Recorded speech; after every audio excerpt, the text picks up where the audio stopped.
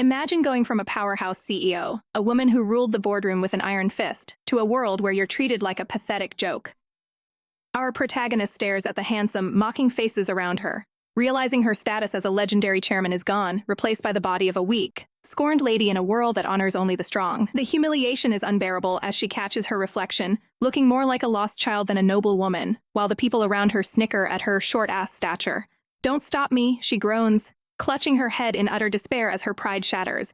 "I don't feel like living anymore." The weight of this new, powerless reality, a world with no magic, no systems, and no influence hits her like a physical blow, sending her crashing to the floor in a fit of rage. Heavens! Why? She screams into the void, her voice cracking with the sheer frustration of losing everything she had ever built. Shivering alone, she wonders if this pathetic, cold end is truly her destiny, but the wheel of fortune is about to take a wicked turn.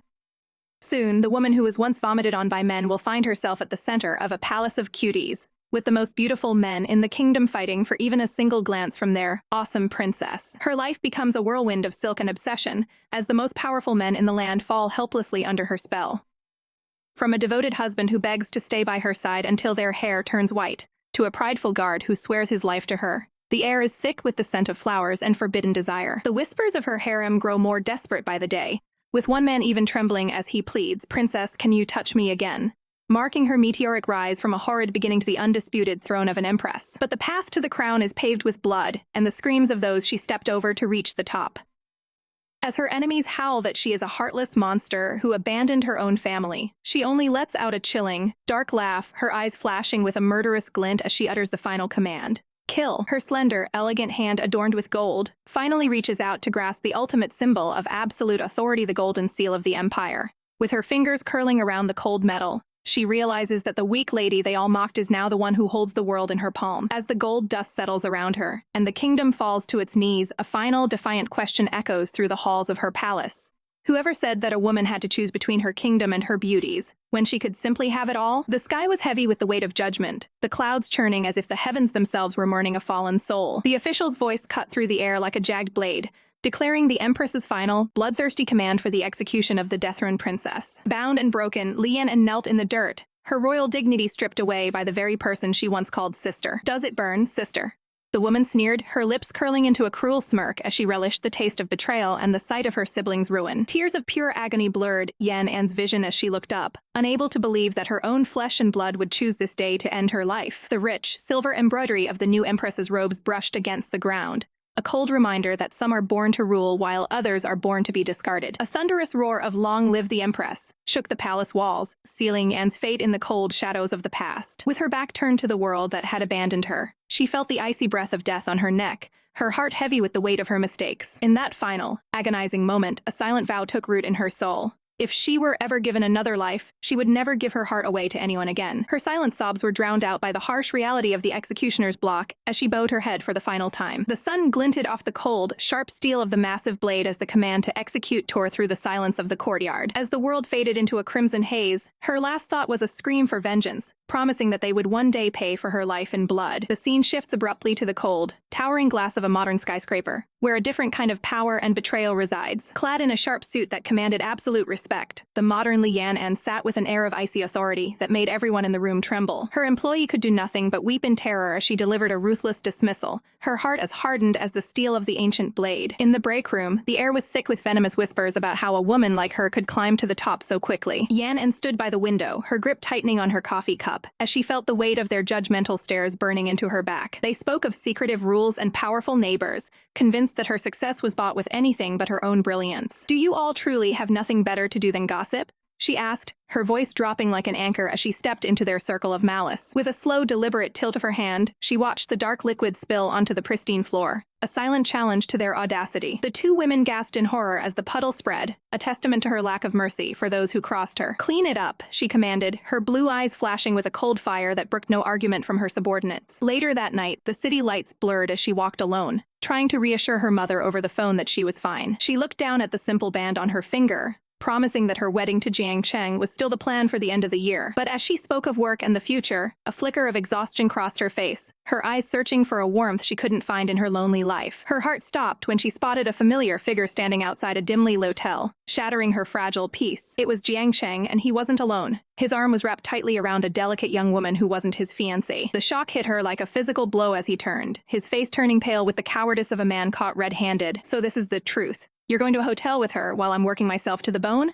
she asked, her voice trembling. He didn't even try to deny it, instead spitting out the bitter excuse that she was simply too strong and didn't need him. Yan stood frozen under the streetlights, feeling the world she had built crumble into dust around her feet. "I need someone like Wan. Someone I can actually protect," he whispered, pulling the other girl closer as if Yan were the villain. Internal fury erupted within her, her mind screaming at the audacity of the man who had wasted 2 years of her life. She lashed out with words as sharp as any blade, refusing to let them see how much they had truly wounded her pride. The girl, Wan, whimpered and hid behind him, playing the part of the fragile victim to perfection. When Yan tried to step forward, Jiang Cheng's hand clamped painfully around her wrist, stopping her in her tracks. "Don't you dare hurt her. She's a good girl," he barked, shielding his mistress as if she were a precious treasure. A hollow ache filled Yan's chest as she stared at them, wondering why being a strong woman always felt like a curse. She watched them walk away into the night, the mistress casting one final, triumphant smirk over her shoulder. Alone in the darkness, she finally collapsed, her hands trembling as she let the tears fall for the time she had thrown away. The scene fades into a series of empty glasses, each one a failed attempt to drown the bitterness of his betrayal. Drunk and disheveled at the bar, she cursed the White Lotus who had stolen her future with a few fake tears and a soft voice. As her consciousness began to slip, the same vow from another life echoed in her mind.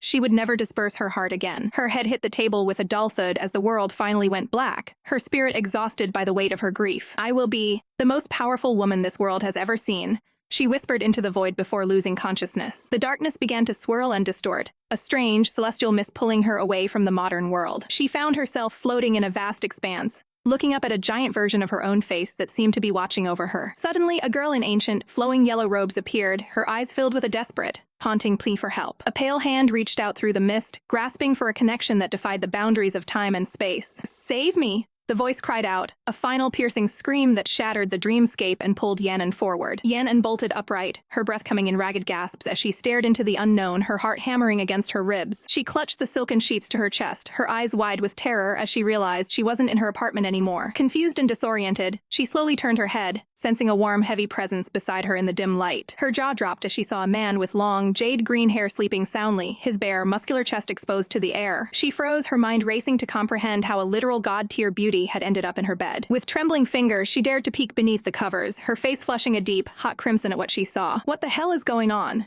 she screamed internally as the man's eyes fluttered open, catching her in the act. He leaned in close, his muscular frame looming over her as he asked in a husky voice if she'd had a nightmare. The sheer intensity of his gaze and the heat radiating from his skin sent a sudden, violent spray of blood from her nose. Suddenly, the doors burst open and a frantic servant rushed in, calling her the third princess, with a look of pure concern. The green-haired man didn't miss a beat, casually ordering a doctor to check on her while he adjusted his loose robes. Yan scrambled out of bed and rushed to a mirror, only to recoil in horror at the stranger staring back at her. The face was hers, yet softer and younger, framed by long hair and draped in ancient, folk-style silk. But the biggest shock came when she looked down, realizing her once proud curves had vanished into thin air. The man stepped up behind her, his hand resting gently on her bare shoulder as he questioned her strange, panicked behavior. Desperate for answers, she threw open the heavy wooden doors of her chambers, needing to see the world outside. She stumbled into the main hall, only to find a line of incredibly handsome men waiting for her arrival. The air was thick with the scent of expensive incense, and the silent tension of several pairs of eyes watching her every move. Her eyes nearly popped out of her head as she realized that these weren't just servants she had woken up in the middle of a harem. The shock of the situation hits her like a physical blow as she realizes she has somehow time-traveled into the body of a royal, while a man with silken dark hair leans in close,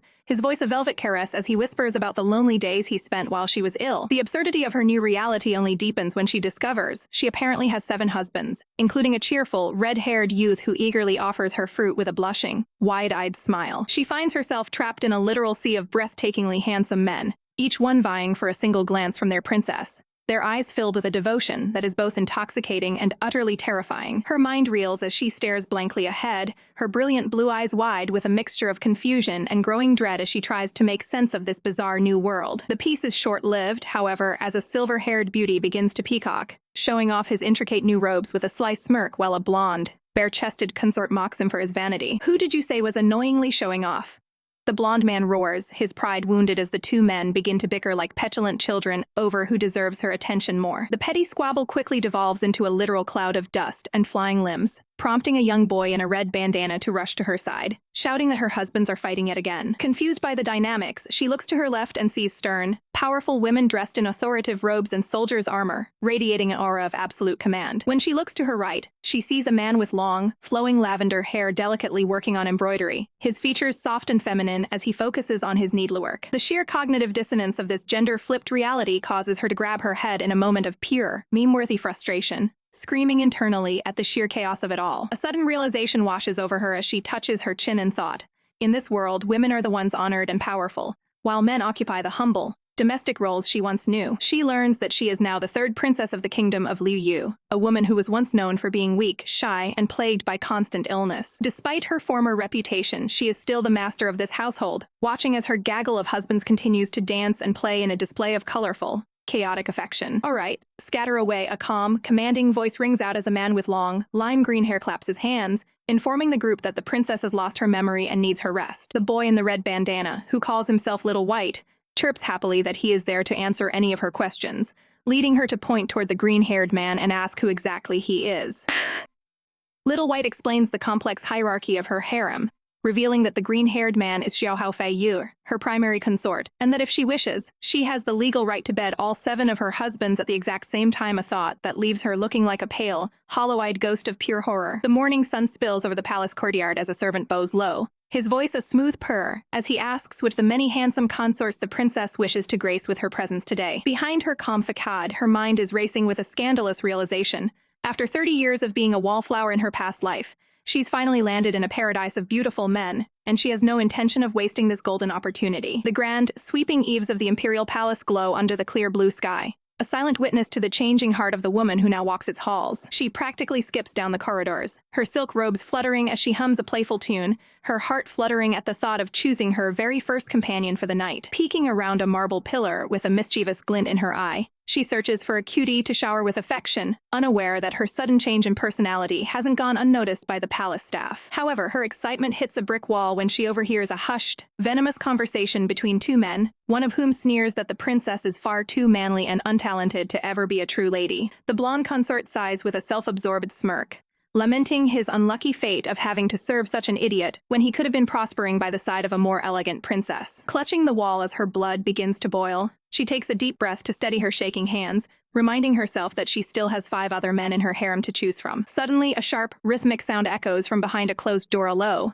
breathless moan that makes her heart skip a beat for all the wrong reasons. She freezes in the hallway, her eyes widening as the muffled sounds of passion leak through the wood, shattering her hopes for a loyal romance. Pushing the door open just a crack, she is met with the sight of 2 of her consorts entwined in a heated embrace, whispering that the princess hasn't even touched them in over a year. The shock of the betrayal hits her like a physical blow, leaving her standing there with a blank, hollow expression as the reality of her harem begins to crumble. She collapses to the floor, her knees hitting the cold stone with a dull thud, as the weight of her disappointment becomes too heavy to bear. "Is this really my fate?" She cries out to the empty corridor, her voice cracking with the realization that even in a world full of beauty, she is still utterly alone. She stands trembling in the doorway, the light from outside casting a long, lonely shadow as she questions why the heavens would even bother sending her to this place. A memory of a different life flickers in her mind, a silhouette of a man she once loved against a city skyline, reminding her that she has always been searching for a love that is truly hers. Tears finally spill over, tracing hot paths down her cheeks as she whispers that no matter where she goes or what body she inhabits,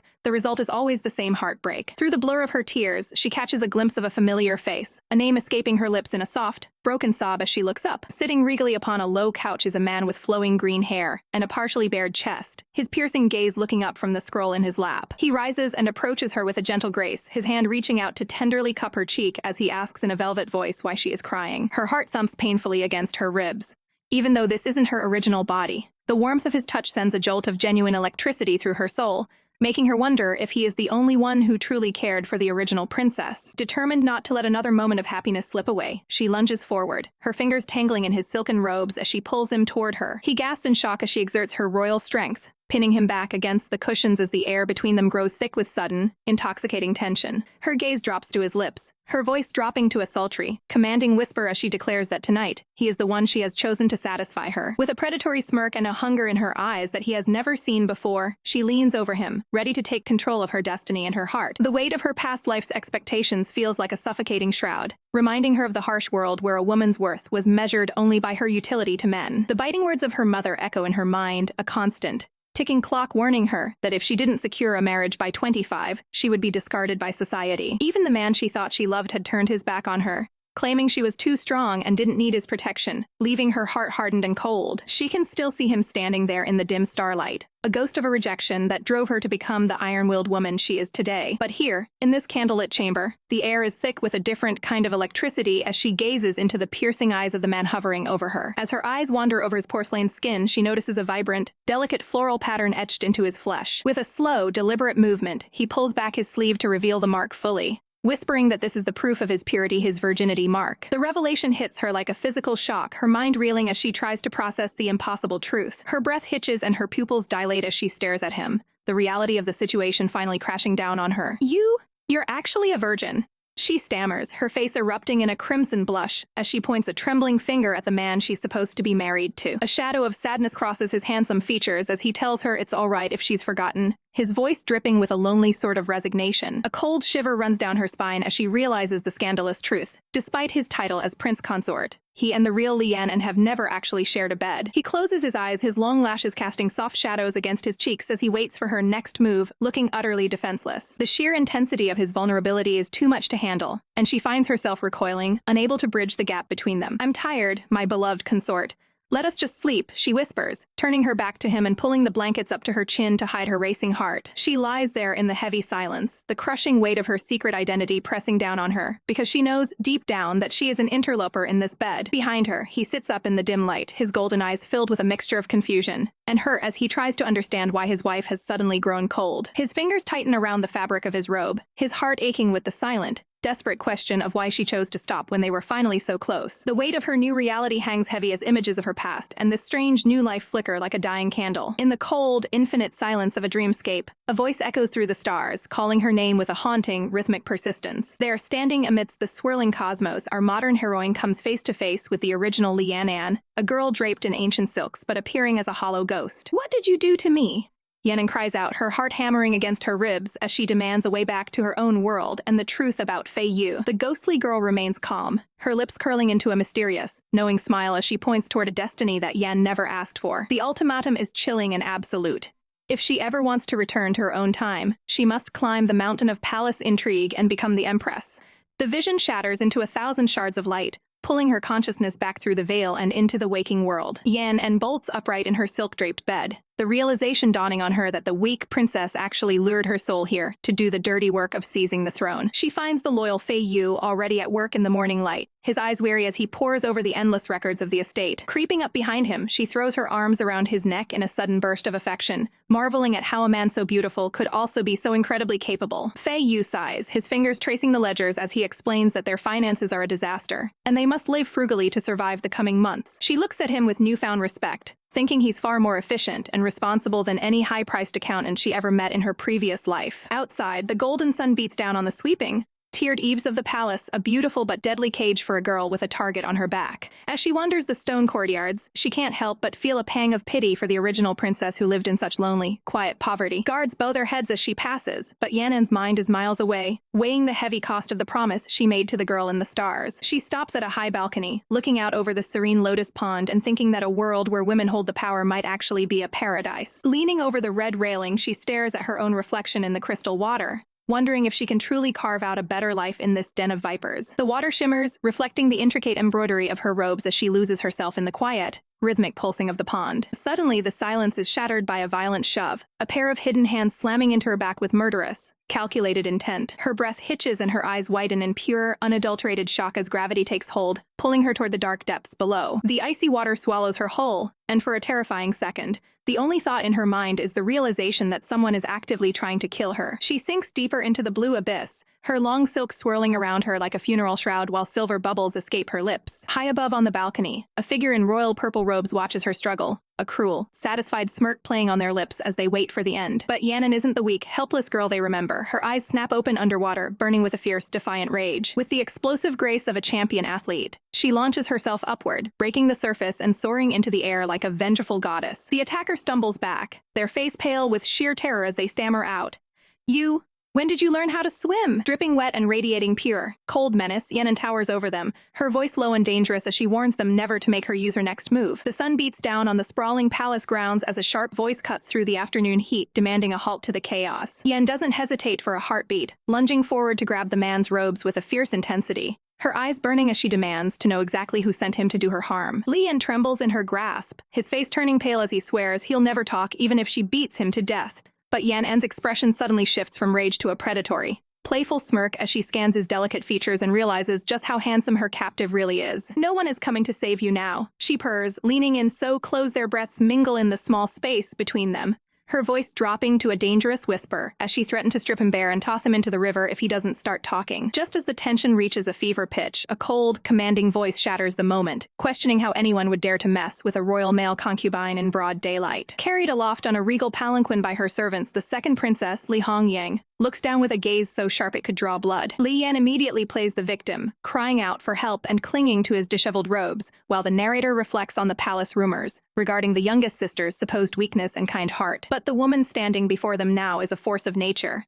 Li Hongyang is a master of martial arts whose very presence demands absolute submission from everyone in her path. Yanan swallows hard, her mind racing as she realizes that surviving this nest of vipers and navigating the treacherous waters of the imperial family is going to be far more difficult than she ever imagined. Forcing a polite, submissive smile onto her face, Yanan bows deeply, offering her respects to the sister whose power is as vast as her hidden cruelty. The second princess doesn't tolerate failure or messiness, and with a sharp, brutal kick, she sends her own concubine sprawling into the dirt like common trash, dismissing him as a mere scumbag. As Hongyang approaches, Yanan feels a cold shiver run down her spine, her intuition screaming that this caring sister was the very person who ordered her initial demise. A thin, dangerous smile plays on the second princess's lips as she leans in, noting with a dark glint in her eyes how much braver her little sister has become since her mysterious recovery. Suddenly, the air in the courtyard turns heavy as Hongyang's hand shoots out, gripping Yanan's wrist with a crushing strength that makes the girl gasp in sudden, sharp pain. Yanan struggles against the iron-like grip, her heart hammering against her ribs as she looks into her sister's eyes and realizes she is currently at the mercy of a woman who could snap her bones without a second thought. Just as the bone-crushing pressure becomes unbearable, a shadow falls over the sisters, and the arrival of Xia Hao Fei Yu brings a sudden, sharp command to release her at once. The air in the imperial court is thick with resentment as the palace walls bear witness to a brewing storm between sisters. Crown Princess, the third princess, has just recovered and her memory is a little fuzzy.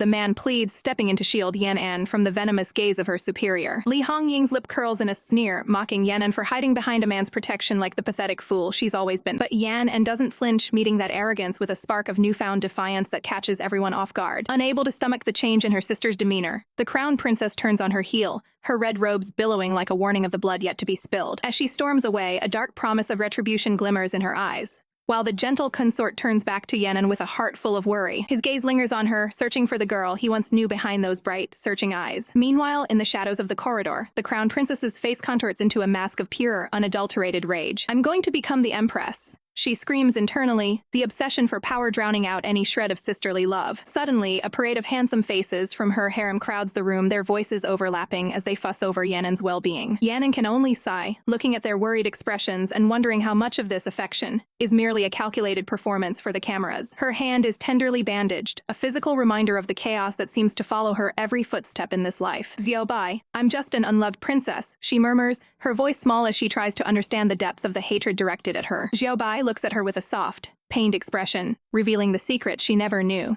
She is actually the most cherished child in the eyes of Her Majesty. He reminds her of the father she lost, the only man the Empress ever truly loved, leaving a legacy of protection that has now become a target on Yanan's back. But with the Empress falling ill, the Prime Minister has seized control, and the Xia Hao clan is moving pieces across the board to crush her. The realization hits Yan like a cold splash of water. The political web is far tighter and more dangerous than she ever imagined. She learns the devastating truth that the very consort meant to be her partner is the child of the Prime Minister, a spy planted in her own home. If she thought the politics were bad, the next day proves to be a literal death trap as arrows whistle past her head out of nowhere. From falling boulders to humiliating accidents involving filth, It seems the entire palace is conspiring to end her life before the sun sets. Masked assassins leap from the rooftops in broad daylight, forcing her to run for her very life through the winding, lonely gardens. Panting and terrified, she realizes that in this den of vipers, her life is worth less than the dirt beneath her boots. Just as she thinks she's found a moment of safety, a cold hand suddenly clamps over her mouth, stifling her scream. Shh. Third princess, be obedient, a deep, silky voice whispers in her ear, and she freezes as she recognizes the man from the earlier confrontation. She finds herself pinned against the silks of her own bed, her heart hammering against her ribs as he looms over her with a predatory, dark grace. With a chillingly calm gaze, he delivers an ultimatum that leaves her blood cold. He demands she give birth to his child to satisfy the crown prince's demands. Yan'an's eyes widen in sheer, unmitigated horror as the true depravity of the palace's schemes finally comes to light. A sharp, violet eye narrows as a single bead of sweat rolls down his temple, betraying a hidden, pulsing anxiety. The sun beats down on the ornate, red-tiled roofs of the palace, but the majestic architecture offers no comfort to those trapped within its walls. Deep within the silent halls, a voice cries out in mental agony, wondering just how they ended up caught in the middle of such a bloody, soul-crushing drama. Our heroine clutches her hands together, her heart hammering against her ribs as she realizes that while she escaped the immediate danger, the shadows are already closing in for more. She looks down at her trembling frame, frustrated by a body so frail she can't even defend herself, all while realizing she is married to a man who is the son of her greatest enemy. Her bright blue eyes sharpen with a newfound fire, a silent vow forming on her lips that she must find a way to survive this web of lies. Elsewhere, under the cover of a moonlit night, a desperate cry echoes through the courtyard as a man's voice shouts that he will never, ever agree to this forced marriage. The cold wind sweeps over the dark, heavy rooftops of the estate, carrying with it the sounds of a struggle the world was never meant to hear. Chained like a common criminal, despite his noble bearing, the man in the crimson robes glares at his captor, only to be told that his pathetic struggling is completely useless. A cold hand reaches out to tilt his chin upward, his own mother's voice dripping with venom as she sneers that at least his useless self was born with a pretty face. Her eyes crinkle into a terrifying, triumphant smile as she orders him to be ready for the carriage that will haul him away to his fate at the first light of dawn. Inside the quiet, ornate halls of the palace, the tension between Li Yan'an and Fei Yu is thick enough to cut with a blade as she begs for a moment of freedom. Staying here is so boring, she complains, her eyes searching his for any sign of yielding. There's a woman here who wants my life, and you won't even let me help around the house. She leans in, her voice dropping to a sweet, persuasive whisper, suggesting they could simply do the chores together to pass the time. Fei Yu's expression remains stoic, his fingers tightening around a book titled Men's Morality as he finally sighs, telling her she can go play outside the palace walls if she truly wishes. A spark of triumph lights up Li Yan'an's eyes as she realizes she's won, though her heart skips a beat when Fei Yu adds a stern warning. Don't go to the fireworks areas. She freezes, her mind racing as she wonders how on earth he managed to read her thoughts so perfectly. Stepping out into the vibrant city streets, she adjusts her vibrant yellow robes, her curiosity burning brighter than any warning. I've traveled to a world where women are honored. She giggles to herself, her cheeks flushing at the thought of the handsome men she might find in the city's most scandalous districts. She knows she should listen to Fei Yu, but the rebellious spirit inside her won't be silenced. I'm not the original Li Yan'an anymore, she declares with a mischievous grin, ready to carve her own path through this strange new world. Suddenly, the air is filled with the sound of drums and cheering as a massive wedding procession begins to wind its way through the crowded thoroughfare. Shouts erupt from the crowd, announcing that the powerful Lady Shi Liu is finally getting married today. Li Yan'an watches as the bride passes by on horseback, a woman whose appearance is, let's just say, quite a shock to someone from another era. The local townspeople swoon, calling her a gallant beauty, leaving Li Yan'an staring in utter disbelief at the skewed standards of this world. But the celebration is cut short by a violent thud as the door of the bridal carriage is kicked wide open. A figure in brilliant crimson robes leaps out, stumbling into the street as the panicked guards scream for his capture. The new bridegroom is escaping. They cry, their voices echoing off the wooden storefronts as the crowd scatters in a frenzy. Li Yan'an watches the chaos unfold with a smirk, thinking to herself that any man would run for his life if he were forced to marry into Lady Shiyu's household. The groom rushes past her, his long dark hair flowing behind him like a silken veil in the wind. But as he passes, Li Yan'an's breath catches in her throat when she notices a chilling detail. Beneath the elegant red sleeves of his wedding attire, the man's pale wrists are bound tightly together with thick, rough rope. A cold shiver runs down her spine as the realization hits her this isn't just a groom getting cold feet. This is a kidnapping. For a fleeting second, the heavy red veil over the man's face flutters upward, revealing a glimpse of a sharp, handsome jawline and eyes filled with a desperate, burning fire. A desperate cry of "Stop!"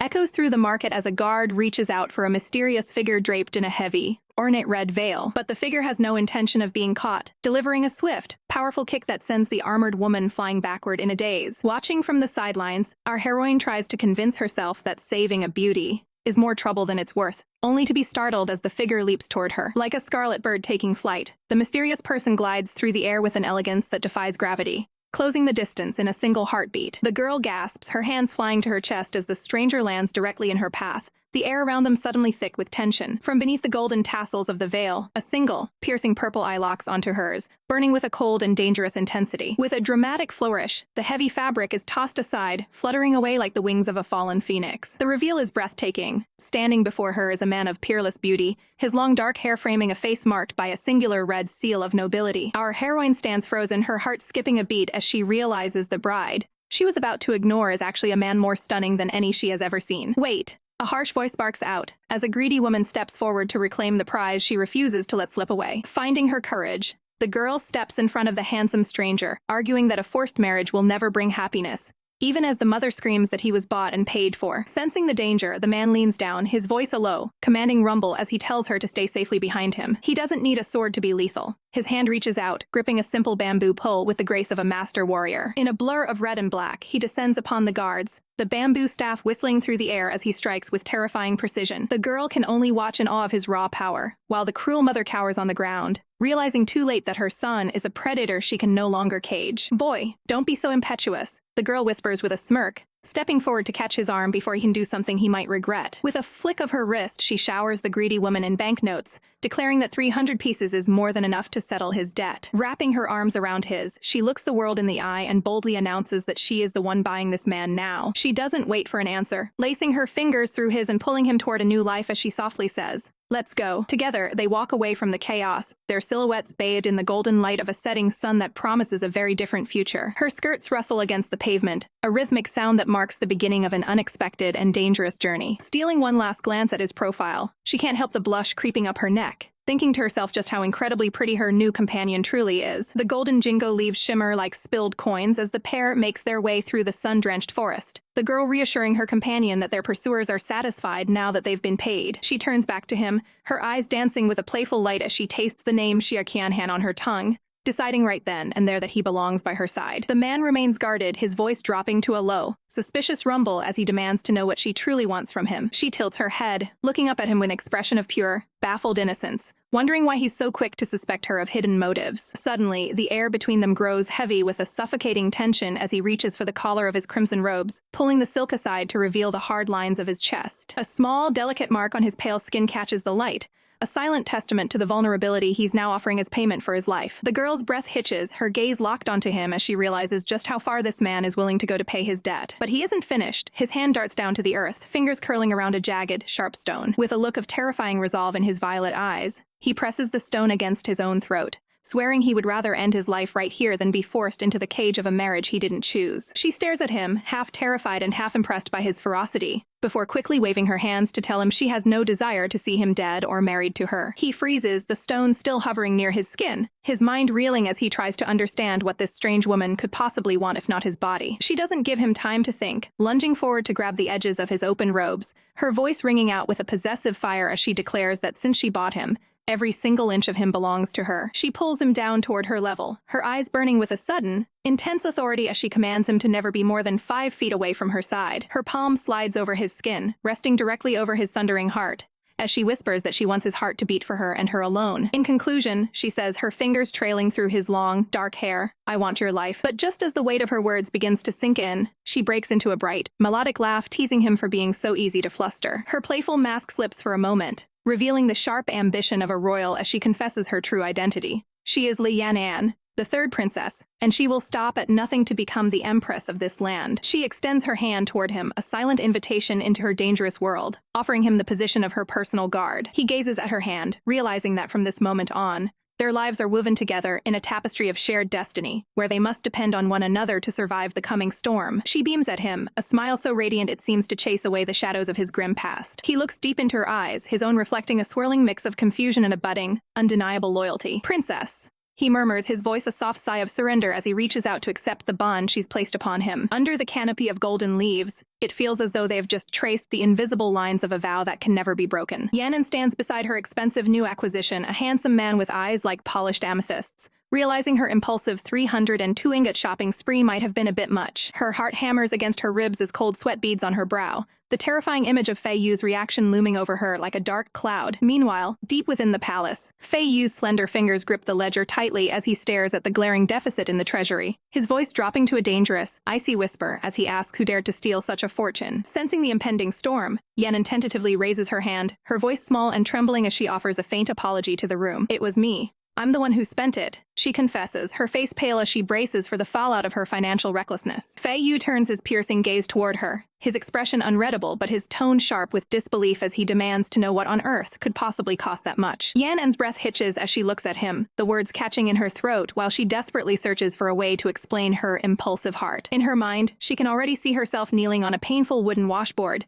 begging for his mercy after such a scandalous waste of the imperial budget. She takes a deep breath, her eyes snapping shut as she prepares to scream the truth to the heavens. "I bog tt a man," she wails, the confession echoing through the hall with the force of a thunderclap. Fei Yu freezes, the blood draining from his face as he repeats the words back to her in a hollow, stunned whisper. Standing before them in his vibrant crimson robes, Xia Qianhan remains a picture of stoic grace, even as the other women in the room hiss that he looks like a seductive fox who has bewitched the princess. He sinks into a deep, respectful bow, his voice calm and steady as he identifies himself as nothing more than a simple villager. The room erupts in a chorus of indignant shrieks, the other ladies fuming that their princess would waste a fortune on a commoner with a dirty background. Fei Yu's eyes narrow as he takes in the man's attire, his voice dripping with suppressed jealousy as he asks when exactly the two of them managed to get married. "No, no, no! You've got it all wrong!" Yan interjects frantically, waving her hands as she explains that she only bought him because he was fleeing a wedding and hadn't had time to change. Xia Qianhan looks up, his gaze firm as he declares that he has no intention of marrying into the harem.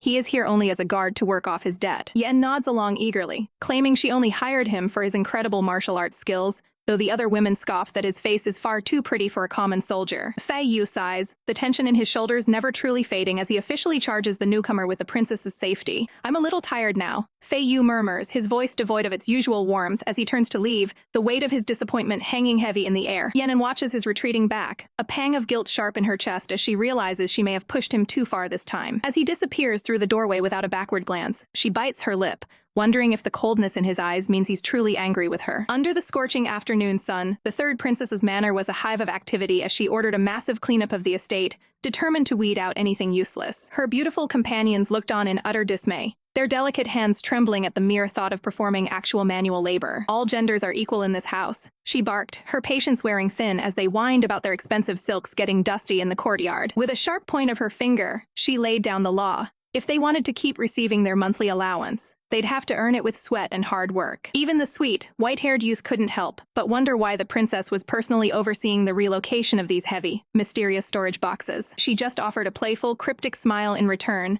making it clear that some secrets were meant to stay locked away from prying eyes. She moved with a newfound fire, demanding that every single item be recorded in the ledgers before the sun dipped below the horizon. Watching from the shadows, the green-haired Xiaoran couldn't help but marvel at how drastically her spirit had shifted from the woman he once knew. But beneath her bossy exterior, the princess was frantically calculating her finances, knowing she needed a fortune to stand a chance against her sister's talents. Just then, a heavy shadow fell over the courtyard as the second princess arrived on her grand palanquin, radiating an aura of cold, royal superiority. Our girl could only sigh in annoyance, realizing her peaceful afternoon was about to be derailed by her sister's constant need for dramatic confrontation. With a mocking smirk, the second princess brandished a magnificent golden bow, a rare gift from the empress herself that she was absolutely dying to show off. The air turned frigid as the sister notched an arrow, aiming it directly at the third princess, who stood her ground without so much as a flinch. Tension crackled between them, the second princess's eyes narrowing as she realized her sister wasn't going to cower or beg for mercy this time. With a sharp snap of the string, the arrow flew through the air, carrying a lethal intent that went far beyond a mere sibling rivalry. But before the steel could pierce its target, a silver flash cut through the sunlight, intercepting the projectile with impossible, blinding speed. Emerging like a guardian deity, her loyal protector stepped forward, his blade drawn and his protective gaze fixed firmly on the threat. The arrow clattered harmlessly to the stone floor, a broken testament to the failed assassination attempt. With a single, fluid motion, the guard moved like a whirlwind, his presence so overwhelming that the surrounding soldiers stood frozen in terror. In a matter of seconds, the second prince's personal guards were sent sprawling across the pavement,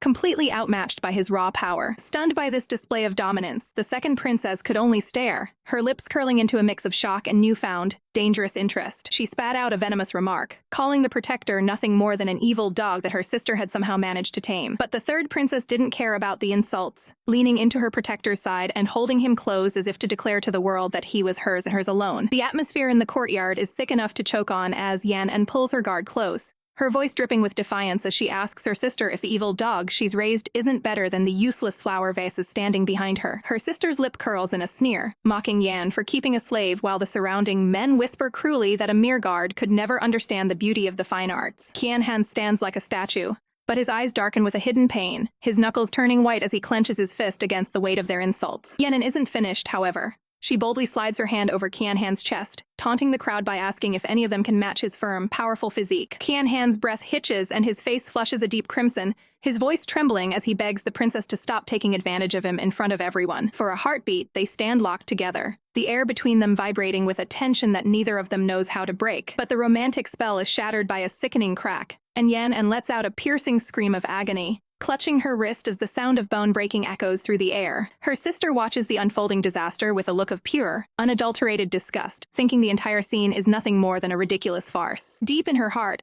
a bitter fire of resentment burns as she wonders how she could possibly be losing her influence to a woman so reckless and loud. Suddenly, a firm hand catches Yan's arm, and the consort appears with a look of sharp concern, scolding her for being so careless with her own safety. His worry quickly turns to cold fury as he orders the guards to take Qianhan away for 30 lashes, ignoring Yan's desperate cries that it was all just a minor accident. Qianhan doesn't fight back. He simply bows his head in stoic acceptance, his gaze lingering on the princess with a complicated intensity before he is led away. Yan's heart aches with guilt as she watches him go, turning her anger toward the consort, but he merely turns his back on her, refusing to listen to her excuses. As the tension lingers, a young man approaches her softly, his voice a gentle murmur as he asks who she would like to have serve her for the night. Yan can barely process the question, her mind still anchored to the man who is about to suffer for her sake. The consort walks away into the deepening shadows, his posture rigid and cold as the distance between them grows. He closes his eyes in silent heartbreak, realizing that after years of marriage, the woman he loves has chosen to protect a man she only just met. The moon hangs high over the palace, casting a silvery, ethereal glow over the quiet gardens as the night deepens. Tucked away in a secluded corner, the sound of a rushing waterfall masks the heavy silence surrounding Qianhan, who sits by the water with his shirt cast aside, his bare back exposed to the biting night air. Li Yan approaches him with a soft, hesitant step, clutching a jar of medicine as she whispers an apology for the pain he's endured on her behalf. Despite his cold, sharp command for her to leave before they are discovered, Yan's stubbornness flares, and she insists on tending to the wounds herself. Her small, delicate hand trembles slightly as she applies the cool salve to his broad shoulders, her touch lingering on his heated skin. Qianhan's breath hitches in his throat, his eyes widening as the searing warmth of her fingertips sends a jolt through his guarded heart. Sensing his sudden tension, she asks if she's being too rough, but he only stares at her, wondering why a royal princess would waste her fortune and her reputation on a man like him. He pulls away, his voice dropping to a low, dangerous warning as he tells her not to get any ideas about their relationship. As he hurriedly pulls his dark robes back over his frame, the air between them remains thick with a tension that neither is willing to acknowledge. Yan's face turns a bright, indignant red, her pride wounded by his blunt and icy rejection. "You brat!" She fumes, her voice cracking with a mix of genuine anger and embarrassed frustration as she realizes he's just turned her down. She rants about her beauty and her status, unable to fathom why he acts as if her very touch is something to be avoided. In a sudden burst of defiance, she lunges forward and grabs his collar, pulling his finches from hers in a bold display of power. "There isn't a man I can't seduce," she declares, her eyes flashing with a fiery challenge that leaves him breathless. But the moment of heat is broken when he flatly tells her he doesn't dare to play her games, gently but firmly pushing her away. His expression shifts, becoming uncharacteristically solemn as he asks if she's truly as foolish as she seems for associating with an uncivilized man. He looks at her with a gaze that is suddenly soft, almost tender, admitting that she is the strangest person he has ever met. Yan's heart skips a beat, her breath catching as she searches his eyes for a sign of the feelings he's trying so hard to hide. Turning his back to the moonlight, Qianhan sets his conditions, stating that he cannot entrust his life to her just yet. If she truly wishes for him to be her loyal shadow her evil dog, then she must find the strength to become a master worth serving. A radiant, determined smile breaks across her face, her eyes sparkling with the thrill of the challenge he's laid before her. "Fine," she shouts into the vast, open night, her voice echoing against the clouds as she makes a solemn vow. She points a finger at his retreating figure, swearing that the day will come when he will happily give himself to her heart and soul. A faint, rare smile touches Qianhan's lips as he walks away, whispering a quiet promise to wait for that day to arrive. But as the two part ways, a mysterious figure with long, emerald hair watches from the shadows of a nearby balcony, his silent gaze full of hidden intent. He stood alone in the cool night air, his long, pale hair cascading like a waterfall of silk over his shoulders as he gazed into the distance. From the shadows of his balcony, he could see the silhouette of the woman who held his heart, laughing with another man by the moonlit pond. "How did you get these abs? Why don't you teach me?" She giggled, her hands playfully wandering over the guard's chest, while he warned her with a smirk that if she continued to touch him, he wouldn't be able to keep his focus. The sight was a dagger to his soul, and with a trembling hand, he slowly pulled the lattice doors shut, sealing himself back into his cold, empty reality. He closed his eyes tight, trying to shut out the image of her smile, but the darkness only brought back the ghosts of his past. His mind drifted back to many years ago, to the day the golden sun beat down on the imperial palace as a life-altering decree was read aloud. By the empress's command, Xia Hao Feiyu, a man of peerless beauty and grace, was to be wed to the third princess as her first consort. But while the court erupted in cheers and congratulations, the empress watched with a cold, calculating gaze, her heart as hard as the stone pillars around her. Little Yan Yan had wept, clutching her mother's robes and begging not to be married off, only to be told that men were nothing more than useful tools to be used for housework, and discarded like old clothes. Fei Yu had stood there, a silent statue of resignation, accepting a fate where his heart was never factored into the equation. Then came the wedding night, where the red lanterns of celebration glowed brightly outside a room that felt more like a prison cell. Dressed in the vibrant crimson of a groom, Fei Yu sat motionless on the bed, his face hidden beneath a heavy silk veil, waiting for a bride who would never arrive. A servant eventually entered with a tray of wine, his voice low and pitying as he told the consort to rest, for the princess had no intention of coming to their chambers. With a bitter heart, he reached up with trembling fingers to lift the veil himself, the red fabric snagging as if to protest this union that was starting without a drop of love. As the silk fell away, it revealed a face of haunting beauty, his golden eyes shimmering with unshed tears as he realized he was destined to be a husband in name only. He spent that night and many more after staring out at the horizon, wondering if they would ever share the same candle or the same dream. The loneliness became his only companion, a constant ache in his chest as he realized that being near her was a curse of its own making. Under the watchful eye of the silver moon, he waited in the silence, a ghost haunting his own life. He knew that while he stood in the shadows, his lover's heart was blooming for someone else, leaving him to wither in the dark. In the present day, a servant tentatively asked if he would go to the princess, but Fei Yu simply shook his head, knowing she wouldn't want to see his face tonight. Meanwhile, in another corner of the palace, a shadowy figure knelt before a vengeful woman, promising to eliminate the princess and solve her problems once and for all. The palace walls have ears, and right now, they're burning with the most scandalous gossip imaginable. Whispers that the third princess has developed a peculiar taste for commoners and has been playing with a handsome peasant-turned guard every single night. "I'll kill them. Every last one of them." Qianhan roars, his face flushed with a mix of fury and pure embarrassment as he realizes his very reputation and chastity are being dragged through the mud by these baseless lies. But the princess remains the picture of calm, reaching out with a slender finger to tilt his chin up, her voice a low teasing silk as she coos, "It's okay, baby." She offers him a playful pout, promising to take full responsibility for his virtue if he'll just give her a kiss. But her flirtatious mood is shattered the moment she overhears the crowd whispering that she's a two-second woman who can't even satisfy a man. In an instant, the air turns frigid, and a demonic shadow falls over her face as her eyes widen with a murderous, unhinged rage, her mind screaming for the heads of those who dared to insult her pride. Qianhan stands frozen in absolute shock at the sudden, terrifying shift in her aura, especially when she coldly informs him that his salary for the month has just been forfeited for failing to keep order. Her gaze becomes as sharp as a blade, her voice dropping to a deadly, authoritative whisper as she commands him to find the source of these rumors within a single day, and she wants them brought to her alive. Sensing the gravity of her wrath, Qianhan bows deeply, his previous protests forgotten as he murmurs a submissive understood to his vengeful mistress. Seeking a moment of respite from the chaos, she later walks through the serene palace gardens with the gentle Fei Yu,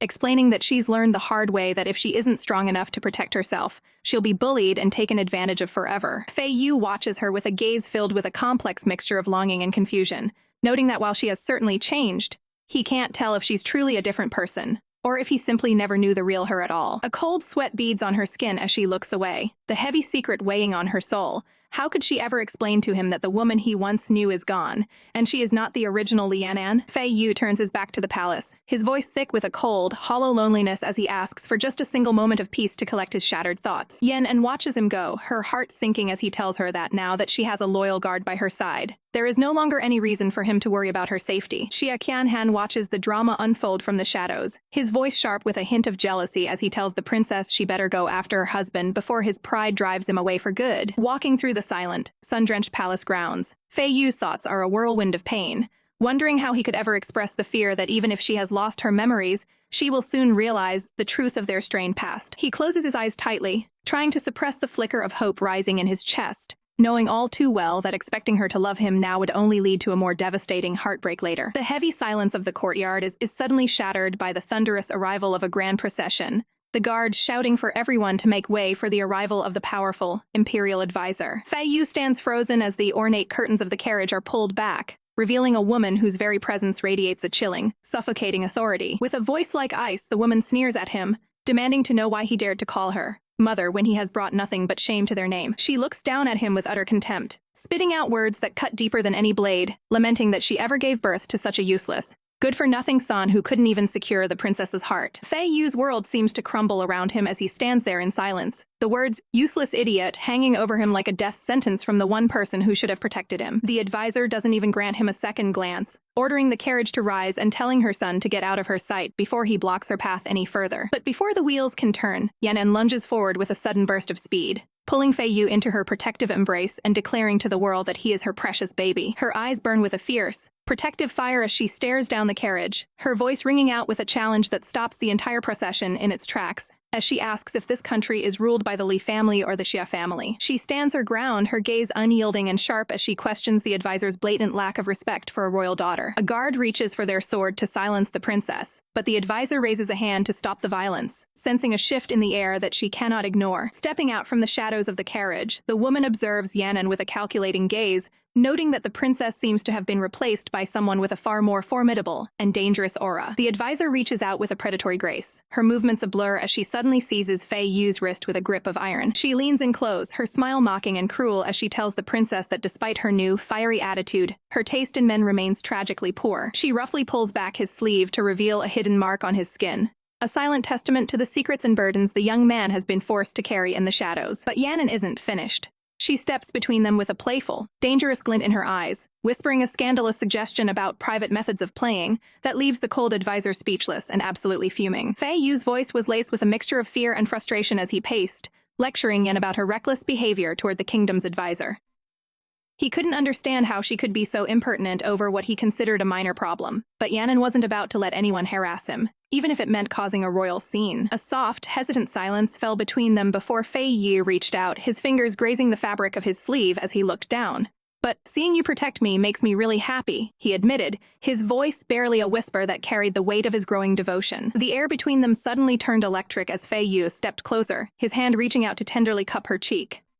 His golden eyes searched hers with an intensity that made her breath hitch, as he begged her never to take such risks again, claiming that her safety and this family were the only things that truly mattered to him. Yan's heart did a little somersault at his sincerity, and she quickly changed the subject to something that would make him even more proud. She dragged him over to show off a stack of ledgers and a heavy pouch, explaining how she had turned their unused household items into a staggering 3,002 ingots in just a few days. Holding a thick book to her chest, her eyes sparkled with a fire that Fei Yu had never seen before. "I'm going to start a business," she declared, her voice ringing with the confidence of a woman who knew exactly how to conquer the world. Deep down, however, a shadow of loneliness crossed her mind as she realized she had no real memories of this body's original owner. She felt like a stranger in a strange land, disconnected from the history of this era, and forced to build her own path from nothing. She knew the stakes were higher than just gold. She needed a foundation of power to rival the first and second princesses. As she pictured her rivals, she realized that she was in a race for resources and influence that could determine her very survival. But Yan had a secret weapon that no princess in this kingdom could ever hope to match: her modern knowledge. She knew that while they fought with swords and titles, she could dismantle their power through the sheer force of commerce and trade. She envisioned the great merchants of history, those who managed vast networks and built relations that crossed borders. If she could replicate that success, she wouldn't just be a princess, she would be a titan. Standing alone beneath the golden, falling leaves of a jingo tree, she looked like a vision of grace and hidden ambition. She realized that by controlling the flow of money and the interests of the powerful, she could become truly invincible in this country. The mood shifted back to their playful dynamic as she complained about how hard it was to be a CEO again, leaving poor Fei Yu completely baffled by her strange terminology. She grabbed his hands, her eyes wide, with a mischievous glint as she told him to come to her room tonight so she could teach him everything he didn't understand. Her blue eyes shimmered with an almost predatory excitement, making her look both adorable and dangerously determined. "Be ready," she chirped, leaving Fei Yu's mind racing with 1,000 different possibilities of what that could mean. Fei Yu's face flushed a deep crimson, his heart pounding against his ribs as he internally vowed that he wouldn't let her sleep tonight. But as the sun set and the candles were lit in the third princess's room, the training was far from what he had imagined. Instead of a night of passion, Fei Yu found himself hunched over a desk, his eyes crossing as Yan cheerfully lectured him on the finer points of financial reporting and monthly evidence gathering. His bitter heart practically wept as he realized he had been summoned for a night of grueling accounting work. While they were buried in paperwork, a much darker storm was brewing elsewhere in the palace under the cover of night. A woman in a regal red robe sat alone, sipping tea with a cold, calculating gaze as she thought about the lover's look shared between the third princess and Fei Yu. Her knuckles turned white as she violently clenched a small, embroidered pouch in her hand, her heart boiling with a sense of betrayal. "You heartless man," she hissed into the empty room. "Did you already forget about me?" She stood among the blooming flowers, her beauty sharp and dangerous as her jealousy began to fester.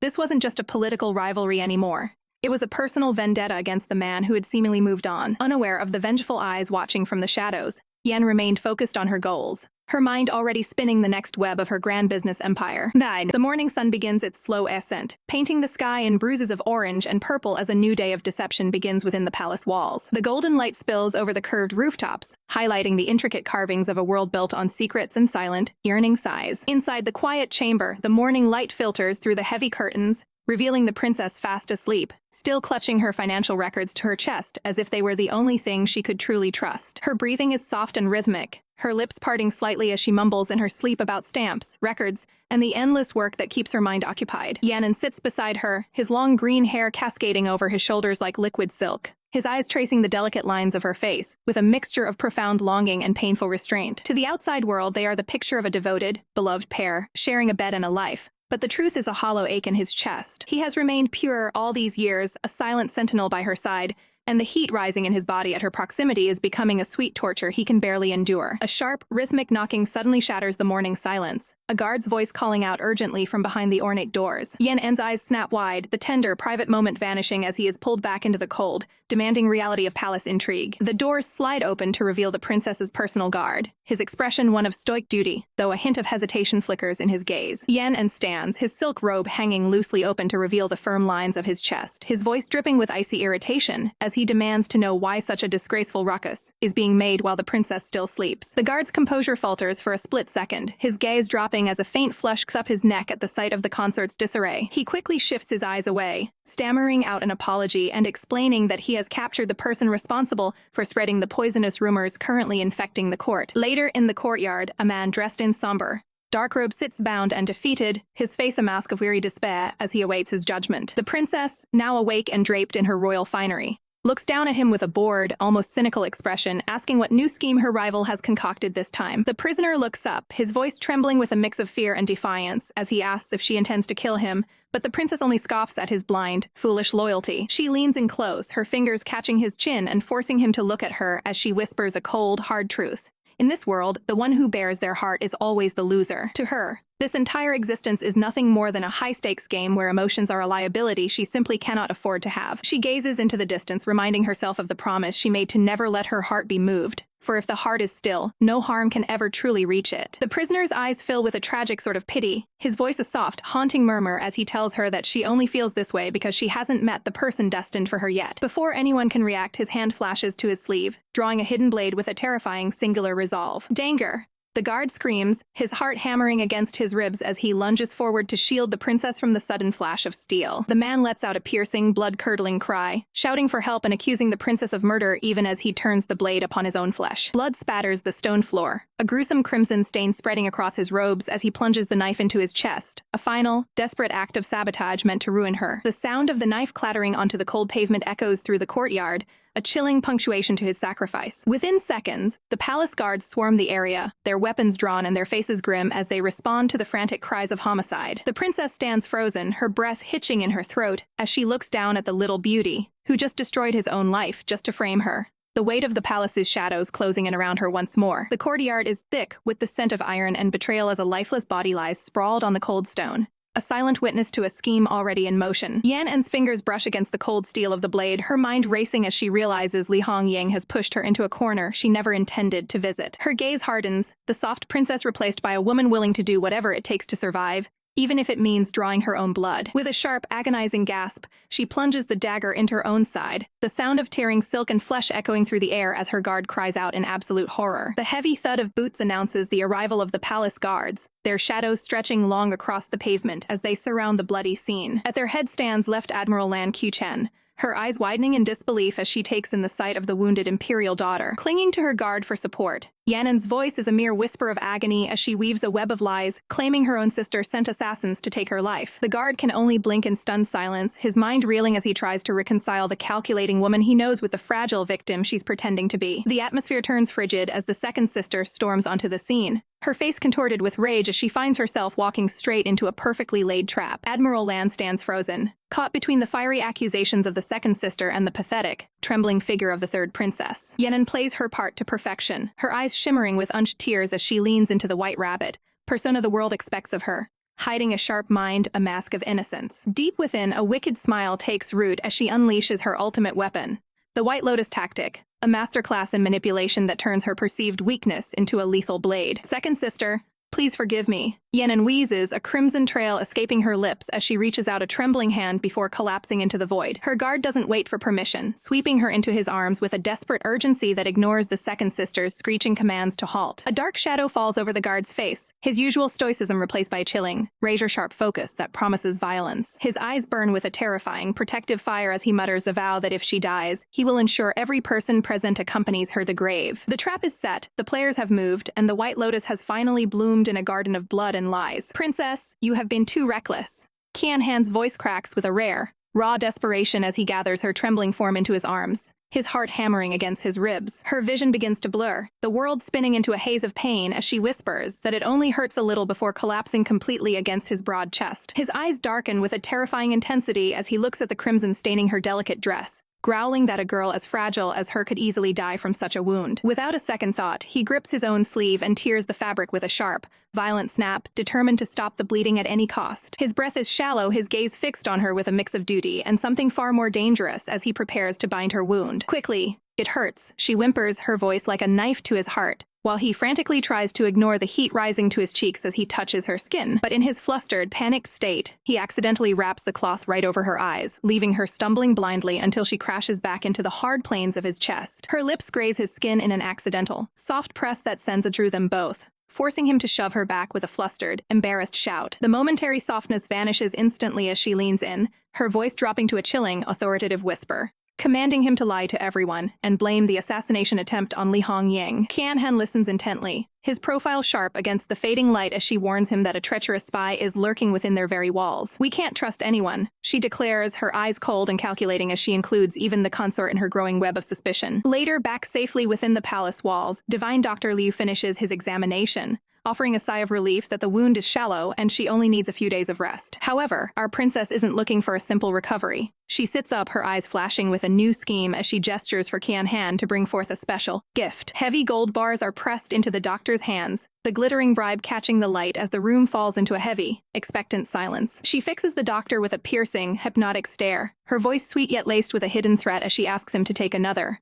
closer look at her condition. A dark, predatory smile plays on her lips as she tells him the story he will tell, that she was actually on the brink of death with half her soul already walking through the gates of hell. She reminds him that the Empress rewards those who save her daughters from the grave, her gaze boring into the trembling doctor's soul until he breaks. Understanding the life or death game being played, the doctor bows low, accepting the lie while the consort watches from the shadows with a deeply troubled expression. As the shadows lengthen across the room, she reflects on the blood that has already been spilled in this ruthless world of power and betrayal. The weight of the palace's catastrophe settles over her like a heavy shroud, a dark realization that there is no turning back from the path of the villainous. With a final, icy resolve, she vows to make Li Hongying pay the ultimate price for crossing her, her eyes burning burning with a vengeful fire. The night is still, the moon hanging high over the silent palace walls as the weight of the crown feels heavier than ever. Inside the dimly lit chamber, Li Yan'an sits by the bedside, her gaze lingering on the man who has become her unexpected anchor in this sea of vipers. She watches Fei Yu's peaceful face, a pang of guilt sharp enough to draw blood piercing her heart, as she thinks of the political games they are forced to play. Her fingers tremble as she reaches out to brush a stray lock of hair from his brow, whispering a confession meant for no one's ears. "You're such a good person, but I can't love you," she murmurs, her voice cracking with the weight of her duty. Suddenly, the air in the room shifts as Fei Yu's eyes flutter open, his golden gaze reflecting the soft candlelight. He sits up immediately, his voice thick with worry as he asks if her wounds still hurt or if she's thirsty. But she can only clutch her chest and admit that it's her heart that's aching. Seeing her distress, he turns to call for a doctor, his movements frantic with genuine care for her well-being. "Wait, don't leave!" she cries out, grabbing his sleeve and pulling him back with a desperation that catches him completely off guard. The world seems to slow down as he leans over her, their faces inches apart, her hand coming up to cup his cheek in a moment of raw, unshielded vulnerability. She searches his eyes, her voice a mere breath as she asks why he's so kind to her, wondering if his love is truly from the heart or just another palace facade. A deep, rosy blush creeps up his neck, and for a moment, the poised consort is left stuttering, his composure shattered by her directness. He pulls her into a firm, protective embrace, his heart thudding against her own as he asks if she prefers the woman she used to be or the person she has become. His gaze darkens with a sudden, possessive heat as he whispers that it's the woman standing before him now that he desires, and he's going to punish her for making him worry so much. The tension between them is electric, a silent, heavy promise hanging in the air before she playfully breaks the spell by admitting she's actually quite hungry. With a soft, knowing smile, Fei Yu stands to fetch some desserts, telling her to rest while he takes care of her every need. But as he leaves, the shadow of reality returns. Yan'an knows she cannot let her heart lead her when the path she walks is paved with such lethal danger. A heavy sigh escapes her as she stares at the ceiling, the golden cage of her life feeling smaller than ever. Meanwhile, in the shadows of the second princess's mansion, a silent figure moves through the backyard like a ghost in the night. The Qianhen clutches a stolen knife, his mind racing with the third princess's orders and the terrifying thought of what will happen if Yan'an decides to fight back. Inside the mansion, the second princess stands tall, plotting with her advisor to ensure that tomorrow marks the end of any resistance to her climb. A cruel, triumphant smirk curls her lips as she scoffs at the idea of Yan'an using a mere marriage to challenge her absolute power. "He'll come back to me sooner or later," she sneers, already imagining the day she takes her throne and forces her rivals to crawl. Qianhen lingers just outside the window, straining to hear more, but the whispers turn to silence, leaving him with a heavy sense of impending dread. He eventually makes his way back to Yan'an and Fei Yu, finding them seated at a table, the atmosphere far too domestic for the dark news he carries. The words catch in his throat as he looks at them, his mind screaming that something is terribly wrong, yet he struggles to find the courage to break their fleeting peace. The moonlight danced upon the ripples of the dark water as the two stood amidst falling golden leaves, a moment of fleeting, ethereal peace before the coming storm. Back at the manor, the atmosphere was far less serene as a guard was informed that the third princess had already departed for the palace. With a cheeky, knowing grin, the young servant revealed that her lady had gone to pay a very special, unexpected visit to her majesty. Outside the grand palace gates, Hong Yang felt a cold shiver of dread crawl down her spine, wondering why the reclusive, sickly empress would suddenly summon her on such short notice. Putting on her best mask of filial piety, Hong Ying bowed low, greeting her royal mother while secretly confident that her status as the maiden princess would protect her from any real trouble. But the air was suddenly sliced by a brutal force as a heavy, calloused fist collided squarely with her delicate jaw. The impact was so violent that Hong Yang was sent spiraling across the floor, blood spraying from her lips as her world spun into a dizzying haze of pain. "Royal maiden princess, this humble slave has taken offense," Lan Zhai muttered, though her eyes held a terrifying, cold glint that suggested she enjoyed the strike. Clutching her throbbing, bruised cheek, Hong Yang looked up in sheer disbelief, her voice trembling with rage as she demanded to know what her mother intended by this. From behind the heavy, shadowed silk curtains, the Empress's voice dripped with lethal poison as she revealed that Yan'an was on the brink of death, coldly ordering the beatings to continue. Another sickening thud echoed through the hall as a second punch landed with ruthless precision, muffling Hong Ying's desperate cries for mercy. On the bed nearby, Yan'an lay looking pale and fragile, her eyes filled with a mock sorrow as she whispered that she was simply glad to see her mother one last time before the end. With a sharp metallic clang, a dagger was tossed onto the cold stone floor, and the Empress's voice sharpened, demanding to know if Hong Ying recognized her own weapon. Panic surged through Hong Ying's heart as she frantically argued that this couldn't be the knife she used only to freeze as she realized she had just admitted to using a weapon against her sister. The color drained from her face and her breath hitched. She had been walked straight into a deadly, inescapable trap of her own making. In the shadows of her mind, Yanan's plan was revealed. She had meticulously ensured the real weapon was hidden and used palace rumors to lure the Empress out of her isolation. The Empress's judgment was swift and merciless, stripping Hong Yang of her influence and ordering her to be locked away to reflect on her crimes in total disgrace. As the guards dragged her screaming sister away, a sudden, piercing light flickered deep within Yanan's sapphire eyes. A sharp, agonizing throb suddenly lanced through her skull, making her vision blur and her heart hammer against her ribs. She collapsed forward, clutching her head in agony as a torrent of foreign, overwhelming sensations began to flood her consciousness. Like a broken dam, memories of a different life surged forward, visions of a past where she was the one framed, beaten, and left to rot in the ministry of punishment. She felt the phantom weight of 1,000 cruel whispers and the crushing loneliness of a reputation systematically ruined by her sister's lies. The faces of those who had once laughed at her suffering flashed before her eyes, fueling a cold fire of resentment she hadn't known she possessed. Gasping for air, she wondered if the act of saving herself had finally unlocked these hidden, painful truths from a life she had forgotten. "Yan An, you are quite brave," a powerful voice called out, snapping her back to the present as the Empress pulled back the curtain. Empress Li Mulan stood tall and imposing, her gaze sharp enough to cut through stone as she commanded her daughter to rise. A chilling, knowing smile played on the Empress's lips as she told Yan that there was no longer any need for her to pretend to be a victim in her presence. Under the glow of a pale moon, the world seems to hold its breath as two figures dance on the edge of fate, their silhouettes framed by the falling golden leaves of the imperial gardens. The Empress' gaze is sharp, her violet eyes searching Yanan's face for any hint of deceit as she speaks her daughter's name with a chilling softness. "I have missed you during the days I was recovering," she admits, her voice carrying a weight that makes the air in the room feel heavy and still. Yanan forces a bright, dutiful smile, but internally her heart hammers against her ribs. Was her mother truly ill? Or was this a calculated test of her loyalty? The Empress leans back, her expression unreadable, as she asks the one question every daughter in the palace dreads. Why? After all these years of marriage, is there no heir to the throne? Thinking of her consort, Yanan's face softens into a genuine, sweet blush, insisting that their relationship is respectful and quite pleasing. But the Empress isn't satisfied with just one man in her daughter's life, and Yanan's composure cracks as she realizes a new arranged marriage is looming over her head. From the shadows steps Ruo Yun, a man of ethereal beauty and calm grace, introduced as the perfect candidate to fill the empty seat in Yanan's harem. Standing before this handsome stranger, Yan feels the walls closing in, the Empress practically weaving the wedding threads right then and there. Ruo Yun's eyes shimmer with a faint, hopeful light, only to be dimmed when Yanan boldly declares she already has someone else in mind to accompany her. Behind the paper screens, the hidden, small pup freezes, his breath catching in his throat and a blush creeping up his neck as he realizes he's been caught eavesdropping. The Empress lets out a low, knowing chuckle, suggesting that if her daughter's chosen man is stubborn, she should simply tie him to the bed until he learns to enjoy himself. Yanan is left reeling, realizing her mother is far more ruthless and experienced in the arts of seduction and power than she ever imagined. The mood shifts instantly, the Empress's voice turning cold as ice as she warns that a single misstep in this palace means certain death. She looks weary, a woman burdened by the crown, claiming her only wishes for Yan to live a life of blissful, ignorant peace. As Yanan walks away, the weight of the encounter settles on her shoulders. She realizes her mother wasn't just being maternal, she was trying to plant a spy in her inner circle. Back in the private chambers, Ruo Yun bows his head, his loyalty to the Empress and the Li family burning brighter than any personal sting of rejection. From the darkness of the room, a silent shadow emerges, tasked with watching Yan's every move and reporting back to the throne. The Empress watches the doors with a faint, enigmatic smile, the true depth of her schemes hidden behind a mask of imperial grace. Under the glow of a shimmering full moon, the palace remains a place of deep shadows and even deeper secrets, where every ripple in the water seems to whisper of forbidden desires. Yanan's heart heavy with suspicion, she presses for the truth, but the servant Lan Zhai remains a wall of icy indifference,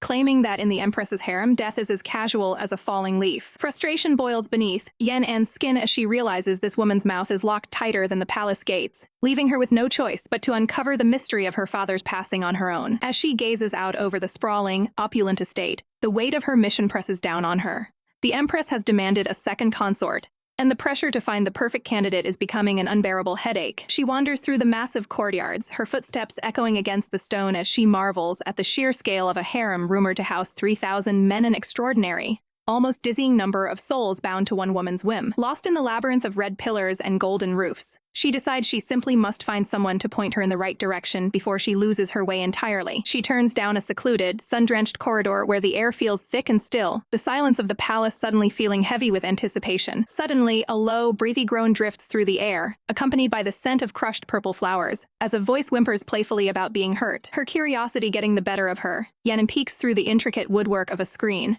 her breath hitching as she finds two men locked in a heated, intimate embrace. Her eyes widen and her cheeks flush a deep crimson as the realization hits her like a physical blow. She's stumbled upon a scandalous tryst between the Empress's own concubines. Just as the tension in the room reaches a fever pitch, a small, innocent voice chirps from behind her, asking what Auntie is doing, shattering the secrecy of the moment. The two men inside freeze, their faces contorting in shock and fury as they realize they've been watched, their eyes snapping toward the door. Panicking, Yan grabs the little intruder and bolts, screaming a frantic apology over her shoulder as she disappears into the bright sunlight, desperate to put distance between herself and the scene. Once they are safe, she leans against a wall, gasping for air and scolding the little rascal for nearly getting them both executed, for peeking at things meant to stay in the dark. The boy looks up at her with big, sparkling eyes, completely unfazed, and demands to know if she brought him any cake before insisting on calling her Auntie again. "Who are you calling Auntie?" "Call me sister," she huffs, her face twisting into a comical grimace of annoyance at the child's bluntness. Her irritation vanishes instantly when a graceful figure emerges from the blossoms. It is the eldest princess, Li Sunuan, standing there like a vision of serene elegance. With a gentle, warm smile that seems to radiate kindness, the princess welcomes her younger sister, noting how long it has been since they last shared a moment together. She leads Yan inside, her movements fluid and practiced as she begins to pour a pot of fragrant, steaming tea into a delicate porcelain cup. As the steam rises between them, Yan can't help but admire her eldest sister's ethereal beauty, feeling a sense of calm wash over her in this quiet sanctuary. The princess sighs softly, explaining that the men in the harem often turn to one another to cure their crushing boredom, especially since the Empress has been secluded for so long. Yan offers a strained, awkward smile, her modern sensibilities struggling to process the complex web of lonely hearts and secret romances that flourish behind these palace walls. The atmosphere was heavy with the scent of fallen leaves as they stood before the humble resting place of a man who once held the Empress's heart. A single cup of tea sat untouched on the table, a silent testament to the growing distance and newfound caution between sisters who were once close. Above them, the sky stretched out in an endless, mocking blue, as if the heavens themselves were indifferent to the secrets buried beneath the earth. Yan stared at the weathered stone marking the grave of Gu Daijun, her heart sinking as she realized the humble truth of her father's lineage. She couldn't shake the bitter irony that a man supposedly so beloved was left to rest in a simple corner of the back palace, far from the grandeur he deserved. The realization hit her like a physical blow. The Empress hadn't loved him at all, but had merely treated him as a fleeting shadow in her life. Placing a trembling hand against the cold stone, Yan whispered a solemn vow to live on for both of them, her eyes brimming with a mixture of grief and resolve. "Grandpa Gu, don't you worry," a small, determined voice chirped, breaking the heavy silence as little Xingji stepped forward with a bright smile. Yan looked down at the boy, amused by his bravado, and asked exactly how a child intended to protect a grown woman. The boy's face lit up with pure, innocent joy as he declared that in 5 years, he would marry her and serve her alongside the other consorts. Yan's face contorted into a mask of pure horror, her mind racing with the legal and social nightmares of such a scandalous proposal. The boy clung to her sleeve, his eyes wide and pleading as he insisted he was practicing his singing and dancing just to be the perfect husband for her. But the moment of levity was shattered when a cold, venomous voice cut through the air, and Yan looked up to see the bitter face of Gu Xiaoyang stalking toward them. His eyes were wild with a decade of resentment, screaming that her very existence was the reason the Empress had never looked at him with anything but disdain. With a snarl of pure hatred, he lunged forward, his fingers curling into claws as he prepared to strike the woman he blamed for his ruined life. Yan froze as his hand loomed large in her vision, his voice a ragged scream of murderous intent that echoed through the quiet garden. Suddenly, a sharp whistle cut through the wind as a small, jagged stone tore through the air with lethal precision. It struck his wrist with a sickening crack, sending a jolt of agony through his arm and forcing him to recoil in shock. Gu Xiaoyang let out a pathetic wail, clutching his throbbing hand as the reality of the intervention began to sink in. Qian Han stepped into the light, his sword unsheathed and his eyes burning with a protective fury that promised a swift end to anyone who dared touch his lady. The tension reached a breaking point as Xingji cried out in recognition, realizing the man attacking them was none other than his own father. "I can still serve you. Please, just give me another chance to satisfy her." The man wails, his voice cracking with the raw, pathetic desperation of someone who knows they've been discarded. Qian Han pulls the princess close, his hand firm and protective against her as he shields her from the sight of a man driven to madness by the harem's cruelty. As they walk away through the sun-drenched corridors, the princess reflects on the hollow, depressed lives of the men trapped in this gilded cage, realizing the problem is far worse than she ever imagined. Qian Han looks at her with a piercing, resolute gaze, vowing that he will never become a mere tool or a slave to another's will, no matter the cost. Her eyes light up with a revolutionary fire as she shares her dream of a country where everyone has equal rights and people can love freely, asking him to stand by her side as her sword and shield. But the heavy atmosphere breaks into a moment of playful banter when he reminds her of the debt he still owes, making her giggle as she calculates that he'll have to work for her for 50 more years. The air grows thick with a sudden, heavy tension as he leans in, his voice a low, possessive velvet as he declares that even in 50 years, he will never release her because she is his. Dropping to one knee in a solemn, breathtaking vow of eternal loyalty, he swears to the heavens that he will never betray the master who has captured his soul. Meanwhile, in another part of the palace, a storm of pure rage erupts as porcelain shatters against the floor, fueled by the maiden prince's bitter, venomous jealousy. Her eyes burn with a dark, vengeful light as she curses the rival who managed to steal her throne and her beloved right out from under her nose. The sudden, sharp creak of the heavy wooden doors cutting through the silence of her room makes her breath hitch in her throat. She turns toward the sliver of light spilling into the dark chamber, her heart pounding against her ribs as she stares at the figure in the doorway. A look of twisted relief and desperate joy washes over her face as she whispers, "Ah, you came!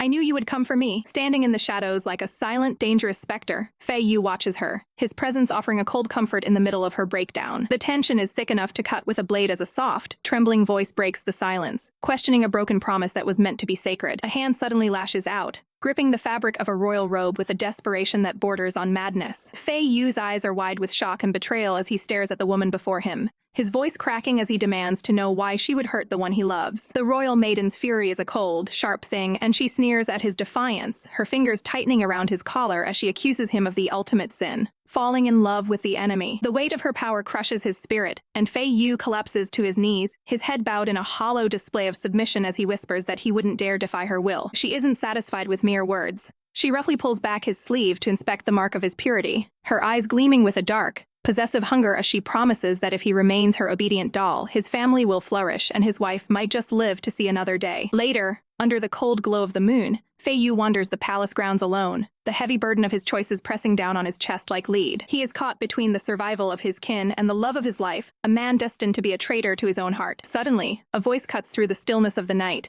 calling out his title with a hint of mocking curiosity. Emerging from the shadows is a young man with an air of effortless grace, introducing himself as Lai Ro Yun, the son of the renowned divine doctor. Fei Yu offers a polite, weary greeting, his face a mask of courtly elegance despite the storm raging inside his soul. Ro Yun, however, doesn't bother with pleasantries, his eyes scanning Fei Yu with a cruel, judgmental gaze as he wonders aloud what kind of man could possibly make the princess feel pitiful. He scoffs at Fei Yu's plain appearance and aging features, his voice dripping with a disappointment that feels like a physical blow. Fei Yu tries to turn away from the insult, but Ruo Yun's next words stop him cold, revealing that the empress had intended to name him as the princess's second consort this very day. The color drains from Fei Yu's face as he realizes how close he came to losing his place in the harem entirely. He thinks of Yan En, the woman who chose him over a younger, fresher face, her loyalty a bittersweet ache in his heart. Ruo Yun leans in close, his breath ghosting against Fei Yu's ear as he prepares to deliver his most venomous taunt yet. The young doctor boasts of his youth and his untouched purity, vowing that he will eventually steal the princess's heart and ensure she visits his bed every single night. He speaks with the arrogance of a man who knows his family's power is on the rise, and he isn't afraid to show it. His gaze turns sharp and predatory, promising that the Xiahao family's days of glory are numbered under his new reign. He even strikes at Fei Yu's most private shame, mockingly asking if the princess remains childless because her consort is simply infertile. But Fei Yu is not a man to be broken so easily, and he meets the younger man's gaze with a chillingly calm smile,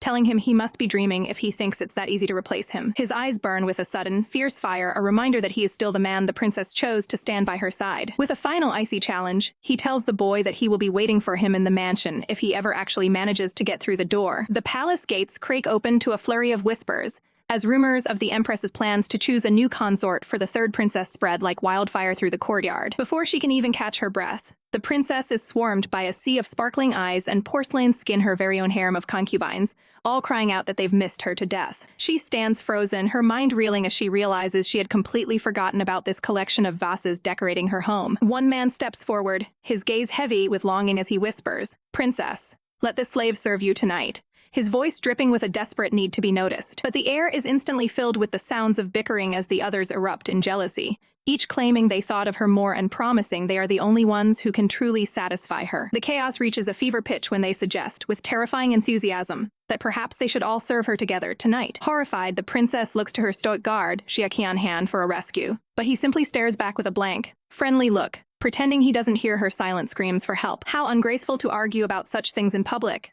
A cold, elegant voice cuts through the madness, belonging to the green-haired Fei Yu. Seizing him like a lifeline, the princess declares that only Fei Yu will be attending to her tonight, dismissing the rest of her babies with a wave of her hand. The other men can only watch in bitter envy, sighing at the clear favoritism shown to the advisor's son. Yet, as Fei Yu leads her away, a sharp, unreadable glint flickers in his eyes, suggesting his calm exterior hides a much deeper agenda. Once they are behind the closed doors of her bedchamber, the playful atmosphere vanishes, replaced by a suffocating tension. Fei Yu turns to her, his voice low and probing as he demands to know what she really said to the Empress, and why she was seen in the back palace. The princess forces a bright, nervous laugh, lying through her teeth about getting lost during a simple family talk. When she asks what he did today, he claims he never left the mansion, but the slight tremor in his voice betrays his unease. A heavy, awkward silence stretches between them, the air thick with the weight of the secrets they are both keeping. Panicking under his gaze, the princess clumsily dives into bed, shouting that she's far too tired and they must sleep immediately. But as they lie there in the dark, the distance between them feels like a vast, cold canyon, neither one able to find rest. The next morning, the princess's expression hardens as she pulls out a small packet of mysterious powder. She summons her shadow guard to a private corner, explaining that this substance is linked to the Empress' mysterious illness and must be investigated at all costs. And don't let anyone inside the mansion know what I'm doing, she warns, her blue eyes sharp with a sudden, lethal focus. She admits softly that in this entire palace, he is the only person she can truly trust. As the halls are crawling with hidden spies, the guard's eyes widen as he realizes the princess is no longer the knave girl she once was. She is playing a dangerous game. Looking out toward the moon, she lets out a long, weary sigh, her thoughts drifting back to Fei Yu. She believes he is pure-hearted, but she knows he is a mere pawn caught in the crossfire of the powerful Xiahao and Li families. For his own safety, she decides she must keep him in the dark, remaining cautious until every last traitor is rooted out from the shadows. The shadows of the palace loom large, a reminder that every move in this imperial game must be calculated with the precision of a master strategist. The princess sits in quiet contemplation, the Empress's icy warning echoing her mind a stern command to never covet the throne. But the time for hiding is over.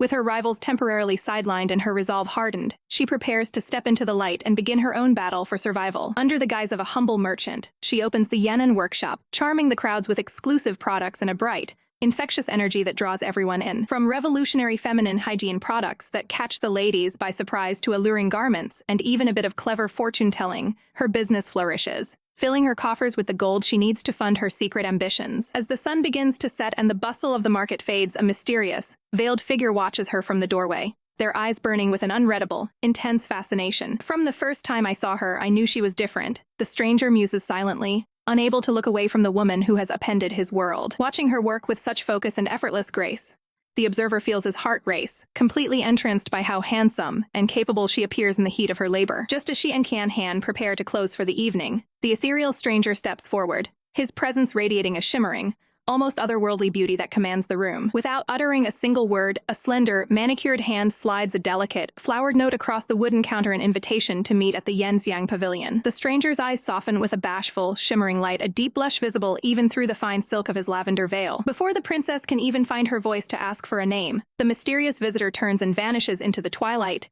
leaving only a lingering scent of perfume behind. Upon picking up the note, she is greeted by a bold, crimson lip print, a scandalous and direct mark of affection that leaves her breathless. Both the princess and her loyal guard Qian Han stand in stunned, wide-eyed silence, staring at the provocative message in utter confusion. It seems that gorgeous sister has quite the crush on you, Qian Han, she teases with a playful glint in her eye, only for him to flatly shatter her assumption by pointing out that the lady was, in fact, a man. Their brief moment of levity is instantly crushed as a servant rushes in with dire news. Scholar Hugh has arrived at the storefront, her expression carved from stone and her aura radiating pure, murderous intent. Even as the threat of the scholar looms at the door, the mystery of the veiled man and his crimson kiss lingers like a sweet, dangerous promise in the air. Scholar Hugh was no ordinary teacher. She was a master of both the brush and the blade, earning her a seat among the Empress's most elite circle as one of the three chiefs. Yet, despite her prestige, she had always looked down on the third princess, Li Yan, treating the girl like a useless stain on the royal bloodline. Li Yan knew that if she wanted to survive the cutthroat politics of the court,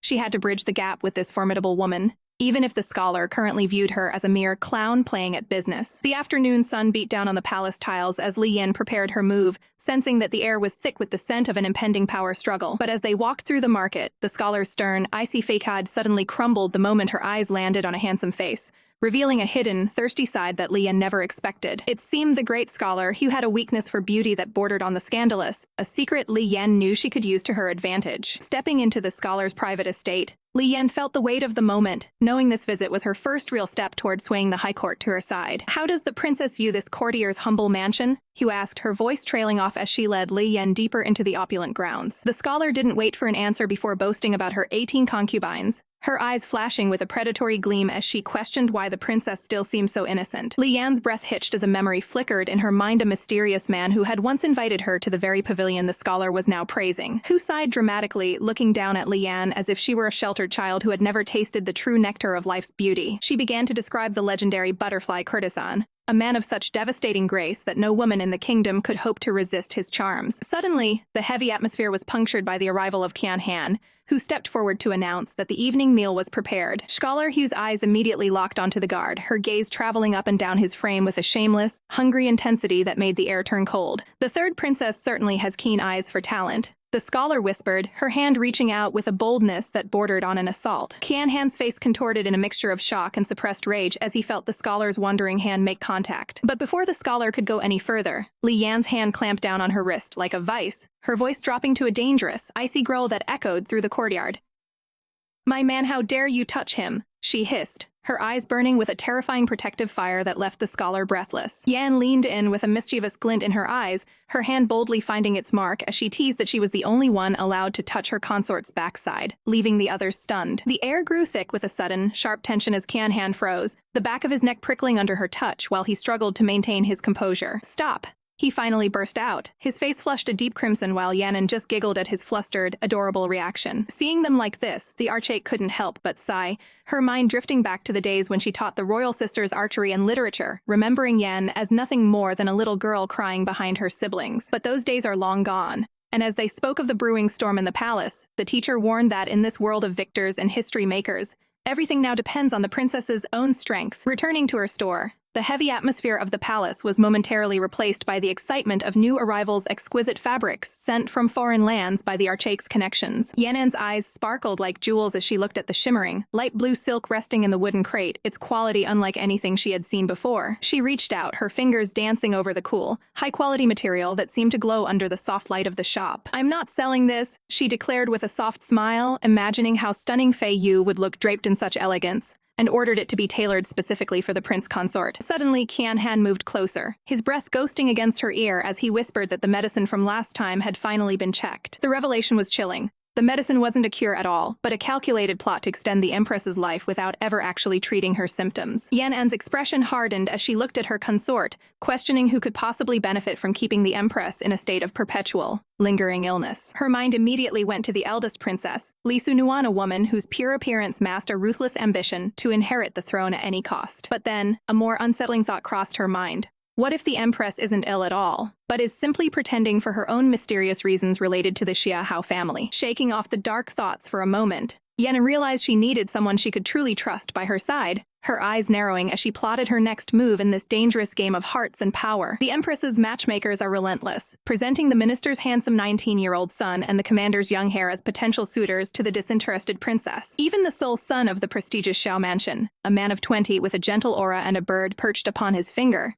is offered up like a prize in this high-stakes game of political marriage. But our princess has reached her breaking point, her spirits practically exploding as she vents her frustrations to her loyal attendant, Xiao Bai, who can only offer a soothing cup of tea to calm her nerves. Looking at the young boy with a sudden, mischievous glint in her eyes, she tilts his chin up and declares that he is a diamond in the rough, teasingly promising to pick him for marriage in a few years. Xiao Bai screams for mercy as the princess playfully chases him through the halls, grabbing his arm and jokingly threatening to make the mark on his elbow disappear right then and there. Master Xia Qian Han finally intervenes with a wary sigh, effortlessly hoisting the princess up to stop her antics, while warning her about the problematic advances and hidden motives of Master Ruoyun. The princess pouts, leaning into his strength as she boldly claims that none of those fancy noblemen could ever hope to compare to the man standing right in front of her. The stoic Xia Qian Han is caught completely off guard by her blunt confession, his face flushing a deep crimson as he tries to hide his embarrassment behind his hand. Seeing his uncharacteristic reaction, the princess bursts into delightful laughter,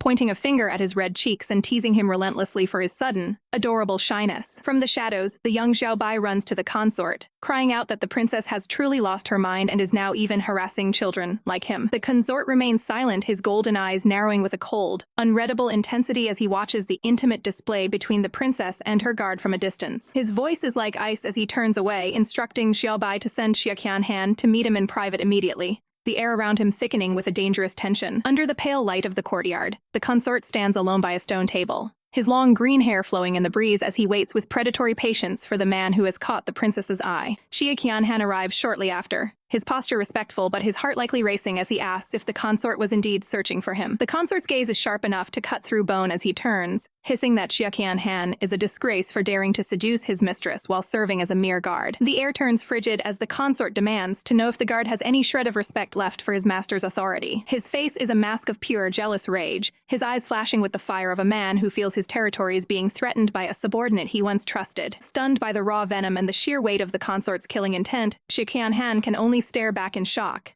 the realization of the deadly game he's entered finally sinking in. The air between them crackles with a sudden, suffocating tension as the loyal guard, Qianhan, drops to one knee, his heart pounding against his ribs, while the consort looms over him with an unreadable expression. A soft, chilling chuckle escapes the consort's lips, a sound that feels more like a cold blade than a laugh in the heavy silence of the courtyard. "Stand up, I was just joking," the consort says, his eyes softening as he watches the terror flicker across the guard's face. Noting how rare it is to see the fierce warrior look so utterly shaken, he leans in, his voice a low, dangerous purr as he suggests that since the princess is so fond of her guard, perhaps Qianhan should join the harem officially as a side consort so they can serve her together as brothers. A proposal that leaves the guard gasping for air. The consort's golden eyes widen in genuine shock, his composure momentarily shattered by the guard's adamant refusal and his desperate claim of unwavering, pure loyalty to the crown. Desperate to prove his sincerity and show he has no hidden ambitions for the princess's bed, Qianhan's hand trembles as he pulls back his sleeve, his grip tightening until his knuckles turn white. Standing tall with a fire of conviction in his gaze, he declares his honesty to the heavens, revealing a sacred mark upon his skin that testifies to untouched virtue and humble station. The consort's gaze suddenly drifts away, filled with a sudden, aching melancholy as he admits that he often envies the guard for the simple time he spends by the princess's side, while he is left to wither away in a gilded cage, waiting for a love that feels like a fading dream. Qianhan looks at him with wide, pained eyes, unable to fathom how a man so highly honored could feel so discarded, insisting that years of devotion should surely equal years of deep, biting love. "In this world, will there ever be anyone who truly loves me?"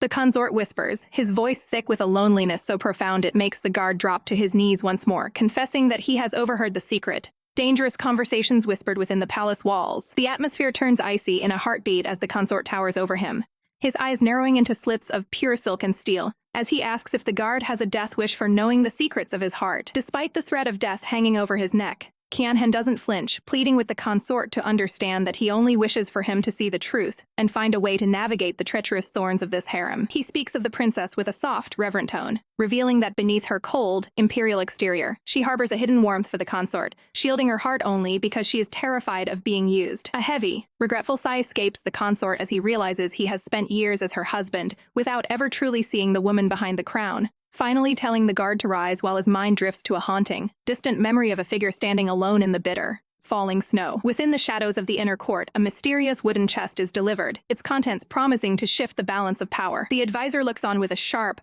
calculating gaze as she learns of the welcoming spring snow, a luxury item the third princess has been selling to amass a fortune while her rivals are locked away. A cold smirk plays on her lips, her eyes narrowing as she scoffs at the idea of the young princess being anything more than a lucky child playing at business. Even so, she cannot ignore the shifting tides, acknowledging that while the royal maiden is currently punished, she still commands the terrifying might of the army. With a respectful nod, the subordinate departs, leaving the advisor to her schemes as the sun begins to set over the gilded rooftops of the palace. Back at her own residence, the atmosphere is far more lively as the third princess, Yan returns with her arms full of treasures for her harem. Her eyes sparkle with a playful mischief as she tosses jewels to her consorts, her voice ringing out with a newfound confidence that leaves the men breathless. Among the crowd of preening beauties, her gaze softens the moment it lands on Fei Yu, the one man who doesn't care for her gold, but only for her safety. As the moon rises, a small, unexpected guest makes an appearance, young Xingji, who has snuck out just to get a taste of the legendary begonia cakes. The three of them sit around a low table, the flickering candlelight casting a warm, intimate glow over a scene that looks less like a royal court and more like a family. Fei Yu has outdone himself, preparing a lavish spread of delicacies that smell of home and comfort. Every corner of the room reflects his devotion, from the perfectly tidied stacks of books to the fresh linens he's prepared for her return. "You've worked so hard," he whispers, his voice like silk as he hangs her cloak, his eyes downcast in a display of beautiful, heartbreaking humility. Yenin watches him, her heart thudding painfully in her chest as she experiences a sensation she thought she had lost forever, the true feeling of home. Her mind drifts back to a darker time, to a life where she gave everything to a man who only saw her as a stepping stone, eventually betraying her because she didn't stroke his fragile ego. She wonders, with a lump in her throat, if she can truly allow herself to trust Fei Yu, or if this piece is just another beautiful lie. The heavy silence is suddenly shattered by Xing Ji, who declares through a mouthful of cake that he wants to be her side consort when he grows up so he can eat like this every day. Fei Yu freezes, a deep crimson blush creeping up his neck, as Yan frantically tries to cover the boy's mouth, laughing nervously at the child's bluntness. Finally, she ushers the little rascal out the door, but the damage is done.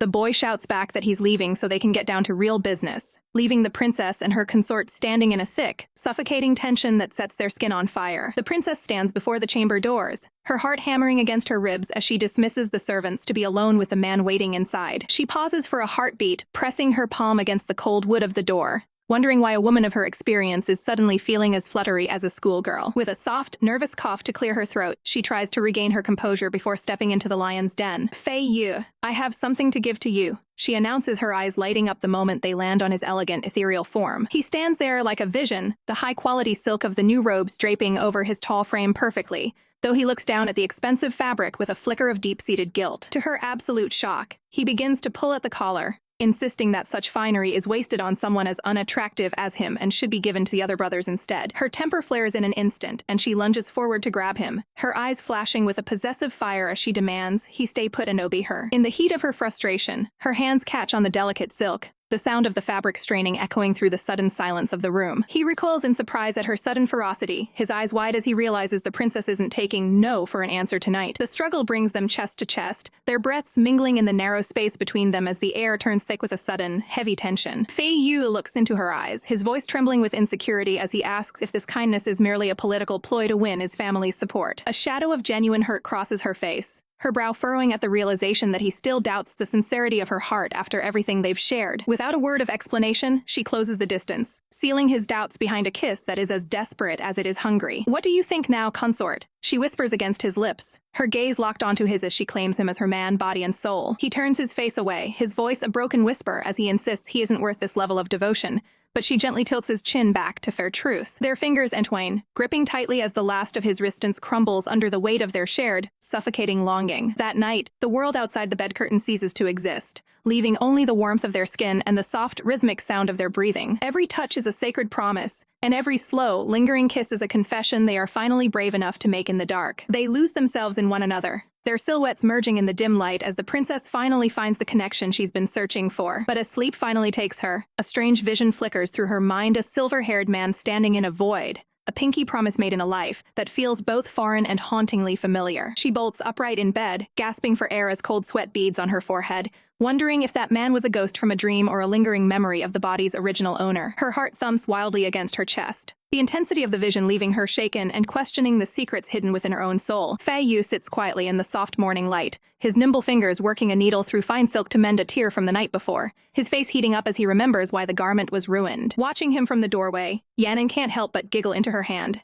thinking about how her powerful husband turns into a blushing mess after just one little kiss. The playful mood shifts as she brings up the search for a second consort, and Fei Yu pauses, admitting he has someone in mind, though this person's unique identity might make them a controversial choice for the palace. He looks up at her with unwavering devotion, promising that no matter who he chooses, he will manage the harem and protect her peace. As Yan prepares to head out for her day's business, Fei Yu stops her, his eyes full of concern as he drapes a heavy, fur-lined cloak over her shoulders to ward off the morning chill. She pauses, looking back at the man who has become her unexpected anchor in this world. Reaching out, her fingers brush against his, and she realizes with a start just how icy his skin feels. "Husband, you're freezing," she murmurs, the word husband hanging in the air like a sweet confession. She gives him one last dazzling smile, waving goodbye as she steps out into the bright courtyard. Left behind in the quiet room, Fei Yu stands frozen, his heart hammering against his ribs at the casual way she called him hers. He looks down at his hands, still feeling the phantom warmth of her touch against his cold skin. His mind drifts back to the heat of their embrace, the memory of her lips against his sending a fresh wave of crimson to his cheeks. The bustling streets of the capital are alive with the morning sun, reflecting off the tiled roofs of the merchant district. Everywhere she looks, the local men are preening like peacocks, gossiping about the latest thousand-day mascara and expensive jewelry worn by the city's top courtesans. Yan's eyes aren't on the fashion, though.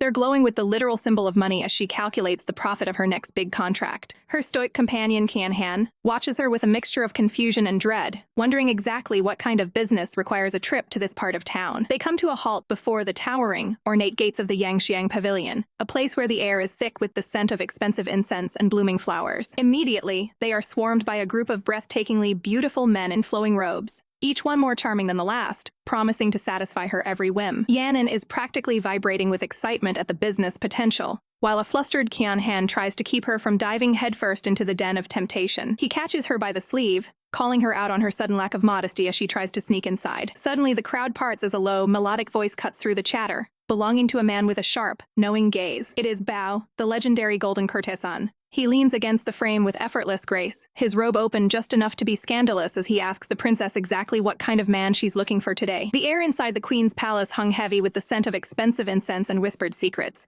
a place where gold could buy any desire. Seated within the plush confines of a private room, the third princess tried to maintain her composure, while her loyal guard, Kian-han, stood stiffly by her side. The atmosphere shifted instantly when a pair of lithe, beautiful courtesans glided into the room, one of them leaning in so close that his breath brushed against the princess's ear as he questioned her gender with a playful, dangerous glint in his eyes. Kian-han's face darkened with a mixture of rage and embarrassment as the second man draped himself over the guard's shoulder, mocking his stoic resolve. Suddenly, the playful banter was sliced through by a sharp movement as Daddy, the enigmatic proprietor of the pavilion, reached out and firmly gripped the princess's wrist. He leaned in, his silk robes falling open to reveal a broad, muscular chest, his voice a low, melodic growl as he asked if she would prefer to be served by him instead. The two younger courtesans gasped in pure shock, their faces turning pale as they realized the shorty they had been teasing was actually the formidable third princess herself. The princess's eyes narrowed, her mind racing as she realized this man wasn't just a simple pimp he had seen through a disguise the moment she walked through the door. "I'm here for the butterfly courtesan," she declared, her voice ringing with authority as she offered a staggering 3 million ingots for his freedom papers. But before a deal could be struck, a violent crash echoed from the floor above, sending dust and splinters raining down into the hallway. A figure came tumbling down the stairs in a heap of silk, followed closely by a man whose presence seemed to command the very air in the room. The princess found herself momentarily blinded by the sheer radiance of the man before her,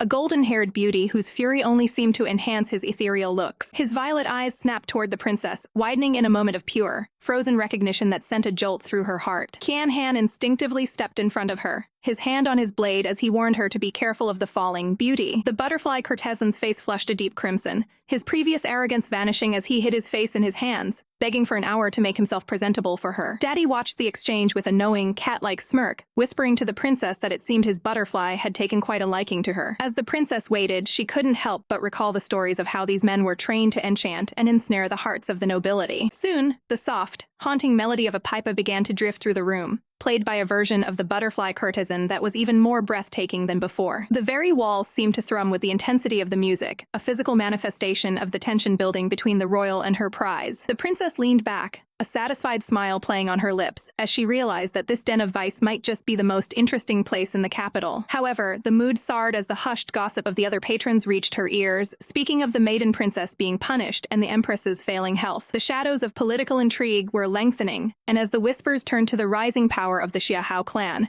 it became clear that the peace of the palace was about to shatter. The dark-haired man pulls back the heavy red curtains, his voice smooth as silk as he welcomes the royal guest into the private chambers. The atmosphere is thick with the scent of incense and anticipation, a mysterious silhouette dancing behind the ornate circular window. With a flick of his wrist, the legendary butterfly courtesan reveals himself, his golden hair cascading over his shoulders as he holds a dark, intricate fan. Every movement of his floral robe is a calculated tease, showing just enough to leave the heart racing. He peers over the edge of his fan with eyes full of mischief, promising a night that the king himself would envy. In a whirlwind of purple silk and fluttering butterflies, he performs a dance so elegant it feels like a dream. The princess can hardly contain her excitement, her eyes sparkling as she praises the famous dancer's undeniable beauty. He gracefully descends the wooden steps, his bare feet moving with a silent, feline grace as he prepares to greet his royal patron. Dropping into a deep bow, he surprises everyone by immediately offering up his freedom papers, his face glowing with a sudden, intense eagerness. The princess is stunned, her mind racing as she wonders why the supposedly stubborn man is surrendering so easily. Kneeling before the tall figure standing beside the princess, the butterfly pours his heart out, claiming he has belonged to her since the moment they first met. The real princess stands by, her face flushing a deep crimson as she listens to this incredibly handsome man confess his undying devotion. "There is nothing in this world prettier than you," he whispers, his voice trembling with a passion that moves her very soul. But then, the butterfly reaches out, his hands wandering over the tall companion's frame as he marvels at how handsome this supposed woman is. His fingers trail over a broad chest and a sturdy back, his eyes widening as he realizes the anatomy beneath the clothes is far from feminine. As his hand moves further down, a look of pure, unadulterated horror washes over his face. His jaw drops, his voice catching in his throat as the world around him seems to shatter. "Princess, why do you have—" He shrieks in confusion, only to be met with a cold glare from the man he was just fondling. Overwhelmed by the sheer humiliation of the mistake, the actual princess tries to hide behind a silk scarf, wishing the floor would simply swallow her whole. The master of the house steps forward to clear the air, pointing out that the tiny, blushing girl is the true royal who came for his papers. The butterfly's face pales, the realization hitting him like a physical blow as he stares at the man he just tried to seduce. The blonde-haired beauty collapses to his knees, his mind racing with a mix of horror and confusion as he realizes the woman he dreamed of marrying isn't the person standing before him. He reflects on their first meeting, wondering if he truly picked the wrong person while forcing a polite, working smile to mask his desire for the third princess to simply leave him alone. However, his attempts to dismiss her are cut short by a stern reminder from the shadows, warning him that now is not the time to let his stubborn pride ruin their long-standing promise. Behind him stands a man with a gaze as sharp as a blade, watching the interaction with a cold, calculating intensity that leaves no room for argument. Butterfly looks back at him, whispering further with a trembling voice, even as the princess remains unmoved by the heavy atmosphere. She isn't here to beg for his affection. Instead, she stands tall and declares that she has come specifically to discuss a business arrangement. Butterfly's ears twitch in confusion as he repeats the word business, unable to understand what a royal could possibly want from a man in his position. She explains that she only wants an exchange of equal value, a win-win situation where they both get exactly what they need. The manager finds her proposal intriguing, but his smile fades when she reveals her true ambition. She wants the entirety of the Ensiang Pavilion to belong to her. Butterfly can hardly believe the audacity of the unloved princess, questioning what a woman living in a dilapidated mansion could possibly offer a man who desires a life of luxury and endless adoration. He leans in, his purple eyes flashing with a challenge as he asks if she can truly give him the status and respect he craves. The tension becomes suffocating as the princess closes the distance between them, her gaze burning with a fierce determination as she whispers that the woman she is today is not the woman she will be tomorrow. Butterfly clenches his teeth, his heart hammering against his ribs as the manager asks if he is finally ready to accept the deal. Overwhelmed by her confidence and the heat of the moment, Butterfly finally snaps, shouting that if she succeeds, he won't settle for anything less than being the master of her entire harem. Standing amidst the swirling petals of destiny, the princess holds the golden seal of power, her gaze fixed on a future where the world itself might bend to her will. But even a woman who holds the fate of a kingdom in her palm must navigate the treacherous waters of her own heart and the rigid rules of the court. When the beautiful, blonde-haired youth known as Butterfly realizes he's been relegated to the position of second consort, his heart sinks, especially hearing that the princess already has a noble-born first consort who possesses both kindness and status. The blonde beauty stands frozen, bathed in a celestial glow as the weight of his new reality settles over him like a heavy shroud. The princess turns to her primary consort, her voice steady as she explains that a man cannot enter the palace with a mere nickname like Butterfly. A flicker of a painful memory crosses the youth's mind, a whisper of a name from a past he'd rather forget, before he sinks to his knees in a deep, submissive bow. "If the princess would please give me a name," he pleads, his voice trembling with a mix of desperation and hope. With a soft, contemplative look, she bestows upon him a new identity, naming him Suzy Zhao, a name that binds him to her house forever. He reaches out, his fingers trembling as they brush against her hand, his eyes searching hers for a promise of something more than just a political arrangement. "I want a wedding," he whispers, his voice thick with emotion. "I want to be carried into the princess's palace with the dignity I deserve." Moved by his vulnerability, she leans in, her voice a soothing balm as she promises that once he enters her walls, no one will ever dare to bully him again.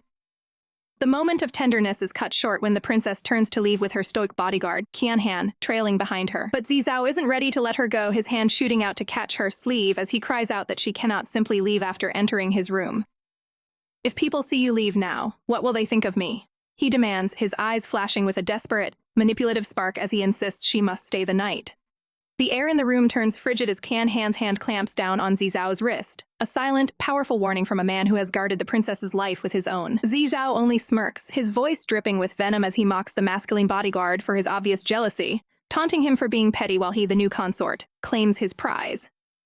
The princess can only sigh in frustration, her head beginning to ache as she commands both men to stop their bickering immediately. The two men lock eyes, the air between them crackling with an unspoken declaration of war. In that intense, silent stare-down, it's clear that the battle for the prince's favor has only just begun and neither man is willing to retreat an inch. The air in the dimly lit room was thick with a tension that had nothing to do with the cold night air outside. Su Zizao leaned back against the headboard, his pale hair cascading over his shoulders like silk as he shot a sharp, mocking look at the guard standing watch. "I'm not that arrogant. I won't refuse to share a bed with you," he offered with a smirk that didn't reach his eyes. "But you're quiet and stubborn, so stay on the ground." The guard didn't flinch, his gaze remaining icy and professional as he stood his ground. "I am a virgin, how can I sleep with a woman?" He countered, his voice dripping with a rigid sense of duty. "And I am also her bodyguard.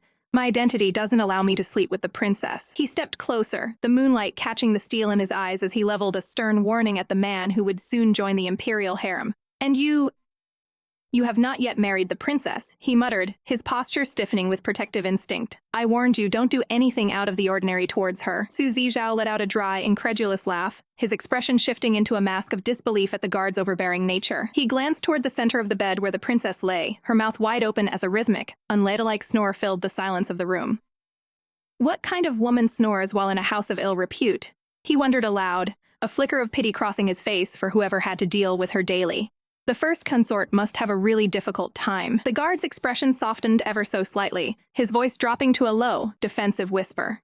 "The princess has always gone to bed after midnight because of her business," he explained, defending the woman he served with a quiet fervor. He looked down at her sleeping form, his eyes filled with a rare moment of genuine empathy. "She must have been stressed out these days," he added, acknowledging the weight of the crown she carried. Su Zizao sighed, turning his head away as if the sight of her vulnerability bored him.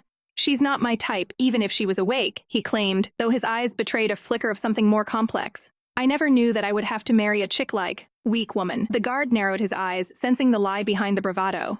"Since you don't like her, why do you have to force yourself to marry her?" he questioned, his voice cutting through the pretense. Su Zizao's gaze turned distant, a cold, calculating light entering his violet eyes. "Of course, it's for money, and something else too," he admitted, his voice trailing off into a secret he wasn't yet ready to share. The guard let out a breath of pure frustration, his hand tightening on his sword hilt. "I hope you will not trouble the princess after you marry into her harem," he warned, his loyalty to her clearly outweighing any respect he had for the man before him. Suddenly, the air snapped as Su Zizao lunged forward, his fingers curling tightly into the fabric of the guard's collar. "What are you?" he hissed, his face inches from the guard's, his breath hot with sudden, searing rage. "You're just a guard. What rights do you have to point fingers?" His voice rose, the mask of the elegant courtesan finally shattering to reveal the raw, jagged edges of a man who had survived the unthinkable. "Stop pretending. What's so bad about prosperity, and what's wrong with having fun?" he shouted, his eyes wide with a desperate, frantic energy. The pain of his past poured out of him like an open wound, his voice trembling with the weight of years spent in the shadows. "Do you know how difficult it is when you have to live under someone's thumb, starving and having to compete just to get food from wild dogs?" he demanded, his grip on the guard's clothes tightening. He wanted out, he wanted power, and he wanted to never be hungry or afraid again. "If I can live well in the palace, why should I remain here as a courtesan?" he cried out. "You're different, so shut up." The guard remained unnervingly still, his face partially cast in shadow as he looked at the man who thought he knew everything about suffering. "How do you know that I haven't experienced this kind of life?" he asked softly, the words carrying a heavy, hidden history. He pulled back, his own pride flaring up like a dying ember. "But even if I have to die, I will not give up my body for wealth, or beg a woman for love," Su Zizao scoffed, his lip curling in a sneer of pure derision. "Ha, what a nice superiority act. Won't you be bowing to me after I marry the princess? A slave will remain a slave until the end." The two men stood locked in a silent battle of wills, their eyes clashing with a hatred born of two completely different worlds. "I can't stand men that have many fake sides like you." The guard spat, his voice low and dangerous. Su Zizao didn't back down, his glare intensifying. "What a coincidence, 'cause I hate fake pitiful men that are so full of themselves." Their shouting finally reached a breaking point, and the bed suddenly creaked as the princess bolted upright, her hair a mess and her face contorted in a comical explosion of rage. "So noisy," she screamed, her eyes practically glowing with irritation. She looked from one man to the other, her patience completely evaporated. "I still have to work tomorrow. Can you guys shut up?" she barked, pointing a finger at them like they were misbehaving children. The argument died instantly, replaced by a stunned, awkward silence as the two men realized they had pushed her too far. As the sun rose the next morning, the city was already buzzing with the scandalous news of the night's events.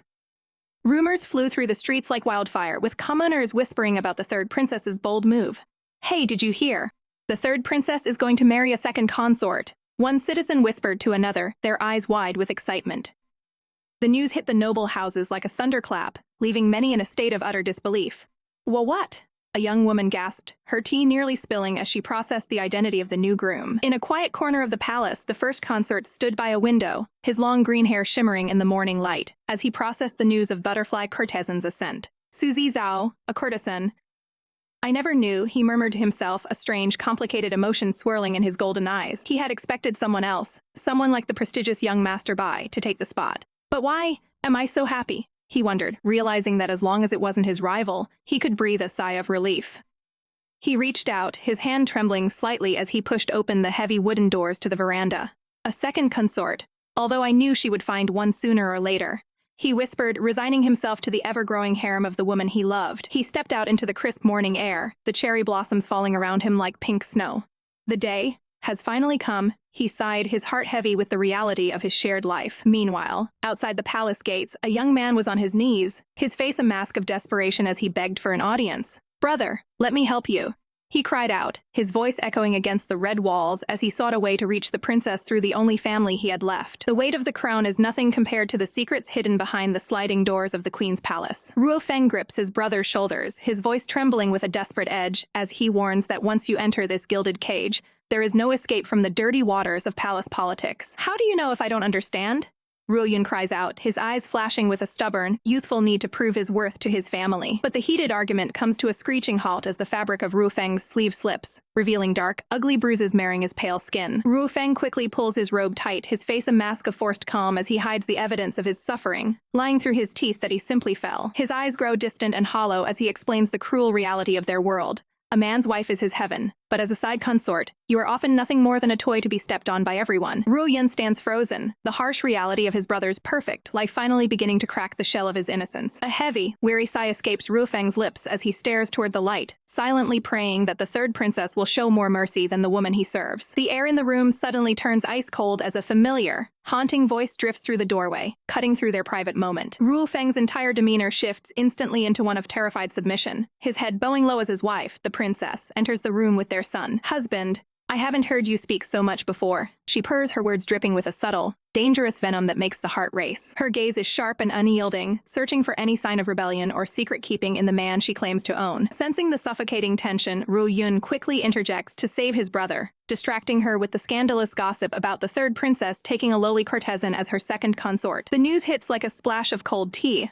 a sudden ripple of shock that threatens to overturn the delicate balance of the imperial court. Far from the palace walls, in the quiet shadows of a dressing room, another young man prepares for his fate while his father reminds him that his new identity is his only ticket to prosperity. He stares at his reflection with a hauntingly beautiful gaze, knowing that in a world where women hold the power of a harem, his face and his skin are the only weapons he has to survive the coming storm. The air in the imperial city is thick with the scent of incense and the heavy weight of secrets, as the grand tale of the empress's harem continues to unfold in the shadows of the palace. Memories of the third princess, Lian An, flicker like a dying flame, recalling a time when she stood defiant against those who sought to stain her honor, her voice ringing out with a sharp, "Am I to be touched by you filthy thugs?" Within the quiet sanctuary of their private chambers, the ethereal butterfly looks toward his father with a gaze full of bewilderment, unable to reconcile the useless princess of the past with the brilliant woman who has opened 3 successful stores in mere months. He leans in, his voice barely a whisper as he confesses that the way she looks at him, those eyes, they are like shards of unforgiving ice. Indeed, when he looks at the third princess, he sees a gaze that is shiny, transparent, and utterly devoid of any warmth or affection, making it impossible to read the true intentions of her heart. A cold shiver runs down Butterfly's spine as he admits to the moonlit night that, despite her beauty, he is deeply afraid of what she has become. His father lets out a heavy, weary sigh, his eyes darkening, with a knowledge that spans generations as he reaches out to gently touch Butterfly's hand, grounding him in the moment. "Butterfly," he says, his voice laced with a grim solemnity, "your fate with the third princess is destined, whether you wish it or not." The older man closes his eyes for a brief moment, the weight of a monumental secret pressing against his lips as he prepares to shatter Butterfly's world. With a sharp intake of breath, the truth is finally revealed. The third princess is not just royalty. She is the biological daughter of the legendary Master Fei Yan. Butterfly's eyes widen in sheer disbelief, his heart hammering against his ribs as he gasps, "What?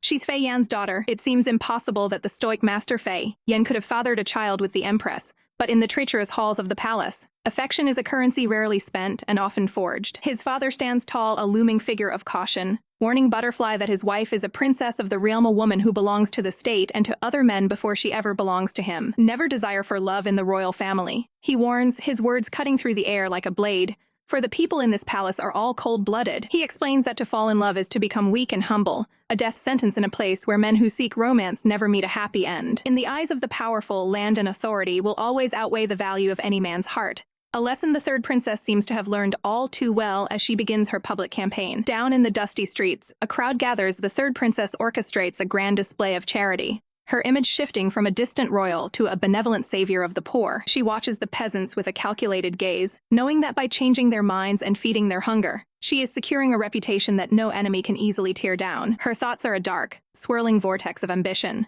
She knows she must win the hearts of the peasants, the courtiers, and the soldiers to truly rule. While she believes she can sway the courtiers with her efforts and the peasants with her generosity, one final obstacle remains in her path to absolute influence. I still haven't thought of a good idea for the soldiers, she muses, leaning her head against a cracked wall in a rare moment of private frustration, feeling small and helpless against the magnitude of her own goals. As night falls, she returns to her own pavilion, calling out with a cheerful, "Fei Yu, I'm back," as she pushes open the ornate doors, but the atmosphere inside is instantly tense. She catches Fei Yu looking startled, his face flushed with a nervous energy that he tries to hide behind a quick, "No, nothing." Her eyes narrow with suspicion as she notices him awkwardly shielding something from her sight, his gaze darting away as he begs her not to ask what he is hiding behind his back. The weight of the crown is heavy, but the secrets of the Empress harem are far more dangerous. Suspicion flares as her fingers brush against the rich, crimson silk hidden in the shadows.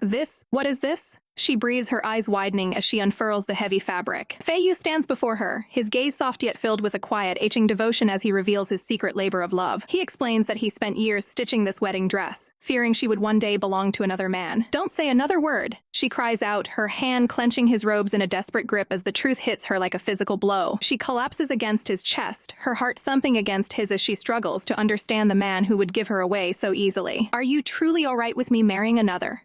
she whispers, her voice trembling with the hope of a different answer. But Fei Yu gently pushes her back, his expression a mask of duty as he claims he cannot monopolize her love for the sake of the harem's peace. A cold silence settles between them, her gaze hardening with a mixture of betrayal and disbelief. "You aren't even jealous.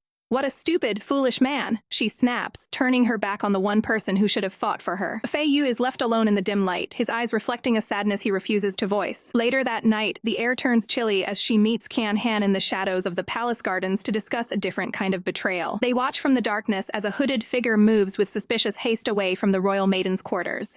I knew it was the scum," she mutters, her eyes narrowing as the moonlight reveals the face of her target. Turning to her attendant, she decides to scrap her original plans for the evening with a sharp, calculated command. A dangerous smirk plays on her lips as she orders concubine Liu to be brought to her chambers to serve her tonight. The golden glow of the lanterns inside her room masks the trap she is about to set for the traitor. Draped in loose red silk, she reclines like a predator waiting for its prey to wander into the den. Concubine Liu enters, his blonde hair shimmering, but his face is pale with a sudden, frantic nervousness. "Don't be so formal. Let's talk on the bed," she coos, lunging forward to pull him down with a playful but firm force. She leans in close, her breath warm against his skin as she asks if he is truly willing to serve his princess. The man stammers, his eyes darting away as he claims he feels unwell and cannot fulfill his duties this evening. Her eyes flash with a predatory light as she leans down, her hand moving toward his collar. With a violent shove, she throws him back and tears his robes open to reveal the damning red marks left by another woman. "I see that you've been playing with fire, haven't you?" she growls, the air in the room turning ice cold. She smiles, a terrifying expression of triumph,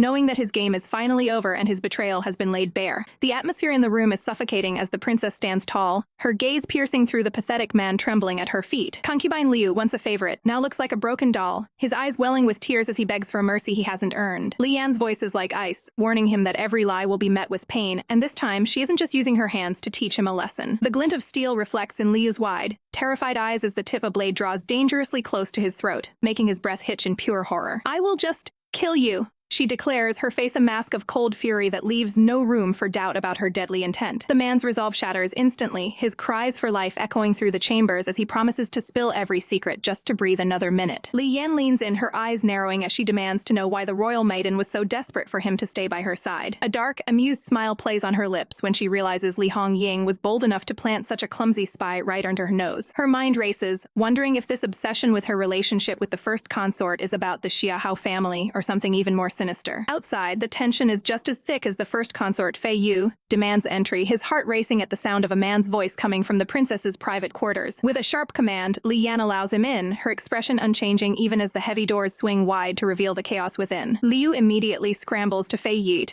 clutching at his robes like a lifeline, but the princess's words cut through the air. He has betrayed me. Bathed in the cold, ethereal glow of the moonlight, Li Yan looks like a vengeful goddess as she raises her sword once more, her silhouette striking and lethal. Fei Yu's breath catches in his throat, his eyes searching hers for a trace of the woman he once knew.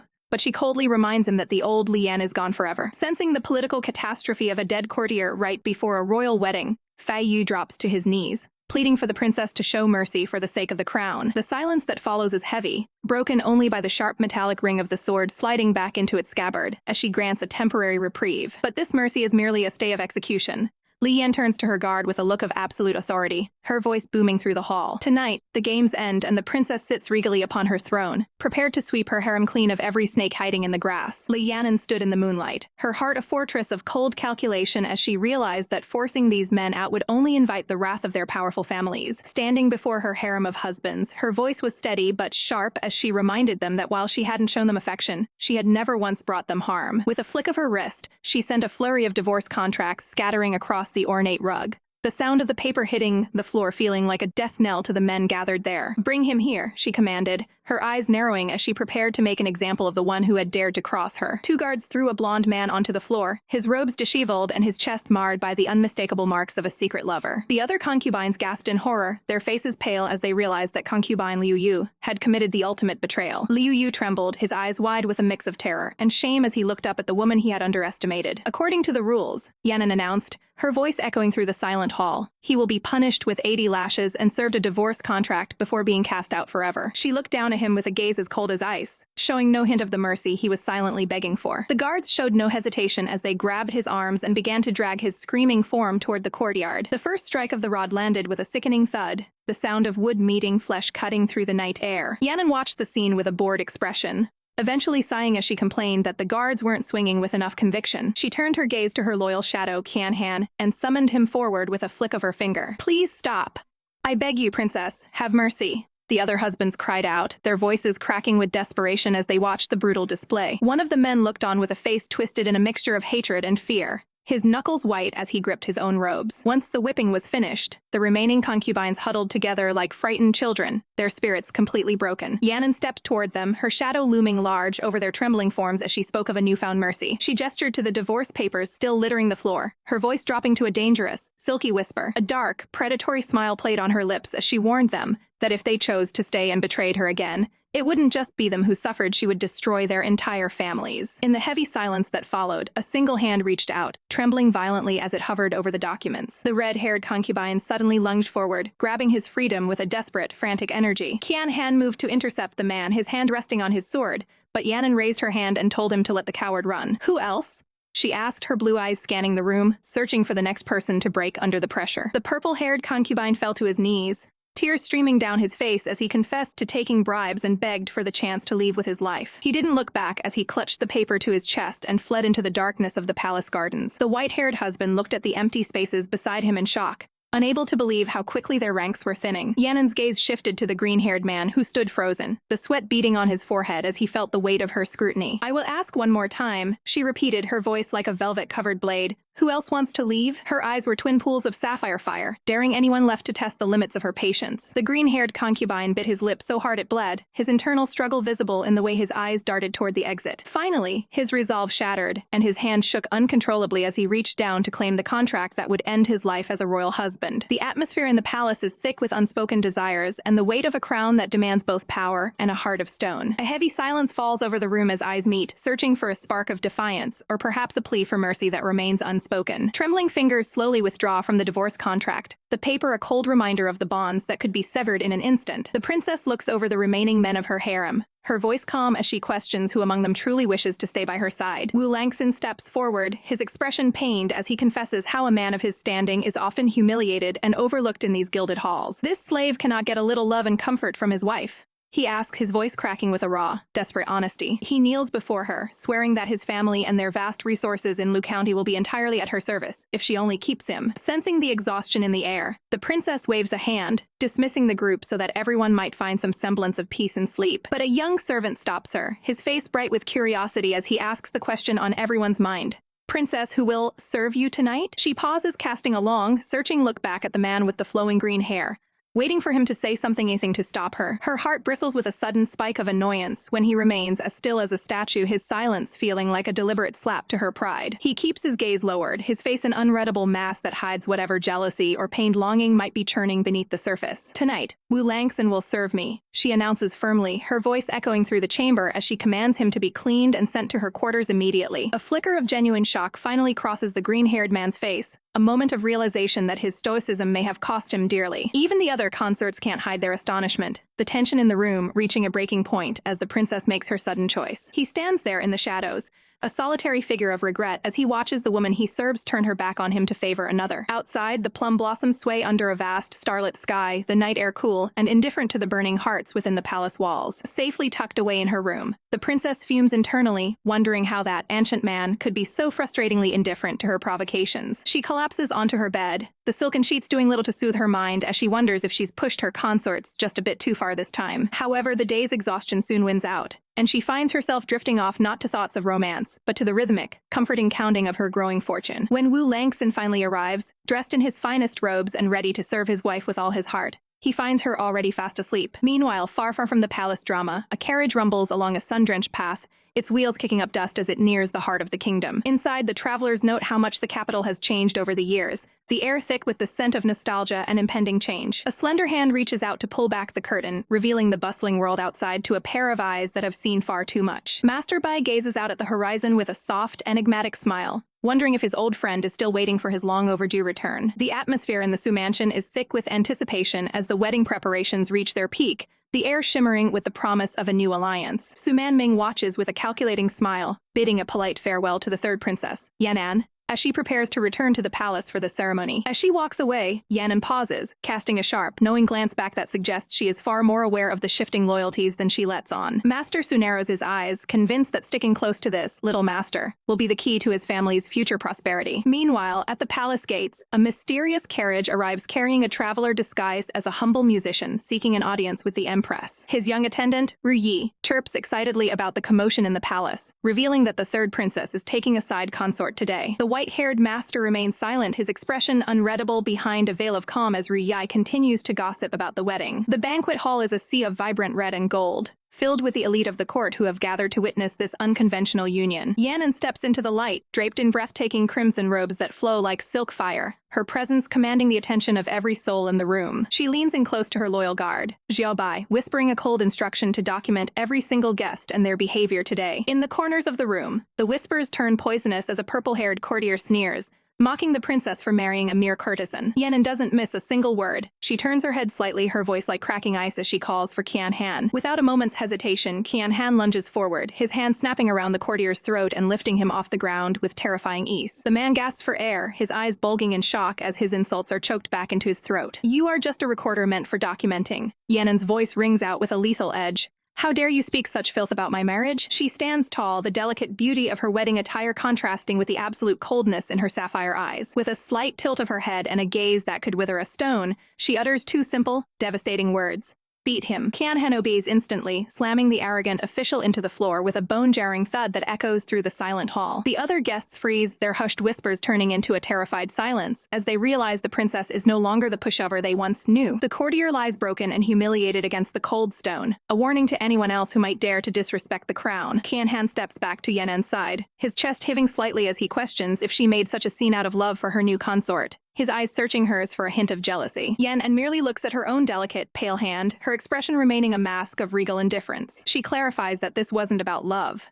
but about observing the changing attitudes of the courtiers over these past few months. She intends to use this wedding as a stage to strip away their masks and reveal their true, treacherous natures. Standing bait in the golden glow of the setting sun, she declares to the heavens that the days of being a disgraced princess are over. Kian-han watches her from behind, his heart racing as he realizes that beneath her delicate frame lies the soul of a true empress. The air vibrates with the weight of her ambition, a silent promise that the peace of the palace is about to be shattered. This is no longer just a marriage.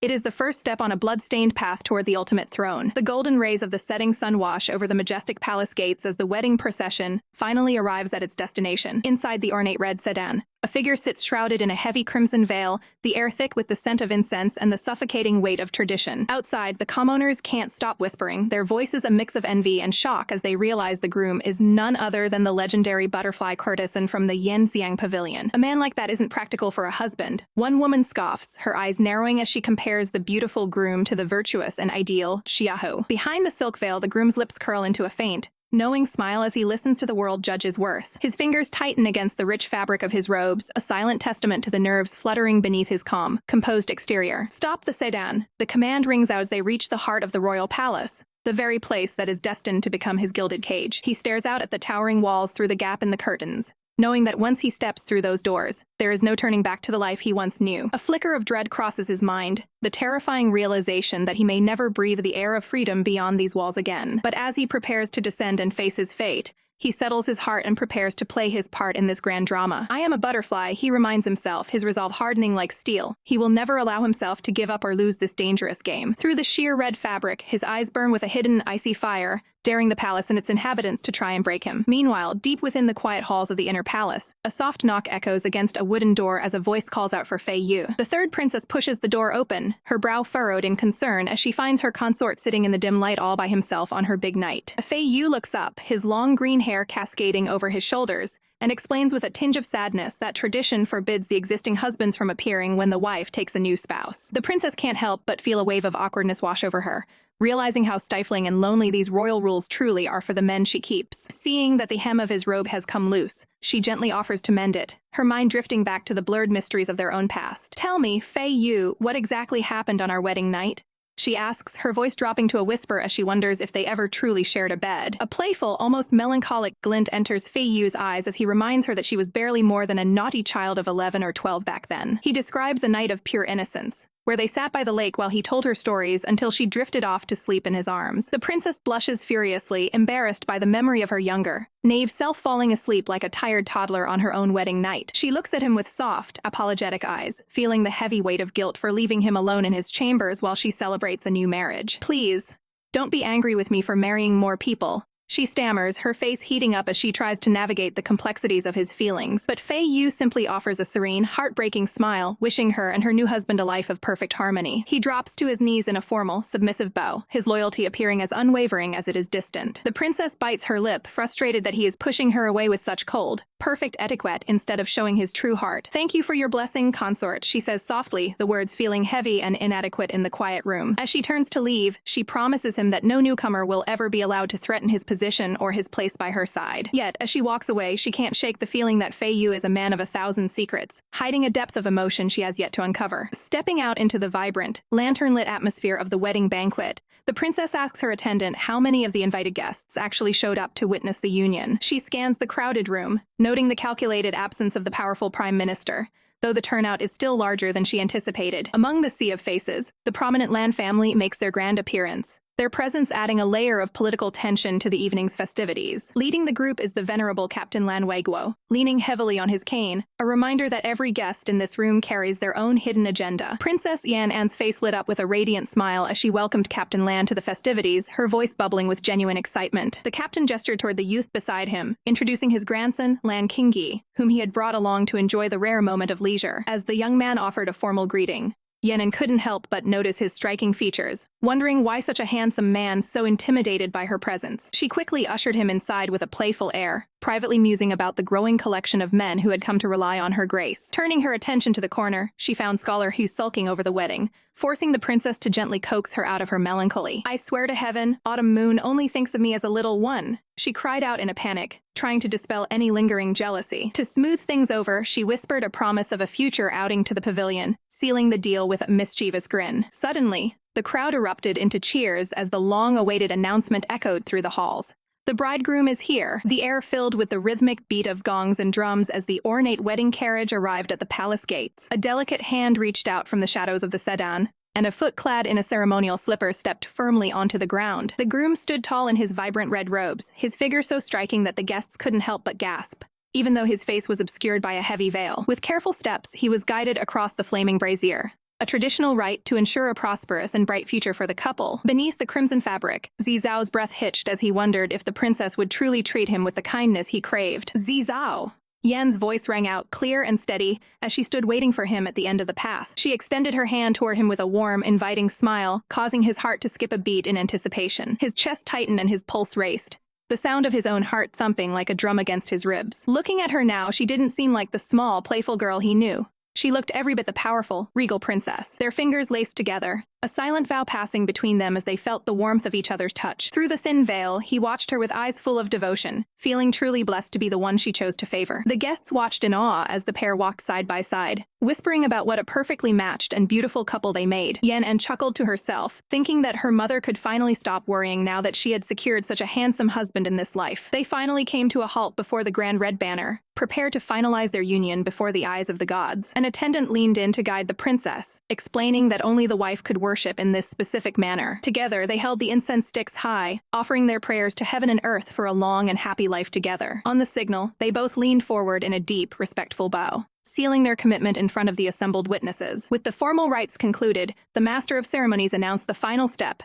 It was time for the couple to enter the bridal room. As they stood close enough to feel each other's heat, Zizhao's heart hammered against his chest, overwhelmed by the thought of just how beautiful his princess looked in the flickering light. Deep within the walls of the queen's palace, a new chapter of desire and duty begins to unfold. Inside the crimson-lit bridal chamber, a figure sits perfectly still, the weight of the heavy red veil matching the heavy silence of the room. Beneath the translucent fabric, Fei Yu's face is flushed a deep scarlet, his heart racing as he repeats the reality of his situation over and over in his mind. The sharp click of the door latch echoing through the room sends a jolt of pure adrenaline through his veins. "Butterfly, sorry to keep you waiting." A soft, commanding voice calls out from behind the ornate screens, apologizing for the delay caused by the drunken guests outside. His heart hammers against his ribs thump as the footsteps of his new wife draw closer, signaling the end of his life as he knew it. A slender hand, steady and elegant, reaches out with a golden rod to finally lift the barrier between them. With a gentle stir of the air, the veil is swept upward, exposing his vulnerability to the flickering candlelight. His breath hitches as he looks up, his wide, shimmering eyes meeting the gaze of the woman who now owns his future. The princess leans in with a devastatingly beautiful smile, whispering that from this day forward, he is her man and hers alone. Stunned by her radiant presence, Fei Yu can only manage a faint, breathless whisper, calling her his wife for the very first time. Sensing his stiff posture, she teases him playfully, asking why he's so quiet on their wedding night, to which he can only stammer that he's a bit nervous. The intimate moment is interrupted by the arrival of Little White, who enters with a tray bearing a mysterious, steaming bowl of medicine soup. The princess tilts her head in confusion, wondering why medicine is being served during their first night together. With an innocent but mischievous look, the servant explains that this royal tonic is a special aphrodisiac meant only for the men of the palace. As the explanation continues, Fei Yu's expression darkens with a mix of shame and duty, realizing that his role here is strictly defined by the rules of the inner court. Little White reassures the princess that she needn't worry about any unexpected consequences, as the soup is designed to keep the lineage controlled. The princess is internally reeling, shocked by the cold, mechanical nature of these palace traditions, yet she forces herself to maintain a calm facade. The golden liquid swirls in the bowl, a silent testament to the transactional nature of their union. Without a word of protest, Fei Yu takes the bowl and drinks it down, his eyes turning cold as he accepts the common reality of life in the pavilion. With a cheerful thumbs up and a wish for a productive night, the servant finally retreats, leaving the couple in a thick, awkward silence. Outside the doors, the other servants whisper and giggle, speculating on whether the new consort will be able to please the princess. Little White boasts with a wink that he added a little extra, something to the soup to ensure the night is one they'll never forget. The servants share a devious laugh, imagining the heat that must be building behind those closed doors. Back inside, the princess breaks the tension by telling Fei Yu he doesn't have to follow those stifling rules if he doesn't want to, reminding him of their contract. Fei Yu looks away, his heart heavy with the reminder that he is merely a concubine of lowly status,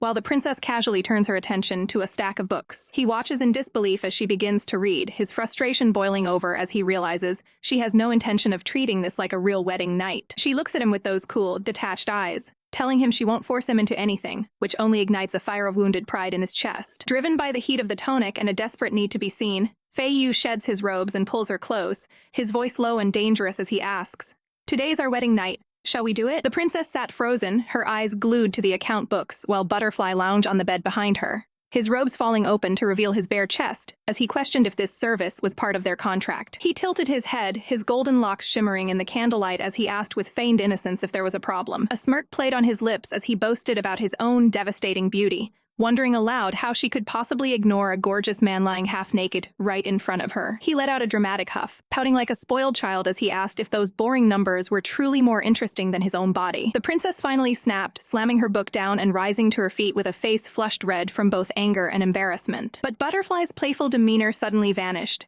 replaced by a look of profound melancholy as he whispered that perhaps she refused to touch him because she thought he was dirty from his life as a courtesan. Her heart skipped a beat and she immediately began to stammer, desperately trying to explain that her hesitation had nothing to do with his past. He turned away from her with a dramatic flare, declaring that she shouldn't bother touching him anyway since he didn't like shorties. To drown out her protests, he began shouting nonsensical slogans about world peace at the top of his lungs, eventually lunging forward to pull her into a tight, suffocating embrace against his bare chest. She winced, her face pressed against his skin as she yelled back that his childish tantrum wasn't her fault. "Butterfly, behave yourself," she pleaded, her voice trembling as she warned him that people outside would surely misunderstand the ruckus. But the teasing light in his eyes suddenly flickered out, and he collapsed back against the pillows, looking dazed and disoriented. A deep, unnatural flush began to creep up his neck, and his pupils dilated as he felt a wave of intense heat crashing through his veins. His hand moved to his chest, his fingers curling into the silk of his robes as he realized the medicine soup she had given him was having a terrifying side effect. The princess watched him, her expression shifting from annoyance to pure, unadulterated shock as she realized something was horribly wrong. Butterfly gritted his teeth, explaining that in the brothels, cruel guests used aphrodisiacs to watch men suffer, and he demanded to know if she had drugged his soup. His breathing became shallow and ragged, his eyes searching hers with a desperate,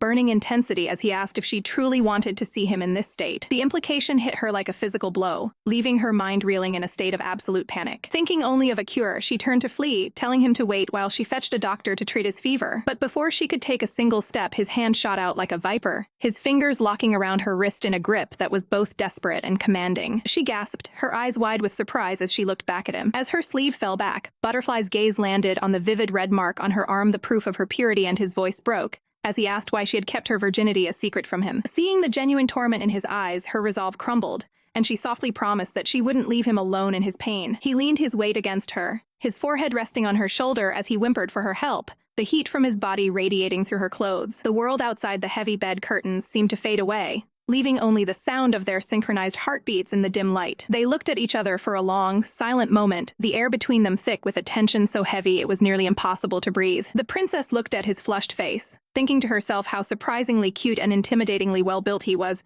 Accepting that as his wife, she had a duty to fulfill. She closed her eyes for a second, resigning herself to the fact that there was no other way out of this predicament. As they finally moved toward each other, a soft, breathless whisper echoed in the room, promising that this night would be their little secret. The silence of the wedding chamber was heavy, thick with the scent of expensive incense, but for the new consort, sleep was a distant and impossible dream. He lay there in the dim light, his heart hammering a frantic rhythm against his ribs as the weight of his new reality finally settled over him. He turned his head with bated breath, his gaze falling upon the woman who now held his entire future in her hands, realizing with a start that she was truly, breathtakingly beautiful. But while the consort was lost in the soft curve of his wife's eyelashes, a very different kind of tension was brewing outside the palace walls just 1 hour earlier. Guard Xia stood watch in the chilling night air, his jaw tight and his hand resting restlessly on the hilt of his blade. Suddenly, the mist seemed to part, revealing a ghostly, ethereal figure standing just beyond the gate. A man appeared like a vision from a dream, draped in a translucent veil that caught the moonlight like fallen stars. His eyes were pools of hidden sorrow, and his long, silver hair flowed like silk over his shoulders,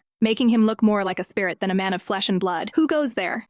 Xia barked, his sword clearing its scabbard in a flash of lethal silver, as he leveled the point at the stranger's throat. The mysterious man didn't flinch, his voice soft and melodic as he explained that he was merely a humble courtier seeking an audience with the third princess. He pleaded for a moment of her time, claiming to be an old friend, but his presence only seemed to make Xia's blood boil with a sudden, sharp spike of jealousy. "The princess is resting with her new consort," Xia growled, though his hand trembled slightly as the stranger reached out, offering a sealed letter. Xia snatched the parchment away, his eyes narrowing as he commanded the young master to leave at once before the night grew any colder. The stranger, known as Bai Yu, cast one final, longing look toward the high walls of the palace, his expression unreadable behind his veil. "It doesn't matter," he whispered to the wind, a bitter smile touching his lips as he realized he had already missed his chance. With a heavy instrument slung over his back, he turned away, disappearing into the shadows of the night as he resigned himself to his lonely fate. Even the other guards couldn't help but gape in awe, whispering about how stunningly perfect the mysterious man had been. Xia remained silent, his grip tightening on the letter as a dark cloud of suspicion and envy clouded his features. When morning finally arrived, the consort awoke to an empty bed and a room overflowing with extravagant gifts, a sign that the princess intended to spoil him thoroughly. He marveled at the treasures, his heart fluttering at her kindness, until he was reminded of his first official duty. He had to go and pay his respects to the first consort, the formidable Xiaohu. Inside the queen's palace, the air was thick with unspoken rivalry as the consorts gathered, their whispers sharp with judgment over the second consort's blatant disrespect for the morning's etiquette. The heavy silence was shattered when a servant's voice rang out, announcing that the man of the hour, second consort Su, had finally graced them with his presence. Xiaohu, the first consort and son of the prime minister, maintained a mask of cool professionalism, gesturing for the newcomer to take a seat despite the obvious breach of protocol. Su didn't just walk in, he scanned the room with predatory grace, his lilac eyes narrowing as he measured up the man who supposedly held the highest rank in the harem. He looked at Xiaohu's plain robes and modest styling with a sneer of contempt, thinking that while the man was delicate, he was already an old man of 20 who couldn't possibly compete with a true beauty. With a smug, hidden smile, Su dismissed the first consort entirely, marking him as a harmless obstacle that wouldn't stand a chance against his own charms. The tension spiked when Su began to brag about how the princess had personally chosen him, his voice dripping with honeyed poison as he noticed the subtle, angry twitch in Xiaohu's expression. "It's truly pitiful," Su laughed, his eyes flashing with malice as he openly mocked the other men for being neglected by their wife for years while he enjoyed her favor. The insult hit home, leaving the other consorts gasping in shock at such brazen disrespect within the palace walls. Su didn't stop there, signaling his servants to bring forward a chest that surely contained more than just simple gifts. He watched with a bored, superior air as the other consorts descended into a pathetic, undignified scramble over the jewels he threw their way like scraps to dogs. Leaning back, Su fixed his gaze on Xiaohu, his voice a low, taunting purr as he asked if the first consort was afraid of losing the princess' heart forever. The atmosphere turned icy as Su leaned in close to the first consort's ear, whispering a chilling promise that from this day forward, Xiaohu would no longer be the only man in the princess's world. For the first time, a flicker of genuine unease crossed Xiaohu's face, a single bead of sweat betraying the impact of the second consort's bold declaration. Far away from the brewing storm, the princess let out a weary sigh in her carriage, her heart heavy with the realization of the chaos she had invited into her home. She slumped in her seat, completely exhausted at the mere thought of having to mediate the explosive drama waiting for her back at the palace. The air in the room felt heavy with a fragrance she couldn't quite name as Fei Yu presented his gift, a robe so exquisite it seemed woven from moonlight itself. His hand lingered on hers, his voice a velvet caress as he promised that this palace would be her sanctuary from now on, his eyes searching hers for even a flicker of trust. But inside, her mind was a whirlwind of panic, screaming at herself to remember that this was all a game of power, and she couldn't afford to be swayed by a pretty face. She narrowed her eyes, convinced that his gentle gaze was nothing more than a calculated psychological attack designed to lower her guard and make her vulnerable to his charms. Desperate to break the suffocating tension, she blurted out a request for sugar cakes, hoping to fill the silence with something sweet and mundane. Her eyes sparkled with a momentary, pure joy as the treats arrived, the simple pleasure of the snack momentarily grounding her. She took a large, messy bite, the sweetness washing away the bitterness of her palace intrigues for just a second. Fei Yu watched her eat with an unreadable expression, a silent observer to her small, unrefined moment of indulgence. Just then, her companion returned to find her stuffing her face, a sight that left them both frozen in a state of awkward, wide-eyed silence. A wave of shame washed over her as she realized she'd fallen for his kindness trap yet again, letting her stomach lead her heart astray. As she hurried away from the room, dragging her companion along, she couldn't help but steal one last, lingering glance back at the man who confused her heart so thoroughly. Fei Yu stood there with a faint, enigmatic smile, looking every bit the perfect, devoted consort, yet hiding a depth she couldn't yet fathom. Even her bodyguard couldn't help but think that perhaps Fei Yu truly was the one meant to stand by her side in the trials to come. Suddenly, a sharp realization struck the guard, a memory of a forgotten duty surfacing that threatened to shatter the fragile peace of the afternoon. A letter had been delivered by a mysterious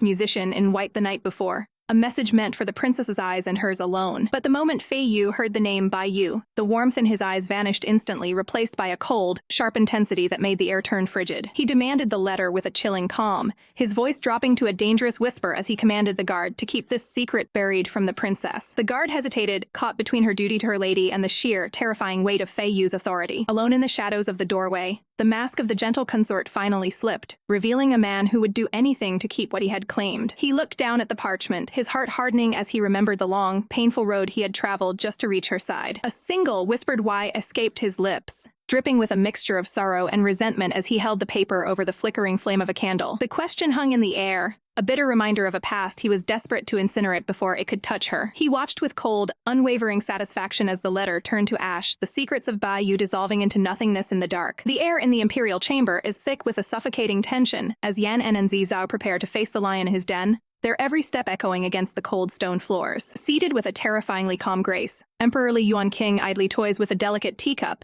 his sharp eyes narrowing as he commands the guards to let the couple enter. Behind the heavy doors, a voice drips with venomous curiosity, desperate to see the face of the vixen who has dared to disrupt the court's delicate balance. The atmosphere is heavy with the scandal of the third princess, whose bold refusal of a marriage decreed by the empress has left the nobility reeling in shock. But as Zizao steps into the light, the room seems to lose its breath. His golden hair glows like spun silk, and his ethereal beauty is enough to make even the gods jealous. Yenin finds herself momentarily paralyzed, her heart skipping a beat as she realizes just how dazzlingly handsome her husband truly is in this formal light. They sink into a deep bow, the grand architecture of the palace looming over them like a silent judge, while they offer their formal greetings to the man who holds their lives in his hands. To everyone's surprise, the emperor's expression softened to a mask of fatherly affection as he bestows a precious hairpin upon Zizao.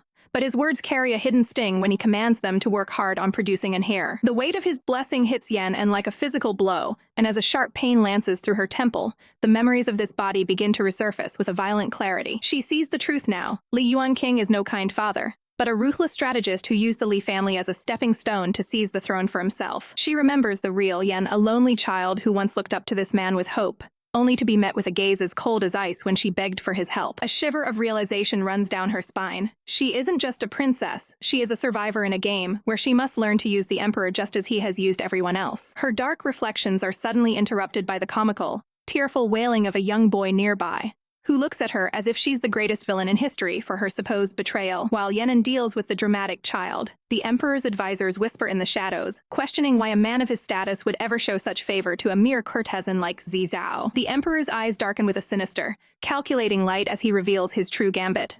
Zizao is nothing more than a useful tool, a wedge to be driven between the princess and her more powerful political allies. Steam rises from the fragrant water as Fei Yan relaxes among the floating rose petals, his mind swirling with the weight of his secret contract and the cold distance between him and the woman he is supposed to call his wife. He knows his role is a dangerous one, a butterfly caught in a web of palace intrigue, where his true identity must remain hidden at all costs. Determined to finally embrace his destiny and prove his worth as the second consort, he rises from the bath with a sudden splash, his heart steeled for the duty that lies ahead. Little does he know, the princess is tired of waiting and has decided to take matters into her own hands, skipping toward his chambers with a playful glint in her eyes. The heavy doors swing open, with a cheerful bang as she chirps out a greeting for her little butterfly, but the words die in her throat the moment she sees him standing there, shimmering and completely exposed. The playful atmosphere evaporates instantly, replaced by a thick, suffocating tension that leaves them both paralyzed. Time seems to stand still in the humid, flower-scented air as the princess stares, her eyes going wide and vacant while she struggles to process the sight of her consort in his most vulnerable state. For a heartbeat, neither of them can move, the silence echoing louder than any shout. Then, the realization hits him like a physical blow, and a blood-curdling scream rips through the palace walls as Fei Yan clutches his head in absolute horror, wishing the ground would swallow him whole to hide his burning shame. The chaos eventually subsides into a heavy, charged intimacy as the princess sits him down to apply his makeup, her slender fingers grazing his jawline and sending a jolt of nervous electricity through his entire body. He watches her through his lashes, his breath hitching as she leans closer, her focus entirely on him. In the back of his mind, the chilling warnings of his past echo like a dark omen, reminding him that within these gilded walls, affection is a lie and the people are as cold-blooded as the stone floors. He knows he shouldn't let his guard down, not even for a second, but the warmth of her presence is starting to melt his resolve. The world outside vanishes as she leans in until they are inches apart, her gaze fixed intently on his mouth as she whispers for him to be obedient and stay perfectly still. His heart thumps frantically against his ribs, a rhythmic drumbeat of desire and fear that threatens to expose the feelings he's tried so hard to bury. The morning sun filters through the silk curtains, finding Zhao in a state of complete disarray as he clutches his robe, his face burning a deep crimson. "My wife, he stammers, his breath hitching as he stares up at the woman who holds his heart captive. The princess leans in close, her eyes dancing with a playful, dangerous light as she whispers for him to be careful of being seen, before teasingly asking if they should continue with his makeup. Flustered and realizing he's been played, the princess huffs with a pout, deciding to handle her own business as she makes a dramatic exit from the room. But the playfulness of the morning masks a much more lucrative reality, as the palace ledgers reveal a staggering truth. Income has doubled since her butterfly took center stage. To the princess, Zhao, heir is more than just a handsome face. He is a golden goose, a trendsetter whose every accessory becomes a must-have item for every nobleman in the city. Looking out over the sprawling palace grounds, she can't help but feel a surge of pride for her precious butterfly baby. She rushes back to him later, her arms laden with exquisite gift boxes, her eyes sparkling as she urges him to try on the new treasures she's brought. While she looks like a doting wife, her inner thoughts are a whirlwind of silver tails and profit margins, calculating exactly how much these gifts will rake in during the next auction. Zhao heir, however, is blissfully unaware of the merchant's heart beating in her chest, standing tall and proud as his attendants marvel at the sheer amount of favor he receives. The air in the courtyard turns icy as the other consorts look on, their faces twisted with a jealousy so sharp it could cut glass. Zhao catches their glares and only smiles wider, his heart swelling with a sense of ultimate victory. He wants the world, and specifically the first consort, to know that he is the undisputed favorite of the princess. With his head held high and his robes flowing behind him, he marches through the palace corridors,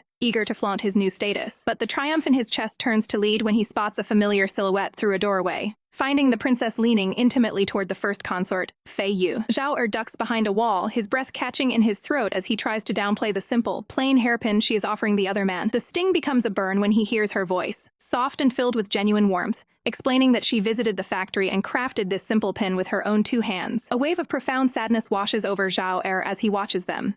All the gold and jewels in the world feel empty compared to a gift made with such personal devotion. Seeking to drown out the ache in her own heart, the princess later throws herself into grueling sword practice, the clank of cold steel the only thing loud enough to quiet her restless mind. The world of the imperial palace is often a gilded cage, but beneath the blooming cherry blossoms, a story of hidden desires and dangerous secrets is beginning to unfold. Yenin finally finds a moment of rare peace, her skin glowing under the soft light, as she prepares to indulge in the exclusive royal hot springs, grateful for a brief escape from the suffocating court politics. But as the thick steam rises, her breath hitches in her throat. A silhouette emerges through the mist, a figure with hair as white as moonlight standing silently in the water. Her heart skips a beat as she catches a glimpse of his delicate, ethereal profile, the air around them suddenly heavy with an intoxicating, unspoken tension. When he finally turns to face her, his gaze is piercing, his eyes a haunting shade of teal that seems to look right through her very soul. "Who are you? What are you doing here?" she demands, her voice trembling slightly as the mysterious man, who calls himself Bai Yu, kneels before her with a chillingly calm grace, claiming he had sent to serve the third princess. Suspicion clouds her mind as she stares at his bowed head. If this man is so striking, how could his existence have been kept a secret from her for so long? He possesses a beauty so otherworldly and profound that it feels like a dream, a face that no woman, no matter how cold-hearted, could ever truly forget once they had seen it. A sharp, calculating glint appears in Yan's eyes as she realizes that if he is a trap set by her enemies, she needs to peel back his mask immediately. Dismissing her guards with a flick of her wrist, she leans back into the warm, swirling water and issues a daring, dangerous challenge. "If you are truly here to serve me, then don't just stand there in the cold. Come into the spring and show me your loyalty." The steam rises thick around the princess, but her mind remains sharp as she realizes this man's presence is far from accidental. He knew her private schedule far too well to have appeared by chance. As he stands there with moon-white hair cascading down his back, she demands to know who authorized him to enter her inner sanctum, and what his true purpose is. Her voice doesn't waver as she challenges him, asking if he's here to serve her, or if he's simply waiting for her to make the first move. Determined to test his resolve and see if he's truly a gift sent for her pleasure, she looks him dead in the eye and commands him to take off his clothes. His striking turquoise eyes widen in shock, the depth of his gaze reflecting a sudden storm of unspoken, swirling emotions. A faint frown creases his brow, as if the request cuts deeper than a mere command of the flesh, hinting at a hidden pain. With slow, deliberate movements, he begins to untie his robe, his sculpted chest slowly coming into view as the princess silently admires his powerful physique. She masks her racing heart with a cold taunt, asking how she can be sure he isn't concealing a deadly weapon beneath those silk layers. In a flash of movement that catches her off guard, he closes the distance and pulls her into his firm embrace, the heat between their bodies more intense than the spring itself. "Third princess," he murmurs, his voice a low, pained rumble that vibrates against her skin. "Did you really forget me? Or do you simply refuse to recognize the man before you?" His face is inches from hers, his breath hitching as he searches her eyes for even a glimmer of the woman he once held dear. He confesses the agony of the last 3 years, watching her from afar while she flirted with her husband, his heart breaking with every smile she gave to another man. The princess shoves him back with all her might, her skin burning where he touched her, as she screams at him for his blatant disrespect toward her royal person. But as he pulls away, her chest heaves and her heart thunders against her ribs. making her wonder if her body is instinctively reacting to him despite her confusion. Suddenly, the doors burst open as Xia Qianhan rushes in, his face pale with worry as he calls out for the princess. The air in the room turns frigid as the two men lock eyes, the tension between them thick enough to cut with a blade. Without another word, the silver-haired stranger pulls his robe back over his broad shoulders, promising that this is far from their final meeting. He realizes with a bitter clarity that the letter he sent must have been intercepted, never reaching the hands of the woman he risked everything to see. Qianhan watches him leave with narrowed, suspicious eyes, sensing the deep, unspoken connection that still lingers in the humid air. The memory of a mysterious figure taking the letter flashes through the mind, a silent betrayal that has kept these two souls apart for years. With one last look at the woman who holds his heart captive, the man turns his back and disappears into the shadows of the palace. Qianhan immediately demands to know their history, but the princess can only offer a shaky lie, claiming they are nothing more than strangers who met once by chance. The atmosphere in the palace is thick with anticipation as the New Year's dinner with the royals looms on the horizon, a rare opportunity to seize power amidst the family's shifting alliances. Butterfly, the elegant first consort, offers a reassuring smile to her companions, promising to handle the preparations with the grace befitting her station. As the lanterns flicker in the quiet corridor, the third princess, Fei Yu, turns to her loyal guard with a question that has been gnawing at her soul. Did the mysterious musician Bai Yu truly come to see her on her wedding day? Qianhan confirms her suspicions with a stiff nod, sparking a flurry of memories about the man who appeared 10 years ago, a prodigy of the zither whose past is as silent as a broken string. Even as children, their lives were intertwined, yet his history before the Bai family adopted him remains a chilling, empty void, a man without a real name. I want the investigation into Bai Yu to continue, Fei Yu declares, her eyes flashing with a determination that catches Qianhan off guard. She clutches her chest, her breath hitching as she confesses that seeing him makes her feel stuck, as if a vital piece of her own memory has been cruelly stolen away. Behind the ornate screens, Butterfly stands in the shadows, her expression unreadable as she listens to the prince's growing obsession with the musician. Qianhan senses the shift in the room and quickly bows, apologizing for the interruption as he enters the first consort's private quarters. Butterfly remains seated, her back turned as she focuses on her calligraphy, the tension in her shoulders betraying her calm facade. She asks after the prince's whereabouts, only to learn that Fei Yu is currently seeking comfort at the second consort's residence. Qianhan hesitates, a cold sweat breaking out on his brow as he prepares to ask a question that could shatter the peace between them. His voice trembles as he asks why the letter from Master Bai was never delivered to the princess's hands. Butterfly doesn't even flinch as she utters the cold, devastating truth. I burned it. The shock on Qianhan's face is palpable, his mind racing to understand why the first consort would commit such a blatant act of sabotage. I did it for selfish reasons, Butterfly admits, her eyes narrowing as she finally turns to face him, the fire of jealousy smoldering in her gaze. Qianhan can hardly believe his ears, realizing that even the most composed consort is not immune to the green-eyed monster of the heart. Butterfly sighs, looking down at her book as she confesses that while jealousy played a part, her fear of Bai Yu's sophistication and hidden depths is what truly drove her to act. She warns Qianhan that the princess he serves now is not the girl of the past,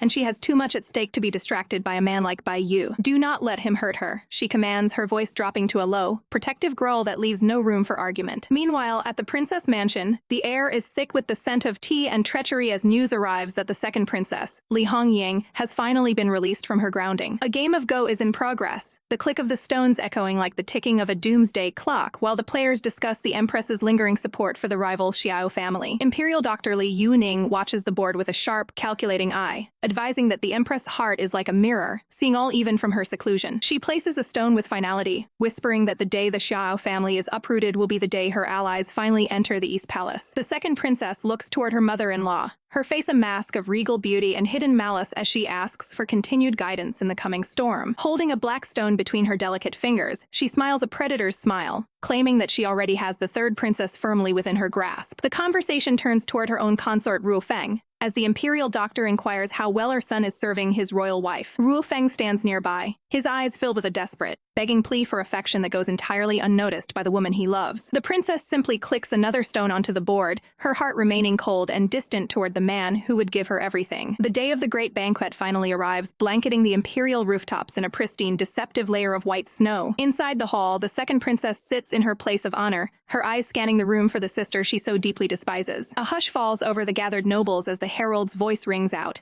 announcing the arrival of the third princess and her first consort. Fei Yu enters the room looking like a goddess of winter, draped in a magnificent red fur-lined cloak that radiates power and elegance. The second princess' face contorts with a flash of pure, unadulterated hatred as she watches her sister steal the spotlight. Beside the princess, Butterfly remains silent, his golden eyes fixed forward with a chilling intensity that warns everyone in the room. The real game has only just begun. The incense hangs heavy in the air as the princesses gather for the New Year's banquet, their voices rising in a synchronized, melodic chorus to wish the Mother Empress a long and prosperous life. From her high golden throne, the Empress looks down with a weary but regal smile, her voice thin from a long seclusion due to illness, as she grants them permission to take their seats and cast aside formal pretenses for this rare family gathering. She turns her sharp, maternal gaze toward Li Hongying, questioning with a hint of concern why the girl seems so unhappy, and if she has finally decided on a consort to brighten her lonely days. But the warmth of the room chills when the Empress' attention shifts to Yan An, her voice dropping to a serious tone as she asks if the young woman has begun meddling in the dangerous, murky waters of imperial politics. Yan An's heart hammers against her ribs, but she maintains a mask of perfect innocence, insisting she's merely focused on her small business and helping the poor, all while the eldest princess watches her with a look of pure, icy suspicion. The tension in the room is thick enough to cut with a blade, the eldest princess's eyes narrowing into slits as she silently calculates her next move against her sister. Breaking the heavy silence, an official steps forward with a deep bow, suggesting that a certain musician who has spent years searching for a lost ancient score be allowed to perform for the court's entertainment. A hush falls over the assembly as the herald's voice rings out, announcing the arrival of the mysterious and legendary musician Bai Yu. The massive palace doors groan as they are pushed wide, framing a solitary, elegant silhouette against the blinding, ethereal light of the courtyard. Yan'an's breath hitches painfully in her throat, her eyes widening in a mixture of confusion and a strange, deep-seated recognition at the mere mention of that name. As the light fades, he is finally revealed a man who looks less like a mortal and more like a celestial being descended from the heavens, his silver hair cascading like silk over his shoulders as he cradles a dark, polished zither. Yan'an can only stare, her pulse quickening to a frantic rhythm, as she wonders what kind of performance a man of such haunting, otherworldly beauty could possibly give. With a grace that seems to quiet the very air around him, Bai Yu sinks to his knees before the throne, his voice a low, resonant melody as he pays his humble respects to the Empress. The palace maids can't help but whisper behind their fans, their faces flushed with heat as they marvel at the dashing man who looks like a fairy from a dream. His eyes, cool and distant like a winter morning, remain fixed forward, hiding secrets that seem to pull at the very soul of everyone watching. Then, his long fingers dance across the strings, and the hall is filled with the graceful, etching notes of the guqin, a sound so beautiful it feels like a memory manifesting in the physical world. In the middle of the haunting melody, Bai Yu's expression remains a mask of serene melancholy, his focus entirely on the vibration of the music beneath his touch. But for a fleeting, electric second, his gaze shifts, his eyes locking onto Yan'an's in a look that feels far too intimate and heavy for two strangers. Yan'an feels a cold shiver run down her spine, her mind racing in a panic as she wonders why her very body is reacting with such intense, visceral longing to a man she has supposedly never met. The Empress is clearly enchanted by the performance, her voice filled with genuine satisfaction as she calls for a grand gift to be bestowed upon the talented musician for his skill. Seeing an opportunity to stir the pot and create chaos, the eldest princess leans in with a wicked, calculating glint in her eyes, suggesting that such a rare beauty should be kept close, perhaps even added to the Mother Empress's own harem. The suggestion hangs in the air like a sudden death sentence, leaving Yan'an frozen in a state of absolute shock as she looks between the stoic, silent musician and the sisters who are already deciding his fate. The court is a den of vipers, and today the venom is aimed straight at the third princess. A scheming noble suggests that the handsome musician, Bai Yu, should belong to the Empress's harem, knowing full well he was once the third prince's personal favorite. It's a transparent attempt to spark a fire of jealousy between mother and daughter, a clever move designed to tear their relationship apart through a battle over a man's affection. But Yan'an isn't about to let a simple musician become her downfall. With a graceful rise and a smile that doesn't quite reach her eyes, she declares that if the Empress desires him, she should simply take him after all. A daughter's only wishes for her mother's happiness and health. The air in the room suddenly turns frigid as the schemer's face pales, her master plan crumbling into dust before her very eyes. In the center of this political storm stands Bai Yu, his silver hair cascading like moonlight over a face that betrays nothing but a deep, haunting silence. His knuckles turn white as he grips his robes so tightly his hands begin to tremble, the weight of being treated as a mere pawn in this royal game finally threatening to crush his spirit. Yan'an, however, isn't finished. She leans in, her voice dropping to a cautious, honeyed whisper as she reminds the Empress that a man's character is far more important than his handsome face. She suggests a trial period, insisting that the musician should stay in the House of Music, where he can be observed daily to ensure he poses no threat to the Empress's safety. The Empress, charmed by her daughter's supposed consideration, agrees to the arrangement, while Bai Yu can only lower his gaze and solemnly accept his new, uncertain fate. But the peace is short-lived, as the eldest sister pipes up with a wicked glint in her eye, demanding to see the beautiful dancer, the third princess supposedly prepared for the evening. Feeling the pressure of the entire court, Yan'an turns to her loyal servant, Little White, with a command that carries a hidden edge of desperation, telling him to bring the dancer no matter what. Meanwhile, far from the prying eyes of the feast, The second consort, affectionately known as Butterfly, struts through the snowy courtyard in his vibrant purple robes. He's practically glowing with excitement, dreaming of how his performance will win him the favor and love of his wifey in front of the entire court. He has no idea that danger is lurking just behind the pillars, a silent, armored shadow watching his every move with cold, murderous intent. One moment he's joking about whether the Empress will be fierce, and the next, a sudden, violent shock ripples through the air, freezing the blood in his veins as an ambush is sprung. Back at the hall, the festive atmosphere shatters when a messenger bursts in, gasping out the horrific news. The second consort has been attacked and left injured. The revelation hits guard Xia like a physical blow, his eyes widening in pure, unadulterated shock as the family feast suddenly turns into a chaotic crime scene. With the performance on the line and the princess's reputation at stake, the stoic guard steels his heart and prepares to step into the light, knowing he is the only one left who can save the night. The banquet hall was thick with tension as the snow fell softly outside, the plum blossoms a stark contrast to the brewing storm within. The third sister's eyes narrowed, her voice dripping with mock concern as she questioned why the promised dancer hadn't arrived yet. But Yan remained calm, her heart racing as she placed all her hopes on the man waiting in the shadows. Rise to the occasion, she whispered to herself, her blue eyes shimmering with a mixture of desperation and resolve. Suddenly, the heavy doors groaned open with a sharp creak that silenced the room. A servant stepped forward, his voice echoing through the hall as he announced the arrival of the mysterious performer. Behind the translucent curtains, a tall, imposing silhouette loomed, casting a shadow that seemed to swallow the light. As the figure stepped closer, the outline of a warrior dressed in flowing silks became clear, his presence radiating an undeniable danger. With a sudden, lethal swish, a blade was unsheathed, the cold steel gleaming under the lanterns. The tip of the sword leveled directly at the Empress, sending the guards into a panicked frenzy as they rushed to protect the throne. But the man didn't flinch, his piercing gaze fixed behind the edge of his weapon as he commanded the room to withdraw. Standing tall in his dark, ornate robes, the man was a vision of raw power and masculine beauty, his long hair flowing like silk around his broad shoulders. Yan could only stare blankly, her breath hitching in her throat at the sight of him. Across the room, another woman's face paled, her mind reeling as she recognized the man standing before them, Xia Qianhan. He began his performance, the sword moving like a living thing in his hands as he pivoted with lethal grace. The court ladies leaned forward, their whispers filled without a sword dance so stunning it felt like a dream. He moved with the fluidity of a swan and the ferocity of a dragon, a perfect blend of elegance and strength that left the audience breathless. The Empress watched him with a calculating gaze, memories of another warrior flickering in her mind, as she demanded to know the name of this peerless beauty. Xia Qianhan, he replied, his voice steady as he bowed, even as the Empress offered him a reward for his skill. Seeing her chance to stir the pot, the first sister, Li Sunuan, watched with a predatory smile, her mind already spinning a web of malice. She called out to him, her voice honeyed but sharp, inviting the third prince's watchdog to sit by her side. Yan watched in silent horror as Qianhan took a seat, his expression a mask of cold indifference. His hand gripped the golden pitcher, his knuckles white as he prepared to serve the woman who clearly sought to humiliate him. He told himself to bear the insult for Yan's sake, his movements careful and deliberate as he poured the wine. But when Li Sunuan tried to press her advantage, he moved with the speed of a strike, his hand slamming onto the table to stop her advances. Act respectfully, he growled, his eyes flashing with a warning that made her blood run cold. Li Sunuan's face twisted in fury, her teeth gritted as she realized she had underestimated the man's martial prowess. Meanwhile, Yanan took a slow sip of her tea, her calm exterior masking the storm of emotions swirling inside her. Li Sunuan's eyes burned with jealousy as she watched Yanan's composed face, unable to stand that her rival seemed so unbothered. In a desperate bid for revenge, she turned to the Empress and dropped a bombshell that silenced the entire hall.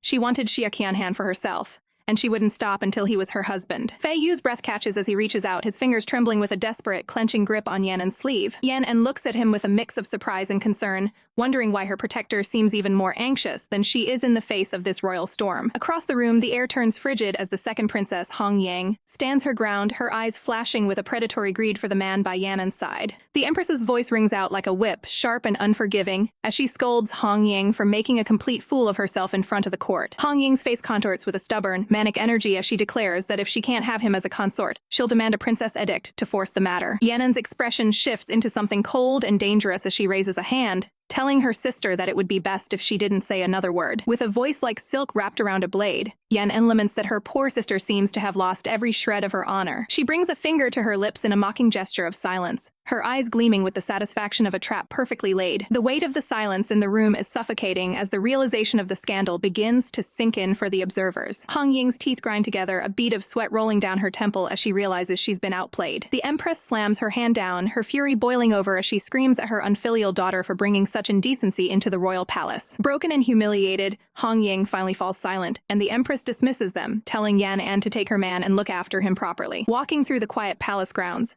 Yanan reflects on the poisonous schemes of Su Nuan, realizing the girl is far more conniving than her hot-headed sister. Beside her, the stoic Xia Qianhan suddenly stammers, his face flushing a deep crimson as he insists that they aren't actually that close yet. Yanan pauses, looking up at him with a playful, wide-eyed expression of mock disbelief. She leans in close, her gaze locking onto his as she whispers, asking him if he truly wants to claim that their bond isn't real. Her hand comes to rest gently against his chest, feeling the frantic, heavy thud of his heart beneath the fabric of his robes. Qianhan's composure shatters completely, his eyes darting away as he finds himself unable to find a single word to argue with her. He stands there, bewildered and breathless, wondering why his heart is racing so uncontrollably. Yanan looks back at him with a possessive softness, admitting that she simply can't stand the thought of other women in the palace staring at him with such nasty, hungry gazes. Elsewhere, the Empress glides through the darkened corridors, her heavy robes trailing behind her like a shadow. Her maid, Lanji, whispers that the second princess acted out of a desperate, impulsive love, but the Empress's expression remains stony. She stares into the distance, her eyes narrowing as she contemplates the deep, dangerous roots of Su Nuan's hidden agenda. In this den of vipers, the Empress sighs, realizing that Yanan is the only daughter she can actually depend on to be clever. A sudden rustle of feathers breaks the silence as a mysterious figure cloaked in darkness appears, surrounded by the ominous silhouettes of crows. The Empress doesn't flinch, calling out to the shadow named Yin and asking what urgent matter has brought him to her side. Yin bows low, his voice a low rasp as he reports that he has created a talisman designed to regain the wavering trust of the people. The Empress's gaze is cold and calculating as she commands him to deliver the talisman to the land residents immediately. As the shadow vanishes into the night, the Empress stands alone on the balcony, the wind tugging at her hair. She reaches a trembling hand toward the pale, distant moon, her voice cracking with the weight of decades of suppressed pain. Her fingers curl into a tight, vengeful fist as she vows that this new alliance will finally allow her to tear out the rotted roots of her enemies. The first flakes of a winter storm begin to drift down, coating the ancient palace roofs in a layer of pristine, cold white. Yan and Fei Yu walk side by side through the gathering gloom, their silhouettes small against the vast, silent courtyard. Fei Yu looks up into the gray sky, his voice soft and melancholic as he observes that the snow is only getting heavier. The cold winter air bit at Fei Yu's skin as she stood in the courtyard, the silence of the night only broken by the soft crunch of snow.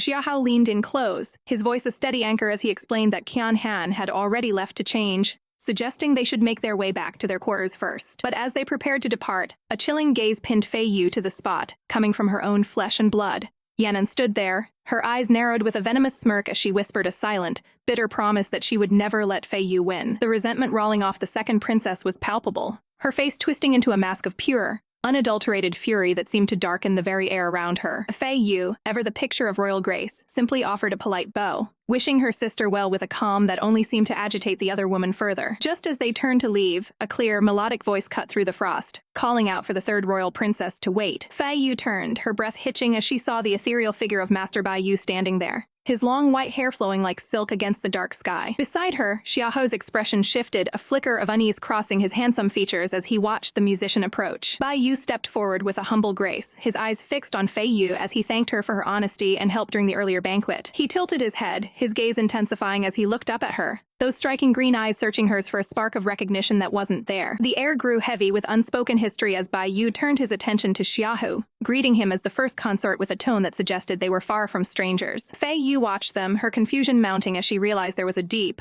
unsettling tension between these two men that she couldn't quite place. Seeing her bewilderment, Xiaohu moved closer, his protective instincts flaring as he hovered by her side like a silent guardian. He reached out, his fingers catching the fabric of her sleeve in a subtle, desperate tug, as if trying to pull her away from whatever secrets Bai Yu held. Fei Yu felt the weight of the moment and tried to excuse herself, claiming she had forgotten the past due to her illness and had urgent business to attend to at the mansion. But Bai Yu wasn't finished. He reached up and pulled back the veil of his hat, revealing a face of haunting beauty that seemed to glow in the moonlight. "If your highness still wishes to hear your favorite song," he murmured, his voice dropping to a seductive silk, "and remember the sweet smell that once surrounded us, please come find me." He stepped closer, the intimacy of his words sending a shiver down her spine, as he promised to wait for her at the music hall, warning her to wrap up against the heavy snow. As Bai Yu turned to vanish into the white haze of the storm, Fei Yu stood frozen, the phantom of a memory she couldn't grasp teasing the edges of her mind. Xiahou remained silent, his profile sharp and somber against the night, his heart clearly heavy with the burden of what he knew and she did not. Behind them, the musician looked back one last time, a lonely silhouette standing amidst the falling flakes, looking like a ghost from a life she had forgotten. Later that evening, safely tucked away within the warmth of their rooms. Fei Yu let out a frustrated sigh, complaining about how difficult it was to deal with her scheming sisters. She rubbed her eyes and let out a long, exhausted yawn, deciding that after such a taxing day they both deserved an early night. But as she moved toward the bed, Xiaoho's voice stopped her, his back turned as he asked if she truly didn't want to know the meaning behind Bai Yu's cryptic words. Fei Yu paused, her heart beginning to race as she looked at him, asking if he would truly be honest with her if she dared to ask. She took a deep breath, her eyes burning with a need for the truth as she finally voiced the question. Who is Bai Yu? And what exactly is the relationship between us? Suddenly, a jagged memory pierced through her mind, a vision of herself weeping, screaming that if it weren't for someone else, she would already be married to the man she loved. Xiao closed his eyes, his voice trembling slightly as he prepared to shatter her world, beginning to explain who the musician really was. The memory grew louder, the sound of her own past voice crying out in agony, blaming someone for stealing her happiness and her future. Xiaoho's gaze was filled with a devastating mix of guilt and sorrow as he looked at her. Finally, the truth fell from his lips like a lead weight. He is your former lover, the man you once loved with all your heart. He stood there, a sad, bittersweet smile playing on his lips as he watched the woman he cherished realize that her heart might have once belonged to someone else. The heavy truth hangs in the air as Fei Yu looks at her, his voice a mere whisper as he confirms that Bai Yu was the man she once truly loved. Yanan lets out a long, weary sigh, the weight of 1,000 unspoken grievances finally settling on her shoulders as she realized the hell Fei Yu must have endured in silence. She watches him closely, seeing a flicker of raw vulnerability in his eyes that she's never seen before, a sign of how deeply he's been affected by the shadow of her past. Yet, even amidst the guilt, a small, selfish spark of joy ignites in her heart, because she can finally see how much he truly cares for her. Reaching out with a gentle, trembling hand, she calls his name softly, beckoning him to come closer and bridge the distance between them. Fei Yu, she murmurs, her voice thick with a new kind of resolve. You don't need to worry about any of that anymore. She pulls him into a sudden, fierce embrace, promising that from this moment on, she will cherish him and treat him with the devotion he deserves. She teases him gently about his jealousy, watching as his face flushes with a mix of surprise and indignation at being caught so off guard by her affection. Under the soft glow of the moonlight and the falling blossoms, she reminds him of his true place in her life and her heart. Her eyes lock onto his with unwavering intensity as she declares that among all the men in the world, only he is her true husband. But the memories of his past betrayals haunt him, like the cold image of the divorce certificate he once intended to give away to save himself. Tears begin to well up in his eyes, shimmering with the pain of a man who feels he has stolen a love he doesn't deserve. The dam finally breaks and Fei Yu begins to weep openly, his composure shattering under the weight of his secret guilt. Through choked sobs, he confesses his sins, how he burned the letter meant for her and schemed to keep her by his side out of pure, desperate selfishness. He calls himself an incompetent man, someone who could offer her no political backing, only more trouble and a heart full of hidden shame. He sinks to the ground, a broken figure before her, unable to comprehend how a man as flawed as him could ever be loved so completely. The more he cherishes this beautiful present, the more the ghosts of his past actions terrify him, making him feel like a fool for even hoping for happiness. Yanan doesn't say a word. Instead, she tilts his head back and captures his lips in a deep, soul-searing kiss to silence his doubts. A single tear escapes his closed eyes as he melts into her, the warmth of her touch finally beginning to heal the scars on his soul. There are some emotions so profound and painful that they can only be soothed by time and the presence of the one you love. Holding him tight against her, she whispers that she will always be there, waiting for him, no matter what storms come their way. Fei Yu offers a small, watery smile, finally finding the strength to let go of the past and start anew by her side. But while love blooms in the palace, a cold and deadly wind sweeps through the outer suburbs of the capital. A horrific scene of carnage greets the moonlight as a carriage lies overturned amidst a field of slaughtered guards. Reports come in that Elder Wu and his entire entourage were systematically executed, their throats slit with terrifying precision. The soldiers tremble as they realize the military talisman has vanished, leaving the Lan family's forces paralyzed and vulnerable. A boot kicks through the debris as the Prime Minister surveys the wreckage, her expression darkening with every step. Her voice drops to a hiss as she recognizes the signature of the attackers, the infamous Night Raven. Only the Night Raven assassins possess the ruthless skill to leave such a trail of blood without leaving a single clue behind. These masked shadows are legendary for their lethality, moving like ghosts through the darkness to claim their targets. And as the Prime Minister knows all too well, these killers answer to only one master, the current Empress. It is clear now that their plans to move the troops have already reached the Empress's ears, and she has struck first. Despite the setback, the Prime Minister's eyes gleam with malice as she declares that as long as Li Hongyang remains the crown princess, the war is far from over. Outside the East Mansion, a crowd of noble ladies clamors for a glimpse of the legendary musician Bai, but the third princess arrives with an air of authority that silences the guards. No need, "I'll just enter and find him myself," she declares, leaving the stunned guard behind while the jealous onlookers whisper in disbelief at her exclusive access. Stepping into the inner courtyard, she notes the quiet elegance of the mansion, realizing that Bai Yu's status within the palace is far more prestigious than a simple musician should possess. Inside, the scent of freshly brewed tea lingers near a low table, suggesting a life of refined solitude and quiet contemplation. Exquisite scrolls of plum blossoms and chrysanthemums adorn the walls, speaking to the sophisticated taste of the man who dwells here. Her fingers brush against the spines of complex scholarly texts, and she marvels at how the history and theory Bai Yu studies are far deeper than she ever imagined. Drawn by a soft sound, she cautiously pulls back a heavy silk curtain, her heart fluttering with a mix of curiosity and trepidation. Her breath hitches and her blue eyes widen in sheer shock as the dim light reveals the figure resting just a few feet away. There, sprawled across a fur-lined bed with his robe falling open, lies Bai Yu, his long silver hair cascading like a moonlit waterfall over the pillows. She stands frozen, mesmerized by his ethereal features,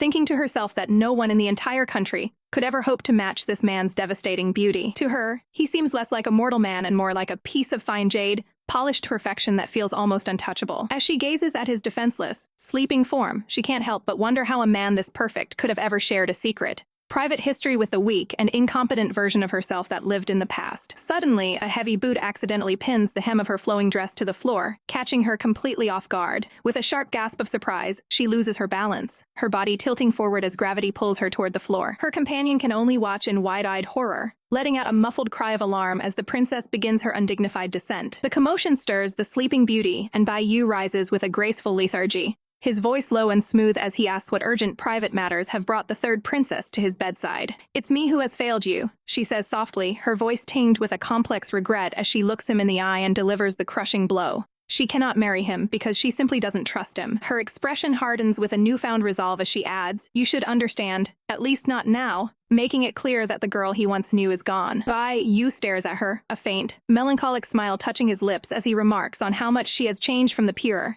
innocent girl who was his only light in this cold palace. A sharp, cynical smile plays on her lips as she retorts that pure and innocent people are the first to die young in a place as treacherous as this. She stands tall before him, the height difference only emphasizing the shift in their power dynamic as she looks up at the man who used to be her sanctuary. Bai Yu's smile turns subtle and enigmatic, his eyes darkening as he concedes that her words hold a bitter, undeniable truth. He reaches up to toy with a strand of his own silver hair, his gaze lingering on her with a newfound intensity that suggests he isn't ready to let his princess go just yet. The steam rises from the tea as the atmosphere in the room grows heavy with unspoken truths. Master Bai sits across from the princess, his voice a silk-smooth caress as he commends her for her wise decision to break her promise, his eyes never leaving hers. He lays out the cold, hard reality of the court. Marrying him would have been a political disaster, a scandal that would have painted her as a woman fighting the empress over a mere man. The princess watches him, her curiosity piqued as he lists off the better choices, the powerful grandsons of captains, and the sons of imperial doctors' men, who would bring her military might and social standing. Master Bai leans in, his silver hair catching the light as he asks the question that's been burning in his mind.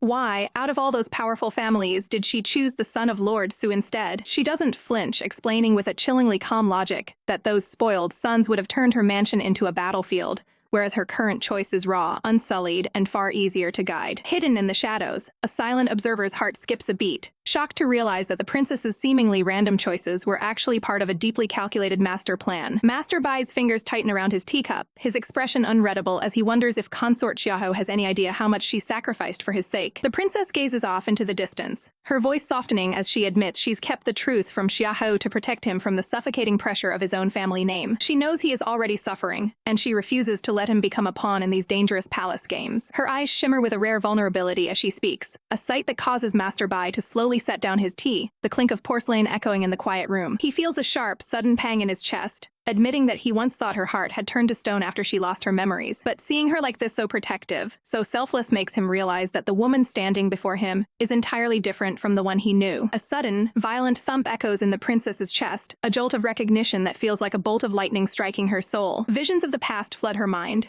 A younger version of herself, desperate and tearful, reaching out to a fairy elder brother, and begging to just be an ordinary girl. In the haze of memory, the silver-haired man tells her to live well, a haunting echo from a previous life where she gave him her heart only to meet a gruesome end. She stares at her hand, the words "fairy elder brother" tasting like ash on her tongue as she tries to make sense of the fragmented images. She looks at Master Bai's profile, wondering what dark secrets are hidden behind that ethereal, beautiful mask he wears for the world. He senses her gaze and turns away, his movements sharp and guarded as if he's trying to hide the turmoil brewing beneath the surface. "I don't like to be touched," he whispers, his voice trembling with a sudden, icy distance that catches her off guard. The princess realizes with a start that he's right since the moment they met. He hasn't let her come close, always keeping a veil or a sleeve between them. When she asks why, the truth he reveals is a jagged blade. He hates women, his voice dripping with a bitterness that feels like a physical weight. He remembers them clearly, the women who used him as a sexual plaything, treating him like a disposable toy to be discarded once they were satisfied. The memory of their mocking laughter and cruel smiles burns in his mind,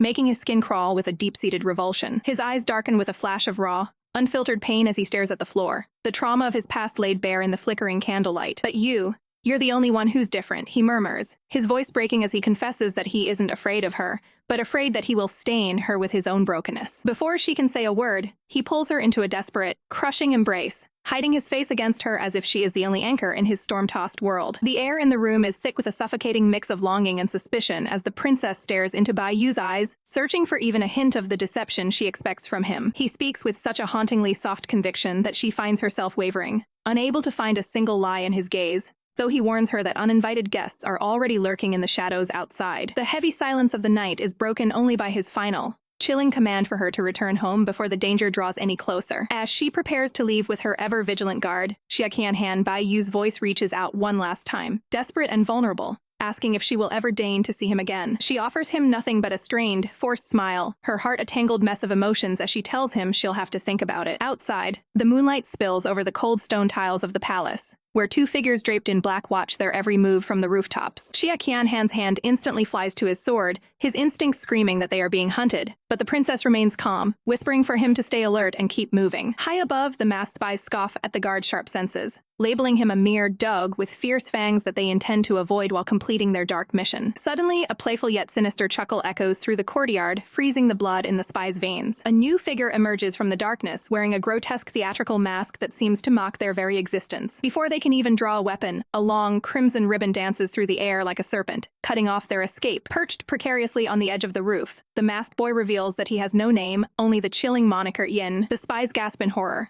realizing they are facing the most prolific and cold-blooded killer from the legendary Night Raven sect. One of them trembles, unable to reconcile the image of a small, delicate boy with the murderous lunatic who is known for slaughtering his targets without a single word. Yin just giggles behind his hand, a sound that is more terrifying than any threat, mocking them for thinking his youth makes him weak. The moon hangs high and indifferent over the scene as the boy prepares to strike. He slowly peels back his mask, revealing a single, glowing red eye filled with a sadistic joy as he whispers that their time has finally come to an end. The two women are paralyzed by his overwhelming bloodlust, their faces pale with the realization that they are already dead. A split second later, the quiet night is shattered by a chorus of blood-curdling screams that tear through the silence. Back on the garden path, the princess and Xia Qianhan whip around, their eyes wide with alarm at the sudden violence erupting nearby. Xia Qianhan stands protectively in front of her, his voice low and dangerous as he demands to know the source of that gruesome sound. But when they look toward the shadows, there is nothing left but the empty, moonlit courtyard and the lingering scent of iron. By the next morning, the terror of the night is replaced by the grand festivities of the Lantern Festival, as the Empress bestows lavish gifts upon the third princess. The palace is buzzing with excitement as the male consorts marvel at the fine silks and rare treasures, feeling pampered by their lord-wife. Among them, the beautiful butterfly prince in a luxurious white fur boa, his ego sparkling even brighter than his outfit as he boasts about being the favorite. Amidst the chatter, the princess spots the quiet and elegant Fei Yu standing alone by the pavilion. She approaches him with a warm, genuine smile and a lunchbox in hand, softly asking if he would like to share a meal with her. Fei Yu's expression softens instantly, his eyes glowing with a gentle affection as he simply nods, happy to be the one by her side. The table is set with delicacies, but the air is thick with a different kind of hunger as the Empress gazes at the man before her. "Oh, come on, don't be like that," she teases, her voice a low purr as she reminds him that between a husband and wife, such intimacy is perfectly natural. Her eyes sparkle with mischief as she leans closer, her finger playfully poking his side while she whispers that they are all alone and could do absolutely anything. His face erupts in a crimson blush, his heart hammering against his ribs as he finally surrenders, stammering out that he'll do it himself. With trembling fingers, he picks up a morsel of food with his chopsticks, his mind a whirlwind of shy confusion and rising heat. But the romantic spell is shattered when the door flies open and an official barks out that the princess is needed for business. The intruder freezes, his face going pale as he realizes he just walked in on a private, tender moment between the two. He retreats in a blind panic, while the Empress sighs, shouting after him that she'll be there in just a moment. Before she departs, she leans down and presses a soft, lingering kiss to the man's forehead, the sweetness of it making the world stop for a brief second. "Baby, when I come back tonight, let's eat together," she says softly, her hand resting affectionately on his hair as she offers a warm smile. He can only nod like a dazed child, his heart swelling with a devotion he can barely contain. As she walks away to attend to the Empire's affairs, the man is left alone with his thoughts and the lingering warmth of her touch. Suddenly, a small white bird flutters through the open window, landing gracefully near the feast. It begins to peck at the delicate cakes, chirping happily as it helps itself to the royal spread. The man watches with a small smile, worried the little creature might ruin the beautiful gift the Empress left behind. But in a heartbeat, the scene turns gruesome as the bird suddenly coughs up a spray of dark, crimson blood. It twitches violently on the wood, its tiny life snuffed out in a matter of seconds. Horror washes over him like a tidal wave as the realization hits the food was laced with a lethal toxin. The plate slips from his numb fingers, crashing against the floor and scattering the deadly sweets into the dust. He collapses inward, his hands shaking uncontrollably as he realizes the Empress was just seconds away from a painful death.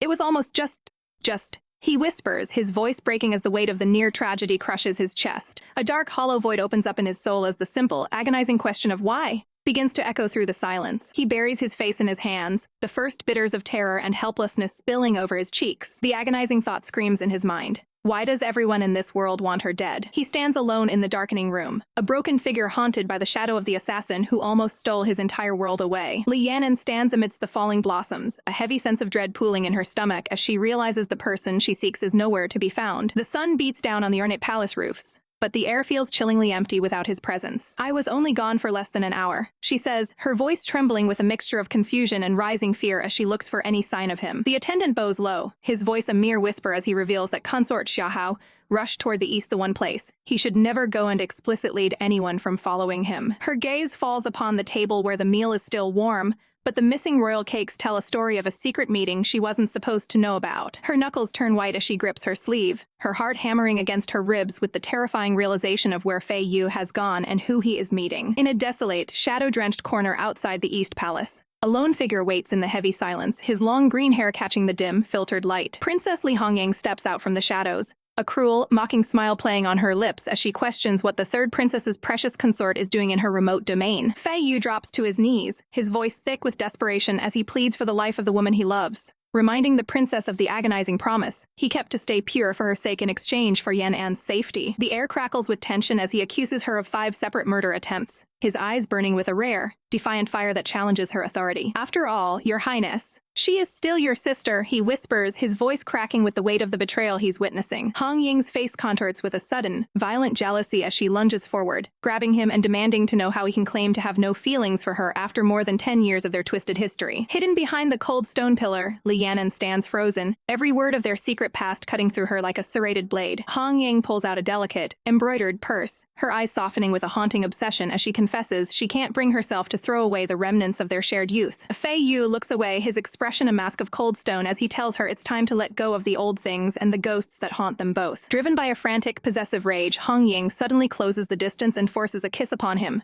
trying to reclaim a soul that no longer belongs to her. Li Yan'an's breath hitches, her world shattering into a million jagged pieces as she watches the man she trusted locked in the embrace of her greatest enemy. Fei Yu violently recoils, pushing the princess away with a look of pure disgust, his voice trembling as he declares that he is already the husband of her sister and her actions are shameful. Dark, murderous thoughts swirl behind Hong Ying's eyes as she realizes that as long as Li Yan'an lives, she will never truly possess the man before her. Now more than ever, "I should kill her," she screams into the wind, her face twisted into a mask of pure, unadulterated malice. In the shadows, Li Yan'an's grip on the stone wall tightens until the rock shatters with a sickening crack, her own blood staining the rubble as her heart turns to ice. A terrifying darkness floods her gaze, her voice a low, guttural promise of vengeance as she whispers that she will be the one to end Li Hongying's life. But as the rage peaks, a sudden, blinding agony seizes her brain, forcing a gasp of pain from her lungs as her vision begins to blur. She collapses to the cold ground, her head feeling as though it's being split open by a flood of memories that were never meant to be unearthed. The sound of her fall echoes through the courtyard, causing Hong Ying to snap her head around, her eyes searching the darkness for the intruder. The princess stares into the empty shadows, a frown deepening on her face as she tries to convince herself that she only heard the wind. Above, the clouds drift lazily by, oblivious to the tragedy unfolding below as a soft, familiar voice breaks through the haze of Li Yan'an's consciousness, urging her to wake. Before she can slip into the dark, a pair of strong arms sweeps her up, a silent protector carrying the unconscious princess away from the den of vipers before she can be discovered. The third princess, Li Yan'an, was known throughout the palace as a lazy, lustful disaster who cared for nothing but her own leisure. A good-for-nothing royal whose reputation preceded her. Deep in the past, a young Fei Yu knelt before his mother, burdened by the heavy weight of his family's declining legacy and the desperate hope they placed upon his shoulders. With a hollow look in his eyes, he accepted his fate, whispering a quiet, yes, mother to a future he never truly wanted for himself. Little did they know, the gears of a cruel political game were already turning as the announcement of a future queen reached the ears of the Liu Yun kingdom. A younger Yan'an once carried her sister on her shoulders, their laughter echoing in a rare moment of sibling affection before the shadows of the court tore them apart. High above, the empress watched the proceedings with a calculating, cold gaze, her dark robes flowing like a shroud over the palace's many secrets. She scoffed at the Xiahou family's rising ambitions, deciding then and there to twist their grand plans into a living nightmare. A cold, sharp smile touched her lips as she prepared to deal a hand that would ruin lives for generations to come. With a stroke of her pen, she issued a royal marriage decree, binding Fei Yu to the third prince's palace for the rest of his life as a punishment for his family's pride. The second sister's heart shattered into 1,000 pieces of pure rage, her voice trembling as she cursed Yan'an for stealing the only man she had ever loved. Fei Yu stood silent and stoic through the storm, his mother's voice ringing in his ears about the years of sacrifice that had led to this bitter union. Yan'an, caught in the crossfire of a hatred she didn't fully understand, could only weep as the world blamed her for a marriage she never asked for. Both of them were nothing more than pawns in a grand power struggle, victims of a destiny they were utterly powerless to change. As the memories swirled like falling petals in the dark, the weight of the past threatened to drown the princess in her restless sleep. She wondered if everyone in this cold, gold-leafed palace was just another victim waiting for their turn to suffer at the hands of the powerful. Suddenly, her eyes snapped open, a sharp blue clarity piercing through the haze of her lingering fever. A new, fierce resolve burned in her soul as she vowed that she would never repeat the same mistakes that had led to her ruin. "Wifey, you're finally awake!" A chorus of worried voices cried out as she struggled to find her bearings in the dim, flickering light of her bedchamber. One of her consorts clung to her, tears streaming down his face as he sobbed about how worried he had been during her sudden collapse. But Yan'an's gaze remained cold and distant, her mind already racing with the implications of the dark memories she'd just witnessed. A servant bowed low, explaining how they found the princess lying unconscious on the ground and rushed her back to the safety of her rooms. Pushing the fussing men aside, she sat up with an icy authority that made the entire room go deathly still. "I have something to discuss with the first consort," she declared, her eyes locking onto Fei Yu with an intensity that made him flinch. The air in the room grew thick with an unbearable tension as the other men realized they were being dismissed from her presence. Fei Yu watched them leave, his heart hammering against his ribs as he wondered what had changed in his wife's usually flighty temperament. He approached her cautiously, holding a bowl of medicine and urging her to drink so she could finally rest and recover. Yan'an stared at the porcelain bowl, her eyes narrowing if she could see the web of lies hidden within the dark, bitter liquid. With a sudden, violent movement, she struck the bowl from his hand, her face a mask of simmering, uncontrollable fury. The porcelain shattered against the floor, the sharp sound of the crash echoing the breaking of the fragile piece between them. Fei Yu stood frozen, his eyes wide with shock and a hint of deep-seated sorrow as he looked at the woman he was forced to serve. Without a word of protest, he knelt down to pick up the jagged shards, his voice trembling as he offered to go and remake the medicine. "Xiahou Fei Yu," she barked, her voice like a whip crack that stopped him dead in his tracks. "Get down on your knees," she commanded, her aura so suffocating that the very air seemed to vibrate with the force of her anger. She loomed over him, demanding to know how long he intended to remain mute, and if he truly took her for a stupid person. Shaking uncontrollably, Fei Yu pressed his forehead to the rug, whispering that he was wrong and begging for her mercy. She leaned in close, her voice a low, dangerous hiss as she asked if he had met with Li Hongying in private. "Answer me," she screamed, her eyes flashing with a possessive jealousy that bordered on absolute madness. He looked up at her, his face pale and eyes glistening with unshed tears, finally pushed to the brink of a full confession. When she asked if he had ever been engaged to the other princess,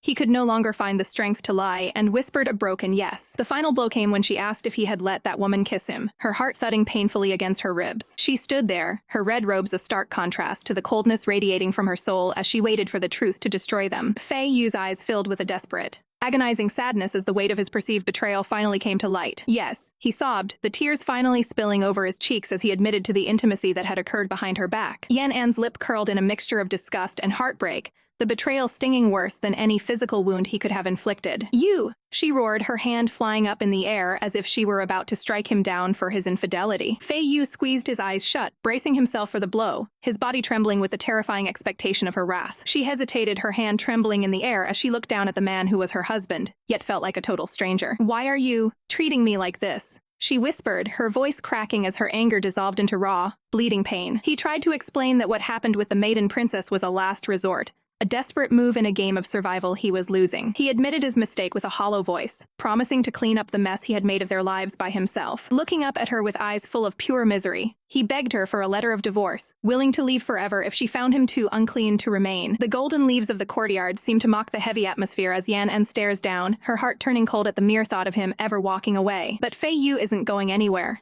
He reaches out with trembling hands, his eyes brimming with tears as he pulls her into a desperate embrace, vowing that only death itself could ever tear them apart. Startled by the sudden heat of his touch, Yan'an's breath hitches as she finds herself pulled down into his space, the air between them thick with years of unspoken longing. "Yan'an, I didn't." He starts to plead, his voice cracking with a raw vulnerability he has never dared to show her before. She cuts through his excuses with a command that leaves him breathless, demanding he acknowledge her not as a ruler, but as his woman, until he finally whimpers the word wife against her skin. A single shimmering tear escapes, tracing a path of sorrow down his cheek as he realizes how much he has suppressed for her sake. He bares his soul to her in the moonlight, insisting that despite the heavy chains of his family's expectations, his heart and his body have remained fiercely loyal to only one person. The silence that follows is deafening, broken only by the sharp edge of her next words as she prepares to dig into his deepest, most painful secrets. She looks him directly in the eye, her voice low and dangerous, asking if he truly stayed pure just to climb the ladder of power and marry a princess. "No!" he cries out, the sheer force of his denial shaking his entire frame as he explains that his only feelings for the maiden princess are those of a hollow gratitude and guilt. The mask of the stoic, perfect consort finally shatters, revealing a man consumed by a burning jealousy he felt he had no right to ever express. With tears streaming down his face, he whispers that because he is her first husband, he believed he had to be a pillar of strength,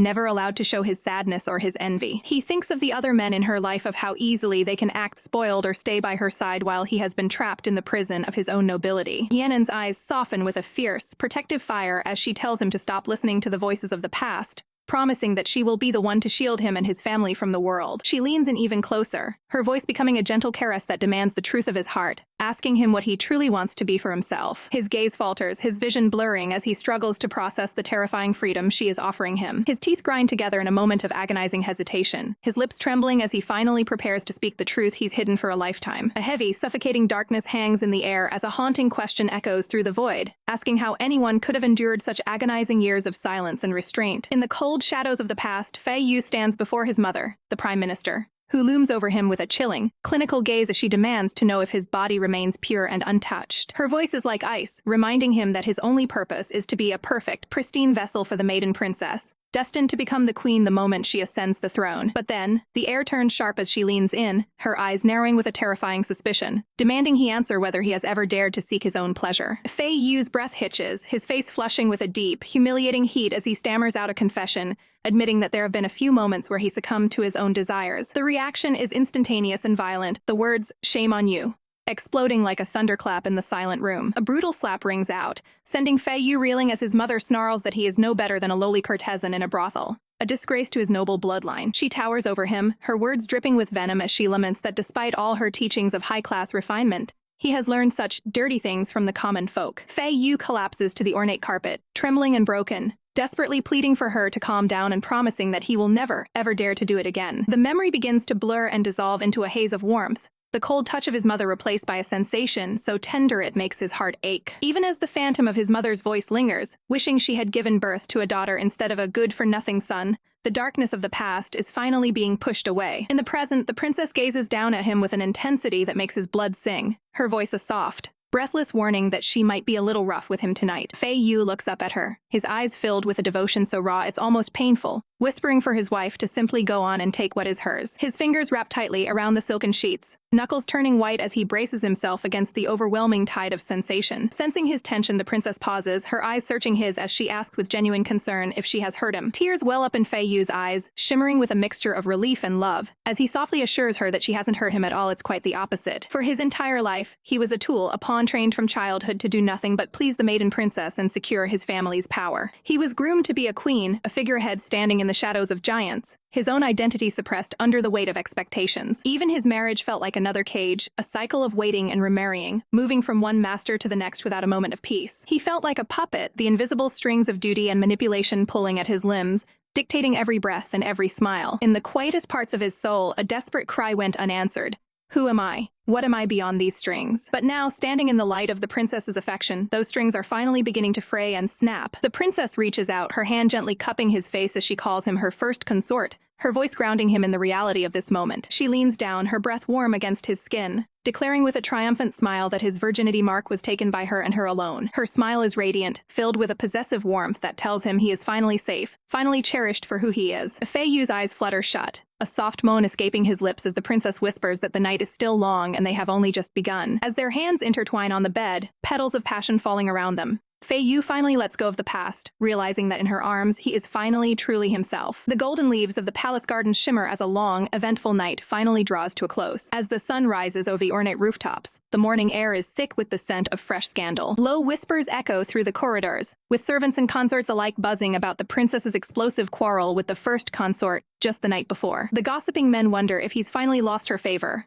their imaginations running wild with the possibility of an illicit affair. Suddenly, the second consort sweeps in, his blonde hair catching the light as he scolds them for making such a racket outside the princess's chambers. Outwardly, he acts the part of the dutiful husband, but inwardly he can't help but wonder if the first consort has truly fallen from grace. A dark, ambitious glint enters his eyes as he begins to plot, imagining himself as the virtuous, comforting hero who will win the princess's heart while his rival is in disgrace. Meanwhile, behind the closed doors of the bedchamber, the first consort, Yan An, slowly blinks his eyes open, looking dazed and thoroughly spent. The princess stands by the window, the morning light framing her like a goddess as she smiles warmly. Noting that it's already noon, she teases him with a playful giggle, reminding him that he only has himself to blame for being so exhausted after their passionate night. Yanan's face flushes a deep crimson as he looks up at her, his heart swelling with a mixture of embarrassment and profound affection. Determined to show his devotion, he tries to sit up, pulling a dark silk robe around his trembling shoulders. But his legs give way beneath him, and as he trips, the princess is right there to catch him, her touch steady and grounding. In that moment, Yan realizes that although they have been married for years,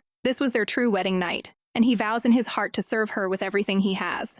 The princess gazes back at him, her eyes shimmering with a tenderness that speaks louder than any words. However, her gentle mood quickly shifts into something far more predatory as she realizes she isn't quite finished with him yet. She calls for her servant, Little White, demanding that he prepare potent supplements to help the first consort regain his strength for the rounds to come. Her hands tremble with a sudden, restless energy as she reaches for the doors, sealing them shut once more. With a mischievous glint in her eyes and a literal spring in her step, she pounces back toward the bed like a wolf who has found its favorite prize. The silhouette of the hunter looms over her prey, as she makes it clear that the day is far from over. Poor Yanan can only sit there, looking utterly defeated and hilariously exhausted, wondering how on earth he's going to survive the prince's insatiable affection. Fei Yu's eyes pleaded with her, his voice trembling as he begged her not to delay her business just because of him. He sat there on the edge of the bed, looking like a discarded puppy while clutching a mysterious, ornate dark box to his chest. Suddenly, the princess shoved the box back toward him, her face flushed with a mixture of frustration and urgency as she told him he should be the one to use it. Curiosity finally won out over her irritation,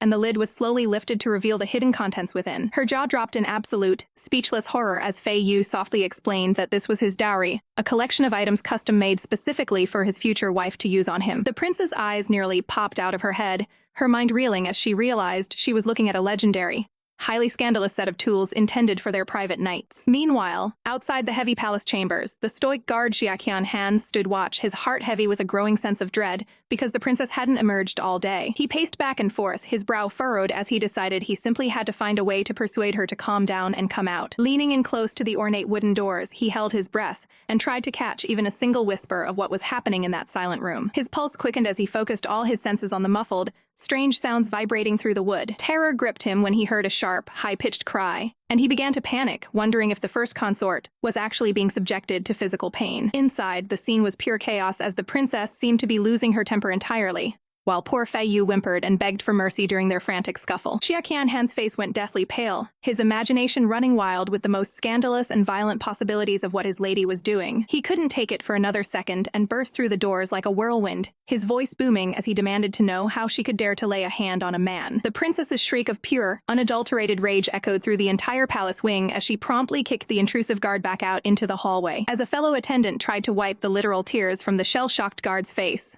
Jia Qianhan stubbornly vowed that no matter the temptation or the person, he would never lose his dignity or his principles for the sake of love. Little White waved his hands dismissively, telling the stoic guard Qianhan that there was no need to be so absolute in his refusal of a little fun. The mental image Little White conjured was so overwhelming that Qianhan found himself doubling over, literally retching a rainbow as his brain short-circuited from the sheer shock. "How about this then?"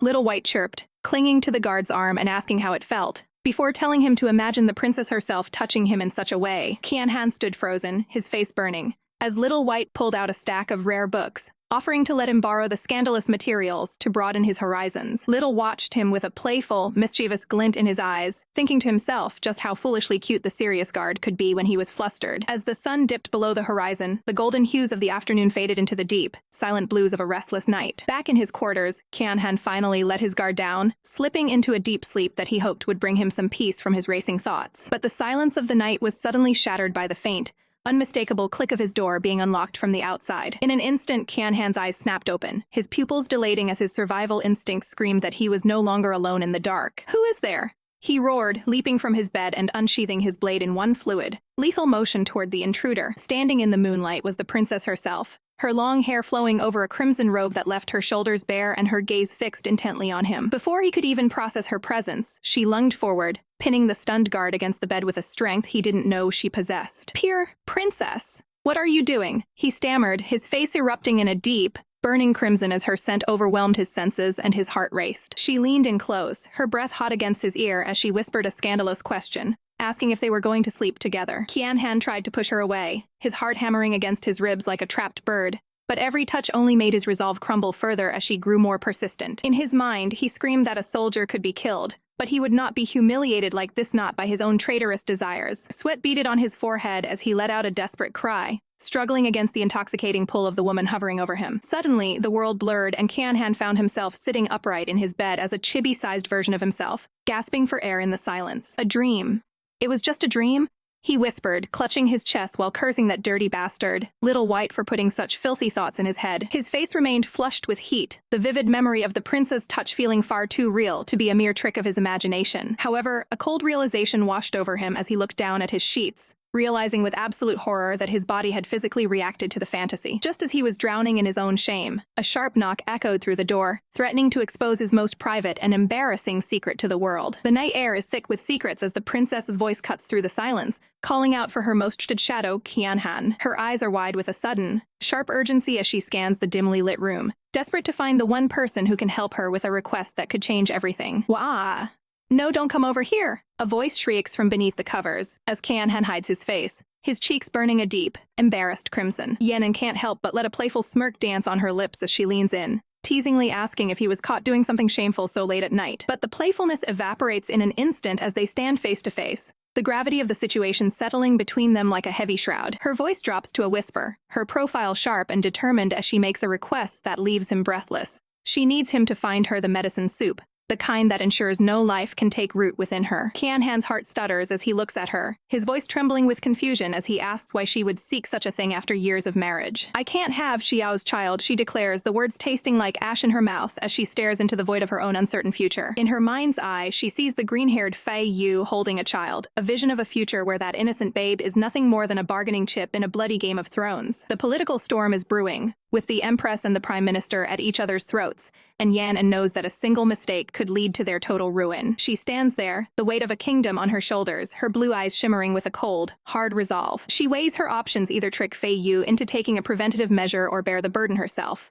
and her conscience won't allow her to deceive him. "Go find the medicine that women use and give it to me," she commands, her back turned to him as she stares out at the moonlit palace grounds. Qianhan is left reeling, his face pale as he realizes the sheer ruthlessness and the sacrifice his princess is willing to make. He whispers that she is a little scary, his heart hammering against his ribs as he gazes at her silhouette. Yet, as he looks at her, he adds softly that despite the fear she inspires, she is also undeniably gentle. A rare, soft smile touches her lips, a moment of pure, unfiltered vulnerability that seems to light up the dark balcony. "Gentle?" she muses to herself, the word feeling foreign and strange, as it belonged to a woman she no longer recognizes. To break the mounting tension, she suddenly winces, complaining of a backache and demanding plasters, falling back into her role as the demanding royal. Meanwhile, in another corner of the palace, the windows glow with a soft amber light, but the atmosphere inside is anything but warm. A blonde consort stands with his servant, his brow furrowed in a jealous heat as he questions why the princess spent 3 consecutive nights with the first consort. He turns his gaze toward a vase of delicate flowers, his expression unreadable and full of a quiet, simmering resentment. The pink blossoms are rare, blooming only in the dead of winter, a symbol of a love that thrives in the harshest conditions. But his voice is cold as he remarks that if an owner never bothers to water their prize, even the most beautiful flower will eventually wither and die. He looks out the window, his heart aching with a loneliness that he can no longer hide behind his regal mask. With a sharp, sudden motion, he plucks the flowers from their vase, his grip tight enough to bruise the petals. "Isn't it better to just throw it away?"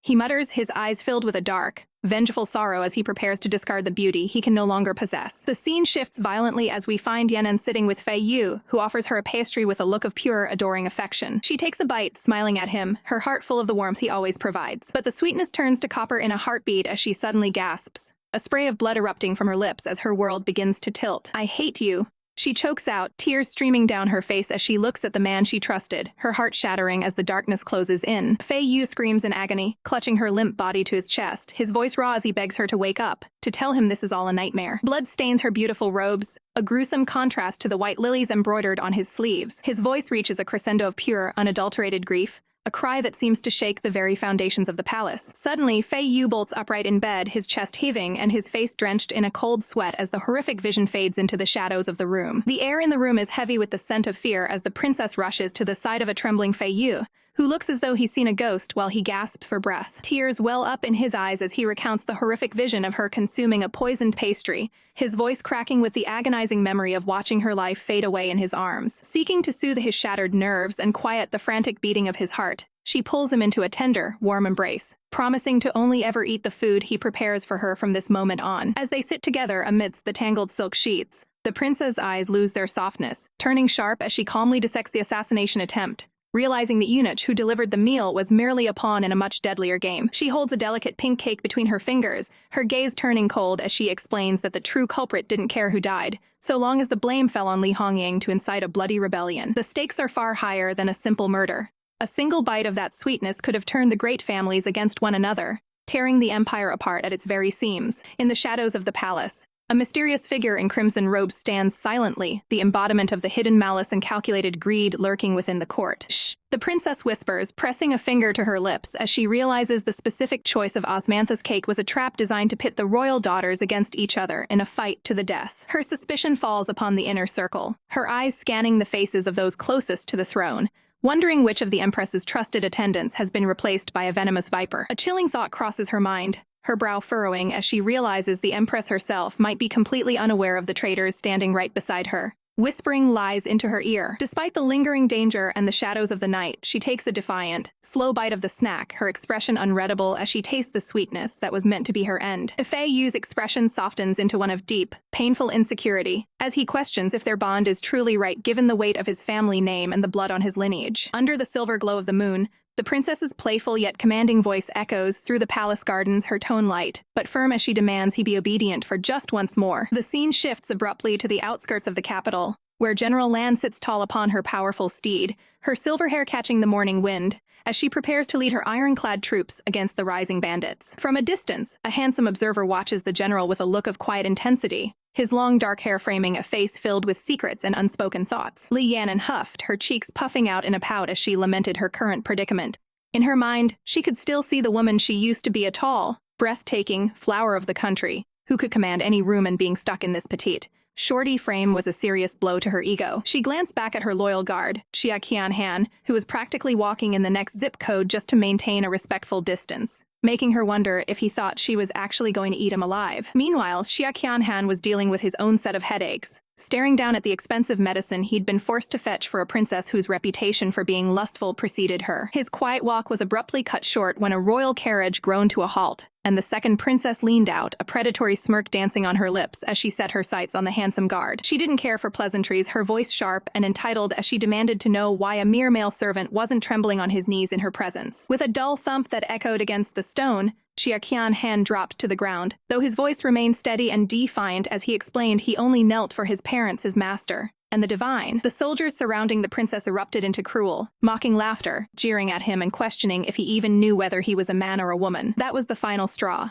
A sharp shing rang out as Xia Qianhan drew his blade in a flash of steel, his eyes burning with a protective fury as he roared at them to never insult his master again. But the princess was faster than she looked, her hand clamping down on his wrist, with surprising strength as she leaned in close, her breath hot against his ear as she whispered that any strike now would be labeled an assassination attempt. Xia Qianhan froze, his heart hammering against his ribs as the weight of her trap settled over him, leaving him paralyzed with indecision. With a hollow clatter, his sword hit the pavement, his pride crumbling along with it as the princess laughed at his sudden obedience. She reached out, her fingers tangling roughly in his hair, forcing his head back so he had no choice but to look at her. Her voice dropped to a dangerous, sultry purr as she asked if he needed a personal lesson on how to properly please a woman. Xia Qianhan could only grit his teeth in agonizing humiliation, his eyes shimmering with unshed tears of rage as she toyed with him like a captured animal. "Is my second sister still in the mood to bully my man?"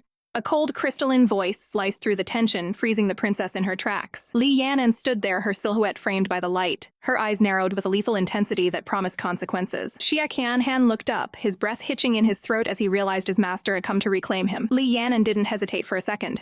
She closed the distance in a blur of silk and fury, her palm connecting with the princess's cheek in a resounding slap that sent the royal stumbling back in shock. "Second sister, please be more sensitive," Li Yan'an remarked, her voice dripping with a mock sweetness that was sharper than any blade. Standing tall with her allies at her side, she stared down the trembling princess, asking with a chilling smile if she really wanted to keep retaliating when she was so clearly outmatched. The atmosphere in the palace courtyard is thick enough to choke on as armored soldiers close in, their spears glinting under the harsh sun while Li Yan'an stands her ground against the brewing storm. Without breaking eye contact with her treacherous sister, Yan'an reaches out a hand, her voice a calm command as she tells Qianhan to come to her side. She isn't about to let anyone lay a finger on her man, especially not when the second princess is playing such a dangerous game of shadows and steel. The tension snaps when Yan'an barks out a final order to bring the secret witness forward. A woman is dragged out, her face pale and her body trembling with a terror that speaks volumes before she even opens her mouth. The second princess' eyes widen in genuine shock, recognizing the prisoner as a lieutenant who was supposed to be miles away from the capital. Desperation takes hold of the prisoner as she falls to her knees, begging the second princess for mercy and inadvertently spilling every detail of their plot to seize the throne. "You bitch!" The second princess screams, her regal facade crumbling as she delivers a brutal kick to the woman who just signed her death warrant. In a blur of motion, the sound of steel sliding against a scabbard echoes through the courtyard. Before anyone can intervene, the second princess plunged her blade home, silencing the witness in a spray of crimson. The gravity of the situation settles over the onlookers like a shroud, leaving Yan'an to look at her sister with a mixture of pity and cold resolve. She warns her sister that if she doesn't learn to control her murderous temper, she won't just lose the throne, she'll lose her life. But the second princess is far beyond listening, her face twisted in a mask of pure, unadulterated hatred as she accuses Yan'an of hypocrisy. Seeing that words are now useless, Yan'an turns her back on the madness, her cloak billowing behind her as she prepares to leave the scene of the execution. Even as she walks away, her voice carries a chilling promise back to her sister. From this moment on, don't even think about bullying her man again. The look in Yan'an's eyes is predatory and protective, a side of her that even her enemies find terrifying. The second princess stands frozen, the realization finally sinking in that Yan'an wasn't bluffing about the evidence she held. Her hand trembles as her attendant approaches, sensing the volatile shift in the princess's mood. With a sudden, sharp intake of breath, the second princess realizes that another player, Li Sunuan, is moving her pieces, and she must rush to the Prime Minister's mansion before everything falls apart. Meanwhile, the air between Yan'an and General Lanju Chen is much softer as they exchange formal thanks for Day's bloody victory. Qianhan, watching the exchange, finds himself bowing his head in gratitude toward the general, though his heart is still racing from the day's events. However, the mood shifts into something far more awkward when Yan'an begins to ask the general about his handsome younger brother, King Yi. Qianhan's eyes narrow, a spark of possessive jealousy flaring up as he hears Yan'an musing about recruiting the young man into her inner circle. As night falls over the empire, the moon hangs high over a different palace, where the news of the day's failure is being delivered to a much more dangerous woman. She stands by the window, her silhouette graceful but her words dripping with a calculated icy venom. A sudden crash echoes through the room as she shatters a delicate teacup, her fury boiling over because Li Yan'an has once again ruined her meticulously laid plans. "Ru Feng,"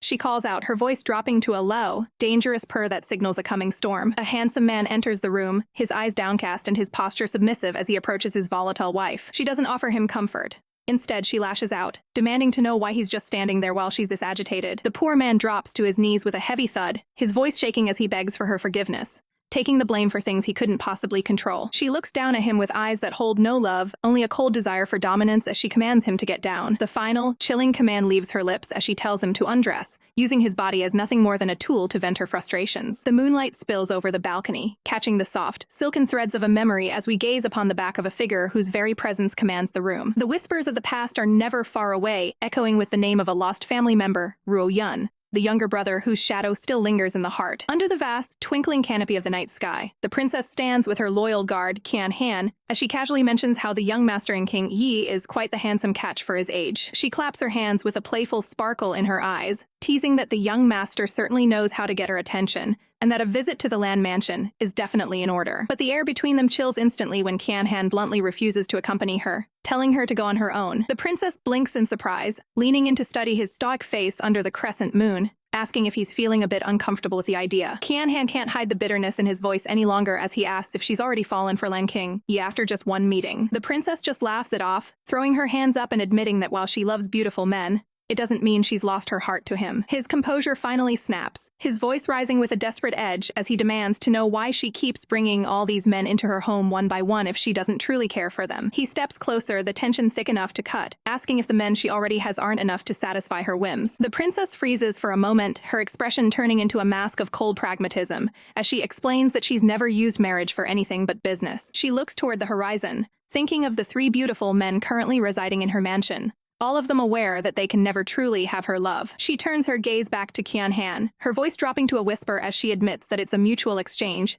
They want her power and she needs their influence. There is no room for sympathy in her heart, for they chose this life of luxury and must now bear the consequences of a hollow marriage. Qian Han looks at her with such profound sadness, wondering how she can live with them every day, doting on them while knowing it's all a lie. Don't you care if they don't really like you? He asks, his heart clearly breaking for the woman who refuses to be loved. A small, melancholic smile plays on her lips as she confesses that it's actually better if they don't like her. She begins to walk away, her voice drifting back to him, saying that sincere feelings would only lead to embarrassment for everyone involved. Qian Han stands frozen, the word embarrassed echoing in his mind like a physical blow. He closes his eyes tightly, whispering to himself that sometimes he truly cannot fathom the depths of her thoughts. Sensing his distress, the princess turns back with a softer expression, telling him that her mind was actually occupied by him. She points out that he endured Li Hongying's insults today just to avoid causing her any trouble. Her face softens, her eyes searching his as she acknowledges that while he was trying to protect her, she didn't like seeing it. She reaches out, her hands gripping his robes as she declares fiercely that she won't stand by and watch him be bullied without fighting back. Qian Han looks down at her, his voice heavy with the reality of their stations, reminding her that he is just a servant while she's a highborn princess. The princess shuts her eyes, frustrated by the invisible walls he keeps building between them. Suddenly, a spark of mischief returns to her gaze as she announces that she has a plan to settle things. Meanwhile, across the palatial grounds, a loud,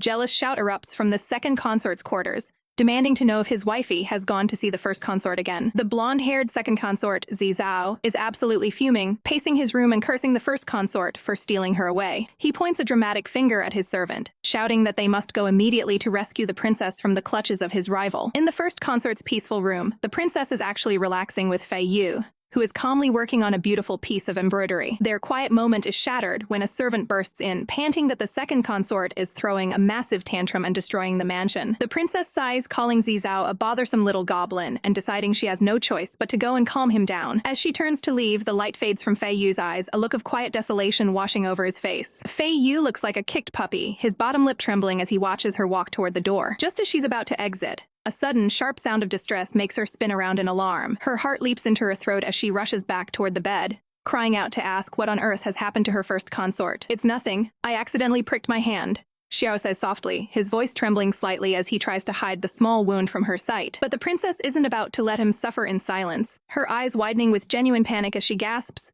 "Come, let me see." "Oh, it's bleeding." Without a second thought, she pulls his hand toward her face, closing her eyes as she tenderly takes his finger into her mouth to suck the blood away. The air in the room suddenly turns electric, leaving Xiahao completely flushed and breathless, his heart hammering against his ribs as he realizes they still have an audience. Feeling a wave of guilt for her public display of affection, the princess turns to Little White with a flustered expression, ordering him to take a precious pearl to the second consort as a peace offering. "Come, Let me see again, she murmurs, her gaze returning to Xiahou with an intensity that makes his skin prickle with heat. Xiahou looks back at her, his eyes filled with a soft, yielding light as he suggests they finally put the embroidery aside for the evening. A mischievous, hungry glint flickers in the princess's eyes as she agrees, her mind clearly racing toward the intimate night ahead. As the moon hangs high over the silent, ornate rooftops of the palace, the peaceful atmosphere begins to sour into something much more volatile. In another wing of the estate, the second consort is absolutely livid, her face contorted in a scream as she curses the broken gift she was sent. Poor little White can only squeeze his eyes shut and tremble, praying to survive the blonde consort's terrifying, high-pitched tantrum. The morning sun eventually creeps into the room, casting long shadows over the quiet evidence of the previous night's chaos. Little White finds himself cleaning up the mess while Xiao sits in a pensive silence, his heart heavy with the worry that he is becoming a burden to the woman he loves. The servant pauses his work, his voice dropping to a low, serious tone as he asks if Xiahou truly doesn't want to bear a child for the princess. Xiahou stares out at the garden, his expression haunted by the realization that in a harem full of beautiful men, the princess might one day simply grow bored of him. Suddenly, the atmosphere in the room shifts, a cold and predatory appearing in a pair of sharp, crimson eyes. Little White stands directly behind the unsuspecting consort, the moonlight reflecting off the cold steel of a dagger as he whispers that the princess loves him far too much for his own good. The weight of the palace walls felt heavier than ever as secrets began to unfurl like a blood-red silk ribbon caught in a storm. Behind the unsuspecting woman, a young man clutched a cold blade, his crimson eyes trembling with a hesitation he couldn't afford to show while he loomed like a shadow over her shoulder. Unaware of the lethal edge lingering just inches away, she smiled softly, her heart full as she whispered that for the first time in her life, she felt like her own master. "Little White," she called out, turning her head as she sensed a sudden, chilling shift in the atmosphere of the quiet room. A cold sweat broke across her brow when she realized the space was now hauntingly empty, the man who was just standing there having vanished into the air like a ghost. Outside, the wind sighed through the swaying trees, carrying with it the scent of impending change and the whispers of a destiny already set in motion. High above the world, Little White stood upon the rooftop, his silhouette a lonely, conflicted figure against the vast and indifferent sky. "I screwed up again," he muttered to himself, his hand clutching at his chest as if trying to steady a heart heavy with the burden of a mission he was failing to complete. Meanwhile, at the Grand Bayou residence, the third royal princess arrived with a sharp,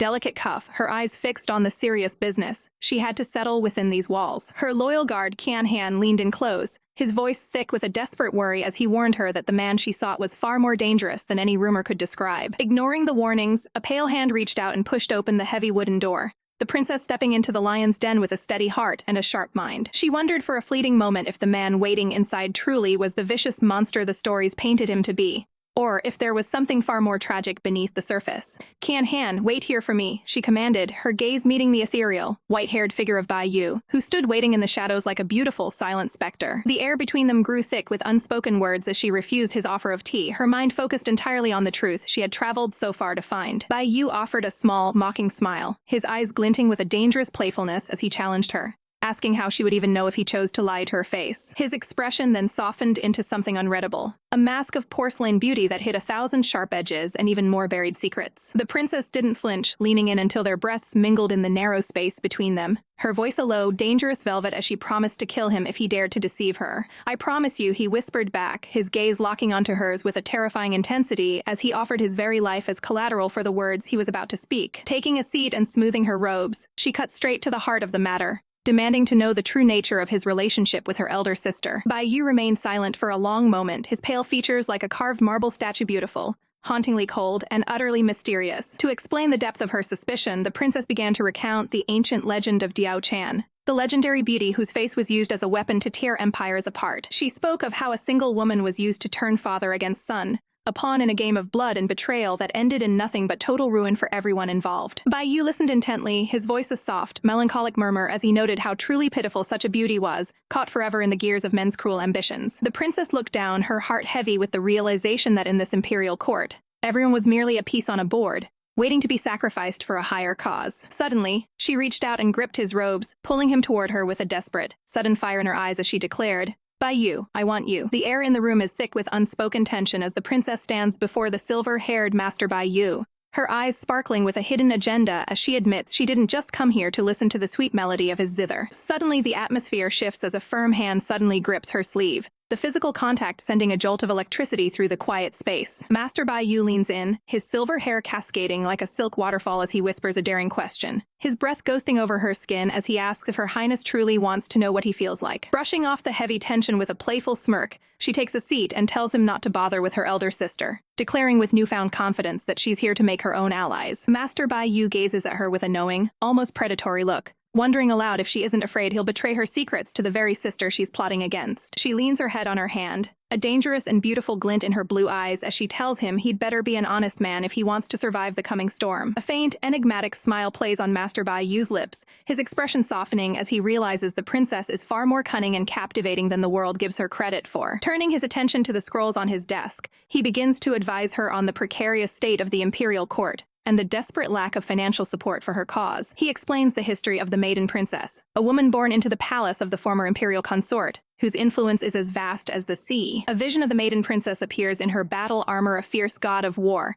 who has practiced martial arts since childhood and commands the trembling respect of every soldier in the kingdom. Master Bai Yu spreads out a map of the kingdom with a sharp snap, emphasizing that while the borders seem quiet, the maiden princess is the only one the empress can truly rely on when the war drums inevitably sound. He looks at the princess with a heavy, serious gaze, explaining that her biggest headache is regaining the military power that the Lan family once held. The conversation turns solemn as they discuss the complicated nature of replacing a legend on the battlefield with someone equally strong. With a mysterious twinkle in her eye, the princess puts a finger to her lips, signaling for him to be quiet because she already has a secret weapon in mind. Master Bai Yu looks absolutely stunned, his usual scholarly composure crumbling into a blank, wide-eyed stare of pure confusion. He follows the direction of her finger, peering through the wooden lattice of the screen to see a lone figure standing guard outside. There stands her loyal guard, Qian Han, his arms crossed and his expression as stern as stone as he waits patiently in the courtyard. Master Bai Yu can't help but let out a bitter smile, realizing that despite the man's undeniable skill, he is still just one man against the weight of an entire army. He warns her of the sheer impossibility of the task, his voice filled with a strange concern for the dangerous path she's choosing to walk. But the princess just smiles brightly, her voice ringing with absolute certainty as she insists she's going to give her champion a chance to compete because she knows he won't lose. Her eyes soften with a rare moment of genuine warmth as she looks toward the future she's fighting so hard to build. As she prepares to leave, Master Bai Yu watches her with a lingering, melancholic gaze, softly asking if she will ever grace him with a visit again. She walks away with her guard by her side, leaving Master Bai Yu to reflect on how much she has truly grown into a reliable and formidable leader. Back in their own space, the princess lets out a mischievous, high-pitched giggle, teasing her guard by suggesting that the gift they discussed might actually be his very own betrothal gift. The guard's eyes widen in absolute shock, his heart skipping a beat as the weight of her scandalous words sinks in. He practically chokes on his own breath, his face flushing a deep red as he demands to know if she actually expects him to marry General Lan Qichen. The princess leans in, her eyes sparkling with a mix of mischief and genuine curiosity as she reminds her companion of the appointment made with General Lan to learn martial arts together. She seems determined to play matchmaker, but the atmosphere shifts as they arrive at the Grand Lan estate,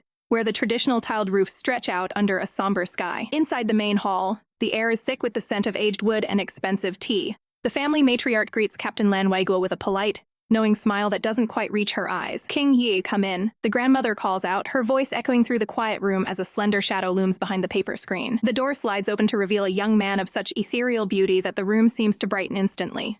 His long, silvery hair cascades over his shoulders like moonlight, and his gaze is downcast and shy. The princess offers a polite greeting, but she can't help but notice the chill in the air. She wonders why this young Master Lan always looks so incredibly reluctant whenever she is near. With delicate, practiced movements, King Yi begins stirring the tea, his slender fingers moving with a grace that feels almost performative in its coldness. The grandmother, sensing the awkwardness, suggests that King Yi lead Master Xia to the guest room so the women can discuss more private matters. Once the men depart, the old woman lets out a heavy, weary sigh, her face etched with the deep worries of a guardian. She explains that King Yi is nearing his 18th birthday, and despite his demure nature and the endless stream of marriage proposals he receives, he refuses every single one of them. Outside, the sun glints off the ornate eaves of the mansion, a silent witness to the heavy family secrets being shared within those walls. Meanwhile, in the guest room, a suffocating silence falls between the two men as they sit across from one another, the steam rising slowly from their cups like a physical barrier. Qian Han watches him closely, noting that while the young master appears indifferent,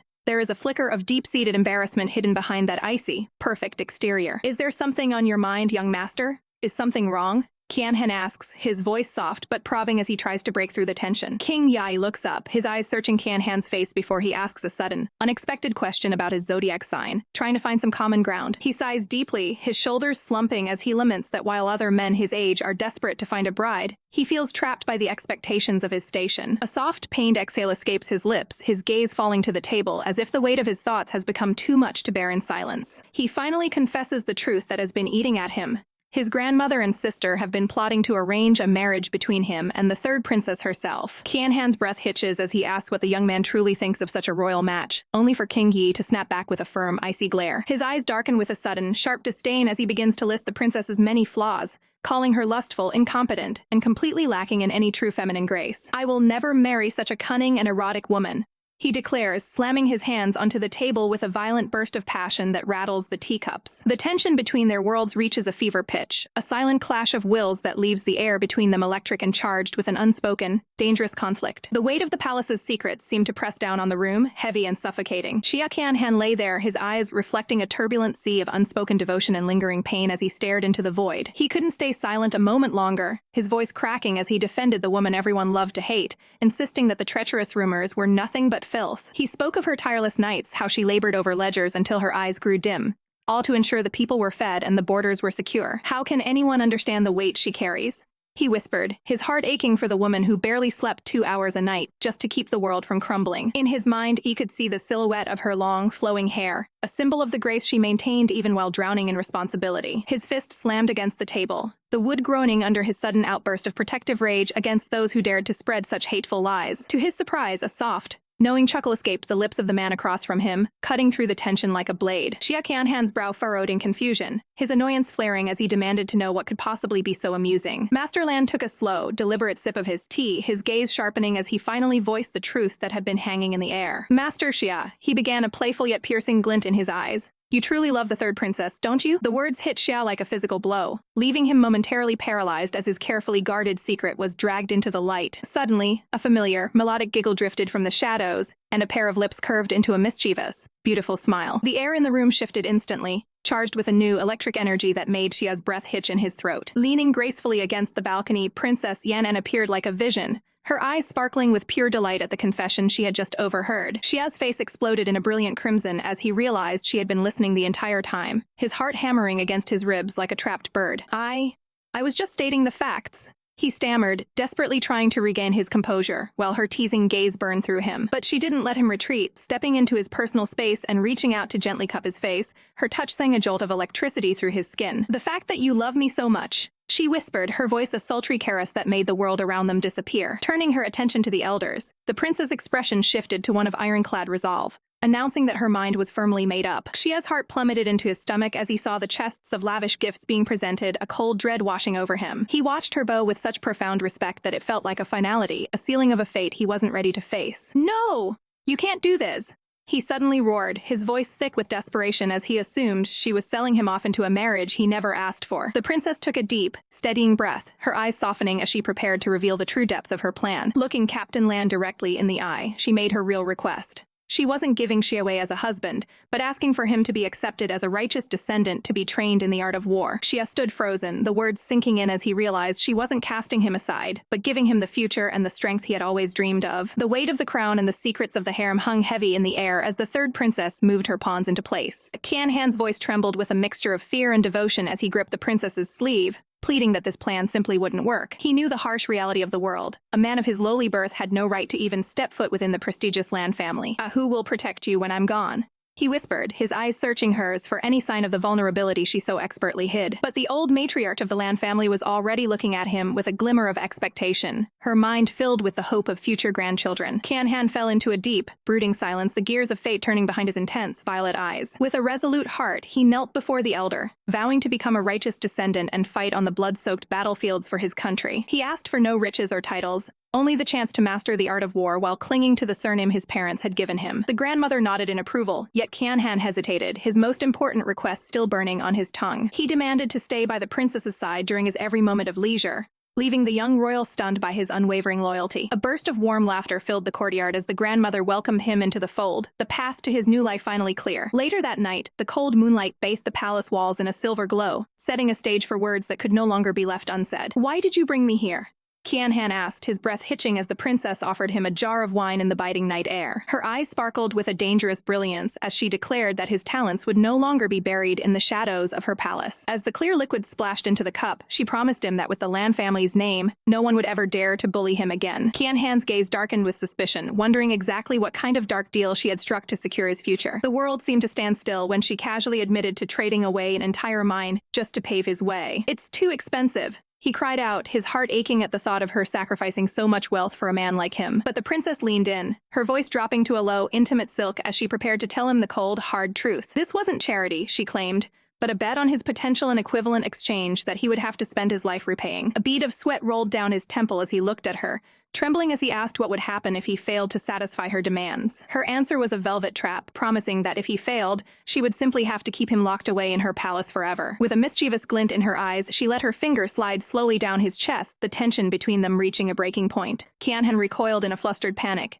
his face flushing a deep crimson as he called her a shameless beast for her teasing. The humor faded into a poignant silence as they sat together, the princess confessing that she saw a reflection of her own soul within him. She spoke of her hatred for a world that dictated who a person should be before they even had a chance to breathe. In an era of chains and expectations, she dared to believe that every human had the fundamental right to choose their own destiny. They sat under the vast tapestry of stars, discussing the simple dreams of marriage and life that felt so far out of reach. Her hand rested near his on the cold stone, a silent bridge between two lonely hearts seeking freedom. She turned to him with a smile so warm it could melt the winter frost, vowing that these high palace walls would never be his cage. Qianhan looked at her with such raw, unfiltered adoration that it felt as though the very air around them had thickened. Sensing his vulnerability, she teased him once more, her playful words causing his heart to race as he struggled to hide how deeply she had touched him. "Then do you want to marry me?" she asks with a playful, almost teasing glint in her eyes, her voice light as if she's merely asking about the weather. The boy flinches back, his face heating up as he barks out a sharp no to her sudden, bold request for even a single kiss. The air between them crackles with a bitter tension as he accuses her of being heartless, far different from the woman he once knew at the Lan Mansion. She lets out a frustrated huff, her voice rising as she commands him to stop his nagging, declaring once and for all that there will be no kisses and certainly no marriage. But his heart is clearly in turmoil, his eyes wide with a mix of anger and hurt as he asks how she can speak of such things so casually when she already has so many men vying for her affection. He turns his head away, his voice dropping to a pained whisper as he mentions how she spends her days with her first consort, leaving him to brew medicinal soups, just to ensure no child is ever born from their unions. "You're always telling me I'm your man," he cries out, his face flushed with a deep, agonizing red. "But it's clear we have no real connection at all." She stares at him, her expression shifting into one of pure, wide-eyed confusion as she slowly realizes that he truly believes she is just playing with his heart. Seeking to prove him wrong, she reaches out, her hand hovering near his chest as she suggests they create a real connection right now. But he recoils as if burned. He stands under the vast, starlit sky, his silhouette lonely and sharp against the cold night air. The words of his master echo in his mind, a haunting reminder that if he indulges in the follies of love, he will never accomplish his true purpose. He looks down, his long lashes casting shadows over his eyes, whispering that he refuses to be just another man waiting in the dark for a wife who may never come for him. A heavy silence falls as he closes his eyes, the weight of his past pressing down on his shoulders. In his memories, he sees himself as a young disciple named Qianhan, kneeling before his master after 10 years of grueling practice, ready to abandon all profane affairs for the sake of cultivation. Yet, despite his devotion, his master's back remains turned, a cold wall of indifference that Qianhan cannot seem to scale. "Your string of fate is still tied to this world," the master declares, his long white hair flowing like a ghost shroud as he tells the boy there is no room for him in the sect. Qianhan's breath hitches, his heart shattering at the thought that his own master is trying to cast him aside. Determination flares in his gaze as he vows to descend the mountain and sever that string of fate himself, desperate for his master's ultimate acceptance. Back in the present, the pain of those memories is too much to bear and he tips a heavy jug of wine back, gulping it down as if it were water. His cheeks are stained a deep crimson as the alcohol takes hold, and he begins to ramble about how he went searching for his family, thinking they were the ones tying him to the mortal realm. But the world is a cruel place, and he describes with a bitter sneer how the very people who should have loved him greeted him with smiles while lacing his food with drugs. He can still see them in his mind's eye, his own kin, smiling like demons over his unconscious body. They didn't want a son, they wanted a commodity to sell off into marriage for a few measly pieces of silver. He turns his gaze back to the princess, his eyes shimmering with a raw, vulnerable honesty as he admits that if she hadn't saved him, He would be rotting in some gilded cage right now. He waits for her response, his heart pounding against his ribs, only to realize with a start that she has completely fallen asleep mid-confession. A soft, resigned smile tugs at the corners of his lips as he watches her peaceful face, the fire of his previous anger dying down into a gentle warmth. He reaches out, his fingers trembling slightly as he pulls her small, fragile body into a protective embrace, wondering just how much more this girl has to suffer in her own silent battles. "What am I going to do with you?" He murmurs into the night, holding her close as if she were the only thing keeping him anchored to the earth. His mind drifts back to another lesson from his master, a moment of prophecy that he had tried so hard to ignore. The master had told him that in the world of spirits, everyone has a destiny they cannot escape. In a shimmering vision of the past, he remembers a bell tolling as the master showed him a glimpse of the person who would hold his heart. It was her, the princess. Even then, her presence was so commanding that he could tell who she was with just a single glance. The memory of her shocked, youthful face burns in his mind, a fate he was never meant to outrun. The heat of the wine and the proximity of her body make his skin crawl with a delicious, terrifying fever. "Princess." He whispers, the word a prayer and a confession rolled into one as he leans over her sleeping form. He gazes down at her with a look of such intense, concentrated longing that it feels as though the very air might catch fire. But as she sleeps on, oblivious to the storm she has stirred within him, he can only sigh in defeat, calling himself an incompetent disciple. Surrounded by the blooming petals of destiny, he finally accepts the truth. This string of fate is wrapped so tightly around his soul that he will never be able to sever it. The night air was thick with a sudden, electrifying tension as the princess stood frozen, her heart hammering against her ribs after Qianhan's unexpected kiss. He swayed on his feet, his cheeks flushed a deep crimson as he looked at her with glazed, longing eyes, shamelessly demanding more of her touch. She could hardly believe the man standing before her was the same stoic warrior she knew, his mind clearly lost in a fog of desire and wine. Her gaze fell to the empty jar discarded on the cold stone floor, realizing he must have drained the entire thing by himself. Gently placing her hands on his shoulders, she asked if he was drunk, only for him to stubbornly insist he was perfectly sober, despite his staggering steps. Suddenly, the atmosphere shifted as he began to loosen his robes, revealing the firm lines of his chest to the cool night breeze. But just as the heat between them reached a breaking point, he abruptly pulled back, his voice trembling with a desperate internal struggle. He clutched at his opening robe, his breathing ragged as he whispered that they simply couldn't go any further. The weight of his duty seemed to clash with his heart as he pleaded for them to stop before things went too far. A playful, knowing smile tugged at the princess's lips as she questioned his sudden restraint,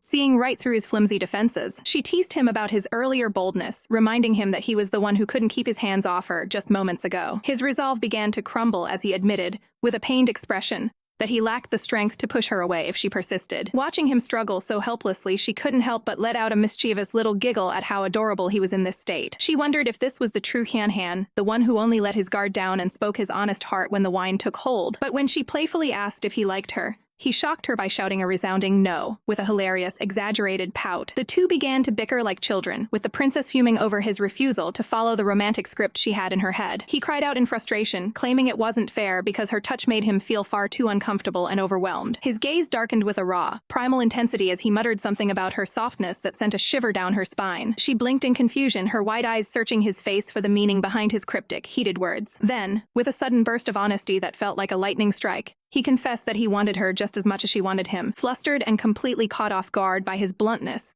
she reflexively slapped him away while her face turned a bright shade of red. He sat there looking like a kicked puppy, making her wonder if there was something special or, perhaps dangerous about the wine he drank. Her eyes widened as she inspected the jar, discovering it was a special brew created by Xiaobai specifically for men's vitality. She could almost see that mischievous kid giving her a thumbs up, realizing he had intentionally set the stage for this chaotic night. Turning back to the suffering man, she softly asked if he was feeling okay, her heart softening at his visible distress. He let out a strained groan, his body trembling as he struggled to maintain even a shred of his dignity. Seeing his genuine struggle, she decided to show mercy, telling him that she wouldn't take advantage of him while he wasn't in his right mind. Standing tall against the moonlit battlements, she promised him the freedom to choose his own path, whether it led to her bed or the battlefield. However, she warned him with a heavy tone that he would have to live with the weight of whatever choice he eventually made. He looked up at her, his eyes filled with a desperate, swirling emotion as he began to protest her sudden distance. The night ended in a flurry of embarrassed shouts and flustered denials, leaving their relationship in a state of beautiful, agonizing uncertainty. The princess's voice is a velvet whisper as she gazes into his eyes, asking him why, if he truly wants her to let him go, he isn't doing anything to push her away. Instead of retreating, Qianhan pulls her into a desperate, crushing embrace, his hands trembling against her back as she wonders aloud why he continues to hold her so tightly. Her gaze softens with a hint of playful mischief, teasingly calling him a dishonest man for hiding the true desires of his heart behind his stoic mask. But suddenly, the gravity of the situation hits her, and she can't help but feel a wave of nervous panic wash over her as the tension reaches a breaking point. Kian-han lies back, his long dark hair fanned out against the cold stone,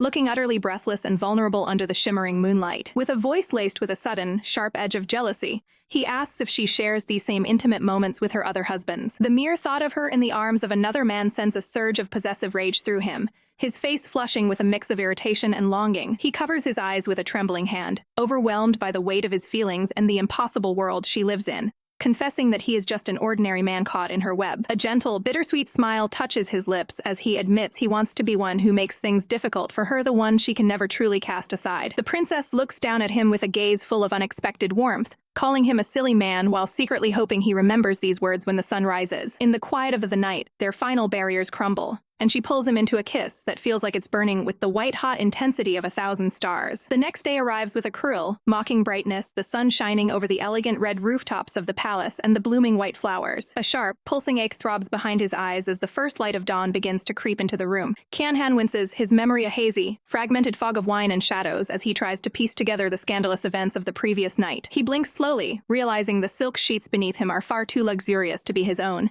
and his heart begins to hammer against his ribs. With a sudden jolt of pure panic, he sits up and realizes he is resting right in the middle of the princess's private bed. Fragmented, heated memories of the wine, the dizzying heat, and the soft touch of her lips flash through his mind like a fever dream. He dives back under the covers, his face burning with a deep, humiliating blush as the reality of what they did starts to sink into his soul. His eyes fall upon his own arm, where a small, distinct red mark remains as a silent witness to his true self. He breathes a shaky sigh of relief, seeing that the mark is still there, proving that his deepest secrets haven't been exposed just yet. Yet, the sheer shock of the night's intimacy leaves him staring into the distance, his mind reeling from the weight of his new reality. Blurry, heated images of their closeness flicker in the back of his mind, making his breath hitch as he recalls the intoxicating scent of her perfume. Just then, a cheerful servant bursts into the room with a tray, offering a special ointment to soothe his injuries after his very first night with the princess. But outside the door, the first consort stands in the shadows, his expression cold and unreadable as he lingers near the scene of the morning's scandal. Panic surged through Xia Qianhan as he scrambled to pull his robes together, his heart hammering against his ribs like a trapped bird. "I have to leave the princess' bedroom right now," he thought frantically, barely acknowledging the attendant's confused questions as he desperately tried to escape the scene of his potential ruin. Curse his recklessness, he never should have touched a single drop of wine last night. With his face flushed and his mind racing with the potential for a catastrophic misunderstanding, he bolted toward the door, his long hair flying wildly behind him. But as he burst out into the hallway, he froze, his breath hitching in his throat as he came face to face with the one person he feared seeing most, the first consort, who stood there like a silent, elegant statue. The air between them turned thick and heavy, the silence stretching out into an agonizing, awkward eternity as Xia realized just how compromising he looked with his robes still hanging loose and his chest exposed. "First consort, please. It's not what it looks like," he blurted out, his voice trembling with desperation as he tried to explain that despite being in the princess's room all night, nothing scandalous had actually occurred between them. Overwhelmed by guilt and the weight of the first consort's gaze, Xia dropped to his knees on the cold floor, begging for punishment for his perceived overstepping. But the first consort merely watched him with a calm, almost pained expression, telling him there was no need for such formalities. Xia looked up, his wide, violet eyes shimmering with disbelief as he processed the first consort's unexpectedly gentle tone, searching for any sign of anger or jealousy. "I'm so sorry," Xia whispered, his head bowing in shame as he searched for the right words to make amends for the chaos he thought he'd caused to the palace's delicate peace. The first consort turned his gaze away, his profile etched with a quiet melancholy as he explained that everyone in this residence ultimately belongs to the princess, and he has no right to intervene. His voice dropped to a soft, haunting murmur as he confessed that if someone had to be by our side, he would much rather it be Xia than any stranger. Before the tension could become unbearable, a servant arrived with a bundle of fine silk, announcing that he was there to help the young master dress in clothes specifically chosen by the princess herself. When Xia finally emerged, draped in the elegant, flowing robes of high status, he looked like a completely different person, radiant, noble, and breathtakingly beautiful. While the servants buzzed with excitement over the happy event, a dark, ominous shadow seemed to loom over the palace as the news of this sudden promotion began to travel through the corridors. From a distance, another figure watched the scene unfold with narrowed eyes, his blood boiling as he spotted Xia Qianhan standing there in his new finery, looking every bit the royal favorite. "Cao Wu, what is the meaning of this? Why is he dressed like that?" he demanded, his voice laced with venom as he gestured toward the display of royal favor. His attendant hesitated, her expression full of pity as she realized the second consort was the only one left in the dark about the rumors currently setting the palace ablaze. The truth hit him like a physical blow. Xia Qianhan hadn't just spent the night with the princess. He had been officially taken in as the adoptive grandson of the powerful Lan Tai Wei, elevating his status beyond anything they could have imagined. The princess returns to the palace gates, her arrival met with the familiar, bustling energy of her attendants. But the air suddenly thickens with tension as a presence looms behind her, catching her completely off guard. It's Qian Han, his brow furrowed with a mixture of deep-seated worry and sharp frustration. "Why did you leave by yourself and not wake me up?" he demands, his voice low and vibrating with a protective edge. She tries to brush it off with a nervous laugh, poking a finger toward her cheek in a playful gesture of defiance. "Why are you acting like a nanny? I can protect myself," she teases, though her heart hammers against her ribs. The atmosphere shifts, turning heavy with the lingering heat of a memory that makes her breath hitch. "Also, last night," she begins, her voice trailing off as a deep flush creeps up her neck. Qian Han doesn't let her off easy, leaning in to remind her of how she clung to him in her drunken state, complaining about other men while refusing to let him go. Desperate to change the subject and regain her composure, she gestures toward her silver-haired companion with a bright, forced grin. "You don't need to worry. When you aren't here, Little White will protect me." She leans in closer to the boy, her eyes searching his for backup. "Right, Little White?" she asks, her voice dripping with sweet expectation. The poor boy can only offer a strained, sweating smile, looking utterly overwhelmed by the prince's demands and Qian Han's judging stare. Meanwhile, in another wing of the palace, the second consort is absolutely seething, his golden hair shimmering under the moonlight as he paces in a jealous rage. He won't be outdone by some low-born servant or a rival family's influence. "Hurry," he barks at his attendants, his voice echoing through the halls. "Clean the room and light the incense. The princess is coming." When she finally steps into his chambers, she finds him draped across his bed like a masterwork of art, his silken robe hanging loosely to reveal the firm lines of his chest. "How can I blame my wife for neglecting me when she finally visits?" He purrs, his violet eyes locked onto hers with predatory charm. The princess pauses, her sharp eyes scanning the room as she notices a change in the decor. "Huh? Why is your table over here? Did you move it?" she asks, her suspicion momentarily breaking the romantic spell. He immediately glides toward her, pulling her into a light embrace as he feigns a delicate, fragile nature. "How could a weak servant like me move something so heavy?" he whispers against her ear, casting a sidelong glance at his help. The servants can only offer a silent, deadpan stare, forced to play along with his dramatic act before they are dismissed into the night. With the room finally quiet, his playful facade softens, and he reaches into a hidden drawer to retrieve a secret message. He presses the folded paper into her palm, his fingers lingering against her skin for a second too long. As she reads the contents, her mind races. The news of the general's death and the shift in military power is the breakthrough she's been waiting for. But the consort isn't interested in politics tonight. He watches her with a pained, longing expression, feeling the distance between them grow as she focuses on the letter. His eyes well up with tears, shimmering like jewels as he realizes he's losing her attention to a piece of paper. "My wife, stop looking at it," he pleads, his voice cracking with feigned heartbreak as he gently pulls her away from the documents.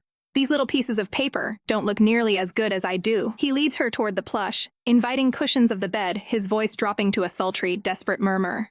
"Let's rest early. I've already warmed the bed for you." The moon hangs low over the silent palace, but the air inside the chamber is thick with a different kind of heat as a strained voice gasps out that something is simply too tight. Panicked and desperate to make amends for her clumsiness, the princess looks up with wide, shimmering eyes, promising that she will properly compensate him for the discomfort she caused. She tries to be sweet, tilting her head with a soft pout as she asks if a simple favor will suffice. But the blonde beauty before her isn't falling for her innocent act. With his robes falling open to reveal the firm lines of his chest, Butterfly stares her down, his voice dripping with a mix of hurt and smoldering desire as he claims she is merely deceiving her servant. The power dynamic shifts in an instant as he looms over her, his presence suddenly overwhelming as she gasps, realizing this little butterfly is far more dangerous than he ever let on. His breath hitches and his eyes darken with a hunger he can no longer hide, whispering for his wife to punish him if she truly feels guilty. Sprawled out like a forbidden temptation upon the bed, Butterfly pleads for the same treatment she gave the first consort, his long, pale hair fanning out like silk against the sheets as he offers himself up completely. Mistaking his sultry, desperate request for something far innocent,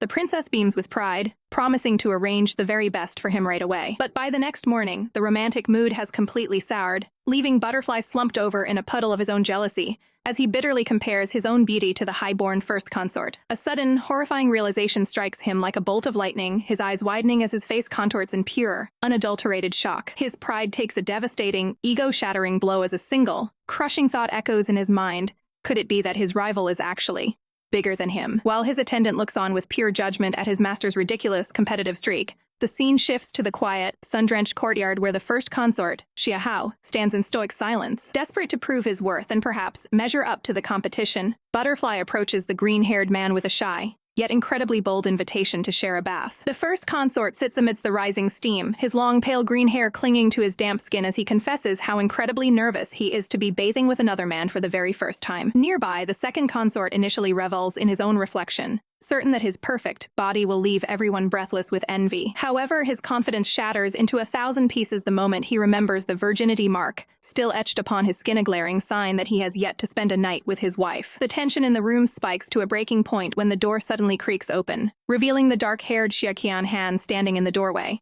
much to the shock of the undressed men. The three rivals are soon forced into the same tub, where the air becomes thick with the scent of milk, fragrances, and a palpable masculine tension as they size each other up. The second consort's worst nightmare comes true when his secret is finally laid bare. He is mocked and exposed as a virgin, leaving him wanting to sink beneath the water in utter humiliation. The chaos of the bathhouse spills over into the quiet night, with desperate cries of, "Let me explain. I didn't mean to peep," echoing against the cold stone walls of the palace. Away from the splashing water, the atmosphere shifts to one of cold calculation as the imperial doctor marvels at how the useless princess has suddenly transformed into a woman of terrifying intellect. Su Nuan enters the room with a serene but commanding presence, her blue hair flowing like a silken river as she prepares to make a move that will shake the foundations of the court. With a gaze that could pierce through steel, she declares her true intention to the doctor. She is here to secure young Master Ruo Yun's hand in marriage, admitting with a soft, dangerous smile that she has taken quite a liking to the boy. The air in the room turns frigid as Su Nuan makes her move, her eyes fixed on the young, handsome Ruo Yun, while the advisor watches her with a calculated, wary gaze. With a sharp, decisive clatter, Advisor Li sets down her teacup, the sound punctuating the sudden shift in the atmosphere as she prepares to deliver her refusal. She looks the princess straight in the eye, her voice steady as she explains that this is a matter she simply cannot allow, no matter how much she respects the crown. The advisor reveals her ultimate trump card, explaining that the Empress has already arranged for Ruo Yun to match with the third prince, effectively slamming the door on Su Nuan's desires. Su Nuan's expression hardens into a mask of forced politeness, reminding the advisor of their previous promises with a voice that drips with hidden venom. "Your Highness can rest assured," the advisor replies, her gaze unyielding as the princess prepares to take her leave in a storm of silent resentment. Outside, under the cold glow of the crescent moon, Su Nuan's facade finally cracks, her face twisting into a sneer as she curses the old fox for using the Empress to block her path. Ruo Yun watches his mother's retreating back from the shadows, his heart heavy with confusion over why she would reject such a powerful alliance. His mother turns back with a gaze as sharp as a blade, coldly informing him that his marriage is a political tool that only she and the Empress will control. Left alone in the dimly lit corridor, Ruo Yun looks down at his hands, feeling like a bird trapped in a gilded cage of his mother's making. Meanwhile, in the second consort's quarters, the atmosphere is far more frantic as he is teased about his lack of charm, his face flushing a deep, embarrassed crimson. "I don't understand," he cries out, his pride wounded as he insists he will fight for what he wants rather than playing the games of the court. But the princess he longs for is currently far from romantic, sitting at a dinner table where the air is thick with her simmering, dangerous rage. When Ru Feng tries to offer a moment of gentle concern, Su Nuan snaps, her eyes flashing with malice as she reveals his mother's humiliating rejection. Ruo Feng's world shatters in an instant, his chopsticks slipping from his trembling fingers as the princess's hand snakes out to grip his chin with terrifying force. She leans in close, her breath hot against his skin as she whispers that she only wanted the two brothers to serve her together for her own cruel amusement. Ruo Feng can only shake in her grasp, his face pale with terror as she demands he prove his family isn't plotting against her. Seeing no way out and desperate to protect his brother, he bows his head in total submission, accepting the weight of her wrath. Unaware of the nightmare unfolding nearby, Yun walks through the gardens with a soft smile, wondering what his dear older brother is doing at this very moment. That smile vanishes in a heartbeat when a sharp, agonizing cry tears through the air, and Ruo Yun freezes. He recognizes the voice coming from behind the screen. He pushes the door open, his eyes widening in absolute horror as he witnesses the princess striking his brother, the sound of the slap echoing like a death knell in the silent room. Ruo Feng collapsed to the cold, hard floor, his body a map of blooming bruises as he wheezed out a final, desperate plea for mercy. But the princess only glared down at him with eyes devoid of warmth, sneering that if he wanted someone to blame for this agony, he should blame his own mother's sheer ignorance of the situation. A sharp, sickening crack echoed through the chamber as she struck him again, his cries of pain cutting through the air like a knife. Outside the door, Ruo Yun watched the nightmare unfold through a gap in the screen, his hand trembling against his mouth as his heart hammered against his ribs in sheer terror. "Stop it! Please stop hitting him," he finally screamed, bursting into the room with a desperation fueled by nothing but brotherly love. He threw himself in front of Ruo Feng's broken form, his small frame shaking violently as he tried to shield his brother from the woman who held their lives in her cruel hands. A wicked, predatory glint entered the princess's eyes as she looked at the younger boy, purring that perhaps she should simply take Ruo Yun for the night and save the punishment for later. She caught his chin in a firm, bruising grip, whispering a chilling ultimatum. If he lost his innocence to her tonight, his only choice would be a lifetime of marriage to the very woman who tormented his family. Terror flooded Ruo Yun's gaze as she reached for the collar of his robes, the sound of fabric straining signaling the end of his safety. His fingers clutched at the silk in a futile attempt to shield himself, his breath coming in shallow, panicked gasps as she forced him closer. From the floor, Ruo Feng used every ounce of his remaining strength to beg her to let his brother go, knowing Ruo Yun was far too young to endure such a horrific fate. Tears blurred Ruo Yun's vision, his teeth gritted in a mix of fear and fury as the weight of their helplessness crashed down upon him like a tidal wave. He could only watch in utter despair as the world around him spiraled into a darkness from which there seemed to be no possible escape. Meanwhile, in a much quieter corner of the palace, the third princess looked up from her ancient scrolls as a servant arrived with urgent, heavy news. The messenger leaned in close, whispering the scandalous and brutal details of the first princess's latest public tantrum directly into her ear. A slow, calculating smile spread across her face, her blue eyes shimmering with a cold light as she realized the perfect opportunity to strike had finally arrived. She turned to her loyal companion, Little White, pulling him close with a sudden air of command as she prepared to step into the fray. The boy blinked in confusion, his wide eyes searching hers as he wondered what kind of dangerous task she had in mind for their sudden departure. Back at the scene of the crime, the first princess showed no mercy, dragging Ruo Feng out by his hair and determined to make his humiliation a public spectacle for the entire court to see. Stripped of his dignity and left half-naked in the courtyard, Ruo Feng was forced to endure the stinging slaps of her hand, while the morning sun mocked his suffering. The court ladies and passing guards gathered in the shadows to watch, their whispers like hissing snakes, as they commented on the tragic fall of the imperial doctor's handsome son. Ruo Yun ran from person to person in the crowd, his voice cracking and raw as he begged anyone, guards, maids, or officials to intervene and save his brother's life. But one by one, the heartless spectators turned their backs, too afraid of the first princess's wrath to offer even a shred of mercy to the crying boy. Ruo Yun stood alone in the center of the courtyard, the silence of the crowd more deafening and painful than any physical blow. With tears streaming down his face and his heart shattering into 1,000 pieces, he realized he had to run, his legs moving before he could even think of where to go. He sprinted through the winding corridors until he finally found the one person who might listen, falling at the third prince's feet and gasping out a desperate plea for her to save his brother before it was too late. The woman's voice shrills with a terrifying edge as she drags the man by his hair, demanding he look at his own pathetic state. In that moment, a pair of wide, trembling eyes flicker with the ghost of a memory, haunted by a past she can never truly escape. The sound of shattering glass echoes through the halls of her mind, a violent reminder of a man who claimed to be the head of the household while breaking everything in his path. A small, terrified girl huddles behind a wall, clutching her stuffed tiger as if it could protect her from the venomous insults being hurled at her mother. "You really are such useless trash," the man's voice booms, causing the child to tremble so violently that her knuckles turn white against the plush fur. Back in the present, a hand clenches tightly against silk, the knuckles white with suppressed rage and a desperate need for justice. Despite the plea for mercy, the third princess maintains a mask of chilling indifference, her eyes hooded as she claims it's not convenient to intervene. With a final cold farewell, she turns her back on the chaos, leaving the young master Ruo Yun to curse her name as a degenerate who has no heart. Just as Ruo Yun prepares to rush into the fray in certain death,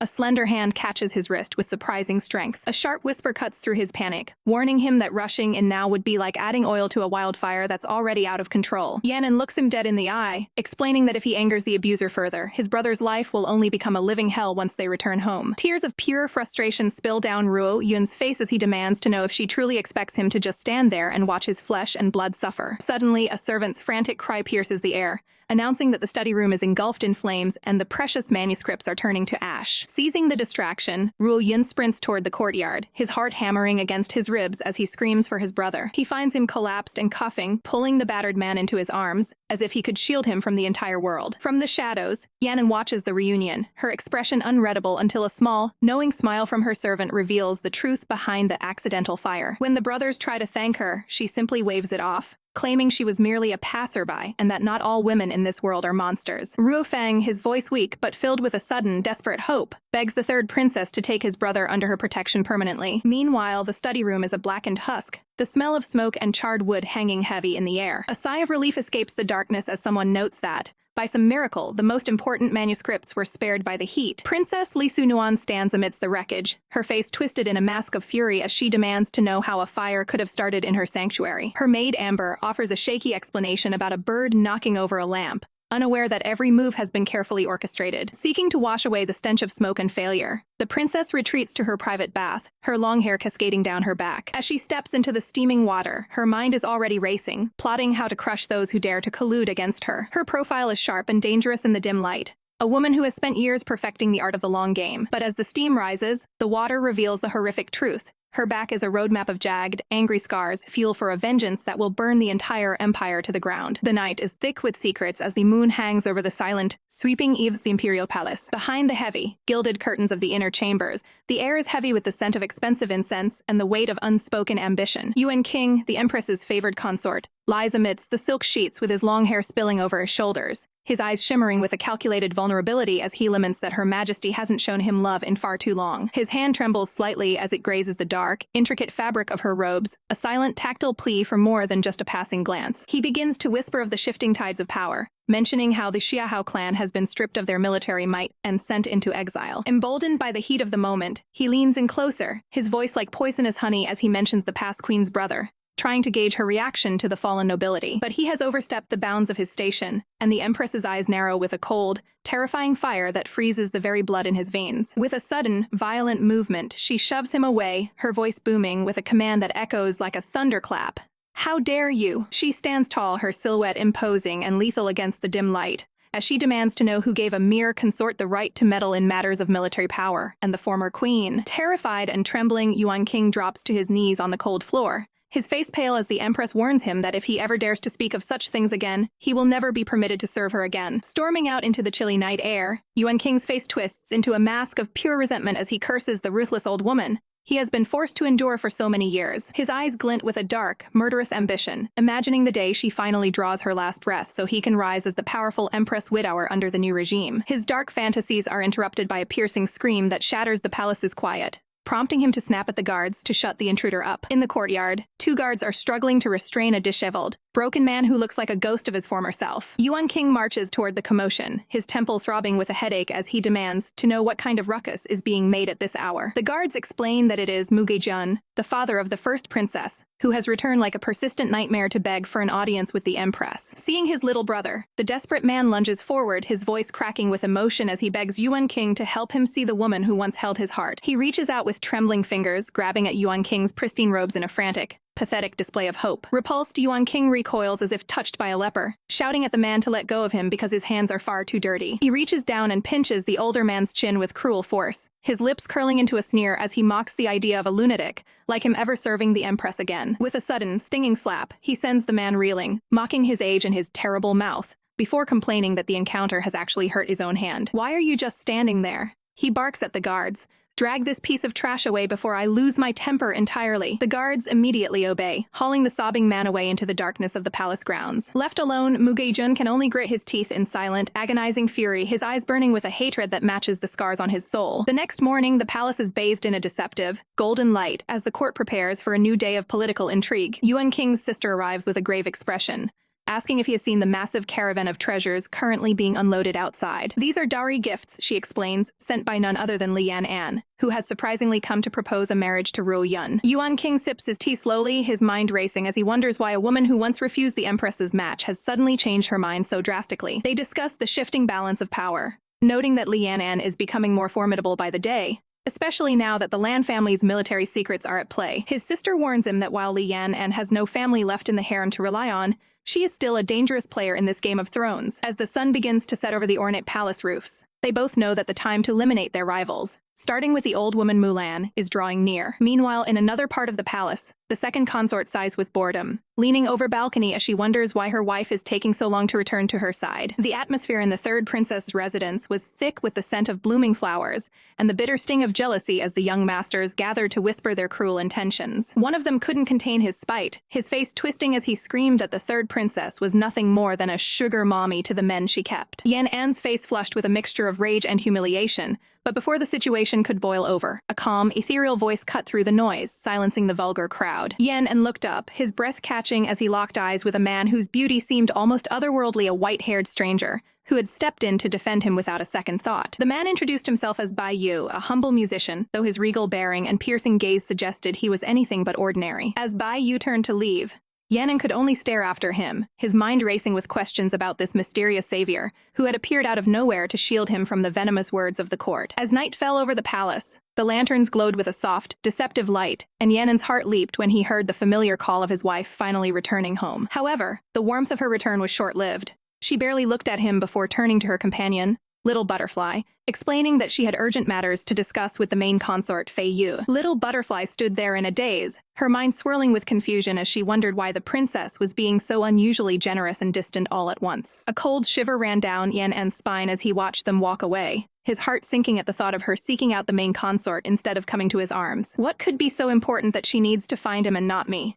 He whispered to the empty air, the seeds of suspicion beginning to take root in his soul. Unable to let it go, he crept through the shadows of the palace, his eyes wide as he prepared to peek through the doors and uncover the secrets being kept behind his back. Inside the dimly lit room, the air was heavy with an unspoken tension that made his skin crawl. He saw Fei Yu standing there, looking more serious than Yan had ever seen him, his long green hair cascading over a dark robe as he prepared to hear what the princess had to say. Did something happen? Fei Yu asked, his voice low and filled with a quiet dread as he gestured for her to take a seat. The silence that followed was deafening, broken only by the prince's steady, heartbreaking voice as she dropped a bombshell that shattered the quiet night. Fei Yu, I am going to marry Li Ruo Yun. Her expression remained unreadable, her eyes fixed on the man before her as she delivered the news that would change everything. Fei Yu's face paled, his eyes widening in a look of pure, unadulterated shock as the weight of her betrayal crashed down upon him. Behind the door, Yanin felt the world tilt on its axis, his body staggering back in a fit of trembling horror as the words echoed in his mind like a death knell. The atmosphere in the palace is thick with the scent of incense and old secrets as the moonlight spills across the floor. Fei Yu's voice is laced with a bittersweet edge as he reminds Yan of all the men she's brought into her life before him. He vividly recalls the times she sought out new company just to spite those who had ignored her, surrounding herself with beauty to mask her loneliness. Realizing the trail of broken hearts she's left behind, Yenin can't help but feel like the ultimate villain in her own love story. Are you angry with me? She asks softly, reaching out as he turns his gaze away, his heart clearly heavy with unspoken words. She pokes his cheek playfully, trying to break the icy tension that has settled between them. Fei Yu sighs, admitting that his fears aren't just about jealousy, but about the political storm his family name might bring upon her. Yanin leans in close, her eyes shining with confidence as she assures him that Zi Zhao will keep any newcomers in line. But outside the door, a silent shadow freezes every word of her plan to bring in a new husband, piercing through his heart like a dagger. Resigning himself to the reality of a shared heart, Fei Yu finally nods, accepting the path she has chosen for them. He stands to leave, urging her to spend the night with her other consort as the schedule demands, though the words clearly taste like ash. Suddenly, her hand shoots out, firmly gripping his wrist to stop him from walking away. Tonight, I only want to be with you, she whispers, pouncing into his arms and pulling him back toward the warmth of the bed. In the cold darkness of the hallway, the second consort, her beautiful butterfly, stands shattered, having heard his beloved's passion for another. When he finally stumbles back to his own chambers, his attendants gasp at his ghostly pale complexion and trembling hands. He looks like a man who has lost his soul, his eyes hollow as he stares into void of his own heartbreak. His fingers white-knuckle the edge of the table as the realization sinks in. She is truly marrying someone else. The news that the new consort is the prestigious son of the imperial doctor only makes his own status feel more like a cage. He turns to the mirror draped in fine silks that feel like a lie, staring at the reflection of a man who feels entirely replaceable. I am just a lowly courtesan, he sobs, the weight of his past crushing the hope out of his chest. His servant tries to comfort him,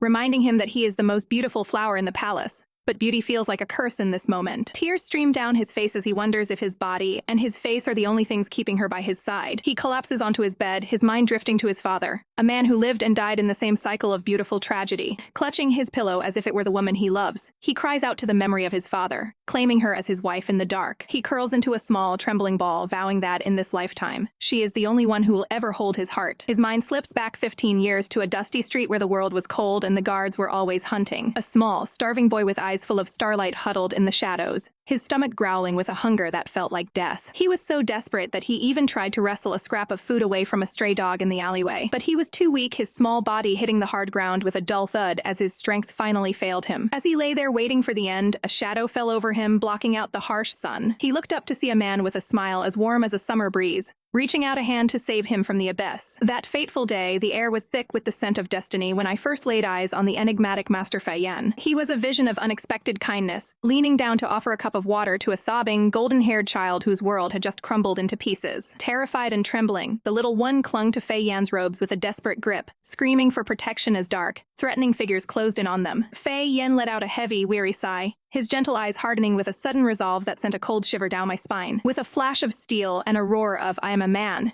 he cut through the air in a deadly blur, his movements a dance of lethal grace that left his attackers in the dust. The poor child Zhaoer could only weep as he recounted the heart-wrenching memory of a father who had pushed him from a carriage and left him to starve in the shadows. Seeking a place of safety, Fei Yan led the boy toward the glowing, crimson lanterns of a lively district where secrets and desires were the only currency. Amidst the rowdy laughter and clinking glasses of the entertainment house, Fei Yan sat quietly with the boy, watching the chaotic spectacle unfold with a watchful, protective gaze. The crowd was already whipped into a fever pitch, with women waving their money and screaming for the main attraction to finally grace the stage. Then, the curtains parted, revealing the legendary Golden Eagle courtesan, a man of such devastating, masculine beauty that the very air in the room seemed to thicken with tension. Every woman in the room felt their hearts skip a beat, their eyes turning into pools of adoration at the sight of his exposed chest and porcelain skin. A frantic bidding war erupted instantly, voices shouting over one another to raise the price for just one night with this scarlet-clad dream. He moved like a flickering flame, his teasing smile and elegant pose promising a world of pleasure that left the audience breathless and begging for more. With a sultry, mocking whisper, he thanked his slaves for their generosity, his eyes gleaming with a dangerous and playful light. But later, behind closed doors, the mask of the performer slipped as he sat across from Fei Yan, the weight of their long history hanging heavy between them. He leaned in, his voice laced with a mixture of annoyance and hidden affection as he demanded to know why his final performance had been so rudely interrupted. The tension finally broke when Fei Yan revealed the child, and after a quick wash, the little boy's ethereal, flower-like beauty shone so brightly it left even the cynical courtesan stunned. Brother Jin looked at the boy and sighed, admitting that this den of sin might actually be a cleaner, safer haven than the treacherous, blood-stained halls of the imperial palace. As Fei Yan prepared to depart, a shadow of deep melancholy crossed his face, his silhouette framed by the soft, fading light of the room. With a bittersweet smile that could break 1,000 hearts, he declared he was finally going back to the palace harem to find the wife and daughter he had left behind. In the flickering light of memory, a young Zhaoer tilts his head in innocent confusion, asking the one question that would define his tragic future. What exactly is a harem? His companion, Brother Jin, looks down at the boy with a gaze full of pity, explaining that while a harem is a place of nobility and luxury, it is ultimately a golden cage for the most pitiful of people. The child's eyes sparkle with a naive ambition that sends Jin into a coughing fit, as Zhaoer boldly declares that he wants to become the emperor just so he can marry the empress. But Jin's expression quickly darkens as he delivers a chilling warning, telling the boy that once you enter those palace walls, you lose your freedom, spending every waking moment waiting for a single person who may never come. Zhaoer's father, a man who knows the weight of a heavy heart all too well,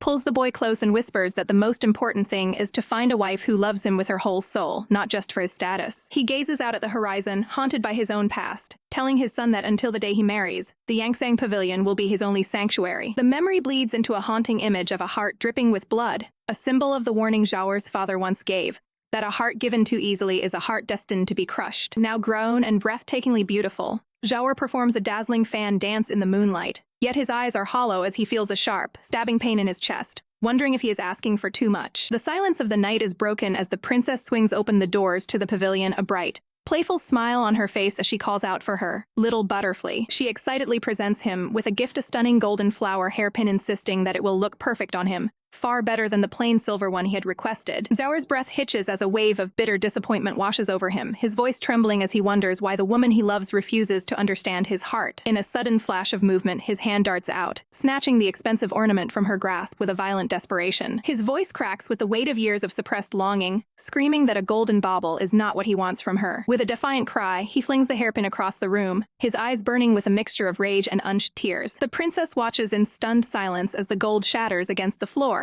the sound echoing the fragile state of their relationship. Zhaoer looms over her, his chest heaving as he demands to know why she won't give him the one thing he truly craves, the same plain silver hairpin she gifted to her main consort. The air in the room turns frigid as the princess's patience finally snaps, her voice booming with a command that makes the very walls tremble. She grabs his shoulders, her eyes flashing with a cold, terrifying authority as she tells him to stop making such a scene, reminding him that their union was built on mutual interest, not just whims. Zhaoer freezes, the harsh reality of her words sinking in like a blade to the gut, the truth of his position finally laid bare. However, as the princess looks into his tear-streaked face, Her resolve begins to crumble, her internal walls melting because she simply cannot stand to see a man cry. The moonlight spills into the room as the weight of the palace's secrets begins to press down on them. Li Yan stands frozen as Zhao wipes the tears from his eyes, his voice trembling with a realization that cuts deeper than any blade. With a gentle but trembling hand, she reaches out to cup his face, but his words stop her heart cold as he whispers that while she spoils him, there is no true love in her eyes. Startled by the raw honesty in his gaze, Yan instinctively backs away, the space between them suddenly feeling like a vast, unbridgeable chasm. The silence in the room is suffocating until he finally breaks it, his voice barely a whisper as he asks if she has any real feelings for him at all. Yanan looks at him, her mind racing with the memories of their playful banter and the sugar mommy jokes that used to feel so lighthearted. But the playfulness is gone, replaced by Zhao's devastating confession that he truly, deeply loves her. Before she can process the weight of his words, he lunges forward, wrapping his arms around her in desperate,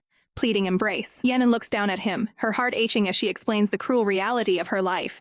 She is a prisoner of this palace, forced to calculate every single breath just to survive.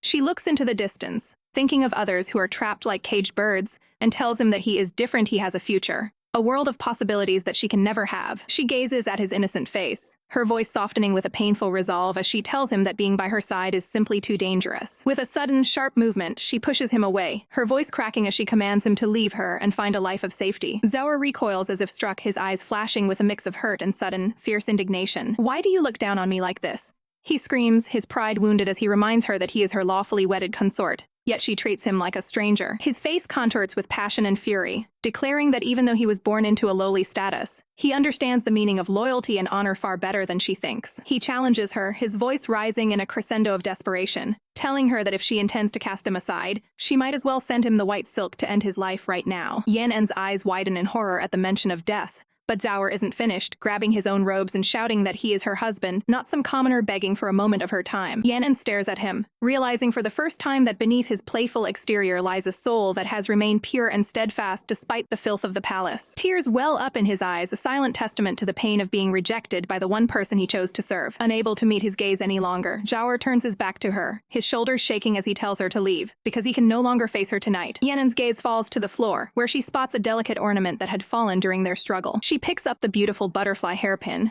her heart sinking as she realizes the immense care put into its creation. Zhao admits through his sobs that he crafted the piece himself, choosing every material and engraving every line just for her. Yanan stands silhouetted against the light, her expression hardening as she reminds herself that she cannot afford to be emotional when her very life belongs to the crown. She leans in close, her breath ghosting over his skin as she asks him what would happen to the entire harem if she were to fall. Her eyes are cold and distant, filled with the shadows of the empress she is destined to become. A bitter, haunting smile touches her lips as she warns him that the woman he sees now will not be the same person once she takes the throne. Reaching out one last time, she gently rubs his head, telling him to rest and promising to reconsider everything with a heavy heart. She turns to leave, her figure fading into the darkness of the hallway as she promises to return in the morning. Left alone in the crushing silence, Zhao collapses, cursing his own weakness for causing her more trouble when she is already carrying the weight of the world. His gaze drifts to a small, ornate box hidden away, his mind churning with a dark and dangerous resolve. He opens the box to reveal the flower dragon, a hollow tool used to inject medicine that can forcibly remove a man's virginity mark. His face is set in a mask of grim determination as he apologizes to his father, deciding that this is the only way to prove his absolute devotion. "It's only a mark," he whispers to the empty room, his hand trembling as he prepares to do the unthinkable. The night air is punctured by a muffled cry of agony as he lies alone in the dark, the physical pain mirroring the torment in his soul. He gasps for air, his face drenched in sweat and tears as he calls out for his wife through the waves of heat and suffering. As the morning light begins to bleed into the room, the mark on his arm slowly fades away, a permanent sacrifice made in the hopes that she will never abandon him again. Under the pale glow of the moon, the third princess stands alone in the quiet courtyard, the night air chilling her skin as she stares intensely at the document in her hands. She looks down at the bold ink of Article 49 and 50, which demand that she bear every single expense for Suzy Zhao's residence, providing him with the finest clothes, jewels, and the most luxurious quarters her status can afford. But it's the final addition that makes her breath hitch, a stubborn, handwritten clause stating she isn't allowed to touch him unless she grows taller, punctuated by a defiant red thumbprint, and a childish scrawl declaring he refuses to be handled by midgets. A soft, frustrated sigh escapes her lips as she stares at the paper, her eyes shimmering with a mix of annoyance and amusement. "This is obviously something you wrote," she mutters under her breath. "Even if I'm short, you can't blame me for that." Her private musings are interrupted by Chao Wu, who approaches with a look of deep concern etched onto his face. tentatively asking if she and the second consort have had another explosive fight. Without waiting for her answer, Chao Wu suddenly drops to his knees, the sound of his robes hitting the stone floor echoing in the silence. His voice trembles as he begs the princess to forgive the second consort, explaining that the boy has been spoiled since he was little and simply doesn't understand the rules of the palace. He is sincere to the princess. This slave can guarantee it. He cries out, his eyes wide with desperation as he tries to defend his master's arrogant exterior. The princess looks away, her profile sharp and regal against the dark sky as she realizes that once a contract of cold interests is mixed with genuine heat and emotion, the balance is lost forever. She grips the scroll tightly, her knuckles turning white as she acknowledges a painful truth. The truer the heart, the deeper the feelings must run, and the more dangerous they become. A faint, bittersweet smile touches her lips as she imagines the man behind these demands, thinking to herself how incredibly stupid, yet undeniably endearing he is for giving her something so precious. Turning back to the kneeling servant, she commands him to rise, her voice firm with a new resolution. She tells him to send a message to the boy's father immediately. She is voiding the contract in advance and will personally pay whatever penalty is required. As she speaks the words, a heavy realization settles in her chest, a golden spark of finality in the darkness. With this single step, she is ensuring that he will be truly trapped here, bound to her side for the rest of his days. She begins to walk through the shadowed corridors, her long hair trailing behind her like a silken veil, clutching the voided contract to her chest. Hopefully in the future, she whispers to the shadows, none of us will regret this. The memory of his defiant, beautiful face flashes through her mind, a man who claims to know honor and loyalty, despite his birth leaving her to wonder if their shared irony will be the very thing that saves them. Zhao's face flushed a deep crimson, his breath hitching as he tried to cover himself from his wife's wandering and predatory gaze. The princess let out a playful, mischievous giggle, her eyes sparkling with a mix of desire and concern as she teased him about performing a very thorough medical checkup on his body. He huffed, turning his head away in a futile attempt to hide his embarrassment, whispering that he had never allowed another soul to see him so vulnerable before. A shadow of a predatory smile danced on her lips as she leaned over him, the dim light of the bedchamber casting a seductive glow over her features as she asked him what he thought the medicine really was. Suddenly, he let out a sharp gasp of surprise, his eyes widening as he felt the sudden, stinging heat of her teeth sinking into his skin. Her voice dropped to a possessive, velvet whisper, declaring that every inch of his body now belonged to her alone, and that he was never to let it come to harm again. Under the weight of her intense gaze and the gravity of her command, he could only offer a soft, breathless yes in total submission. She pulled him closer until their noses almost touched, her voice trembling with a raw, desperate edge as she forbade him from ever speaking of a future where she wasn't by his side. Tears began to well in Zhao's eyes as he clung to her, his voice breaking as he confessed that without her, his world had no meaning and he would have no reason to exist. The sheer weight of his devotion left her momentarily stunned, her own eyes widening as the depth of his love crashed over her like a tidal wave. She pulled his head to her chest, gently stroking his long blonde hair and shushing him softly, wondering how such a fierce man could turn into such a weeping mess while serving her. He looked up at her with a gaze that was both innocent and dangerously alluring, questioning if she truly didn't mind his lack of experience in the arts of the bedroom. His tear-filled eyes searched hers, silently asking for her guidance on how to please her in the way she deserved. The princess's breath hitched and her face exploded in a bright blush as he suddenly took the lead, forcing her to plead for him to be a little more gentle with his newfound passion. He whispered her title like a prayer, his eyes half closed in a daze of affection and longing as they lost themselves in each other. Meanwhile, outside the heavy palace walls, the morning sun began to rise as Master Xia approached the guards with an urgent message for the princess. A sharp, rhythmic knocking echoed through the corridor, shattering the quiet intimacy that had filled the room only moments before. Master Xia stood stiffly outside the door, his expression serious as he announced that he had a vital message from Captain Taiwai that could not wait. Flustered and clearly caught off guard, the princess peeked through the heavy red curtains, her hair a mess as she hurriedly called out that she was coming. The red curtains part as a slender hand reaches out, but she isn't allowed to escape the silk sheets just yet. Zhao pulls her back into the warmth of the bed, his golden hair sprawling across the pillows as he pouts with a heart-melting gaze, asking why she's leaving him so soon after breaking his heart the day before. He leans in close, his breath warm against her skin, whispering how much he adores her until she can't help but think he's just too sweet for his own good. But outside the paper doors, the atmosphere is anything but sweet as Xiaqian stands frozen, hearing Zhao's playful, high-pitched cries for his wife to be gentle. The jealousy boiling in his veins finally snaps, quite literally, as he crushes a delicate sapling in his bare hands, earning a panicked scolding from a nearby servant who tells him he's just destroyed the princess's favorite plant. Back in the sanctuary of the bed, Zhao's playful facade slips, replaced by a haunting vulnerability as he confesses how useless he feels compared to the powerful men in her life. His eyes shimmer with unshed tears, admitting that his greatest fear is that one day his lack of knowledge will make her grow tired of him and cast him aside. Looking into those desperate, beautiful eyes, she realizes for the first time just how deep his insecurity runs. She gently tells him that she prefers his simplicity and the dark secrets of the past are better left unknown. However, seeing his longing, she promises that if he truly wants to learn the ways of the palace, she will be the one to teach him everything. At her promise, Zhao's face lights up with a childish, sparkling excitement that makes his eyes dance with joy. The mood shifts to cold steel as she explains the dangerous political game afoot, warning him about the arrival of a new, ill-tempered consort from the powerful Li family. She makes it clear that while she is using him to maintain a delicate balance between rival families, she will never allow her home to become their battlefield. She asks him softly if it hurts to know she's using him as a pawn, but Zhao only blushes deeper, a dark, devoted hunger in his eyes as he begs her to use him even more. He tells her she can use his body and his heart in any way she desires, leading her to finally call for his dowry boxes to be brought in so they can see what he's brought to the marriage. But as the lids are pried open and the contents are revealed, the sight of what's inside leaves her absolutely speechless, her eyes wide with a mix of shock and pure disbelief. Far from the heated drama of the bedroom, a servant rushes through a quiet, bamboo-lined courtyard to deliver urgent news to a secluded pavilion. There sits a man with hair as white as fallen snow, his eyes fixed on a book until he's told that his long ban has finally been lifted by the Empress herself. He sets his book down with a practiced, elegant grace, his face a mask of haunting calm even as he's summoned to play the zither for the woman who holds his fate in her hands. The sun rises over the ornate rooftops of the palace, but the peaceful morning is quickly shattered by a chorus of mocking laughter echoing through the halls. Chia Qianhan walks through the courtyard, his expression stone-cold as a voice calls out to him with a saccharine, biting sweetness. The blonde consort leans in, his eyes gleaming with mischief as he notes that Qianhan seems a bit more manly today,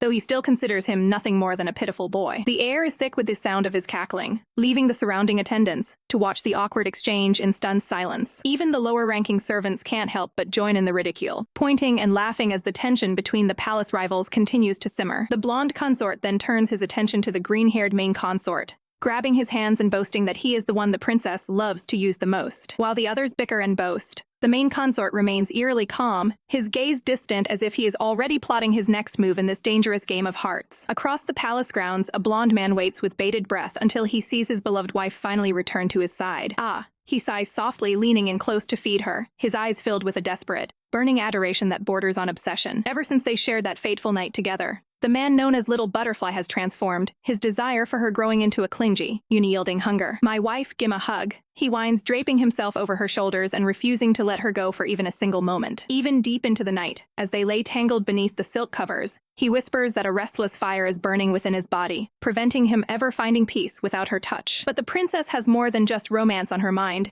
She spends her days buried in scrolls, working tirelessly with her advisor to secure the economic future of the realm. She knows that by controlling the salt and the mines of King Zhu, she holds the very lifeblood of her enemies in the palm of her hand. A devious, triumphant smirk plays on her lips as she realizes that anyone who dares to challenge her will now have to play her rules. Suddenly, the heavy doors are slammed open with a deafening bang as Scholar Hu storms into the room, shouting the princess's name with total disregard for decorum. "Scholar Hu, I can't do it anymore." The princess groans, her eyes dark with exhaustion as she slumps over her desk, pleading for a moment of rest. However, the scholar's news is far too important to ignore. The Empress's triennial draft has begun, and the handsome Xu Nan are currently undergoing their body examinations. In an instant, the princess's fatigue vanishes, replaced by a look of intense, comedic shock as she demands to know why such vital information wasn't shared sooner. The two of them sprint toward the Xining Hall, arriving just in time to see the line of beautiful, elegant men filing in for the selection. The air at the Xining Temple is thick with anticipation, and the scent of incense as the selection for the Empress's harem officially begins. Rows of handsome men, known as the Xunan, stand nervously in the courtyard while officials announce that only those who pass the most rigorous physical examinations will move on to the final stage of entering the palace. Every inch of their skin is scrutinized for imperfections,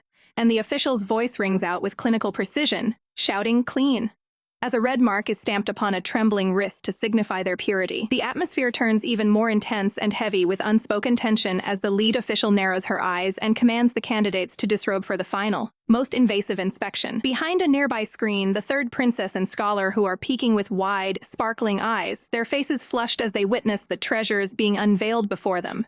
"It's standing up! It's standing up!" they whisper in a frantic, comedic ecstasy. But their secret observation comes to a crashing halt when a foot accidentally strikes the wooden frame of their hiding spot with a loud, echoing bang. The screen topples over with a heavy boom, leaving the two voyeurs frozen in a state of absolute embarrassment as they are exposed to the stunned candidates and the stern officials. Huff, huff. Thank God we ran fast. The princess gasps once they've reached the safety of the outer walkway, her heart still hammering against her ribs from the adrenaline of the escape. Their relief is short-lived, however, as a cold, sharp voice cuts through the air behind them, asking if the princess and the scholar have come specifically to ogle the new men. The prime minister looms over them, her long green hair catching the light as she fixates on the princess with a piercing, judgmental gaze. Do you want more men? She demands, her voice dripping with a dangerous edge. A wave of dread washes over the princess as she realizes she's run right into the old witch, who likely already knows about her secret plans to take on a new consort. Putting on a brave face and a forced smile, the princess insists she is perfectly satisfied with her current husband Fei Yu, even as the prime minister mocks her for her lack of transparency. The tension escalates as the prime minister blames her own son's supposed incapability for the princess's wandering eye, vowing that she will personally discipline him the next time they meet. If the prime minister wants to discipline my husband, shouldn't you ask this princess first? Yan retorts, her eyes flashing with a protective fire as she stands her ground for the man who belongs to her family. The prime minister leans in close, her voice dropping to a low, menacing hiss as she warns the young girl that she is still decades behind in this game of power and influence. Suddenly, the heavy atmosphere shifts as an ethereal figure draped in white silk and a delicate veil approaches, his presence bringing a strange, haunting calm to the heated confrontation. The prime minister scoffs at the newcomer, labeling the men of the Bai family as nothing more than pretty foxes, while scholar who tries to defuse the situation with a nervous, lighthearted comment. But as the princess gazes at Bai Yu, her heart begins to race with a violent, rhythmic thud. A traitorous heat spreading through her body as she realizes her soul still reacts to his presence with a desperate intensity. Bai Yu sat in the soft, filtered light of the pavilion, his slender fingers moving with a surprising and delicate precision as he finished a small, white rabbit charm.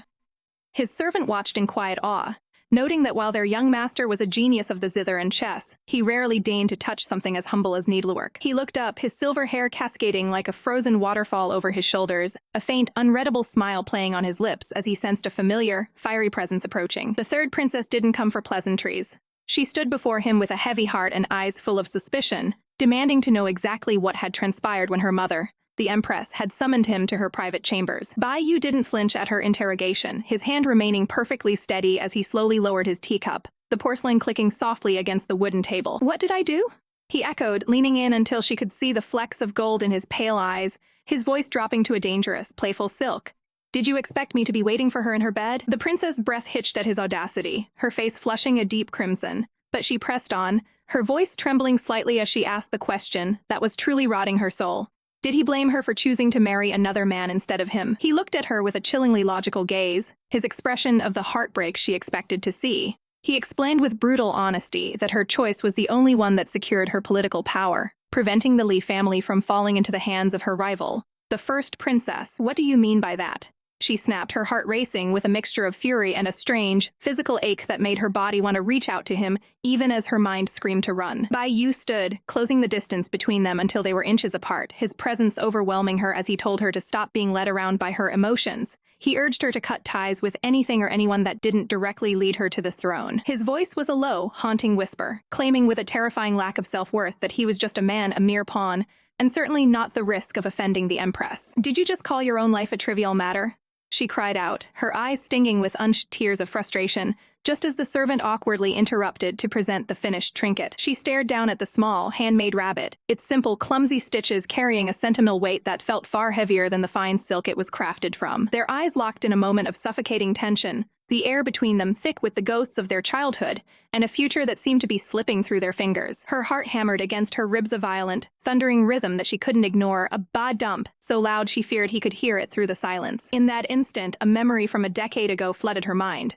A moonlit night by the water where a younger Bai Yu, looking like a celestial being descended from the heavens, tended to a wounded rabbit. She remembered her younger self, wide-eyed and innocent, tugging at his sleeve and asking her fairy brother if the little creature would return home on the moon when it finally passed away. But his answer back then had been as cold and final as the winter wind, shattering her childhood whimsy in a single breath. He had turned his back to her, his long hair shimmering like stardust under the lunar glow as he explained the harsh, cruel reality of their existence. Once an immortal falls to the secular world, they become human. And for those who have tasted the dirt of the earth, there is no path left that leads back to the sky. The air in the room is thick with a tension that only a jealous husband can conjure, the soft glow of the lanterns catching the glint of suspicion in Pei Yu's eyes. He looms over Yan, his voice a low, dangerous silk as he pins her with a look that demands the truth. Yan-en, today you went to find young Master Bai, didn't you? Yan-en's heart skips a beat, her eyes widening in a mix of guilt and shock. How on earth did he find out her secret whereabouts so quickly? It turns out the little silver-haired snitch Xiao Bai couldn't keep his mouth shut,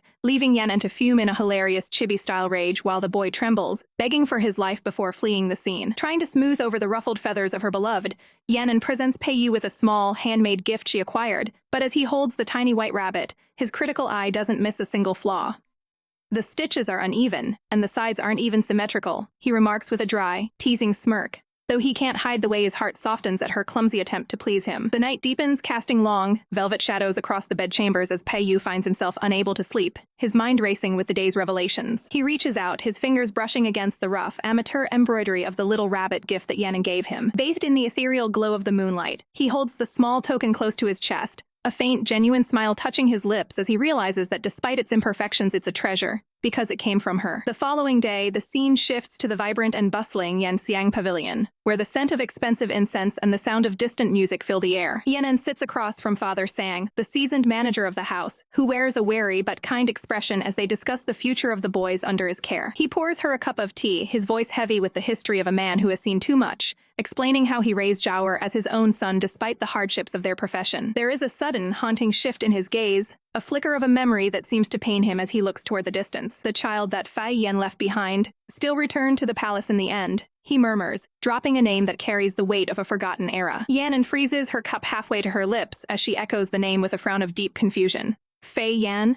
Who is that? Before he can answer, a piercing, desperate scream shatters the peaceful atmosphere of the pavilion, making them both bolt upright in alarm. "Princess, save me!" The voice cries out, and Yan doesn't hesitate for a second, rushing toward the source of the commotion with her heart hammering against her ribs. She bursts into the common area only to find a group of older men crowding around the helpless Xiao Bai, treating the poor boy like a fragile toy for their own amusement. But the petty teasing is the least of their worries, as a thunderous crash echoes through the hall, accompanied by a voice dripping with noble arrogance. A heavy silken boot stomps down with terrifying authority, signaling the arrival of someone who is used to getting exactly what they want, no matter the cost. A high-ranking noblewoman stands there, her face contoured in a mask of fury as she demands that the courtesan, Fall Moon, be brought to her immediately. When a young attendant tries to explain that the man is unwell and cannot see guests, the noblewoman loses her temper completely, delivering a brutal kick and storming toward the private quarters to take what she believes is hers by force. In the heart of the capital, the Yanxiang Pavilion was supposed to be a place of elegance, yet today, it felt like a powder keg waiting to explode under the weight of a petty noble's ego. Hidden behind the crowd,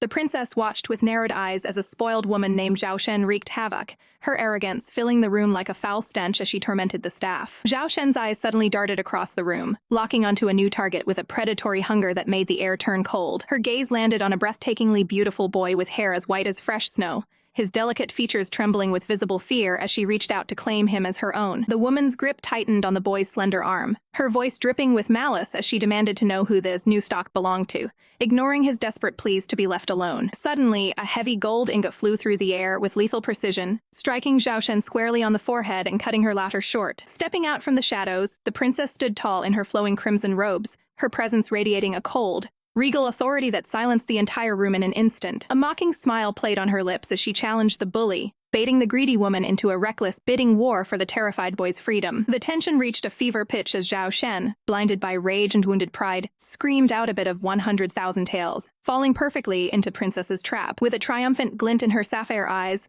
the princess fanned out a stack of documents, revealing that she knew exactly which corrupt officials were supporting Zhao Shen's family. The bully's face drained of all color as the truth hit her like a physical blow. The woman she had been insulting was none other than the third princess, Li Yanan. "You sent information that can be used against you right into my hand," the princess whispered, her voice like a velvet-wrapped blade as she looked down at the shivering girl. Panic seized Zhao Shen's heart as she realized her family's entire future was now in the princess' hands, her arrogant facade crumbling into a mask of pure terror. Crashing to the floor in a heap of silk and desperation, the once mighty noblewoman begged for mercy, her voice cracking as she realized the gravity of her mistake. But mercy was not on the menu today. The princess slowly raised her foot and pressed it firmly down onto Zhao Shen's trembling hand, grinding it into the floor. Looking down with a gaze that could freeze the sun, she asked with a chilling, mock sweetness, "Does it hurt, Miss Zhao?" The broken woman could only weep and chant through her tears that she deserved the pain, eventually scurrying away like a kicked cur when the princess finally told her to scram. As the dust settled, the princess turned back to the others, only to find the silver-haired boy wailing in comedic despair,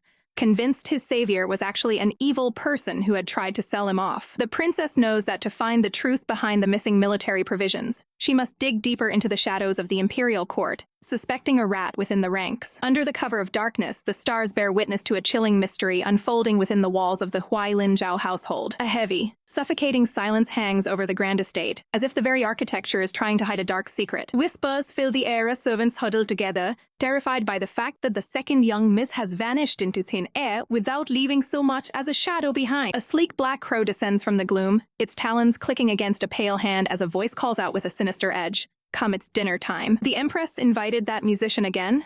A voice screams in a fit of rage, the sound of a teacup shattering echoing through the pavilion as jealousy burns like wildfire. Lord Li of the Sixth House narrows his eyes, his handsome face twisting with a cold, calculating disdain for the man who has stolen the Empress' attention. He stares down at his drink, the liquid shimmering as he contemplates the shifting power dynamics of the harem. He is just a man, he murmurs with a venomous smirk, his mind already weaving a web to ensure the musician's permanent removal. A dark, predatory smile plays on his lips as he takes a slow sip, savoring the taste of the incoming betrayal. Beyond the trellised windows, the cherry blossoms bloom in a fragile display of beauty, oblivious to the schemes being born in the dark. Bathed in a soft, ethereal glow, Bai Yu sits before his instrument, his long silver hair flowing like a silken waterfall as he loses himself in a hauntingly beautiful melody. Two noble ladies linger nearby, their eyes filled with a hunger that has nothing to do with music as they admire his peerless features. They begin to prowl forward, their silk robes rustling against the floorboards as they invade the musician's sanctuary. Without an ounce of shame, they press themselves against him, their hands wandering over his shoulders as they demand he play an ensemble just for them. Bai Yu's breath hitches, his gaze darkening with a sudden, sharp intensity as he reaches for a hidden blade concealed within his sleeve. Don't touch me, he snarls, the cold steel of the knife flashing in the light as he stands his ground against their unwanted advances. The ladies retreat with forced smiles, trying to hide their trembling as they mock his fierce temperament.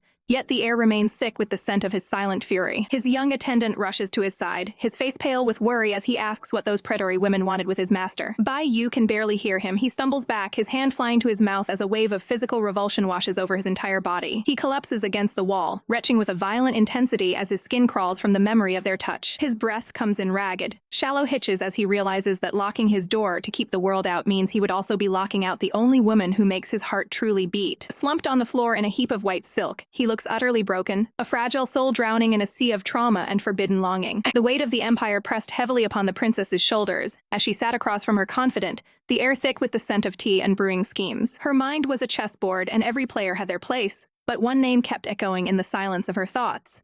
Li Hongying couldn't be allowed to fall just yet, not while the strings of fate were still being pulled. The prince's gaze sharpened, her deep blue eyes shimmering with a cold, calculated intensity as she realized that only when Hongyang was truly cornered could she finally strike at the heart of the Xia Hao family. The conversation took a chilling turn when her companion leaned in, her voice dropping to a whisper to discuss the second daughter of the Huailin household, who had vanished without a trace. A cold shiver ran down the princess's spine as she stared into the distance, the mystery of the missing girl gnawing at her composure.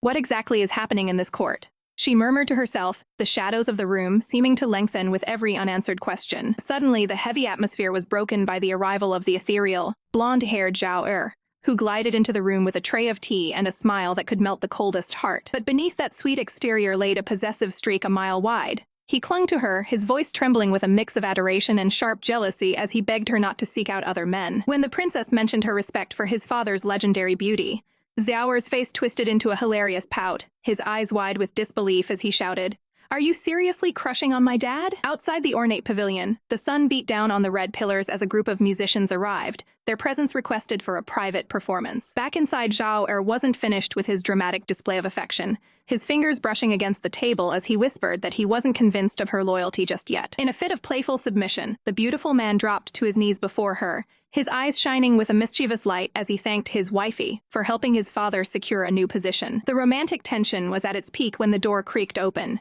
and the stoic, dark-haired Qian Han stood there, his expression unreadable as he took in the scandalous sight of the princess and her kneeling consort. For a moment, time seemed to stand still as the chibi-fied Qian Han processed the scene, his tiny form radiating a palpable sense of disappointment. Without a single word, he turned on his heel and slammed the door shut with a resounding bang that echoed through the hall. The princess' heart hammered against her ribs as her face flushed a deep, panicked crimson.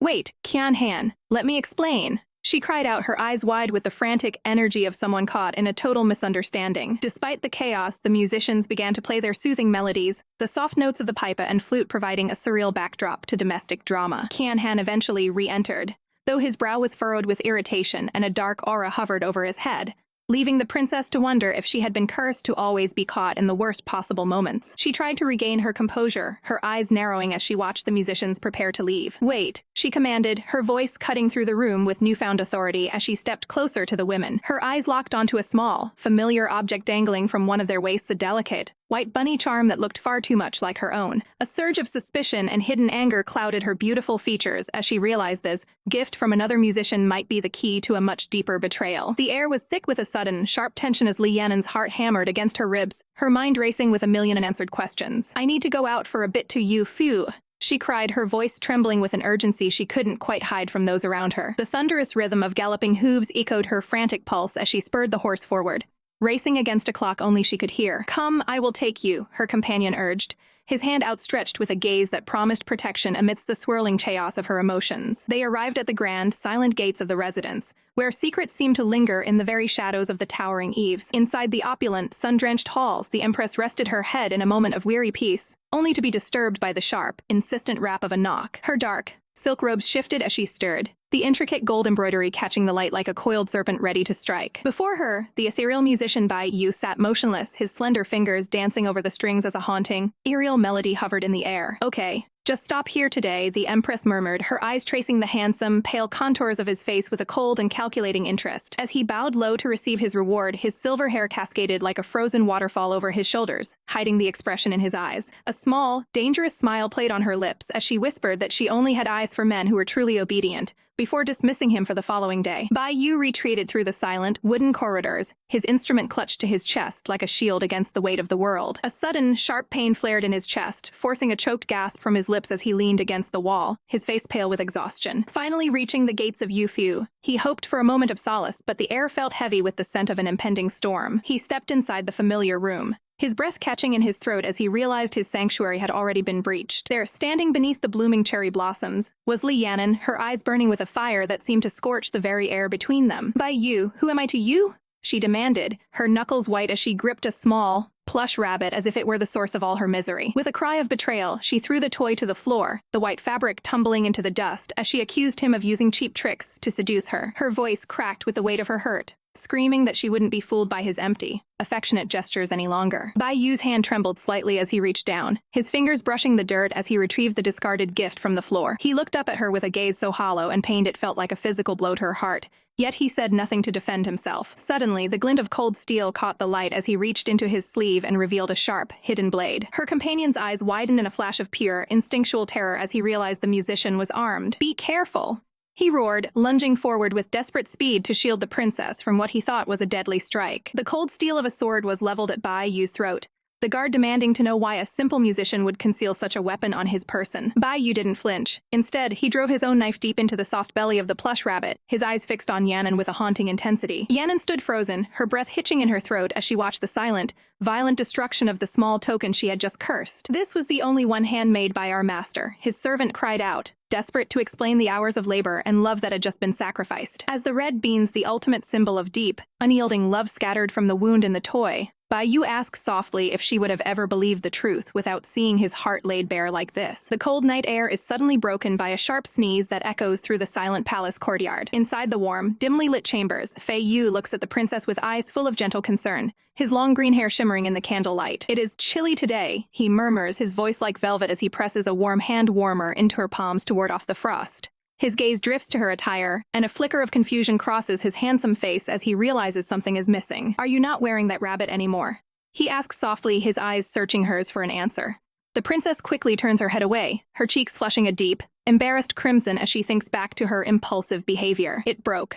It's useless now," she stammers, feeling a wave of guilt wash over her for the embarrassing whim that led to its destruction. Fei Yu watches her intently, his mind racing with thoughts of her recent visits to the music bureau and what might have happened there. He reaches into a nearby cabinet, his movements fluid and graceful as he searches for something special. "Here, take this. It's for you," he says, presenting her with a tiny, perfectly crafted panda plush. The little creature is so incredibly adorable that it seems to radiate its own warmth against her skin, Her eyes widen in pure delight, a soft gasp escaping her lips as she realizes the sheer effort he must have put into this gift. Did you make this? It's so cute, she whispers, her heart swelling with affection for the man standing before her.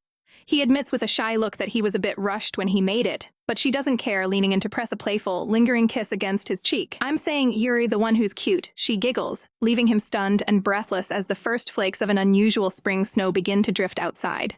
The palace stands silent and regal under the pale morning light as the snowfall begins to thicken across the rooftops. Despite the biting cold, the princess prepares to head out, her vibrant red cloak standing out like a flame against the white landscape.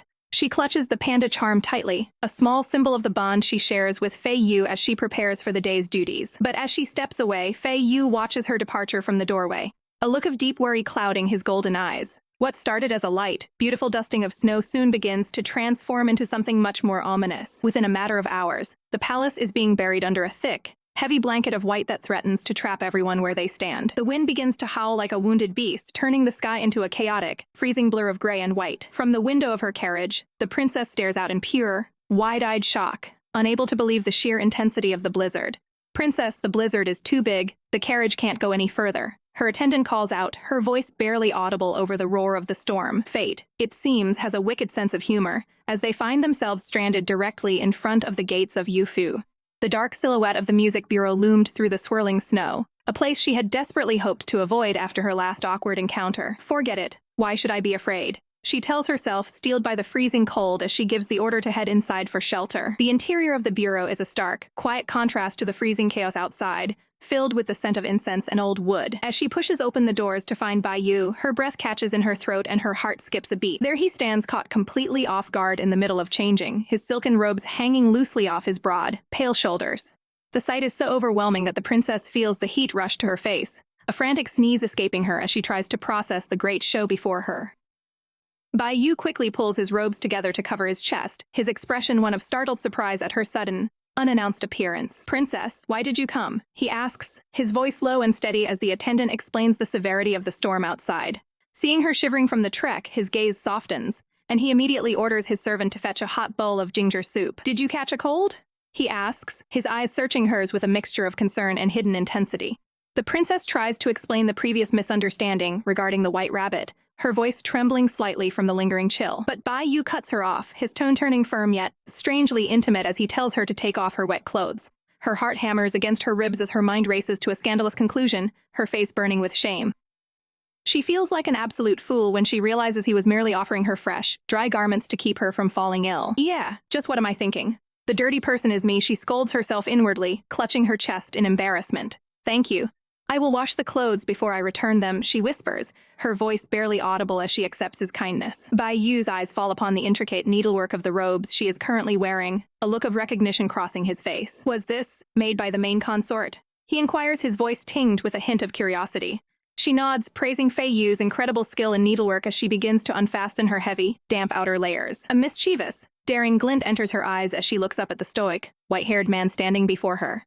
Are you going to remain here to watch me take off my clothes? She teases, letting her cloak slip as she challenges him with a playful, evil smile. The air in the room is thick with the scent of blooming plum blossoms and the haunting melody of a zither, a silent testament to the complicated history shared between these two souls. Bai Yu watches her with a playful, almost daring smirk, reminding her that he was the one who used to help her change when she was but a child, though he knows those days are long gone. With a soft, knowing chuckle, he turns his back to her, offering her a moment of privacy while acknowledging that she is no longer that little girl, but a woman with a family of her own. Even with his back turned, the Empress feels a lingering sense of unease, her eyes tracing the line of his shoulders as she hesitates to lower her guard. She bites her lip, thinking to herself that Bai Yu should never make such a vulnerable expression. For the way he looks right now is enough to make anyone want to lose their senses and ravage him. It's not that I have my guard up just with you, she murmurs, her voice barely a whisper in the quiet room. It's just that I have to put my guard up against everyone. As she begins to shed her damp garments, her bare skin prickling in the cool air, she admits that in her position, letting her guard down could mean a death sentence. Bai Yu's voice cuts through the silence, sharp with a hint of unspoken jealousy, as he asks if she maintains those same cold walls around the young master Xia. She finally slips into a set of his robes, the fabric far too large for her frame, and smiles as she declares her absolute trust in Xia Qianhan, much to Bai Yu's silent chagrin. She leans in closer, her sapphire eyes searching his, asking if his distaste for a woman's touch applies to everyone,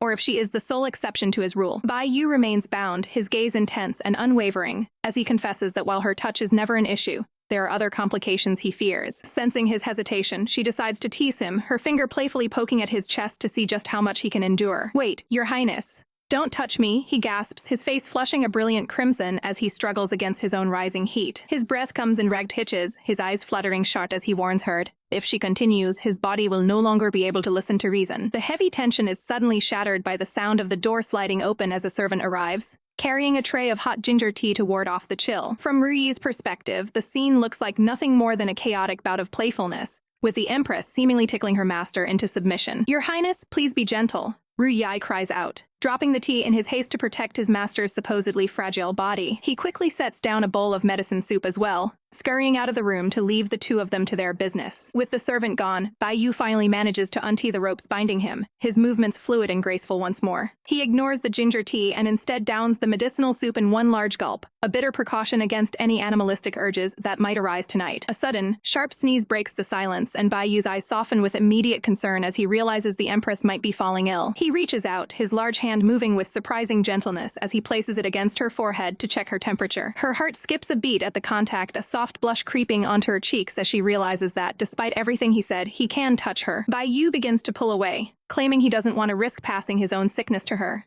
But she pleads with him not to leave and face the fierce blizzard outside. His hand suddenly shoots out, grabbing her wrist with a desperate, burning intensity as he begs her, "Your Highness, just stay here tonight." In the hushed corridors of the palace, Bai Yu leans close to his subordinate, his voice a low, dangerous velvet as he commands that no one, absolutely no one, is to find out about the third princess's secret visit. The air in the room is heavy with the scent of herbs as a porcelain bowl is filled with a dark, steaming liquid, the cold medicine finally prepared for the ailing royal. Bai Yu approaches her bedside with a grace that belies his intensity, gently lifting a spoonful of the brew and urging her to drink. The princess, however, remains frozen, her gaze fixed on the dark liquid as a flicker of genuine hesitation crosses her delicate features. Seeing her doubt, a shadow of disappointment flickers across Bai Yu's handsome face, his eyes softening as he reminds her that she must take care of her health, swearing it is nothing more than medicine. She looks up at him, her heart pounding against her ribs, as she asks if he still remembers his promise never to lie to her. "Bai Yu," she whispers, her voice trembling with a vulnerability that cuts through the silence. "Will you hurt me?" He doesn't flinch, his gaze remaining steady and clear as he assures her he would never dream of it,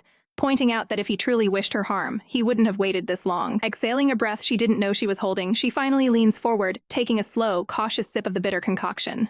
"So bitter," she murmurs, a small, weary smile playing on her lips, even as she realizes with a jolt that her long-held defenses are beginning to crumble in his presence. Bai Yu watches her, his expression unreadable, yet the princess can feel the walls around her heart lowering, leaving her exposed to the man she once feared. As the fever begins to take hold, a cool, damp cloth is wrung out by steady hands, the water dripping back into the basin. He places the compress on her forehead, and though she tries to protest, telling him he should go and rest himself, her eyes are already heavy with exhaustion. Bai Yu ignores her protests, his mind already pivoting back to the cold reality of court life, as he suggests she reschedule her meeting with Liu Shi for the sake of the marriage alliance. "Bai Yu, why must every conversation we have turn back to deep politics?" she asks, her voice thick with frustration as she looks up at him through the haze of her fever. He pauses, his silver hair shimmering in the dim light, and asks what she would rather hear about if not the schemes of the empire. "Talk about the past," she sighs, admitting that her memories are nothing but scattered, broken fragments. A ghost of a smile touches his lips as he recounts a time when she was only 9 years old, suffering from a fever so high it seemed it would never break. In those days, she was a small, fragile thing who clung to him desperately, refusing to let go until he played the zither to lull her into a fitful sleep. Back then, the world saw her as nothing more than a weak, ignorant girl, a worthless princess left to rot in the shadows of the palace. He remembers how he would gently brush the stray hairs from her face, watching over her when no one else in the world cared if she lived or died. As he looks at the woman she has become, a strange, haunting question hangs in the air. "Who are you?" He leans down, his breath ghosting over her skin as he tucks the covers around her, whispering a soft "good night, Your Highness" that feels more like a prayer than a farewell. But as she drifts into the depths of sleep, her mind begins to fracture, the memories of Li Yan'an's childhood rushing back like a tidal wave. She sees flashes of a blade, a cold ultimatum delivered in the dark. "Either they'll die or I'll die." The dream shifts to the vibrant red of wedding decorations, the air filled with the scent of cherry blossoms, and the weight of a destiny she never asked for. She finds herself dressed in the ornate crimson robes of a bride, staring down at Bai Yu as he kneels before her on the cold stone floor. "Fairy brother, I don't want this," she sobs, the tears streaming down her face as she begs him to stop the marriage, terrified of the hatred it will sow within her family. Their hands begin to pull apart, a slow-motion tragedy as he tells her she must hurry to the celebration, warning her that he can no longer be the shield that protects her. His face is the last thing she sees before the dream fades, a mask of sorrow and devotion, as he promises that no matter where life takes her, he will always be waiting. The morning air is biting, the kind of cold that seeps into your bones and refuses to leave. Outside the musician's residence, a servant looks up at the sky, whispering that the snow has finally stopped, yet the princess has still not returned home. Inside the palace, Xiaohao's fingers tremble as he pushes open the heavy wooden window, his heart heavy with a premonition he can't shake. "Don't," he murmurs to the wind, his voice cracking with a desperation he usually keeps hidden behind his noble mask. He closes his eyes tight, his long lashes casting shadows against his pale skin, as he tries to drown out the jealousy gnawing at his gut. I don't want her to be with anyone else," he confesses to the silence of his empty room. Miles away, the morning sun begins to peek through the curtains of the musician's manor as Li Yan slowly stirs from her deep slumber. As she sits up, her eyes widen in surprise to find Bai Yu slumped at the foot of her bed, his silver hair cascading over his shoulders. "Bai Yu, did you stay up to watch over me the entire night?" She wonders, her heart fluttering at his silent devotion. She gazes at him, her mind drifting back through the years of her life, realizing how she has always been surrounded by men who shielded her from the world's cruelty. A soft, melancholic sigh escapes her lips as she stares into the distance, questioning how her life could have taken such a complicated turn despite all the love she's received. Gently, she wakes the musician, watching as he blinks his dazed eyes before she offers him a reassuring smile. "I feel much better now, truly," she says, though her mind is already occupied with the urgent meeting she has scheduled with Master Yu Shi. The manor becomes a blur of motion as she prepares to leave, eventually rushing out to her carriage while Bai Yu watches her go, clutching a small token she left behind. The silence that follows her departure is short-lived, broken by the rhythmic, heavy sound of boots clicking against the stone tiles of the courtyard. Bai Yu turns, his breath hitching when he sees the main consort, Xiaohao, standing there with an expression that could freeze the very air between them. Without waiting for an invitation, Xiaohao brushes past the musician, his eyes burning with a possessive fire as he storms toward the private chambers. His face is a mask of suppressed agony, his jaw tight as he searches for any sign of the woman who has been occupying his every thought. He stops dead in his tracks when he reaches the bed, his gaze fixated on the messy, unmade sheets that prove she spent the night in this very room. The jealousy finally boils over as he turns his sharp toward Bai Yu, his voice low and dangerous. "Was it you?" he demands. "Was it you who asked her to stay here?" Bai Yu doesn't back down, meeting the consort's glare with a cold, defiant stare of his own. "For years you never cared to interfere with what happened between the princess and me," Bai Yu retorts, his voice dripping with icy disdain. The tension in the room becomes suffocating as Bai Yu takes a step forward, a mocking smirk playing on his lips. "Tell me, main consort, do we really need to get permission from her husband just to see each other?" The insult hits like a physical blow, and Xiaohao's composure finally snaps as he lets out a guttural snarl. "Musician Bai," he roars, his hand reaching for his side as he warns, "do not forget your place. Musician Bai, do not forget your place."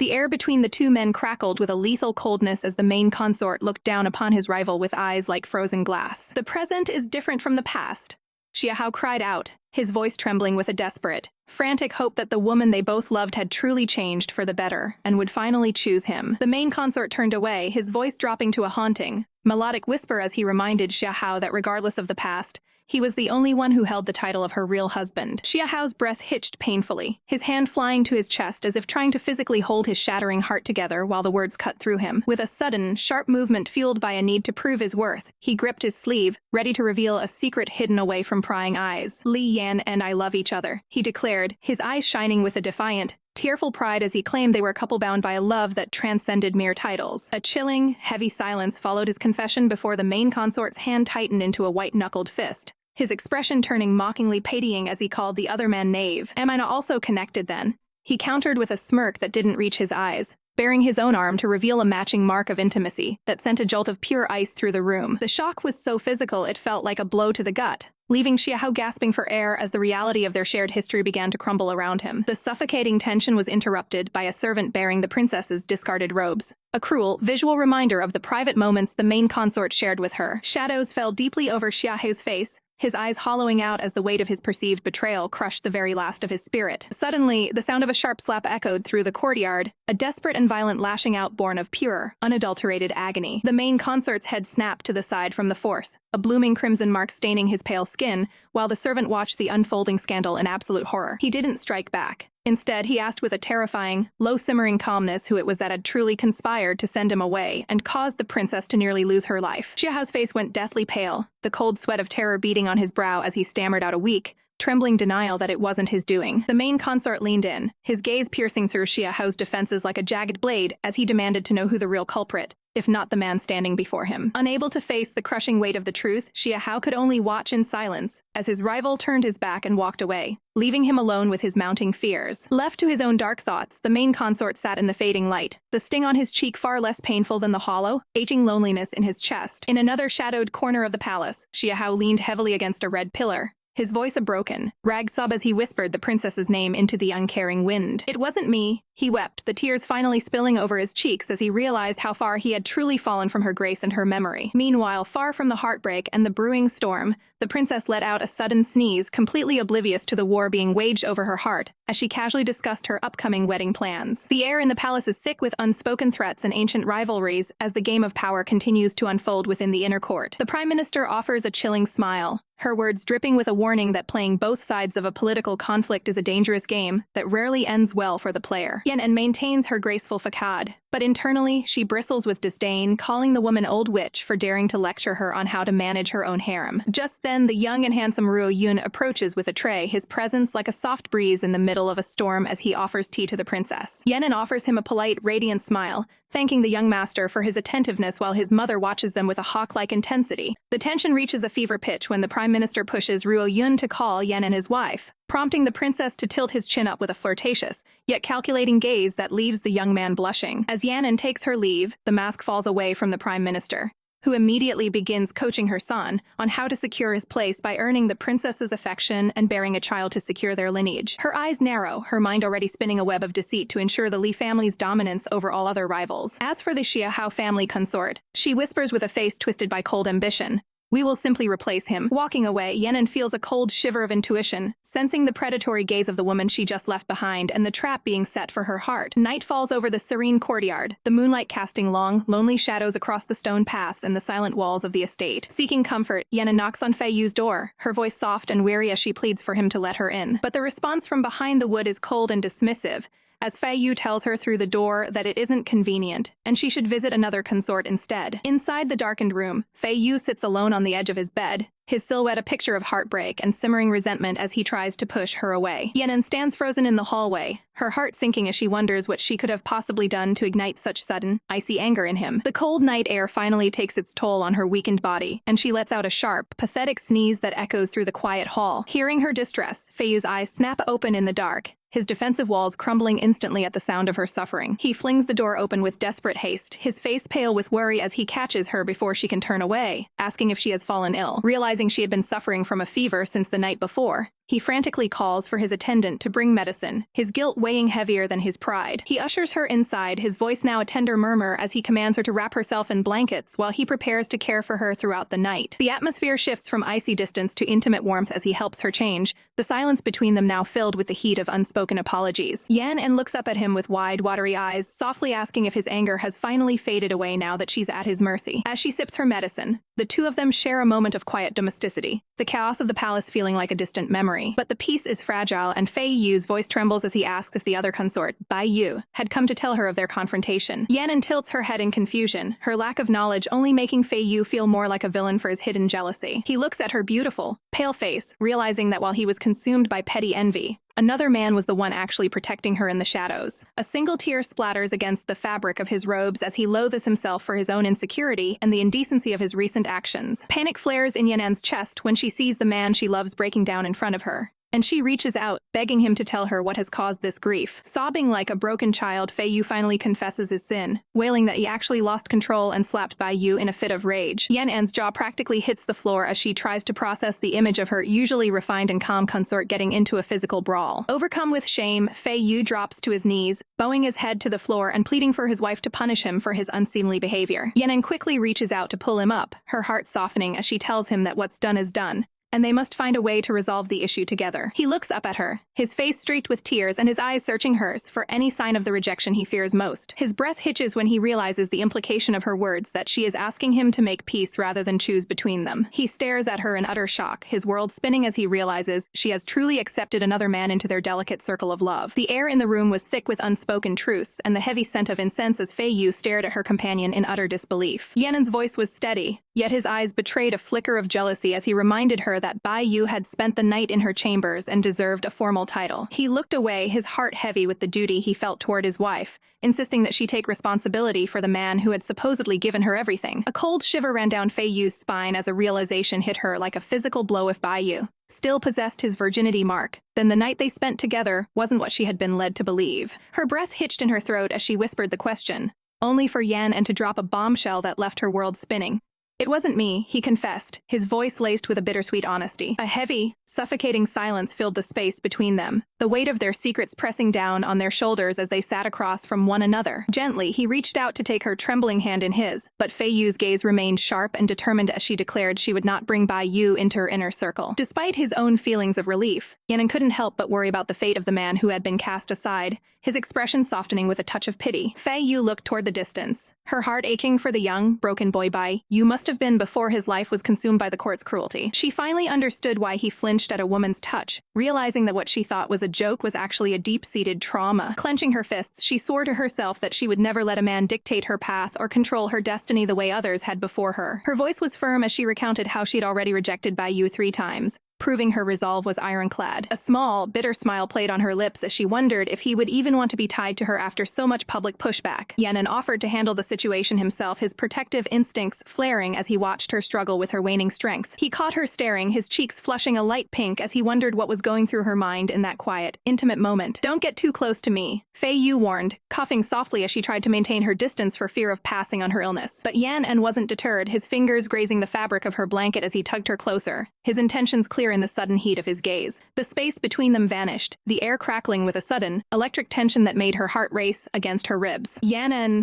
She started to protest, but he cut her off, whispering that he was okay now with a husky tone that sent a wave of heat through her entire body. In a moment of pure, selfish longing, he leaned in to claim her lips in a passionate kiss, only for the door to burst open with a loud shout about her health. They scrambled apart in an instant, both of them blushing furiously and pretending to be perfectly composed as they were caught red-handed. The visitor awkwardly presented the medicine, sensing the thick atmosphere but choosing to beat a hasty retreat to the drill grounds instead. Another consort burst in with a scandalous offer to use his own body to warm her up, only to be promptly hauled away for his shamelessness. When the sun finally rose, Yan woke up alone in the large bed, finding that the princess had already departed for her duties. Outside the palace walls, the bustling streets of the city were alive with whispers of border conflicts and blocked trade routes that threatened the kingdom's peace. Fei Yu sat across from Scholar Hu, her mind already moving toward the next move on the political chessboard, as they discussed the vital commerce of the realm. The princess leans in close, her eyes twinkling with a dangerous curiosity as she questions why Qian Han insists on hiding his handsome face behind that mask. Before he can even process her words, she lunges forward, pinning him against the table as he gasps out in pure shock.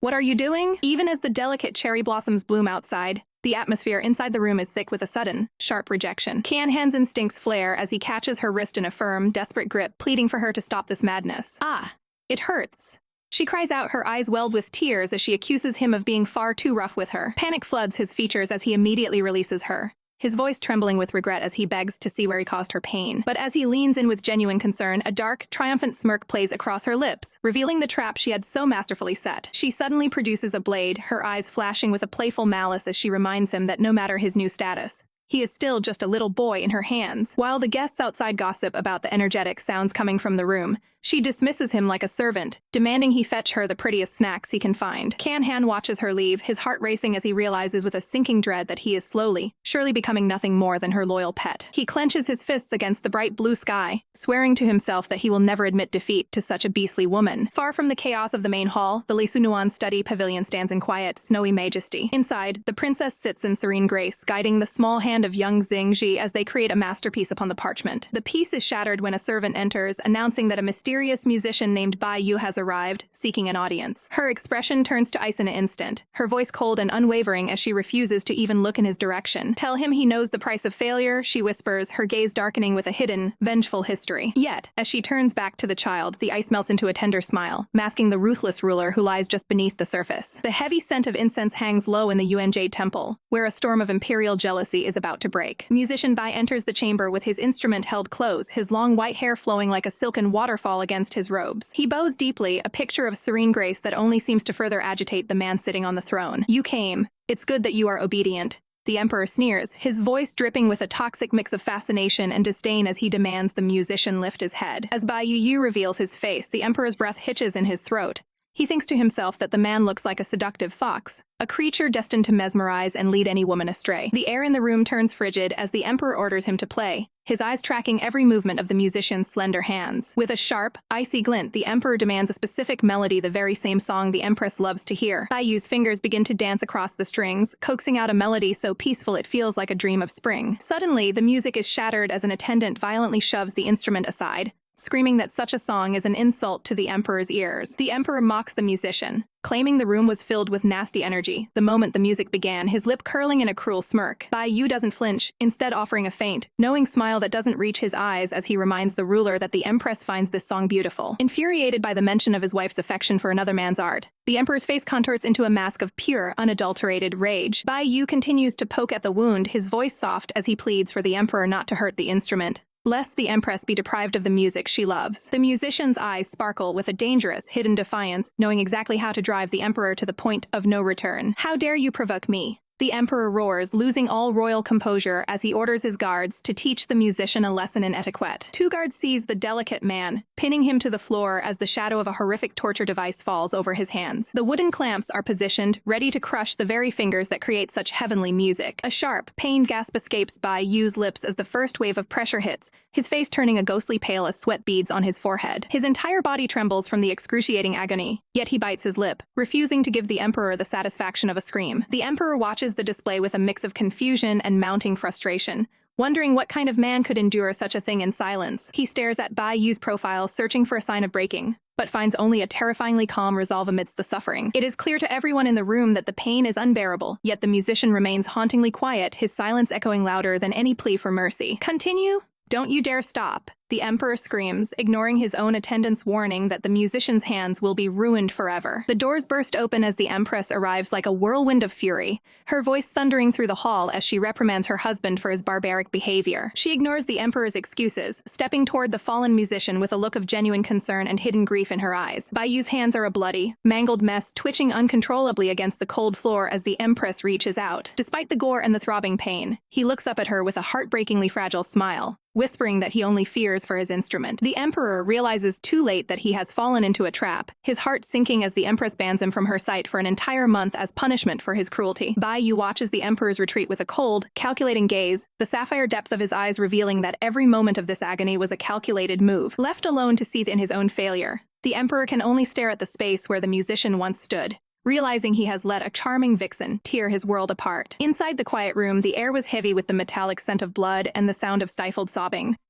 Ruyi's hands trembled as he pressed a damp cloth against the raw, red wounds marring his master's skin, his voice cracking with every word as he lamented how the emperor could be so cruel to such a gentle soul. Bai Yu sat like a statue of ice, his face pale but composed, even as his attendant wailed about the agony of seeing those talented hands ruined. Suddenly, the heavy curtains parted, and a familiar, frantic voice called out his name, cutting through the gloom like a ray of unexpected sunlight. A faint, bittersweet smile touched Bai Yu's lips as he looked up, his voice a soft whisper as he admitted he knew she would come for him. The princess rushed to his side, her eyes wide with shock as she dropped the treats she had brought, her gaze locking onto the horrific sight of his mangled fingers. "What happened to your hands?" she gasped, her voice trembling with a mix of fury and heartbreak as the attendant explained that the emperor had used a petty excuse to crush the hands of the realm's finest musician. She reached out, her touch as light as a feather, but as her fingers brushed his skin, a sharp, stabbing pain throbbed in her own chest, a lingering echo of the original owner's deep, buried love for this man. "Does it hurt a lot?" she whispered, her eyes shimmering with unshed tears. Bai Yu merely looked at her with a gaze so tender it could melt winter frost, murmuring that because he knew she cared, the pain didn't matter anymore. Wanting a moment of true privacy, she gently dismissed the crying attendant, needing to be alone with the man who seemed to carry the weight of the world on his slumped shoulders. They moved to the veranda, the soft light of the afternoon framing them in a deceptive peace as she opened a small container of sweets. "Come, let's eat this together," she urged, her heart aching as she realized he couldn't even hold a spoon. With a soft blush creeping up her neck, she picked up a piece of the delicate pastry and held it to his lips, her breath hitching when his eyes met hers in a moment of pure, raw intimacy. He took a bite, a small, sad smile playing on his lips as he remarked that once, it was you used to feed her when she was just a tiny, innocent child. His mind drifted back to a freezing winter years ago, remembering the sight of a little girl in a pink hanfu running desperately behind his carriage as he was sent away from the capital. He had watched her through the small window, a helpless witness as she grew from that innocent child into a woman caught in the cutthroat race for the throne. The silence between them grew heavy, charged with the secrets he had kept locked away for a lifetime. Steeling her nerves, she looked him directly in the eye and asked the question that had been haunting her. Who was it?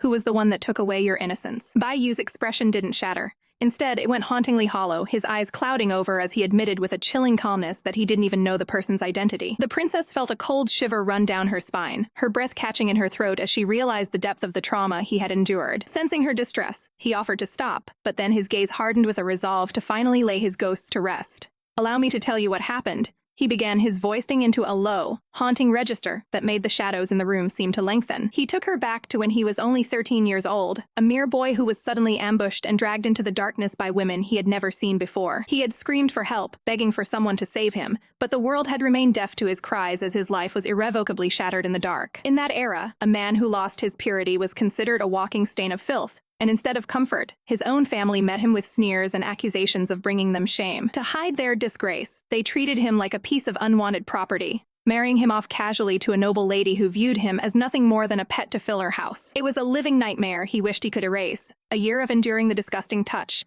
and smell of a woman he loathed until she suddenly passed away. But even her death brought no peace, as the world whispered that it was the cursed Bai Yu who had caused her end.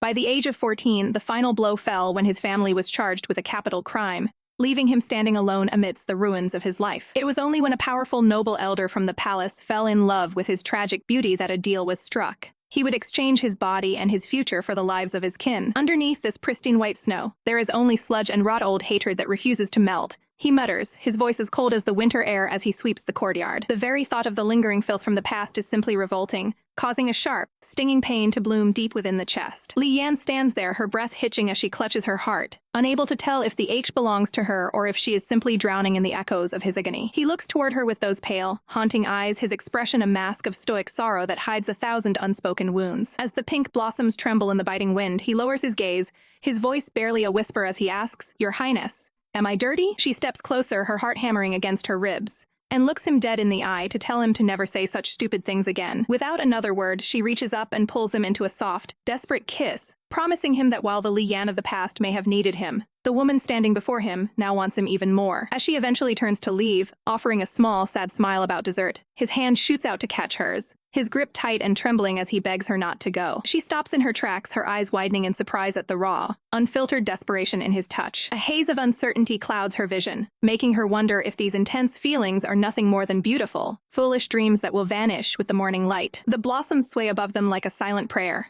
posing the one question she is still too afraid to ask. Is there truly a chance for a future together? She gazes into the depths of his soul, her mind racing with a sudden, jarring thought as she asks herself who this man truly is. The tension finally snaps, and they lose themselves in a passionate, breathless embrace, their lips meeting in a kiss that burns through the winter chill. The air in the room grows heavy and suffocating as Bai Yu confesses that his body has been stained by the world, his skin becoming agonizingly sensitive after years of isolation. The princess, however, isn't moved by his self-pity. Her eyes glint with a dangerous, predatory spark as she commands him to turn his back to her, declaring that his words alone are not enough to satisfy her. She leans in until her breath tickles the shell of his ear, her voice a low, sultry purr as she challenges the blindfolded man to guess exactly where her fingers will stray next. Bai Yu's voice trembles, a desperate, breathless plea escaping his lips as he warns her that if she dares to touch him now, he won't be able to control the fire rising within him. Her hand reaches out with slow, agonizing deliberation, her fingers poised like a hunter about to claim its prize. A sharp, ragged gasp hitches in his throat, and he lets out a choked cry of "ah."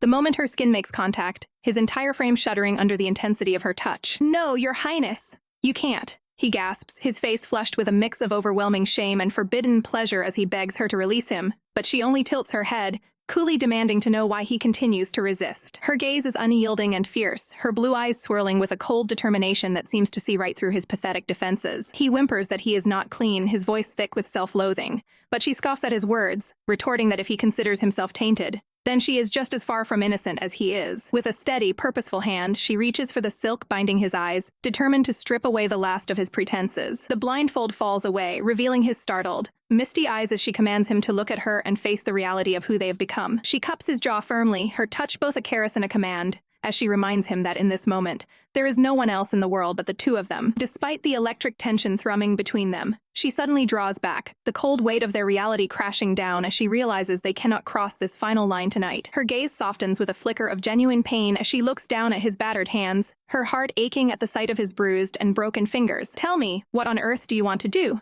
she demands, her voice dropping to a protective, warning growl as she tells him that while he survived this time, his next reckless move could be his last. They sit together in the heavy silence that follows, two souls bound by duty and ambition, acknowledging the bitter truth that there are things far more important than the love they crave. He reaches out, his bruised fingers ghosting over her cheek in a final, tragic gesture of affection before admitting that the paths they walk are destined to lead them in two completely different directions. The air in the room is thick with unspoken words as Bai Yu, his white hair cascading like silk over his shoulders, looks up with a gaze that could melt the coldest heart. He leans his weight against her, his voice a fragile thread as he asks where the woman he once knew has gone, only for her to reply with a chilling finality that the person he remembers is no longer there. "Please, don't disappear," he whispers, his blood-stained hand trembling as he reaches out, finding comfort when she gently promises to stay by his side until sleep finally claims him. Among the flickering shadows of the palace, a box of fine sewing thread sits as a silent witness to a complex web of apologies and the hidden agendas moving behind the scenes. Yen hands the gift over, her touch brief but electric as Bai Yu secretly wishes his wounds would never heal if it meant keeping her close for just a moment longer. As she turns to leave, the cold winter air seems to follow her, leaving him standing in the heavy silence of his own growing longing. He warns her that the palace walls have ears and gossip will surely follow if she continues to visit a man of his standing so frequently. But with a defiant, beautiful spark in her eyes, she tells him she'll be back to pick him up,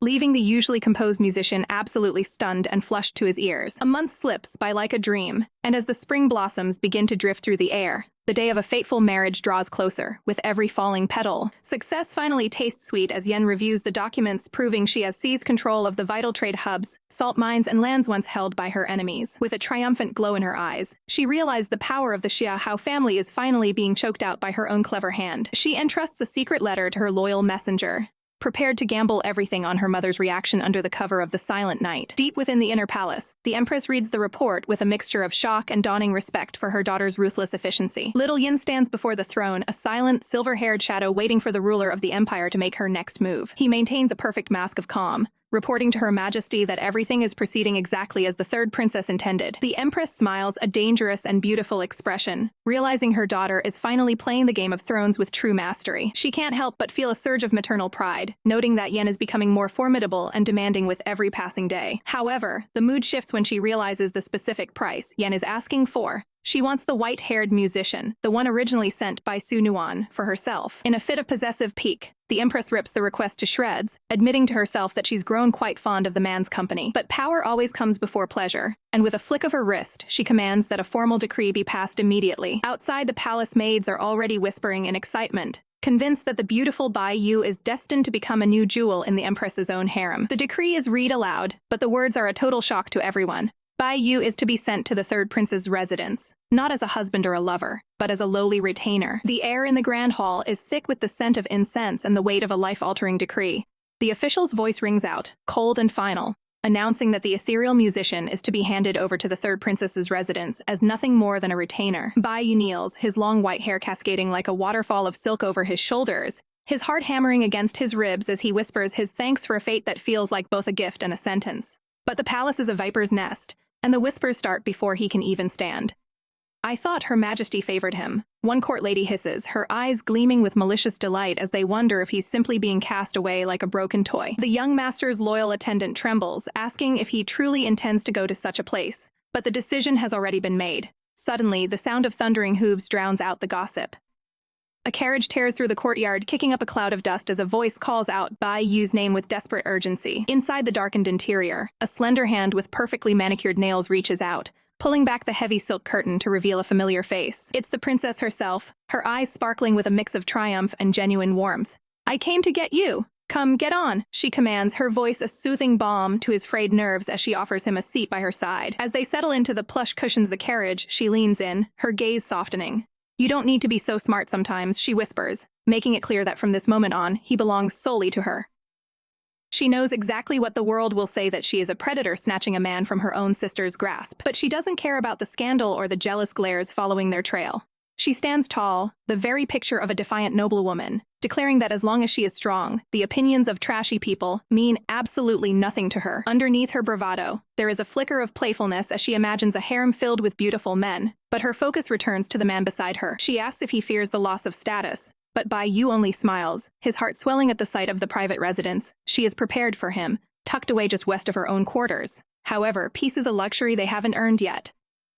Back at the prince's main residence, a hand slams onto a wooden table with a deafening crack. "What do you mean, a retainer?" The second consort roars, his face flushed with a toxic mix of jealousy and disbelief. He can't wrap his head around the idea of a man being brought in under such a title, convinced it's just a thinly veiled excuse to bring a new lover into their midst. The blonde consort's rage only grows as the other men chime in, their insecurities bubbling to the surface. "How could someone be more beautiful than the second consort?" they mutter, even as they scramble to the windows to catch a glimpse of the vixen who has stolen the princess's attention. The tension reaches a breaking point as the carriage finally rolls to a stop at the gates. "Brothers, let's go!" the second consort shouts, rallying the others to confront the newcomer and show him exactly who rules this residence. They are a storm of silk and fury, ready to tear the new favorite apart before he even sets foot inside. Amidst the chaos, a servant to a man with flowing green hair, his expression unreadable as he watches the commotion from the shadows.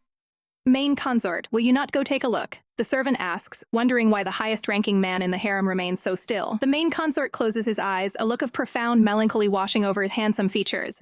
"I will not go," he murmurs, his voice laced with a quiet, aching heartbreak. He knows that seeing them together would only reopen wounds he's tried so hard to heal. He turns his gaze toward the pale moon hanging in the night sky, a solitary figure amidst the rising storm. If she's happy, then all is well, he sighs, choosing to swallow his own longing for the sake of the woman who holds his heart in her hands. The air in the palace gardens was thick with the scent of blooming flowers, but the news arriving at the pavilion was anything but sweet, as word reached the princess that Bai Yu had been sent back to Li Yan'an. Her eyes widened in a mix of shock and pure, unadulterated fury, her voice trembling as she questioned how such a move was even possible. Her mind raced, a cold sweat breaking out as she realized her carefully laid plans to seize the palace were crumbling before her very eyes, all because Li Yan'an had somehow outmaneuvered her. The tension spiked even higher when a frantic messenger burst in, bearing the news that their allies in Wulin had suddenly withdrawn their support. It was a calculated strike. The Empress, fueled by a cold rage toward Bai Yu's actions, was now taking her vengeance out on the princess herself by installing a rival to build a new business partnership. With a voice like cracking ice, the princess dismissed her attendants, her composure a thin mask for the storm brewing within. The moment the doors clicked shut,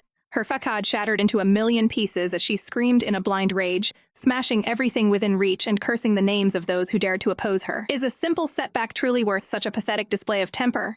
A smooth, condescending voice drifted through the room, belonging to concubine Mugui-jun, who watched her with a look of profound disappointment. The princess's anger momentarily faltered as she turned to her father, who stood there with an air of absolute authority, warning her to keep her voice down lest she be overheard. He looked out over the balcony, his eyes narrowing as he contemplated the shifting tides of power and the formidable strength of the Empress Yu Wenhao. A chilling silence fell between them as he suggested a new pawn for their game, the young Xingji, a boy whose beauty would one day be a weapon of its own. The princess gasped, her heart aching at the thought of using the precious child she had struggled so hard to conceive, but her father's gaze remained like stone. To him, a child was nothing more than a tool, and he sneered at her maternal weakness, demanding to know if she preferred to be seen as nothing but trash. Meanwhile, under the soft glow of the moon at the evening maple pavilion, a very different scene was unfolding. Bai Yu knelt in the cool earth, his long white hair shimmering like silk as he carefully tended to a tiny sprout, a symbol of the new life and hope the Empress had given him.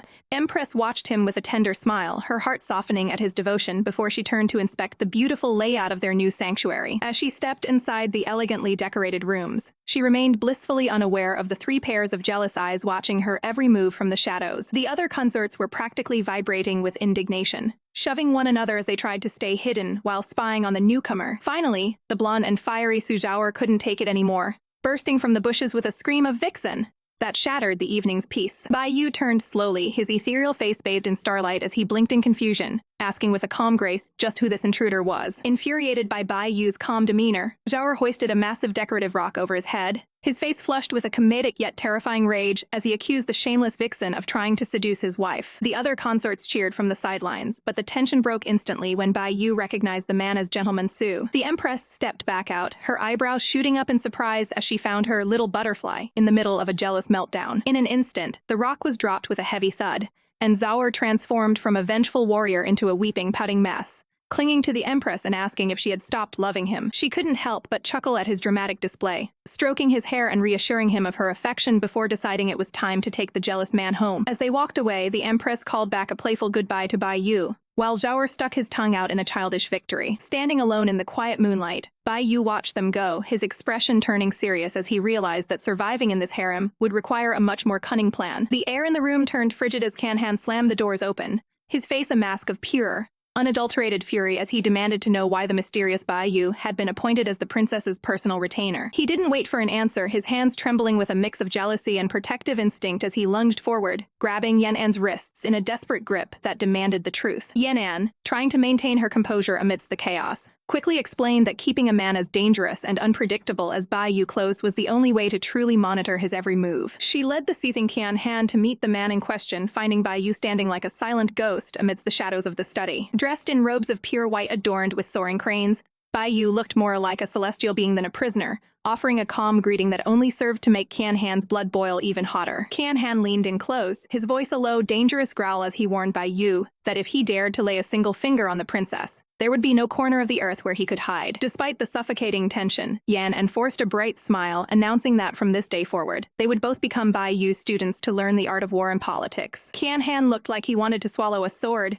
but under Yan-an's insistent gaze, he managed to choke out a reluctant and utterly miserable greeting to his new teacher. Bai Yu simply turned toward the mahogany shelves, his slender fingers brushing against the spines of ancient texts as he prepared to begin a lesson on the philosophy of a great general. As he opened the first volume, his eyes held a depth that suggested he knew far more than he was letting on, his scholarly aura filling the room with a strange, quiet power. As night fell over the palace, the lanterns glowed with a soft, amber light, but the atmosphere in the first consort's quarters remained heavy and cold. The first consort, with his flowing green hair and eyes full of unspoken longing, looked up from his desk as a servant informed him that the princess would likely be spending the entire night at the pavilion with Bai Yu and Kan-han. He didn't complain, but the way his hand tightened around his brush betrayed the loneliness gnawing at his heart. He turned back to the mountains of paperwork, trying to lose himself in the tedious calculations of wedding expenses and banquet logistics. Tomorrow was the emperor's birthday, a day that should have been filled with celebration. Yet it only brought a sense of impending dread to the first consort. He stared into the flickering candle flame, his reflection showing a man haunted by the fear of making a single mistake in front of the mercurial sovereign. When the sun finally rose, casting a golden hue over the Jade Yuan temple,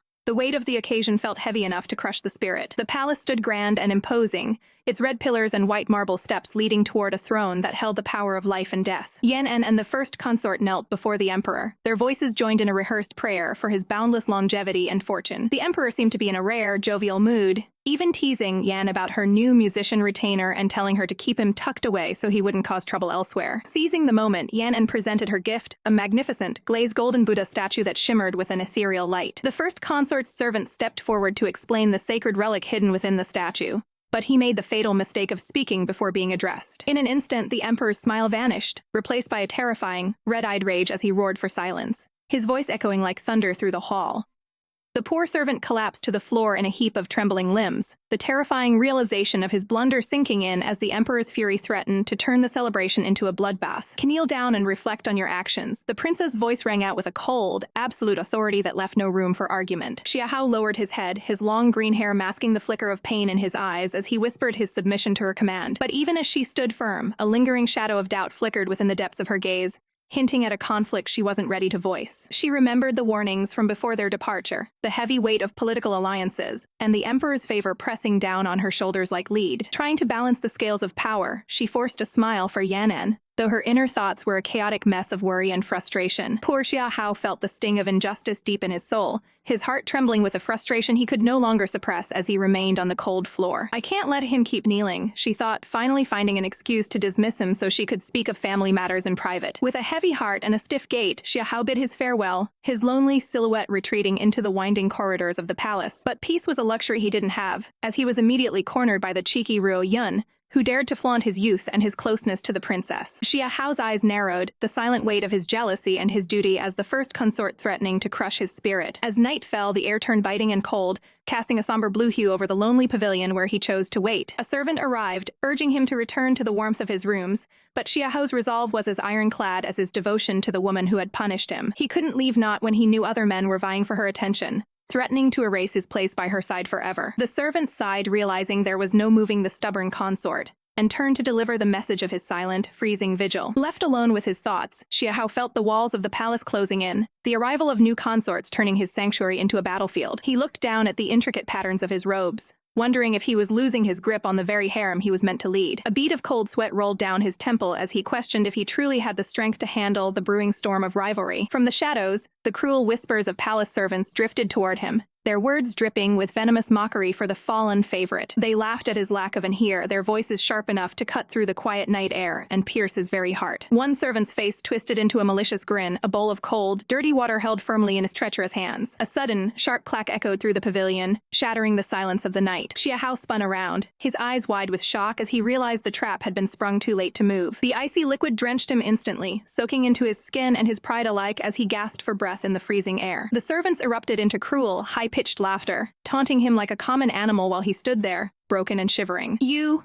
are merely servants," he roared, his voice cracking with a mixture of primal fury and absolute humiliation. But the laughter died in an instant as a pair of eyes filled with murderous, incandescent rage watched the scene from the darkness, promising a reckoning that no one would survive. The night air is thick with tension as the first consort, Fei Yu, finds himself cornered in the Li family residence. A servant sneers at him with a wicked grin, telling him to get it through his thick head that in this house, no one, not even his status as the Prime Minister's son, will save him from their cruelty. Fei Yu's expression is a mask of pain dignity, his eyes shimmering with a mix of hurt and quiet fury as the biting cold of the night mirrors the malice in the servant's voice. Meanwhile, in another part of the garden, the third princess remains strangely distracted as the young master Ruo Yun desperately tries to coax her into staying the night. She offers a polite but distant smile, insisting she has business to attend to, while Ruo Yun insists on playing the part of the devoted host by accompanying her to the door. Little do the bullies know, the very woman they are mocking is just steps away, her sharp ears catching their venomous claims that she only cares for the Li family name. They continue their ladder, mocking the idea that the princess would ever favor someone like Fei Yu,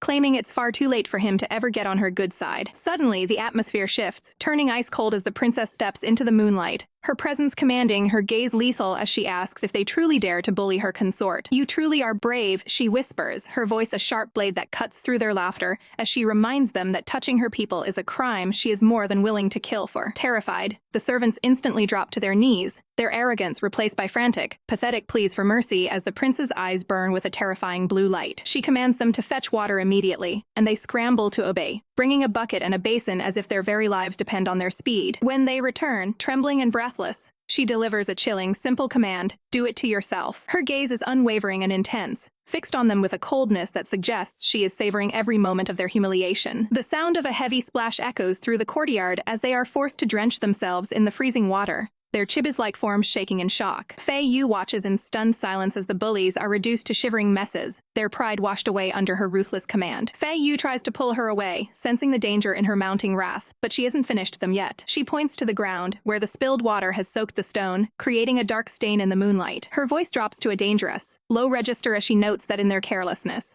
they've even dared to wet her shoes. The servants offer to clean the mess immediately, their voices shaking with terror as they grovel at her feet. But the prince's next words are enough to stop their hearts. "Lick it clean." She leans in, her smile beautiful yet utterly terrifying, giving them half an hour to finish the task with their mouths or lose their heads. The servants' faces turn pale with horror, their eyes wide as they realize the depth of the villainess standing before them. Fei Yu finally intervenes, his voice firm as he tries to rein in her spiraling temper before things go too far. He grabs her arm, his own heart racing as he realizes just how much she is willing to destroy for his sake. With a final, sharp order for the servants to kneel to the main consort and then get lost, she finally turns away, leaving Ruo Yun standing there in absolute shock at her transformation. In an instant, the terrifying tyrant vanishes, replaced by the sweet, playful princess Ruo Yun thought he knew. She turns to him with a radiant, innocent smile, apologizing for the scene and asking him to relay her excuses to the emperor. Ruo Yun can only stare, his mind reeling as he wonders how she could change her personality so effortlessly from a demon to an angel. She bids him a polite farewell, her attention shifting entirely back to her first consort as they prepare to depart. Her voice softens with genuine, heart-fluttering concern as she tells Fei Yu they must get him home to a warm bath before the cold takes hold of him. As they walk away together, Fei Yu leans into her, the tension in his shoulders finally melting away in her presence. Ruo Yun is left behind in the shadows, consumed by a burning jealousy and confusion,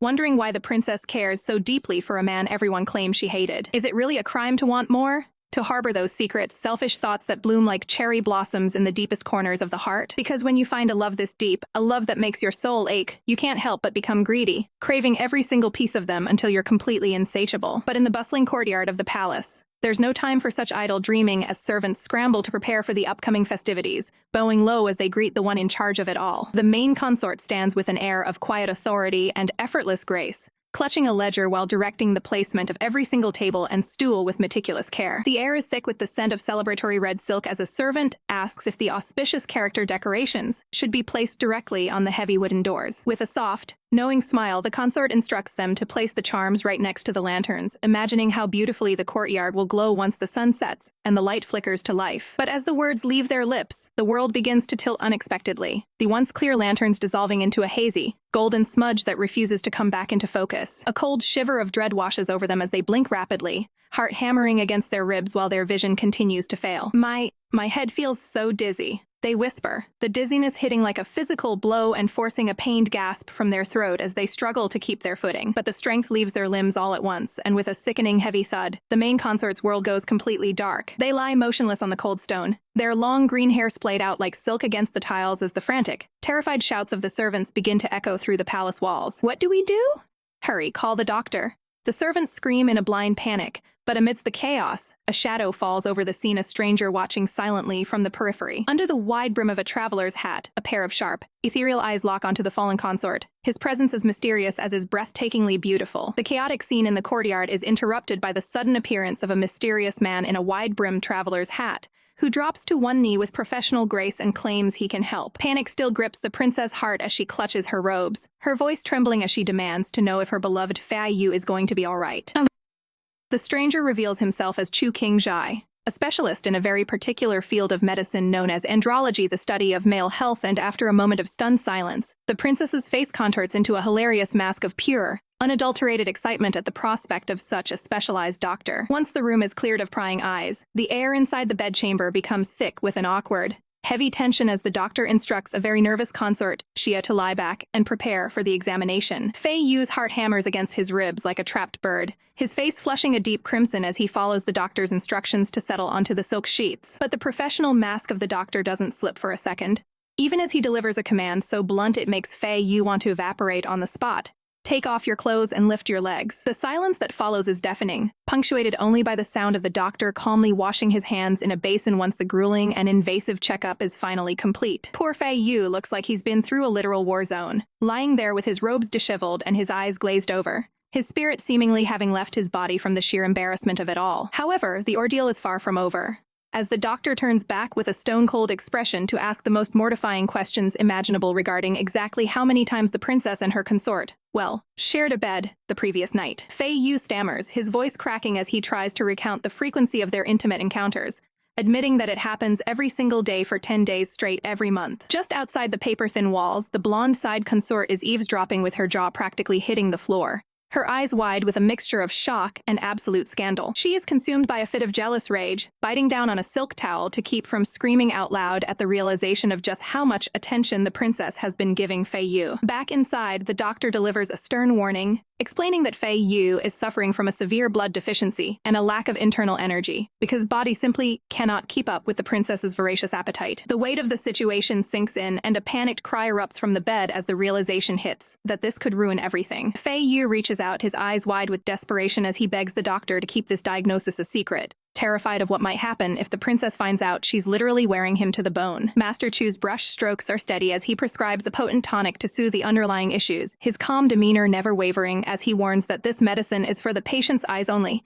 lest the secret of his condition leak out. But the quiet of the medical consultation is suddenly shattered when the side consort practically floats into the room, draped in silk and framed by cherry blossoms, pouting as he asks Master Chu to check if he, too, is perhaps a bit too weak for the princess's needs. The room descends into a whirlwind of chaotic energy as Master Chu ignores the flirting and turns his clinical gaze toward young Master Xia, pulling him aside for a sudden, unexpected examination that leaves the stoic man completely rattled. What sickness is this? Xia Qianhan asks, his chest partially bared and his eyes wide, with a mixture of confusion and a strange, flickering heat as he admits to feeling a tightness in his heart. Master Chu doesn't even blink, turning his gaze toward the princess and stating plainly that this sickness has everything to do with her and her alone. You are an age of vigor and energy, Master Chu says with a stone face, warning that long-term restraint and patience will only ruin his mental well-being. A blunt diagnosis that sends a surge of pure, scarlet embarrassment through Xia Qianhan's entire body. While Master Chu gives a silent, knowing thumbs up as if to say he's got their back, the side consort can't help but cackle with glee, mocking the old virgin for holding back his desires so much that it's actually making him ill. The bickering between the two men turns into a ridiculous, prideful display of ego, leaving Master Chu to watch them descend into a childish spat with a look of utter, soul-deep exhaustion. Once the air finally clears and they step outside, the physician turns back to the princess, his voice dropping an octave as he suggests that for the sake of her health, he must now examine her body within the privacy of her bedroom. The heavy red beams of the pavilion stand tall against the drifting clouds, a silent witness to the growing tension as they prepare to enter the most private quarters of the estate. "Take off your clothing," Master Chu commands once they are alone, his voice remaining strictly clinical. Yet the princess's heart hammers against her ribs as she wonders if this doctor is truly a serious professional, or just a vixen trying to seduce her. He slides the doors shut with a finality that makes her breath hitch, insisting that a physician has no impure thoughts and views the female form with the same detachment one would use to look at a common muscle. Despite his cold, logical words, the princess feels a heated flush creep up her neck as he leans in close to begin the inspection, forcing her to desperately chant mantras of emptiness just to keep her composure under his intense, searching gaze. The air in the room is thick with a suffocating tension as Master Chu, the imperial physician, finishes his careful examination of the princess, while she struggles to keep her wandering, dirty thoughts in check. With a voice as calm and cool as mountain water, he finally breaks the silence, telling her she may get up now that the checkup is complete. But the princess lingers, her eyes searching his as she demands to know why he was so insistent on examining her when she feels perfectly fine. Her heart nearly stops when he asks if she has been secretly consuming a pregnancy prevention soup, forcing her to gasp out in shock. "How do you know?" Master Chu reveals that he was the original creator of that very medicine, but his expression darkens as he explains he's been searching for her to check for abnormal reactions. Fear flashes through her eyes as she lunges forward, grabbing his robes and demanding to know what kind of side effects he's talking about. He doesn't pull away. Instead, he leans in so close she can feel his breath on her skin, whispering that the medicine has boosted her vigor to such an extreme that she will soon find herself feeling hot, agitated, and in need of far more relief than any normal woman could handle. She lets out a massive sigh of relief, her dramatic tension melting away into a comical sense of gratitude that her life isn't actually in danger. However, the physician's warning isn't over, as he dryly notes that while she will be fine, the side effects will be a nightmare for her consorts to keep up with. He advises her that as long as she is fair and pampers all her men equally, there shouldn't be any issues, before he turns to take his leave. The princess watches his retreating back, her gaze lingering on the elegant curve of his neck as a new, dangerous idea takes root in her mind. Before he can reach the door, the sharp ring of steel fills the room as she draws a sword, pressing the cold blade directly against his throat. "Either I kill you, or I have you," she declares, her blue eyes burning with a predatory intensity that leaves no room for negotiation. She looms over him, the sword steady in her hand as she offers him a high status in her harem, claiming it would be a waste to kill someone with his beauty and intellect. Master Chu remains unnervingly stoic, telling her she might as well kill him, which only amuses her enough to suggest they trade secrets instead. He stares into her eyes, searching for any hint of a prank, his voice trembling slightly as he asks if she is joking. She meets his gaze with a chilling seriousness, making it clear that she is playing for keeps. Despite the blade biting into his skin, he turns his head away, flatly refusing to sell his body or betray his mother's medical secrets for his own survival. He leans back toward her, closing the distance until their faces are inches apart, daring her to follow through on her threat if she truly wants him dead. Recognizing his ironclad resolve, the princess finally relents, sheathing her sword with a sharp, decisive click. She sighs in exasperation, calling him a man who understands neither love nor the mood, but she agrees to let him go if he performs one more consultation for her. Later that day, Master Chu finds himself in a secluded pavilion, sitting across from the ethereal and pale Master Bai. He reaches out, placing his fingers gently against the man's wrist to read his internal energy. In an instant, the physician's professional mask shatters, his face contorting in pure horror at what he discovers. Master Bai doesn't say a word, simply raising a slender finger to his lips in a silent, haunting plea for discretion. Master Chu can only stare at him in disbelief, his voice a ragged whisper as he tells him his body is nothing more than a broken shell, wondering how on earth he is even still alive. Master Chu leans back, his complexion as pale as the silk robes he wears, as he listens to the diagnosis with a weary, heavy heart. His gaze turns sharp, piercing through his own exhaustion as he asks the one question that truly matters. "What do you think about the third princess?" A wry smile touches the woman's lips as she compares the royal's stubborn and unyielding nature to that of a tightly sealed muscle, much to the young master's confusion. Time waits for no one, and 2 days later, the palace grounds hum with the frantic, festive energy of a wedding that has the entire city whispering. Under the cover of night, the training for the groom is rigorous. Voices echo through the halls, sternly demanding that the young master lower his waist just a bit more to show proper submission. The red lanterns sway in the evening breeze as the instructors push for absolute perfection, urging him to loosen his posture to better please his future bride on their first night. 2 grueling hours of etiquette and preparation pass in the blink of an eye before the final, heavy question is whispered into the air. Is it done? Standing tall in robes of striking crimson and black, the weight of his new reality begins to settle onto the young man's shoulders. Yunner looks up with weary, shimmering eyes, his voice a mere breath as he realizes his mother has finally come to see him before he is sent away. The head eunuch bows low, his face split by a knowing, sycophantic grin as he presents a chest of dowry that glows with an almost ethereal light. His mother leans in close, her voice dropping to a stern,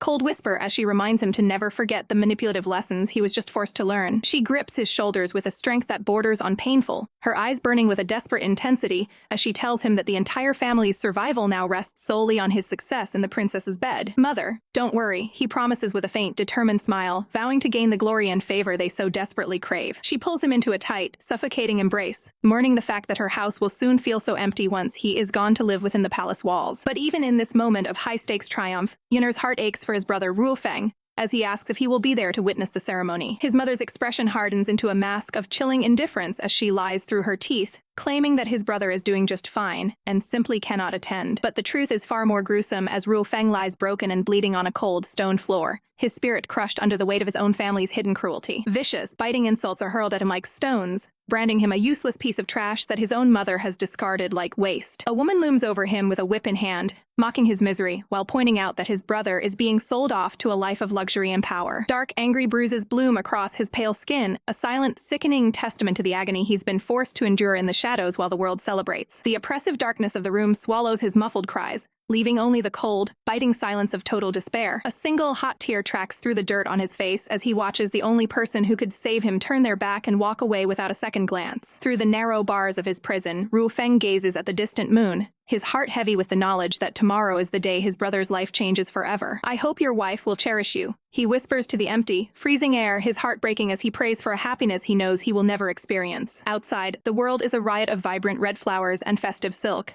expertly masking the tragedy unfolding within the palace's darker corners. Guests laugh and toast to a match they call Made in Heaven, blissfully unaware of the blood and tears shed to make this union possible. The third princess stands radiant in her bridal red, a triumphant and beautiful smile on her face as she prepares to claim her new husband. Even amidst the grandeur and the cheers, she can't help but grumble to herself about how exhausting it is to be the center of such an enormous, noisy spectacle. Deep within the bridal chamber, the groom sits alone on the edge of the bed, his face hidden behind a delicate, embroidered red veil as he waits for a wife who has yet to appear. His heart hammers violently against his ribs in the suffocating silence of the room, his eyes wide with anxiety as the minutes tick by without a single sign of her arrival. Inside the dimly lit chambers of the palace, a heavy silence hung over the ornate wedding decorations as a figure waited in the shadows. Draped in a vibrant red bridal veil, Li Ruoyun sat stiffly on the edge of the bed, his fingers trembling with a mix of anticipation and growing anxiety. His loyal servant, Queer, tried to offer a reassuring smile, reminding his master that the princess was merely busy with the prestigious guests and would surely arrive soon. Ruo Yun let out a soft, shaky breath, convincing himself that for the sake of his family's honor, his new wife would never dare abandon him on their very first night together. However, the air turned cold as the conversation shifted to a dark, hidden agenda, with Ruo Yun glancing toward the window while mentioning the pregnancy prevention soup that had been prepared. He leaned in closer, his voice a desperate whisper as he begged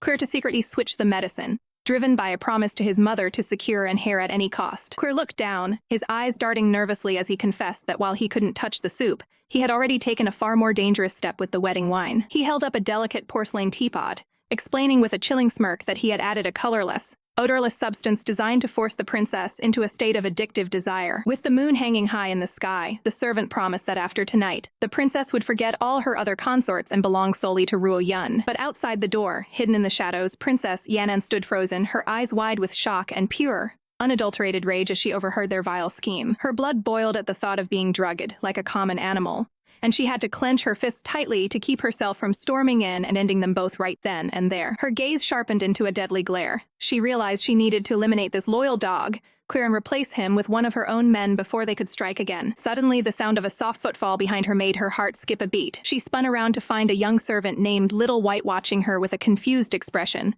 wondering why she was standing in the dark instead of being with her new consort. Yanan quickly smoothed her expression, forcing a casual tone as she claimed she had simply had too much to drink and needed a breath of fresh air. Little White could only blink in confusion, sensing the tension radiating off the princess as she dismissed him without another word. As she walked away, her thoughts drifted toward the only person who could offer her true solace in this nest of vipers. She pushed open the doors to a quiet study, her voice softening instantly as she called out for Fei Yu. The man with long, flowing green hair looked up from his scrolls, his eyes filled with a gentle surprise as he asked why she wasn't with her new husband, Ruo Yun. Yenin puffed out her cheeks in a fit of pique, declaring that she was furious and intended to spend the entire night right here with him instead. Without waiting for an answer, she climbed into the bed and pulled the silken blankets up to her chin, her eyes flashing with stubborn determination. Fei Yu sighed, a look of pained conflict crossing his handsome features as he reminded her that it was her wedding day and she truly belonged at Li Ruoyun's side. Refusing to listen, Yenin reached out and firmly grasped his hand, pulling him toward the door and insisting they take a walk since neither of them could sleep. They wandered through the palace gardens under the silver glow of the full moon,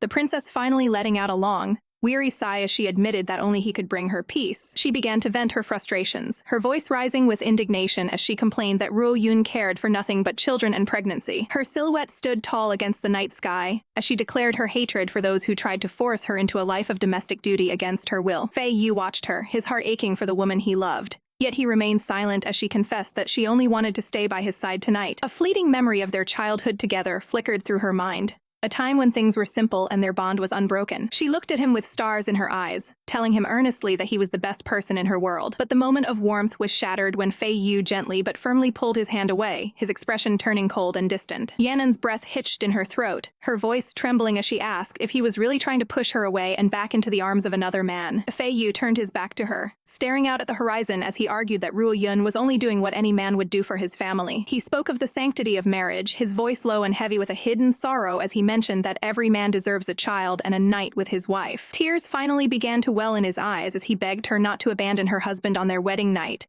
leaving him to face the crushing loneliness of an empty room. He whispered that the pain of such a rejection would follow a man for the rest of his life, his words hanging in the air like a final, tragic plea. The night air hung heavy with unspoken words as the moonlight caught the silver strands of Fei Yu's hair, his expression a mask of elegant sorrow. The princess searched his eyes, her heart aching as she whispered, "Fei Yu, do you feel hurt?" He didn't look away, his voice trembling as he admitted that while it hurt, he couldn't stand to see her cold-blooded stranger, desperate to know if her cruelty was born from her husband's neglect. A flicker of genuine pain crossed his face as he looked down, confessing that his heart-hatch wasn't caused by any lack of kindness from her. He reached out, his fingers grazing her chin with a touch as light as a feather, yet heavy with the weight of his realization that her heart belonged to someone else. The princess stood frozen, the truth of his words sinking into her soul as she softly replied that she finally understood the depth of his sacrifice. But duty called her away from the moonlit garden and into the stifling heat of the wedding chambers, where an attendant stood waiting by the bedside of the new consort. Her patience had reached its limit, and with a voice like cracking ice, she commanded the servant to get out and leave them alone. The princess's gaze was sharp, her eyes burning with a hidden fire that left no room for argument. Terrified by the sudden shift in her aura, the attendant scrambled to obey, fleeing the room in a state of pure panic. Beneath the intricate patterns of the red bridal veil, Ruo Yun sat trembling, wondering if his new wife was truly in as foul a mood as she sounded. He felt the air shift as she stepped closer, her hand reaching out to claim the moment. With a sudden, dramatic flourish, she swept the veil away, revealing a smile that was far too bright to be real as she apologized for the long wait. Ruo Yun's face flushed a deep crimson, his eyes shimmering with a mix of relief and adoration as he told her that as long as she was there, everything was perfect. Internally, the princess felt a pang of guilt, looking at him and realizing he was just a kid caught in a web of palace intrigue, deciding then and there to show him a bit of mercy. They moved to the small table set for the ceremony, the red robes of their station flowing around them like a sea of blood. Ruo Yun took the lead, his hands shaking slightly as he prepared the wine, insisting that they could not skip the traditional toasting ceremony on their wedding night. Their fingers brushed as he handed her the delicate porcelain cup, a spark of electricity dancing between them in the quiet room. He watched her with bated breath, promising to help her rest once the wine was finished, while the princess's mind raced with a dark ulterior motive. She brought the cup to her lips, inhaling the sweet, heady scent of the vintage, a deceptive smile playing on her face. Then, without warning, the sound of splashing liquid shattered the romantic silence as she poured the entire contents of the cup onto the floor. Ruo Yun's heart nearly stopped as he stared at the puddle, his voice cracking as he asked if he had done something wrong. Cold sweat beaded on his forehead as he watched her, the terrifying thought crossing his mind that she had discovered his secret before the night had even truly begun. Far across the palace, Fei Yu lay alone in his cold bed, the scent of cherry blossoms outside his window only serving to remind him what he was missing. He stared into the shadows, clutching the silk sheets as he realized that the distance between them had grown into a chasm that no amount of longing could bridge. The silence of his mourning was suddenly ripped apart by the violent slam of his chamber doors. A figure draped in white burst into the room, gasping for breath as they called out for the main consort. signaling that the peace of the night was officially over. Li Zhao stands frozen as an unexpected guest invades his sanctuary in the dead of night. With a huff of indignation, the blonde beauty tosses his pillow onto the bed, declaring with a pout that he refuses to spend another lonely night in his own cold quarters. He crosses his arms, his voice dripping with venom as he complains about the lavish dowry and attention bestowed upon a rival he clearly despises. The main consort offers a gentle, knowing smile, welcoming the company and admitting that this crowded palace is finally starting to feel more like a true home. In a moment of sudden, playful closeness, the blonde leans in, sniffing deeply and noting that the main consort carries the lingering, intoxicating scent of their shared wife. A flicker of surprise crosses the main consort's face as he quickly denies any recent visits, leaving the other man to settle into the covers. The blonde whispers into the darkness about the family he left behind at Yanxiang Pavilion, realizing with a heavy heart that now, the Empress is the only person he has left in this world. He turns his head slightly, his voice soft and trembling as he asks the main consort if he too felt the sting of heartbreak on his wedding day. Staring up at the canopy, the main consort finally allows his mask to slip, his eyes reflecting a quiet, profound sadness as he whispers a single word of agreement. The blonde's competitive spirit flickers once more as he vows to win his wife's favor, his eyes bright with a determination that even sleep cannot dampen. His expression softens with a rare, raw sincerity as he confesses that he loves her from the very bottom of his heart, refusing to ever admit defeat in this war for her affection. The main consort watches him, his own heart aching with the same unspoken devotion as he thinks to himself that his feelings are no less intense. They lie back to back, two rivals bound by a singular, desperate love, while a lone feather drifts through the silent room like a fallen dream. The darkness of the night feels heavy as one of them whispers into the silence, his voice a ghost of the confidence he usually displays. As the sun rises over majestic, snow-dusted rooftops of the palace, the atmosphere shifts from quiet vulnerability to the cold, hard reality of court politics. The blonde consort prepares himself for the day's battles, his eyes narrowing as he readies his heart to face the snobs and social climbers of the inner court. The heavy silk curtains part, and the announcement rings through the hall that the new side consort has finally arrived to make his grand debut. Stepping into the light, the newcomer appears like a portrait of cold elegance, his long dark hair and noble bearing commanding the immediate attention of everyone in the room. While the others expect a display of arrogance, the newcomer seems lost in his own thoughts, his gaze distant as he wonders if his wife is still harboring anger toward him. He offers a greeting to the main consort that is so cold and dismissive it practically freezes the air in the room, his eyes barely meeting his superiors. But the blonde beauty isn't about to let such a blatant lack of respect slide, standing tall and calling out the newcomer for his appalling lack of manners. With a sharp tongue and a fire in his eyes, he reminds the little brother that a noble birth is no excuse for failing to bow properly before his betters. The new consort's eyes widen in disbelief, his mind reeling at the sheer audacity of being lectured by someone he considers beneath his station. The main consort watches the drama unfold with a stoic, unreadable intensity, his silent presence adding a suffocating weight to the mounting tension in the hall. Deep down, the newcomer sees, reminding himself that he carries the royal surname, the same name as the Empress herself, a fact he believes sets him apart. He clutches his chest, his pride flaring as he argues that bowing to a lesser family would be a shameful insult to his own prestigious bloodline. The blonde consort's eyes flash with a dangerous, predatory light as he warns the brat that such arrogance could cost him his very life in this palace. Finally, the main consort rises from his seat, his voice ringing with absolute, bone-chilling authority as he declares that within these walls, there are no families, only the rules of the house. His eyes blaze with an unyielding fire as he points a finger and bellows the ultimate command, demanding the newcomer kneel and bow. A surge of pure, unadulterated rage washes over the newcomer as he realizes he is being publicly humiliated in front of the entire court. Clenching his teeth until they ache, he stares back with a defiant, murderous glare, refusing to break his pride even as the world waits for him to shatter. The willow branches sway gently in the breeze as a mysterious, green-haired man watches over the palace grounds, his gaze holding the quiet weight of someone who knows every secret hidden within these walls. Inside the tea room, the air is thick with hostility as Ruo Yun stands his ground, his eyes flashing with defiance as he declares he will never kneel to those who look down on him. Enough! A voice thunders through the hall, cutting through the bickering like a cold blade as the main consort, Xia Hao, finally loses his patience with the bickering. The atmosphere shifts instantly to one of absolute submission as the consorts bow their heads, acknowledging the undisputed authority of the man who keeps this chaotic household from falling apart. Ruo Yun bites his lip in frustration, a bitter taste in his mouth as he wonders why everyone seems so quick to bend the knee to Xia Hao's every command. Suddenly, a light-hearted voice breaks the tension, and Princess Fei Yu steps into the room with a playful smile, clearly amused by the dramatic scene she's just walked into. She clears her throat softly, a dainty hand to her chest, as she observes the silent, awkward tension that has gripped her harem in her absence. Standing amidst a flurry of imaginary rose petals, the princess looks every bit the radiant ruler, asking with a mischievous glint in her eye if she arrived just in time for the climax of the show. The men practically transform at the sight of her, but none more so than Ruo Yun, whose face lights up with a sudden, calculated vulnerability as he cries out for his wife. He throws himself into her arms, clinging to her like a frightened child as she gently reassures him that no one will dare to bully him while she is around. From the sidelines, Lan can only watch with a look of pure, unadulterated disgust, his face twitching at Ruo Yun's blatant and shameless acting. Fei Yu leads the newcomer toward the stoic Xia Hao, introducing him as the big brother of the mansion who manages everything with an iron fist. Ruo Yun realizes that if he wants to stay in the princess's good graces, he has to swallow his pride and leave a lasting, positive impression on her favorite consort. With a forced but polite bow, Ruo Yun offers his best wishes to Xia Hao, who accepts the gesture with the calm, regal grace of a man who knows his position is secure. The introductions continue as Fei Yu presents the sparkling and energetic Zi Zhao, calling him the prettiest and cutest of big brothers. Much to his delight, Ruo Yun's jealousy flares up again when the princess introduces the handsome young Master Lan, and he can't help but grumble that this man isn't even part of the family yet. Fei Yu leans in close, warning Ruo Yun to be careful around the scary Lan, prompting Ruo Yun to quickly promise he'll be the most obedient husband she's ever had. As the group settles, Zi Zhao can't help but brag about the main consort's importance, asking Ruo Yun if he even understands the sheer scale of Xia Hao's responsibilities. Xia Hao stands tall beside the princess, a silent guardian who controls the very purse strings of the estate, proving that his power is as much about gold as is about status. Ruo Yun watches them with a narrowing gaze, his mind already racing as he vows to one day surpass the main consort and claim the top spot in the princess's heart. But far away from the petty jealousies of the palace, the sky turns a blood-red hue as the Sui state is plunged into the fires of a brutal and unexpected war. On the battlefield, Crown Princess Li Hongying stands battered and bloodied, her eyes burning with a desperate,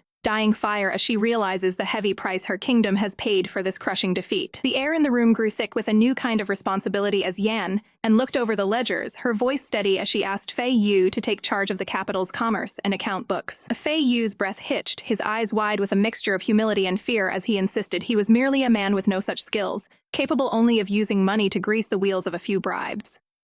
But Yanan wasn't taking no for an answer, reaching out to grab last year's records, causing Fei Yu to let out a startled cry of, "Ah, wait," as he tried to stop her. Her fingers brushed against something hidden deep within the drawer, and as it slid open, the glimmer of gold and silver caught the light, revealing two exquisite female hair accessories. A heavy silence settled between them, the weight of her suspicion pressing down like a physical force as she demanded to know why he was hiding such feminine treasures. Yanan's gaze sharpened, her blue eyes searching his face for any sign of betrayal or a secret lover she hadn't accounted for. Fei Yu's face paled, his voice trembling as he confessed that one of the pieces was meant for her. But his hesitation regarding the second one only made her heart race faster. He looked away, the atmosphere turning suffocatingly awkward as he whispered that the other was a gift for his mother, the Prime Minister, whose birthday had passed while he was too busy to visit. To prove his sincerity, he dropped to his knees, his long green hair spilling over his shoulders as he begged for permission to return to the Prime Minister's residence to deliver the gift in person. Yanan watched him, her mind racing with the political implications of such a visit,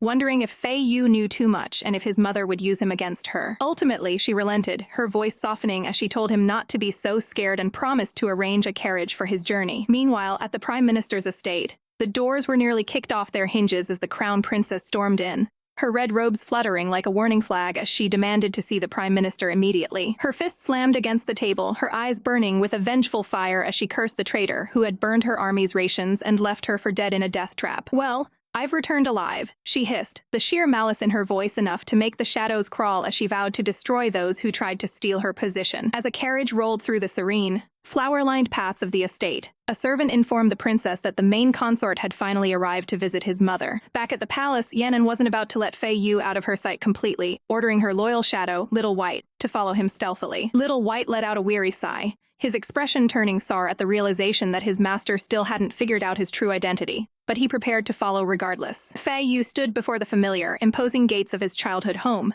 noting with a pang of nostalgia that the residence hadn't changed at all. A gentle, practiced smile touched his lips as he stepped inside, announcing his return to see his mother. But the peaceful reunion he expected was shattered instantly when the Crown Princess appeared from the shadows, her eyes wide with shock and a predatory hunger as she breathed out his name. She didn't give him a moment to breathe, closing the distance between them and mentioning a kiss from their past that made Fei Yu recoil in visible discomfort. He tried to maintain his composure, his voice cracking as he begged her to control herself and let go of his arm. He shoved against her, his face contorted with a mix of panic and disgust. But the princess was relentless, her grip tightening as she felt something was off. Her eyes suddenly went cold, her breath hitching in a gasp of pure, unadulterated rage as she stared at his exposed skin, screaming, "Where's your virginity mark?" To lighten the mood after such a scandalous revelation, we moved to the Empress's little theater, where a young, chibi consort supremes in the mirror, convinced her high-profile background makes her superior to everyone else. The other concubines used to look down on Fei Yu as well, whispering behind their hands about his lowly origins as a courtesan. But their icy hearts melted one day when they found themselves desperately needing a fourth player for their high-stakes mahjong game. They approached the prideful consort Su for help, and before long, the tiles were flying across the table in a blur of competitive energy. With a triumphant cheer, the little empress won the round. And just like that, the bitter rivals became the best of friends over the gaming table. The crown prince's face contorted with a jealous rage that bordered on madness as she cornered Fei Yu, her voice cutting through the air like a blade as she demanded to know if he had truly surrendered his innocence to Li Yan'an. Before he could even finish defending his honor as a married man, the air was sliced by a deafening crack as her hand collided with his cheek in a brutal, stinging slap. The force of her fury sent him stumbling back until his body hit the door with a heavy thud, his eyes clouded with pain and shock. She didn't stop there, reaching out to yank him upward by his collar, her eyes burning with a possessive fire as she accused him of being nothing more than a seductive toy. Fei Yu stared back at her, his voice trembling with a mix of fear and indignation as he reminded her that they were standing in the Prime Minister's residence and her behavior was utterly disgraceful. A chilling silence fell for a heartbeat as the Crown Princess leaned in close, her expression darkening with a predatory intensity. "Do you think I would still want a dirty man like you?" she hissed, her fingers tightening around his throat in a suffocating grip, while the servants watched from the shadows, paralyzed by terror. She threw her head back, a bitter, mocking laugh escaping her lips as she declared that all men were nothing but despicable creatures. Just as she raised her hand to strike him again, a firm, cold hand around her wrist, halting her mid-swing. Fei Yu's breath hitched as he let out a desperate cry, begging for the violence to finally end. The crown princess froze, her eyes wide with disbelief that anyone, especially the man she considered her property, would dare to resist her will. In that moment of chaos, Fei Yu's mind drifted to Yan'an, remembering the warmth and respect she showed him, a stark contrast to the nightmare standing before him. With a sudden burst of courage, he stood tall, his voice ringing out with a newfound strength as he declared that the third princess would be his only wife for the rest of his life. The crown prince's jaw dropped, her face flushing a deep, ugly crimson as she sputtered in sheer, incoherent rage. "Enough!" A powerful voice boomed, shattering the tension like glass as Fei Yu's mother finally reached her breaking point. The Prime Minister stood there, her presence commanding and icy, demanding that the Crown Princess show some modicum of respect in a house that was not her own. The princess sneered, turning her venom toward the older woman and mocking her for raising such a rebellious and disobedient son. The Prime Minister didn't flinch, her eyes flashing with a dangerous light as she threatened to withdraw all her political support and let the princess face her enemies alone. Realizing she had pushed too far, the Crown Princess let out a sharp puff of annoyance,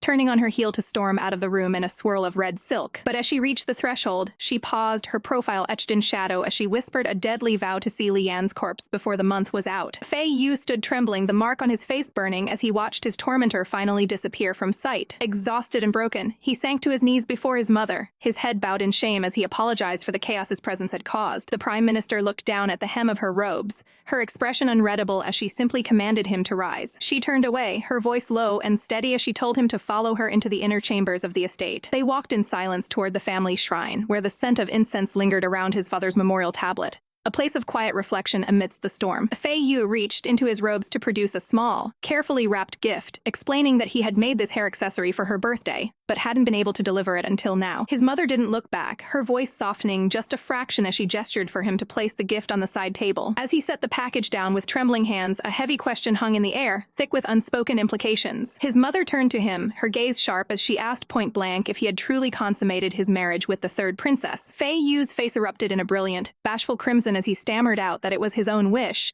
his heart fluttering as he thought of how much Yan'an truly doted on him. A rare, calculated smile spread across the Prime Minister's face, her eyes gleaming with satisfaction as she told her son that he had done remarkably well. Even as the ghosts of the past lingered in the sketches of those who came before, the path forward was now paved with a dangerous and beautiful new alliance. Fei Yu stands in the quiet of the palace, the weight of his mother's expectations pressing down on him like a physical burden as she lists the rivals circling his position. His mother's voice is cold and sharp as a blade, reminding him that the sons of the Bai and Li families have already entered the residence to vie for the princess's favor. "You cannot lose to them," she demands, her eyes narrowing with a predatory intensity that makes Fei Yu's blood run cold. Fei Yu's voice trembles as he reminds her that she never even liked Princess Yan'an, but his mother merely scoffs at his lingering sentimentality. To her, the princess is no longer just a woman, but a rising power who has eclipsed the crown princess and must be tethered to their family at any cost. Her next words hit him like a physical blow as she leans in and whispers that he must hurry and have a child with the princess to secure their future. The suggestion leaves Fei Yu breathless with shock, his face flushing a deep crimson as he stammers in protest, but his mother's smile only grows more chilling, her mind already spinning a web of manipulation to use a child as the ultimate anchor for the princess's heart. Behind her calm facade, a dark, sinister hunger flickers in her eyes, revealing the true depth of her cruelty. Her plan is simple and heartless. She will use her own son as a lure to turn the third princess into a mindless puppet for the Xiahao family. Mother, he whispers, the word catching in his throat as he stares at the woman who sees him only as a pawn. His fear suddenly turns into a desperate, fiery defiance as he shouts that he will never go through with such a twisted scheme. He doesn't want to be a political tool or a shadow of his family. He wants to be doted on for who he is, not for the schemes of previous generations. His mother's face contorts with a sudden, terrifying rage, her maternal mask slipping to reveal the cold prime minister beneath as she reminds him that his fate was sealed the moment he was born. She looms over him, her presence suffocating as she demands to know if he has forgotten every lesson of submission she hammered into his soul since he was a small child. The world fades into the soft pink of cherry blossoms from 18 years ago, back when the Prime Minister's residence felt like a sanctuary instead of a cage. A young, innocent Fei Yu sits perfectly still before his mother, reciting the rigid laws of male conduct with a bright, eager smile. He spoke of men being followers and of the 4 areas of conduct, believing that his mother's approval was the only thing that mattered in the world. Back then, her touch was gentle and her voice was filled with a pride that felt for a moment like genuine love. He had been so desperate to please her, looking up with wide, sparkling eyes and shouting that the most important thing for a husband was to be perfectly obedient. But back in the present, that memory is twisted into a nightmare as his mother screams that same question at him, her face a mask of terrifying, distorted authority. Fei Yu finally snaps, his eyes blazing with a truth she can never understand as he roars that everything she taught him was a lie. It's not obedience, he cries out, his voice echoing with the strength of a man finally claiming his own heart. It's love. The Prime Minister's voice drips with pure venom as she towers over her son, her face contorted with a rage that has been simmering for years. A son that is married off is like water that is thrown out, she screams, her eyes flashing with a terrifying intensity, as she realizes her own flesh and blood has chosen the crown princess over his own lineage. Fei Yu stands there, trembling, his eyes shimmering with unshed tears as he whispers a final, heartbreaking apology to the parents who are currently tearing his world apart. His mother doesn't even grant him the mercy of a glance, her back a cold, unyielding wall as she declares that from this very moment, he is dead to her.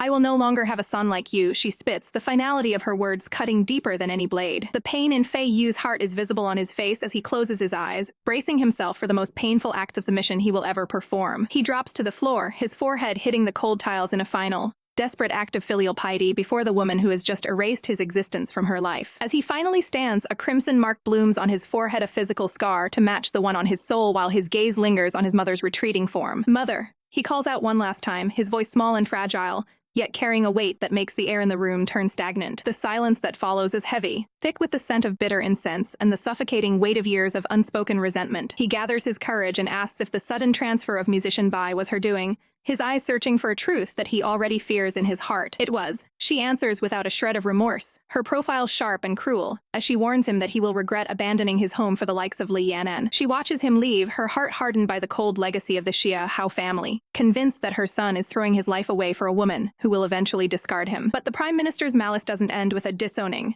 She immediately begins plotting her next move, ordering a generous gift to be sent to Li Yan'an to sow seeds of doubt. She sets her teacup down with a decisive, chilling click while outside, a lone crow watches the treachery unfold from the twisted branches of a nearby tree. Suddenly, the dark bird takes flight, its feathers scattering against the pale, indifferent sky like fragments of a broken omen. A pale, slender hand reaches out toward the heavens as the messenger of shadows swoops down toward its master. On a nearby rooftop, a white-haired boy casually bites into a juicy drumstick, looking completely unbothered by the political storm brewing in the courtyard below. He grins at his feathered companion, his eyes dancing with mischief as he asks the bird if it's finally satisfied after their busy morning. The crow caws back indignantly, and the boy just winks, teasing the bird that it should be more grateful for the snacks he provides. He leans back against the roof tiles, looking adorable yet strangely dangerous, reminding the bird that they were the ones who had to clean up the mess earlier. Down in the streets, the heavy wooden wheels of a carriage rumble over the cobblestones, carrying the Prime Minister's treacherous offerings toward the princess's residence. Inside the manor, Ru Yi informs the princess of the arriving gifts, her voice filled with a naive excitement that sends a sudden, icy chill down Li Yan'an's spine. Her eyes widen in pure terror as the realization hits her like a physical blow. This isn't a gesture of peace. It's a calculated strike meant to destroy everything she's built. The moon hung low over the silent estate, casting long, flickering shadows across the traditional courtyards where secrets were whispered in the dark. Within the dimly lit halls, Fei Yu clutched his robes tightly, his eyes averted as he tried to brush past with a flimsy excuse about a clumsy fall from a carriage. But Yan'an wasn't the type to be easily fooled by a trembling voice and a hidden face,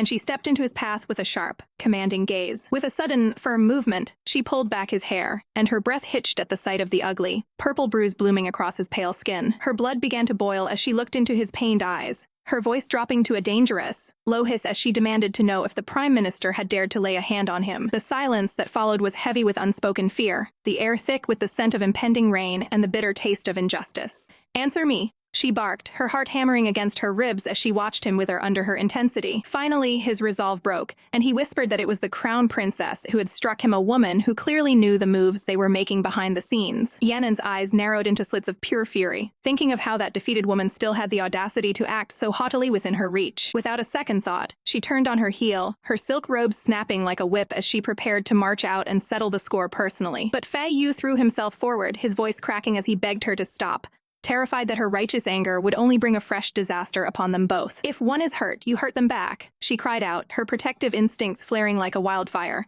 But her words were cut short by a sudden heavy thud. Fei Yu had dropped to his knees, his forehead nearly touching the cold floor as he trembled with a desperation that broke her heart. He looked up at her, tears shimmering in his eyes, pleading with her not to throw her life away on a rash impulse for someone as insignificant as him. He didn't want to be the weight that dragged her down, the burden that finally broke her ascent to power. Yan An's expression softened, her anger melting into a poignant tenderness as she reached down to gently tilt his chin up, forcing him to meet her gaze. She leaned in close, her thumb tracing the edge of his wound, as she promised him that he would never be a burden, though her mind was already calculating the political cost of a direct confrontation. She knew that if she struck now, she would be playing right into the hands of her enemies, and that thought burned worse than any insult. "I will postpone this," she whispered, her eyes glowing with a cold, promise-filled light, "but only because it is your wish." The moment of quiet intimacy was shattered when a servant burst into the room, gasping for air and shouting that a fight was breaking out at the front gates. Outside, the air was electric with tension as Xia Qianhan stood like an immovable mountain, his hand resting on the hilt of his blade as he faced down a group of intruders. A woman from the Prime Minister's office sneered at him,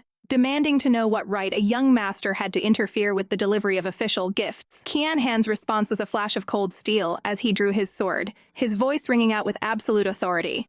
"The prince's business is my business." The woman's eyes darted to her guards, a silent command for them to remove the obstacles standing in their way. In an instant, blades collided with a deafening clang that echoed through the night air, sparks flying as the skirmish began in earnest. Qianhan's gaze was sharp and focused, his movements a deadly dance of precision and grace under the moonlight. With a single, powerful slash, he cut through their defense, the force of his blow sending the guards stumbling back in a chorus of pained cries. He stood tall, the tip of his blade pointed at the ground, his voice like ice as he told them to take their pathetic gifts and crawl back to their master. The woman could only stare in stunned silence, her face pale as she realized she had underestimated the sheer audacity of the man before her. She didn't stick around to test his patience further, signaling for her men to retreat into the darkness while they still could. Yan stepped out from the shadows, a playful smirk dancing on her lips as she praised him for the show, though she wondered just how long he had been waiting to say those words. Qianhan's cheeks flushed a deep crimson as she teased him about them being on and the same, his usual stoic mask crumbling into a flustered, adorable mess. The arrival of Bai Yu brought the focus back to the grim reality of the war, his silver hair shimmering like a ghost in the moonlight as he approached with urgent news. They turned to walk together toward the pavilion, their silhouettes framed against the night sky as they discussed the shifting tides of the battlefield and the incoming armies. From the shadows of the upper balcony, Fei Yu watched them go, a lonely figure silhouetted against the dim light of the lanterns. He knew he couldn't join their council of war, so he decided to show his devotion in the only way he knew how, by preparing a meal to sustain them through the long night ahead. The young servant watched his master's retreating back, his heart heavy with a mixture of pity and admiration for the man who loved so quietly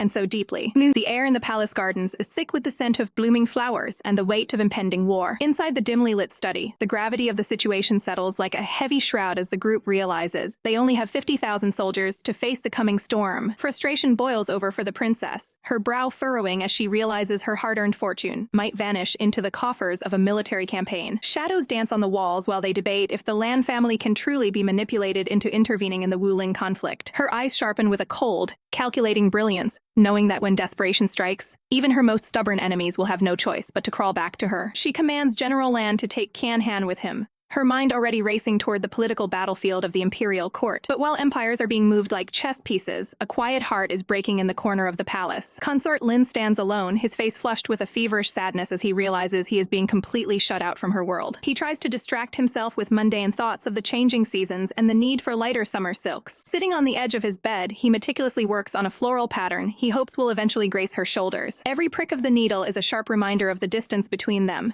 his fingers moving with practiced, lonely grace. His gaze is distant, filled with a longing that no amount of embroidery can ever truly stitch back together. He is haunted by the image of her surrounded by others, while he remains a ghost in his own chambers, kneeling in the shadows of her neglect. Finally, the dam breaks, and he collapses into his pillow, a muffled sob escaping as he whispers that he simply can't take the heart attack anymore. He clenches his eyes shut, desperately begging his own mind to stop spinning with thoughts of her and the men she chooses over him. Consort? Is everything all right? A soft, cautious voice suddenly breaks through his misery. Little White stands there with a look of feigned concern, his presence a sudden intrusion on Lin's private moment of despair. Lin quickly hides his tear-stained face, his voice trembling as he dismisses the boy, claiming he's just tired and ready for sleep. As Little White steps back into the hallway, he is intercepted by a smug servant from Ruo Yun's quarters. The servant, Kui sneers openly, mocking the consort's lack of favor and pitying him for being so easily discarded. Inside the room, Lin trembles under the covers, unaware that Little White is wearing a chillingly pleasant smile just outside his door. The two servants walk together through the dark corridors, a facade of camaraderie masking a much darker intent. Queer continues his venomous rant, complaining that the princess hasn't even bothered to visit his master since the wedding. Little White listens intently, his expression unreadable as the other boy digs a deeper and deeper grave with his words. The servant laughs, calling consort Lin a useless old man, and claiming no woman would prefer him over someone young and beautiful. He even offers to help Little White transfer to serve Ru Yun,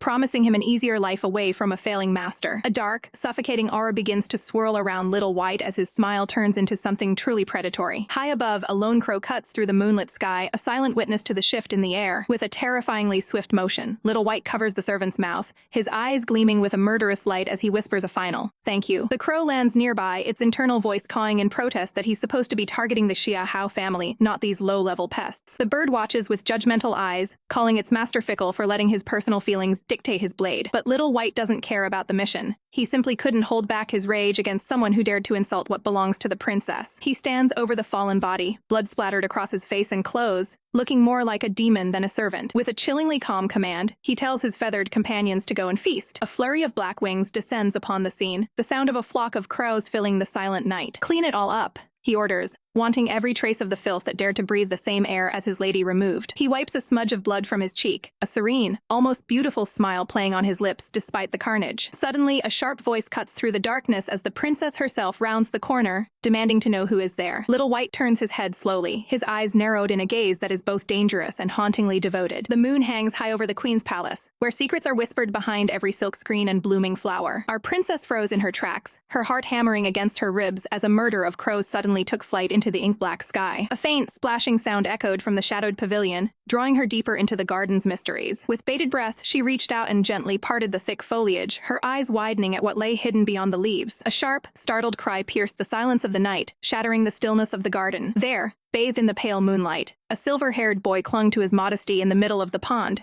accusing the princess of trying to steal a peek at his forbidden charms. She couldn't help but let out a mischievous laugh, her gaze boldly sweeping over him as she teased that there wasn't nearly enough to see to warrant a stare. Shaking off the playful tension, she told him to quit his dramatics and go check on Fei Yu's injuries instead. A devious little smirk played on her lips as she realized she had another appointment to keep with her newest consort. She practically skipped toward the inner chambers, her voice ringing out with a playful lilt as she announced her arrival to Yuner. Inside the warm, amber glow of the bedchamber, the air was thick with a very different kind of anticipation. Her consort sat waiting on the edge of the bed, his heart racing as he realized the princess was finally here, and this might be his golden opportunity to win her favor. His cheeks flushed a deep, burning crimson as he struggled to find the words, his usual reserve crumbling under the weight of his desire. Gathering every ounce of his courage, he prepared to make a declaration that would change everything between them. "I wish to serve you tonight," he blurted out, his voice trembling with a mix of desperation and hope. But his grand romantic gesture was met with nothing but the rhythmic, peaceful snoring of a princess who had already drifted off to dreamland. The next morning, the palace courtyard was alive with the sharp sting of mockery as the other men gathered to gossip. Guo Yun doubled over in fits of laughter, pointing out that the poor consort still bore his virginity mark,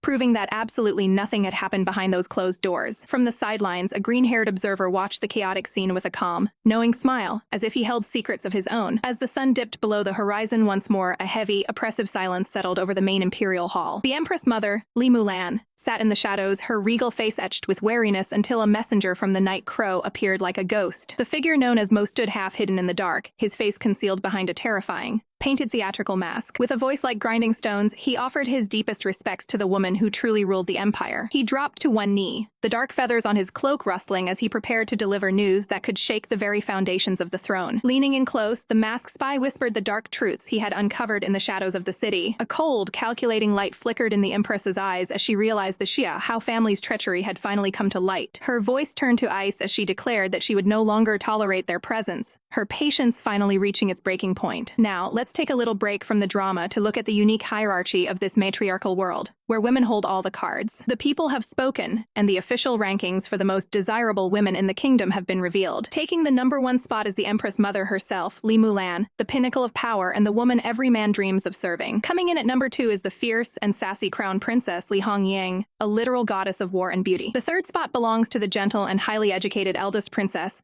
Li Sunyuan, who wins hearts with her kindness and grace. And finally, rounding out the top 4 is Sister Lan Ji, famous for her legendary ability to absolutely spoil those lucky enough to be by her side. The atmosphere in the imperial court is thick enough to choke on as the crown princess accused of a humiliating military defeat, her head bowed under the weight of the prime minister's scathing judgment. A rival noblewoman scoffs with a cold, mocking smile, suggesting that sending defeated generals back to the front lines is nothing more than a confession of the empire's weakness. The sharp thud of a cane against the floor echoes through the silent hall as someone calls out for the prime minister to listen. The prime minister's eyes flash with irritation as she argues that while elite soldiers exist, the staggering cost of 1,000,000 taels of silver makes a new campaign nearly impossible. A voice, calm but carrying the weight of authority, cuts through the bickering to remind the court that every second they waste puts the nation in further peril. Yanan steps forward, her presence radiant and commanding, as she offers a solution that catches the entire room off guard. The prime minister can hardly mask her shock and growing resentment toward Yanan, but the scene shifts abruptly to the 3rd princess's residence, where the sound of marching boots signals a sudden siege. Soldiers swarm the gates, their armor clinking in the morning light as they surround the home of the unsuspecting royals. A general approaches the main consort, Xia Hao, with a chilling message.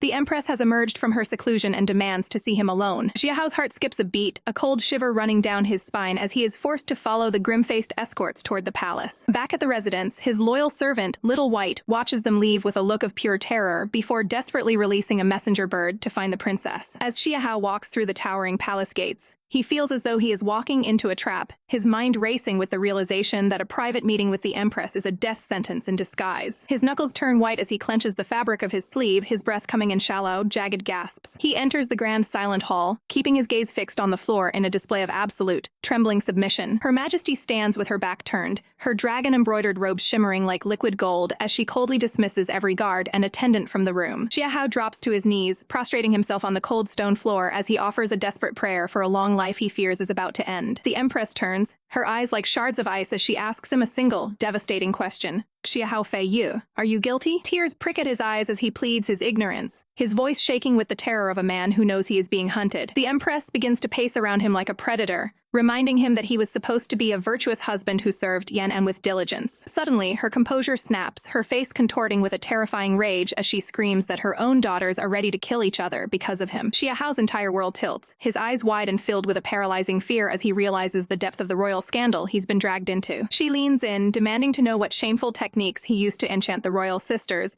and what truly happened behind closed doors at the prime minister's mansion. Broken and overwhelmed by the crushing pressure of her gaze, he bows his head and begs for whatever punishment she deems fit to end this nightmare. With a flick of her wrist, the Empress orders a servant to bring forth a tray, and Xia Hao's blood runs cold at the sight of what lies upon it. A length of pristine white silk is revealed, the traditional tool for a forced and silent suicide. Beside it sits a delicate porcelain wine pot, its contents promising a quick but final escape from the Empress's wrath. Finally, a cold, sharp dagger is placed before him, and the Empress's voice drops to a lethal whisper as she gives him the ultimate choice. Pick. Standing before the grand red-pillared halls of the palace, Yanan couldn't help but feel a surge of triumph as she recounted her victory in the morning court. She had played her cards perfectly, using both wealth and rations to silence the opposition and secure her standing among the officials. Qianhan watched her, his expression unreadable as he remained silent, though the intensity in his gaze suggested a whirlwind of unspoken thoughts. The air was still, broken only by the sudden flutter of wings as a white bird descended from the sky, its presence an omen of shifting tides. Yenin looked up in surprise, her brow furrowing as she wondered what business a messenger bird could possibly have with her at such a time. The moment she unfurled the small scroll, the color drained from her face, her eyes wide with a terror that shook her to her core. The message was a desperate plea. The main consort, her beloved Fei Yu, was in mortal danger within the Empress Palace. Elsewhere, behind closed doors, Fei Yu was already trembling, his teeth grinding together in a futile attempt to maintain his composure against the crushing weight of the Empress's presence. With tears shimmering in his eyes, he pleaded for mercy, insisting that he had never once strayed from his duties or his devotion to the third princess. His voice cracked, a raw sound of desperation as he begged the ruler of the land to pardon his perceived transgressions. But the Empress was a woman of ice, her eyes narrowing as she accused him of being the spark that set her daughters against one another. She loomed over him, a dark shadow of imperial authority, demanding he admit who was truly at fault for the discord in the royal family. Fei Yu's hand clenched against the cold floor, the realization sinking in that there was no escape from this trap. Broken and defeated, he bowed his head until it touched the tiles, whispering that he was the one in the wrong, his spirit finally snapping under the pressure. The Empress didn't miss a beat, her voice cold as she offered him the mercy of choosing his own end to preserve his family's honor. She spoke of Yan'an as a child destined for greatness, a rising star in the empire. With a chilling smile, she leaned in, telling him that without his presence to hold her back, Yan'an could soar even higher. The words were a dagger to Fei Yu's heart, especially because a part of him feared she might be right. He accepted the decree with a hollow voice, his body slumped in total submission to the cruel will of the throne. His eyes, once bright with life, were now overflowing with silent, bitter tears. On the table nearby sat a porcelain teapot, its contents a silent promise of a painful, quiet end. He looked at the white silk laid out before him, but he couldn't bear the thought of dying in such an undignified manner. A dark thought crossed his mind, a final decision forming in the shadows of his despair. He reached out and grasped a sharp, gleaming knife, the cold steel reflecting the tragedy written across his face. Raising his head one last time, he looked toward the window, his heart heavy with the weight of everything he was about to lose. Outside, the cherry blossoms were in full bloom, a cruel reminder of the seasons he would never see again, and the summer clothes he would never finish for his princess. He could almost see her standing there, a vision of beauty in the summer dress he had dreamed of making for her. "I don't want to leave you," he whispered to the empty room, his voice thick with a love that transcended the fear of death. With a trembling hand, he raised the blade, ready to sacrifice himself for the future of the woman he loved. Meanwhile, in a much lighter corner of the world, side consort Su was blissfully unaware of the drama, still tucked away in his blankets long after the sun had risen. His life was a whirlwind of simple joys, from practicing his elegant fan dances to spending hours at the mirror, ensuring he looked absolutely perfect for his wife's return. If she dared to be late, he was known to throw the most dramatic of tantrums, flailing on the floor like a spoiled child. And if his patience truly ran out, he wasn't above physically dragging her away to get the attention he craved. But back in the cold reality of the palace, the doors burst open as Yan'an screamed Fei Yu's name, her heart hammering against her ribs in a race against time. Yan'an's heart hammered against her ribs as she raced through the palace corridors, her boots clicking sharply against the stone floor in a desperate sprint. A cold sweat broke out across her brow as a terrifying realization dawned on her. Fei Yu was in grave danger, and she might already be too late to stop the unthinkable. "Stay here and stop anyone else from coming in,"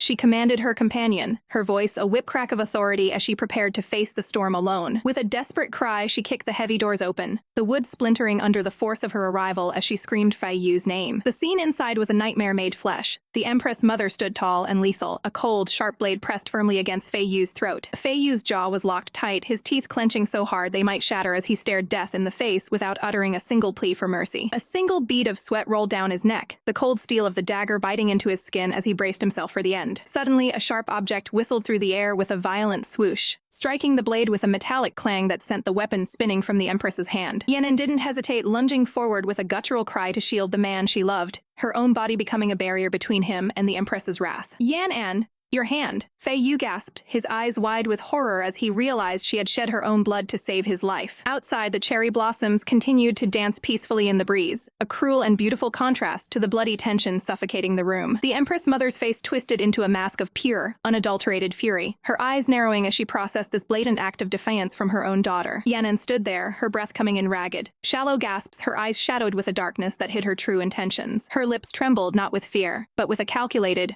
burning rage that she was forced to direct at the person she wanted to protect most. "You worthless husband," she shrieked, the sound of her palm striking his cheek echoing like a gunshot through the silent, oppressive hall. She loomed over him, her eyes burning with a false hatred as she demanded to know what crime he had committed to provoke the Empress Mother so deeply. Fei Yu looked up at her, his heart shattering into a million jagged pieces as the woman he adored looked down on him with such apparent disgust and venom. As she continued her verbal assault, a thick drop of crimson blood fell from her wounded hand, staining the floor a secret. Silent testament to the sacrifice she was hiding. Forced into submission, Fei Yu bowed his head to the floor in a cowdo while Yan and turned to the Empress Mother with a sickeningly sweet smile, promising to discipline her toy properly at home. The Empress Mother leaned in, her gaze piercing through Yan'an's facade like a needle as she asked if this display was all just an elaborate act to protect him. Yan'an laughed it off with chilling ease, pivoting the conversation toward military affairs and the impending war as if her husband's life were a mere trifle. He's nothing but a trophy husband I've placed by my side, she chuckled, her voice dripping with artificial honey. Something pretty I keep around just for fun. Behind her, Fei Yu felt the cold chill of abandonment, his eyes losing their light as her cruel words cut deeper into his soul than any physical blade ever could. But the Empress Mother was a serpent who demanded a higher price for her forgiveness,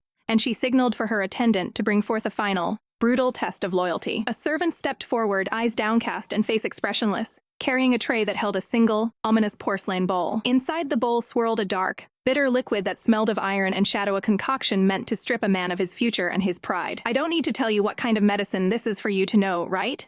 The Empress Mother whispered, her voice like the rustle of dead leaves. Fei Yu stared at the steam rising from the bowl, his entire body trembling with a visible shudder as he realized the horrific choice being laid before him. The Empress made it clear, if he drank this poison, he would be allowed to remain by Yan'an's side, but only as a broken consort with no hope of a legacy. His head shook in a frantic, silent no, his soul recoiling from the bitter fate that awaited him in that small, blue-patterned bowl. With tears blurring his vision, he turned to Yan'an, his eyes pleading for her to save him one last time, to tell him he didn't have to destroy himself. But Yan'an's face remained a frozen mask of stone as she looked him dead in the eye and uttered a single, soul-crushing command. Drink. A sense of total despair, thick and suffocating, settled over Fei Yu as he realized that even his only sanctuary had now turned into his executioner. With a hand that shook like a leaf in a winter storm, he slowly reached out and took the heavy bowl from the tray. He held it for a long moment, the heat of the liquid burning his palms as he looked at Yan'an's cold profile, searching for a flicker of the woman he loved, finding only indifferent silence. A single tear escaped and fell into the dark liquid as he brought the bowl to his lips and drank his own destruction. The silence of the hall is shattered by a sharp,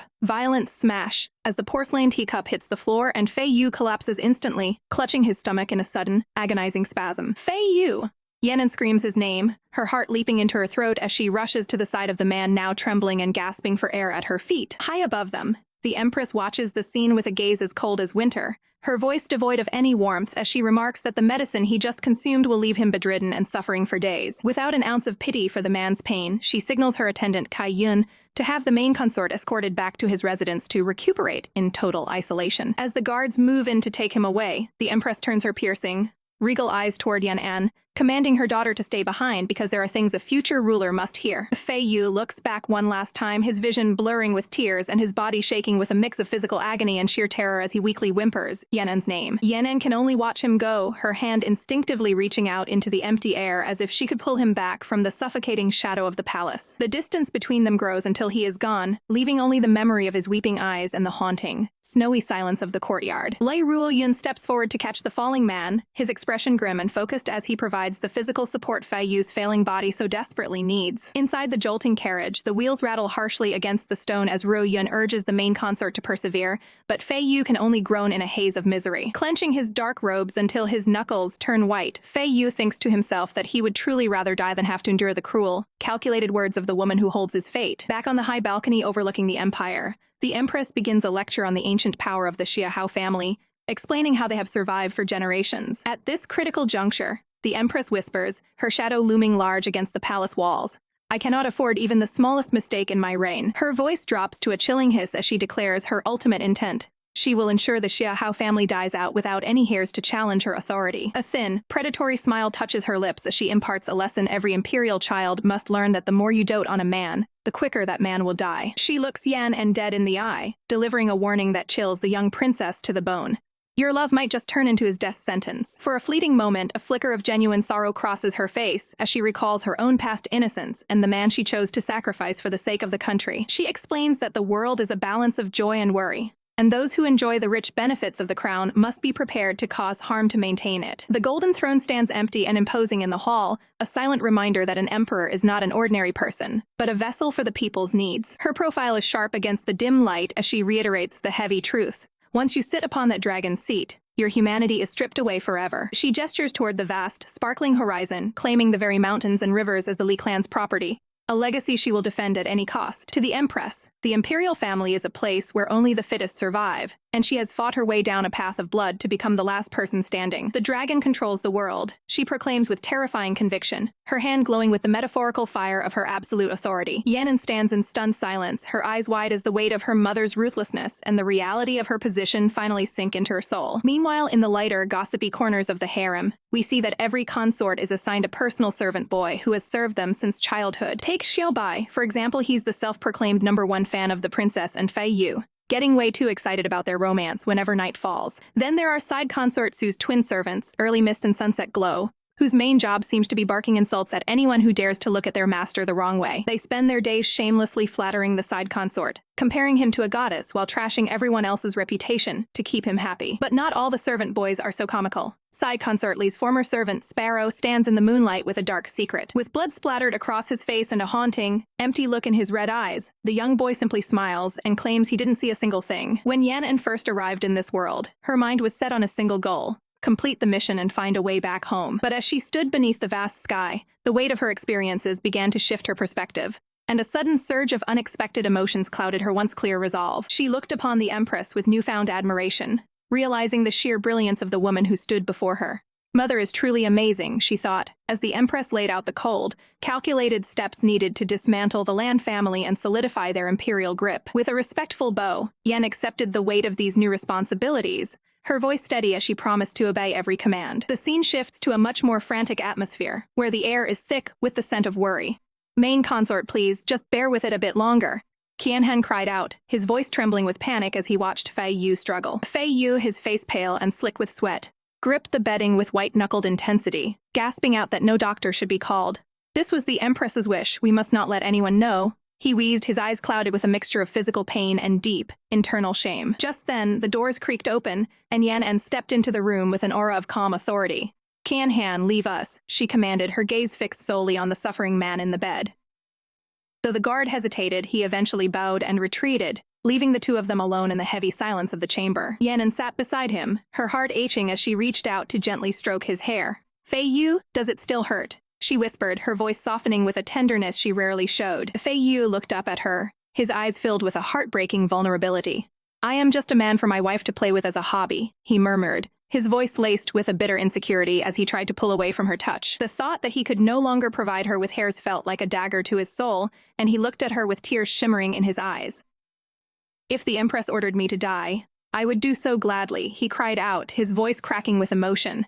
But the pain of that medicine was worse than any dagger or poison. Seeing him in such a state of total despair made Yanan's heart tighten with a sharp, physical pang of guilt. She leaned in closer, the scent of her perfume surrounding him as she prepared to share a secret that no one else in the palace knew. Fei Yu, listen to me, she whispered, her lips almost brushing his ear as a stunned expression began to cross his face. The bowl of medicine you drank. It was a fake. Fei Yu's eyes widened in sheer disbelief, his breath catching in his throat as he stared at her.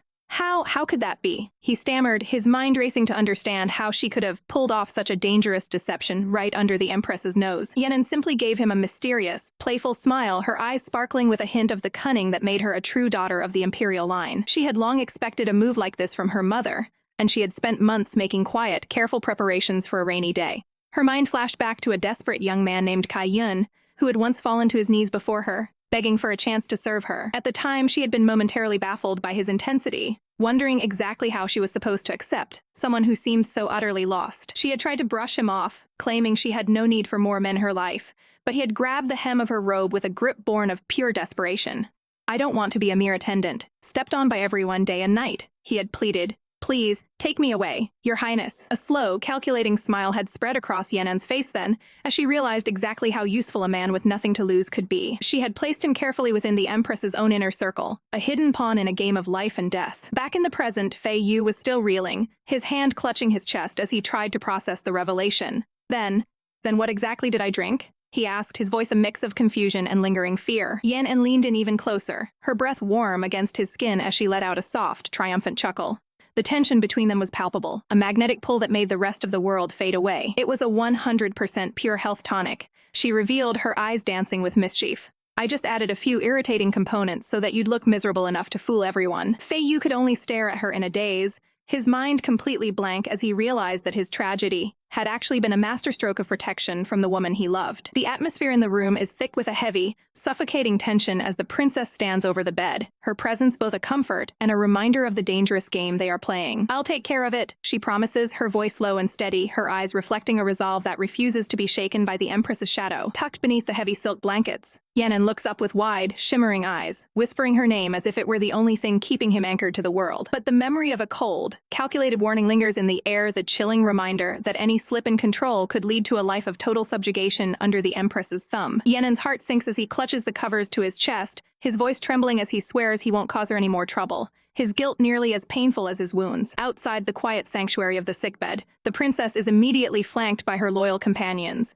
the weight of the palace's deadly politics pressing in on them from all sides. Don't you see? She asks, her gaze turning sharp and analytical as she explains that the Empress was merely testing her value before the upcoming war. Fei Yu's face pales as he listens, his brow furrowed in genuine distress as he asks how the main consort could have been pushed to such a desperate, broken state. The princess doesn't answer immediately, but her hand clenches into a tight, white-knuckled fist, her anger simmering just beneath her royal composure. With a heavy breath, she finally reveals the devastating truth. The Empress forced him to drink the string-breaker drug, a cruel concoction meant to strip a man of his pride and his future. The revelation hits like a physical blow, leaving both men standing in a stunned, mournful silence as the sheer cruelty of the medicine's effects sinks in. Fei Yu slams his hand against the table in a burst of helpless rage, cursing a world that treats men like nothing more than disposable pawns in a game of power. But the exhaustion of the day's battles, both physical and mental, finally catches up to the princess as a sharp pain lances through her mind. As she finally collapses into a deep, dreamless sleep, the white-haired Bai Yu begins to calmly undress, his expression stoic even as the others watch him in shock, determined to guard her through the night. The poor attendant nearly chokes on her own breath, her eyes bulging in pure, unadulterated shock as her imagination runs wild with scandalous possibilities. She can already see the chaos unfolding, the princess discovering she's pregnant,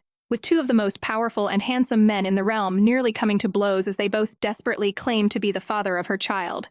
But the humor of the situation quickly fades into a bittersweet ache when she looks at the young master, noting how he only seems to find true, peaceful rest when the princess is right there by his side. It's a cruel twist of fate. If only she could stay with him every day, his shattered spirit might finally be healed, but the attendant knows all too well that such a perfect union is a luxury they simply cannot afford.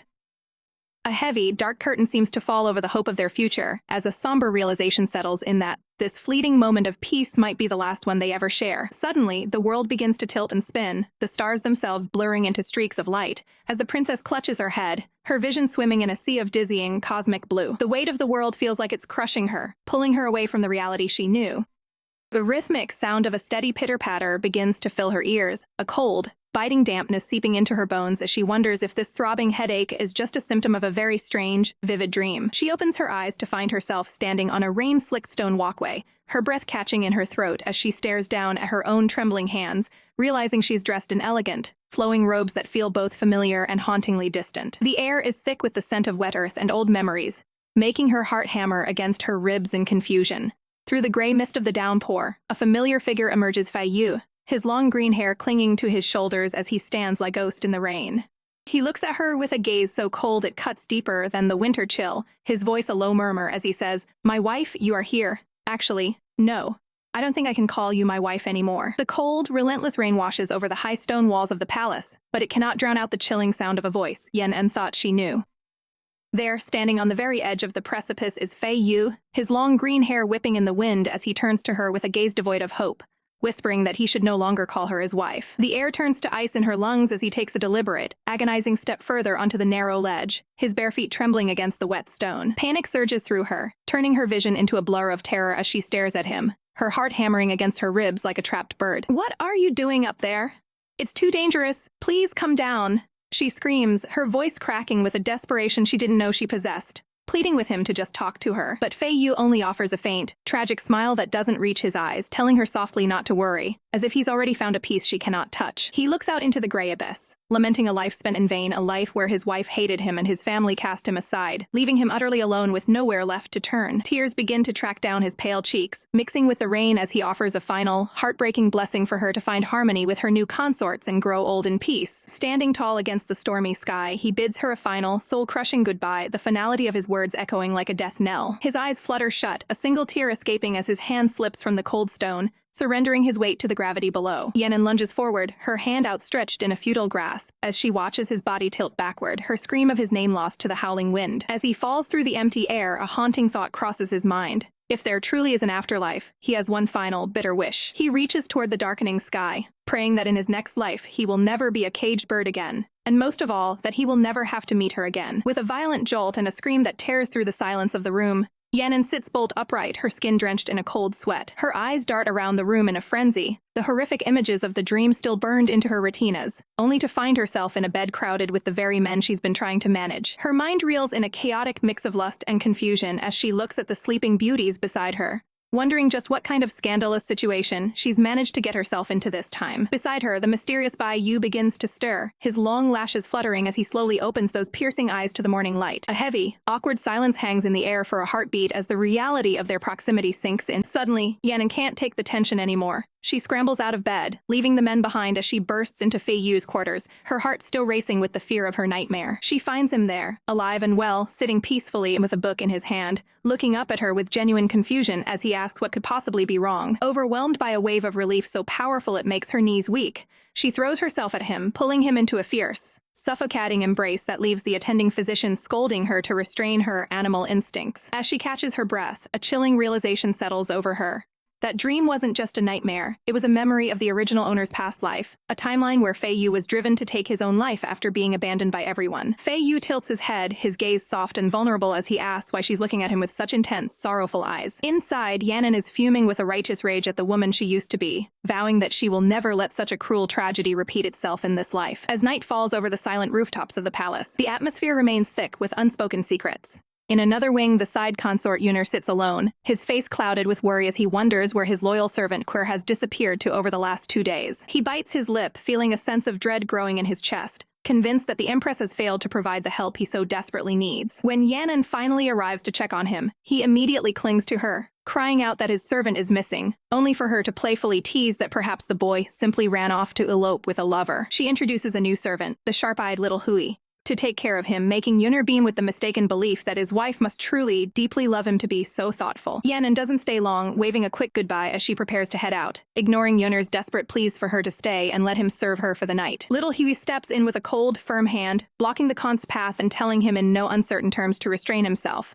as the princess has other business tonight. There is something undeniably terrifying about the way the new servant looks at him, his eyes flashing with a hidden, dark intensity that leaves Yuner shivering. Under the cover of the starry night, Yanin finds herself face to face with the white-haired Bai Yu once again. He looks surprised to see her out so late, questioning why she isn't resting with her consort. But she simply demands to know why her pregnancy prevention soup hasn't served yet. With a cheerful, almost too innocent smile, the boy holds up a delicate porcelain bowl, claiming he was just about to bring it to her. Yenna's expression softens for a moment as she asks if he's seen any sign of the missing Quir lately. Little White keeps that same bright, unbothered smile as he shakes his head, claiming he hasn't seen a soul. But as Yanin looks at him, a dark shadow crosses her face, her eyes narrowing with a sharp, dangerous suspicion that suggests she knows exactly who is lying to her. It's true. We don't even serve the same master, so how could I possibly bump into him every single day? Little White chirped, his voice dripping with a sweetness that felt just a little too practiced. He held out a bowl of dark, steaming soup, but as he moved, a small fresh cut on his finger caught the moonlight. The princess froze, her sharp eyes immediately locking onto the crimson droplet blooming on his pale skin. Oh, this.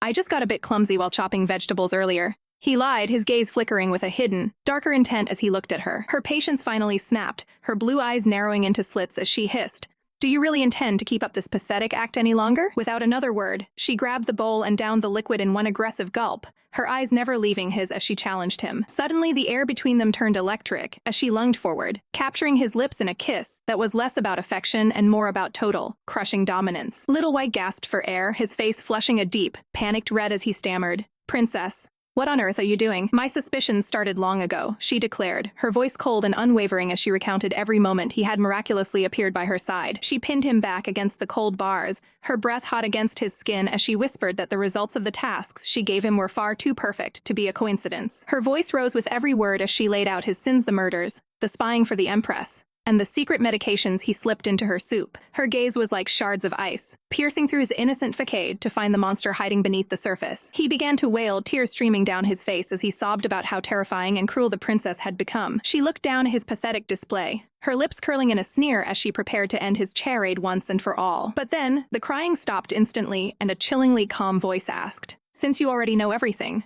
why even bother asking a slave like me?" His eyes bled into a predatory, glowing crimson as a wicked smirk stretched across his face, warning her that taking his first kiss would have severe consequences. "That girl touched me with her filthy hand, so I chopped it off and planted it in a flower pot as a decoration," he confessed, his voice devoid of any remorse. He didn't stop there, casually mentioning how he'd fed the bones of her other servant to the dogs without a single soul ever finding out. The princess sighed, realizing that behind that adorable, doll-like face lived a mind more twisted and perverted than she could have ever imagined. She puffed out her cheeks in frustration, her inner thoughts fuming at the sheer, dark audacity of this silver-haired devil. Before she could retreat, his hand shot out with lightning speed, his grip on her wrist tightening like a vice. He leaned in close, his tongue darting out to lick her skin in a gesture that sent a shiver of pure dread and heat racing down her spine. "In reality, I'm even more perverted than you think," he purred, his eyes glowing with a dangerous, carnal hunger that promised no escape. Instead of shrinking back, she met his gaze with a defiant smirk, challenging him directly. "If you have the guts to do it, then come at me." His eyes widened in sudden, genuine shock, his smug confidence faltering for the very first time in their encounter. Sweat broke out on his brow as his breathing turned ragged, the realization hitting him like a physical blow that his own drugged soup was starting to take effect. He tried to reach for her, but his fingers felt like lead, sliding uselessly and weakly against the silk of her floral robes. "I knew you'd try something tonight," she mocked,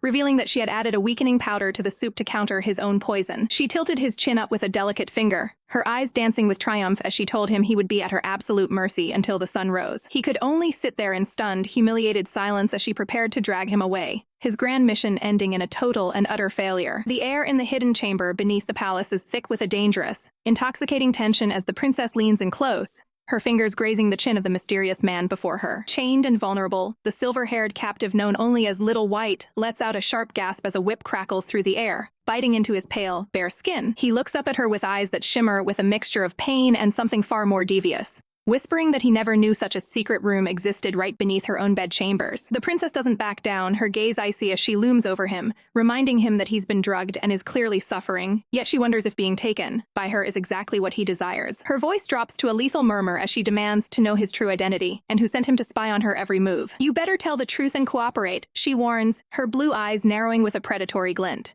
"or else you will be writhing in agony." But Little White only chuckles, his expression turning mockingly sweet as he tells her she's being far too gentle, claiming the whipping actually feels quite comfortable. He leans into his restraints, a brazen smirk playing on his lips as he begs her to go harder, insisting that he can bear whatever she throws at him. Outside, the crows take flight over the silent palace roofs, the only witnesses to his desperate, echoing for her to show him no mercy. The princess pulls back, her frustration mounting as she realizes the whip is only fueling his twisted excitement, rather than breaking his will. She stares at him in disbelief, wondering if she has a genuine masochist on her hands. He doesn't deny it, looking up at her with flushed cheeks, and pleading for her to keep going so he can find more pleasure in his punishment. A cold sweat breaks out on her brow as she realizes this young man is going to be a terrifying force to reckon with in just a few years. Deciding that physical pain is useless, she produces a box filled with her most potent concoctions, her masterpieces designed to break even the strongest mind. Little White's smile falters for a brief second, acknowledging that his princess is truly as ruthless as the rumors say. She leans in until their breaths mingle, questioning him about his connection to the Yanxiang Pavilion,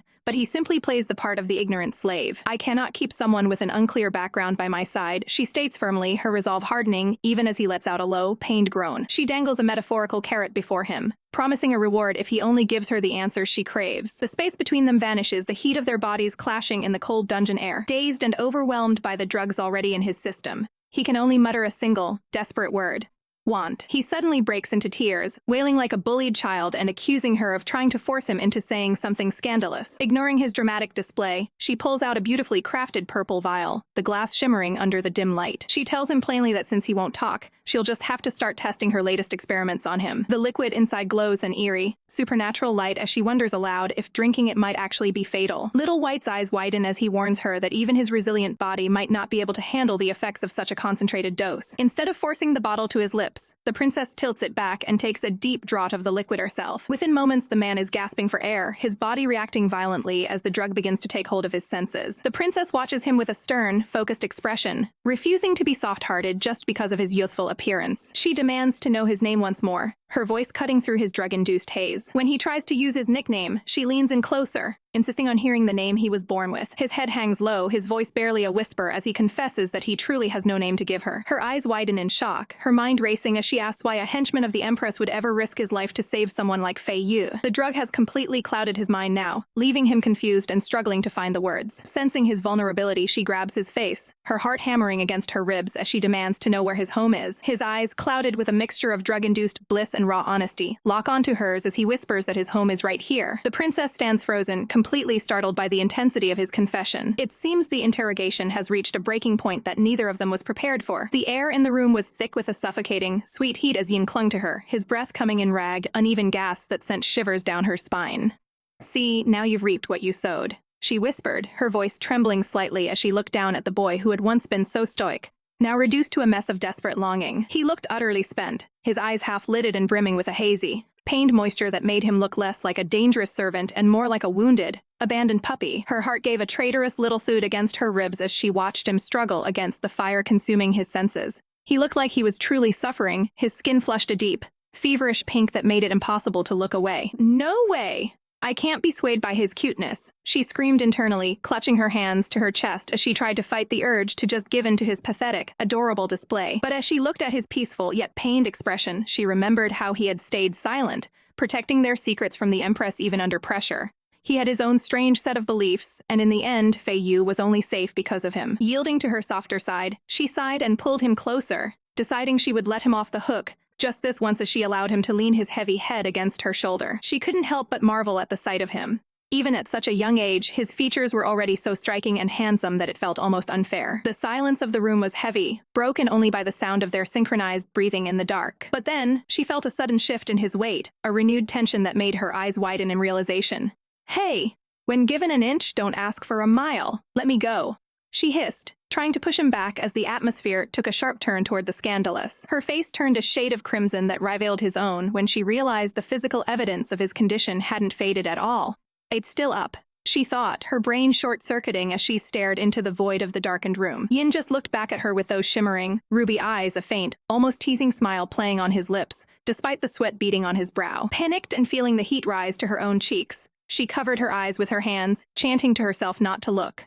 I'll go get some water," she stammered, desperate for any excuse to escape the overwhelming tension. She practically fled the room, her footsteps echoing softly as she descended the stone stairs into the cool night air. The moon hung high and silver, but the peace of the night was shattered by the sudden, sharp crash of wings and the cawing of crows.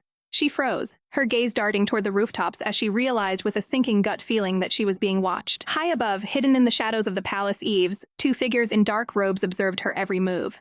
They were the night crows, the silent shadows of the court, sent on a mission they couldn't yet complete. "The night crows cannot hurt the princess, that's the rule," one of them whispered, their voice a mere rasp in the wind. The leader of the group, his face hidden behind a terrifying, traditional mask, narrowed his eyes as he watched the third princess's silhouette. "Tonight the third princess will be with him, so we can't do anything," he noted, his tone cold and clinical. With a sharp gesture, he signaled his subordinates to retreat, their forms melting back into the darkness of the night. Unaware of how close she had come to danger, the princess returned to the room, carrying a basin of cool water and a clean cloth. She found Ian slumped against the wall, looking completely drained, his chest heaving as the worst of the ordeal seemed to have passed. He looked so small and pitiful sitting there in the shadows, his usual sharp edge completely blunted by exhaustion. Feeling a wave of maternal pity, she knelt beside him and gently lifted a bowl of water to his parched lips.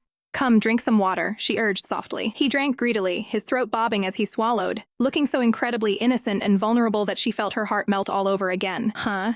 He's really such a headache, she thought, though the edge was gone from her internal monologue. She began to gently wipe the sweat from his skin, her movements tender, even as she worried that this level of care might make her look a bit too depraved. In her mind, she could see them as tiny versions of themselves, her hovering over him with a towel while he sat there like a pampered, teary-eyed prince. But the playful mood vanished instantly when his hand shot out, his fingers clamping firmly around her wrist. He looked up at her, a predatory, mocking glint returning to his eyes as he leaned in close.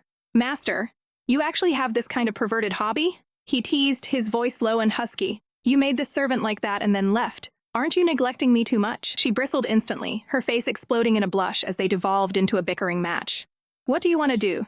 You're dead if you dare tell Fei Yu, you stinky punk," she barked, while he just laughed, threatening to spill her perverted secrets to the main consort. Despite her anger, as she looked at him, she couldn't help but think how undeniably cute he was when he wasn't trying to be a menace. But then, a wave of melancholy washed over her as she looked at his lonely figure. He had no name, no family, and was so young to have already endured so much bitterness. She sighed, pulling the covers up over his shoulders and tucking him in securely. He was a headache, but for tonight, he was safer here under her protection than anywhere else in this cold, heartless palace. The morning sun begins to creep over the ornate rooftops of the palace, but inside the prince's chambers, the air is thick with the scent of a secret kept too long. Yenin stretches lazily, a yawn escaping her lips as she reflects on the long night that has passed. "I wonder how that guy is doing right now," she muses, a playful yet calculating glint in her eyes as she thinks of her captive. She moves toward a hidden mechanism in the floor, grateful that her foresight in building this secret room is finally paying off. With her red robes flowing behind her like a trail of blood, she descends the cold stone steps into the dark, damp silence of the underground. She reaches the heavy iron bars, her voice soft but expectant as she calls out, "Little White," but the words die in her throat. Her heart skips a beat as she stares into an empty cell. Panic flares in her chest. This place is a fortress with no windows and only one exit through her own bedroom. "It's impossible," she whispers, her mind racing. Even with his high drug resistance, there is no way he could have recovered and vanished so quickly. "Princess, were you looking for me?" A voice, smooth as silk and dripping with mischief, purrs directly into her ear. Yen lets out a startled gasp as a hand firmly grips her shoulder, the sudden contact sending a jolt of electricity through her spine. He spins her around, looming over her with a predatory grace. "Did you know?" he whispers, his breath hot against her skin. "Your neck is very pale and slender. Necks like yours, they break so easily." Yen's breath hitches, but she refuses to show weakness.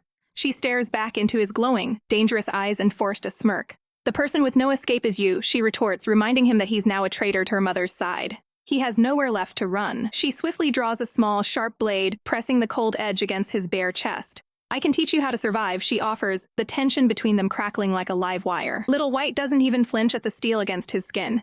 Instead, a mocking smile plays on his lips. "Aren't you afraid of me revealing your secrets?" he asks, his voice low and challenging. He knows exactly what she's been hiding from the Empress. He leans in closer, his expression shifting into a playful, chibi-like pout as he teases her. "Princess, you're really too bold. Do you think you can seduce me like you did Master Xia?" He laughs, the sound echoing in the small space as he admits that being her prisoner is actually quite fun. Yenin feels her face heating up, a mix of fury and something she won't name. "Little White, be careful," she warns, her voice trembling slightly. "If you have too much fun, you might find yourself built into these walls forever." She reaches out and grabs his wrist, her grip desperate and firm. She pulls him in until their noses are almost touching, her eyes burning with intensity. "If you don't obey me," she breathes, "I'll rub off that virginity mark of yours and make you mine completely. I'll eat you up." The challenge is accepted with a wicked grin. He suddenly twists away, tossing his outer robe aside in a daring display of defiance. "Come after me then," he shouts, his ladder trailing behind him. He looks back one last time, his eyes shimmering with a taunting light. "Try catching me. If you do, I'll let you go back up." Yan's temper finally snaps. "You better not regret this," she screams, her face turning a bright, angry red. She bolts after him, her footsteps thundering through the corridors as she screams for him to stop right there. She bursts through the final set of doors, her chest heaving, ready to drag him back to the shadows. But she freezes. Little White has thrown himself at the feet of the main consort, wailing and clinging to his robes like a terrified lamb. "Save me, main consort," he cries, putting on the performance of a lifetime. While this drama unfolds, a darker storm is brewing in the Empress Palace. The Empress sits in the shadows, her voice cold and lethal. "That child Yen. I think he has been too disobedient lately," she sighs, her eyes narrow as she stares into the distance. "Tonight, no matter where he is, he must be brought to meet me." Her personal assassin, hidden behind a terrifying, painted mask, waits for the final word. If he doesn't obey, Empress whispers with a cruel, blood-chilling smile, "Then kill him." Back in the main halls, the other servants watch the chaos with trembling hearts. Will he sell me out? One wonders, the fear of the Empress's wrath hanging over them all like a guillotine. The masked shadow moves through the night, a silent promise of the violence to come. Meanwhile, the main consort looks down at the sobbing, little White and then at Yanan with deep, stinging disappointment. "Yanan, how could you do this?" He asks, his voice full of hurt. "He's just barely of age. How could you use such fanciful tricks on him?" Yanan stands there, her mouth agape, her blood boiling as she realizes she's been completely played by this little rascal. Her inner monologue is a scream of pure, unadulterated rage. Her face contorts into a terrifying mask of vengeance as she glares at the boy hiding behind the consort. "You're dead if I catch you," she vows silently, the battle for dominance in the harem reaching a fever pitch. As the golden hues of dusk settle over the quiet rooftops of the palace, a heavy silence signals the end of a long, deceptive day. High above the world, Yin sits in solitude, his heart still racing as he replays the memory of that unexpected kiss, wondering if the poison of love is more dangerous than any blade. With a sharp, decisive tug, he pulls his crimson headband tight, the transition from a pining youth back to a cold-blooded shadow beginning in an instant. The atmosphere shifts as the moon rises, and suddenly, the silent tiles are crowded by the arrival of the elite night crows, their presence a dark omen in the mist. "Where's Yin? Find him quickly!" One of the masked figures demands, her voice cutting through the chill of the night. Yin watches them from the shadows, his eyes narrowing behind his own mask as he wonders why his sisters have gathered in such overwhelming numbers. He stands tall, a solitary figure draped in midnight blue, his hand already resting on the hilt of a hidden dagger. "Yin, according to Her Majesty's orders, we are to bring you back to the Imperial Palace," the leader declares, her painted mask hiding any hint of sisterly mercy. Yin tilts his head, noting how rare it is for the entire flock of night crows to converge for a single, lowly task. "I really don't want to go," he sighs, his voice dripping with a playful defiance that masks his growing unease. The air turns frigid as the leader delivers the Empress's ultimate decree.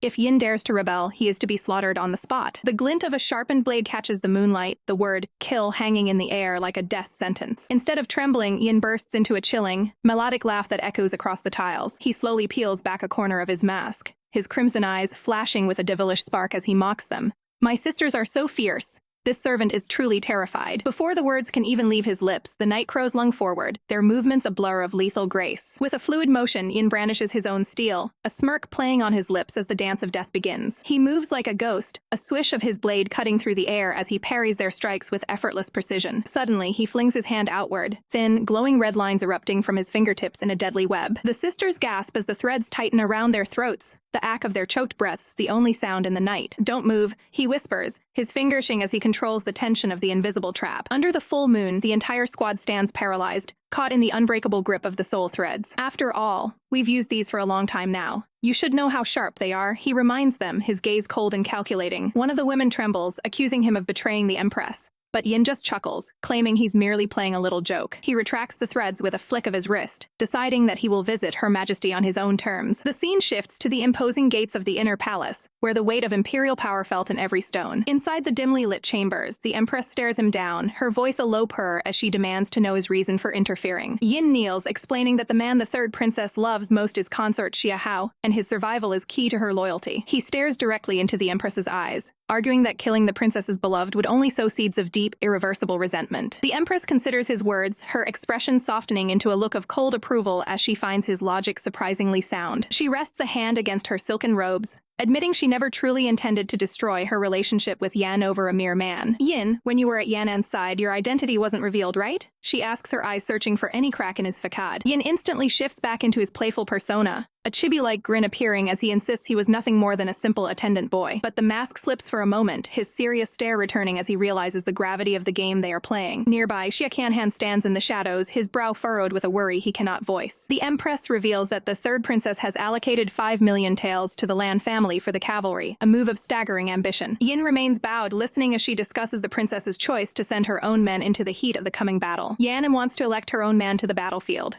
"I'm interested now," the Empress muses, a predatory glint in her eyes. She leans forward, reminding Yin that she was the one who trained him and that his very life remains firmly in her palms. A dark mist seems to swirl around her words as she warns him that the taste of betrayal is far worse than the taste of death. "If there is a day where Yanan discovers who you really are, I'll make sure she accepts you," she promises with a chilling smile. The truth hangs heavy in the air. Yin was a weapon forged specifically to be placed at the princess's side. As a final parting command, the Empress smirks at his stunned face, telling him to make sure he births plenty of grandchildren for the Li family before he meets his end. The atmosphere is thick with dread as a lone figure wanders through the cold, dark corridors of the palace, unaware of the predator lurking in the mist. Suddenly, the shadows come alive as a cold blade presses against a servant's throat, a voice whispering with lethal intent for her to stay still. The assassin's gaze is piercing, his mind racing with the weight of a deadly secret. If the truth about the switched medicine ever reaches the Empress, the princess's life will be forfeit. Terror floods the servant's eyes as she gasps for air, promising her eternal silence and reminding him of the kindness the princess once showed her. But kindness is a luxury the assassin cannot afford, his grip tightening as he reminds her that only the dead are truly silent in a den of vipers. He leans in, his mask a haunting grin in the moonlight,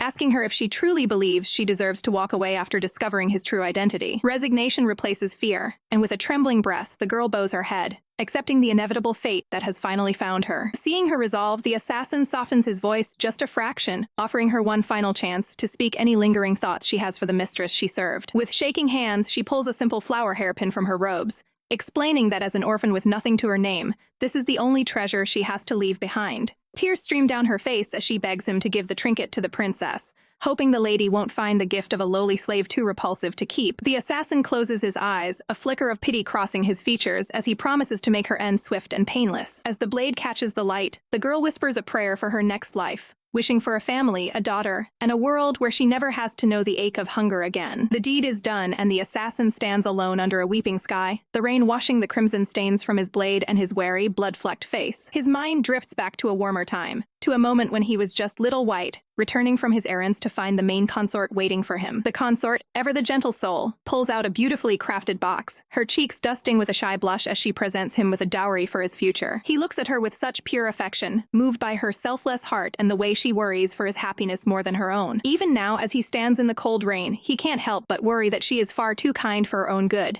not even knowing how to protect herself in a palace where danger lurks in every corner. In the light of day, the palace is a different world, filled with the gossiping whispers of other servants who tease him and wonder if he's finally found a girl to take him in. He wears a playful mask, hiding the killer beneath a charming smile, thinking to himself what a mischievous little bunny his master can be when she's curious. But the peace is shattered when the princess herself storms in, catching him by the ear and demanding to know exactly what he's been up to and why he's being so disobedient. The princess stands firm, her blue eyes wide with a defiant spark as she reveals she's already consumed the liquid, leaving no room for retreat. The silver-haired boy looks up in sheer panic, his hand clutching his chest as he gasps, "Princess, what are you planning on doing?" A smirk plays on her lips as she leans in, whispering that unfortunately for him, she's already uncovered the secrets he tried so hard to bury. She recalls the hours spent in the dusty archives, where she finally found proof of a shadow organization serving the emperor, a legend whispered only in folk tales. The ancient records speak of the Crows, an elite group bound by blood to never harm a member of the royal family, meaning his hands are tied when it comes to her. With a sudden, sharp smack, she delivers a playful but firm punishment,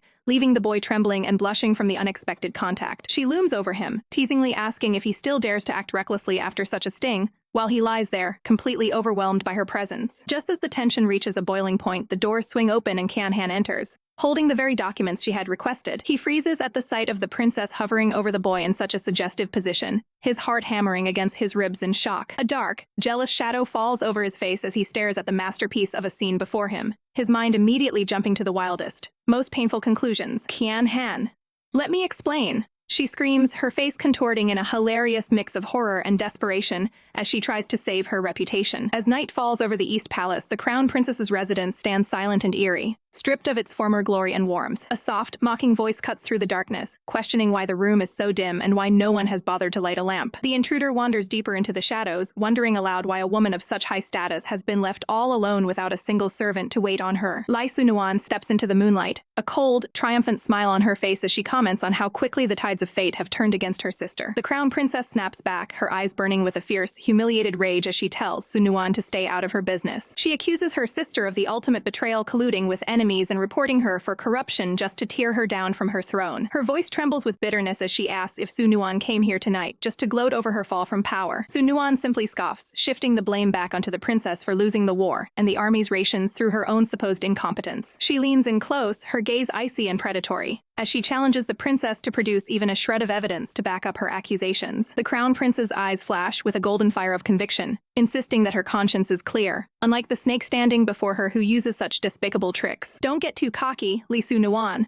She roars, standing tall despite her precarious position, reminding her rival that she is still the crown princess of this land. A low, chilling chuckle vibrates from Sunuan's throat, a sound that promises nothing but impending doom for the fallen royal. Her words hang heavy in the air, a dark prophecy that very soon that title will no longer belong to her sister. Sunuan's face is a mask of pure, unadulterated malice as she prepares to deliver the final blow to her sister's dying legacy. The dust of battle has barely settled as we find ourselves within the quiet, stately halls of the land residence, where the air is thick with the lingering scent of tea and unspoken tensions. Around a heavy wooden table, the victors gather for an after-war meeting, but the atmosphere is far from celebratory as the princess acknowledges the Lan family's vital support. All eyes turn to Qian Han, whose face flushes a deep, embarrassed crimson as the elders begin to tease him, asking where he intends to follow the princess or stay with the army. The playful banter is cut short by a sudden, sharp bang as a hand slams against the table, startling everyone in the room. Qian Han stands abruptly, his expression hardening into a mask of stoic duty as he declares that war is no game and he will prioritize national affairs over personal feelings. Despite his stern words, the elders can't help but fret over his future, urging the young General Qiu Chen to find some romance amidst her military duties. As the princess and Qiu Chen walk through the sun-drenched courtyard,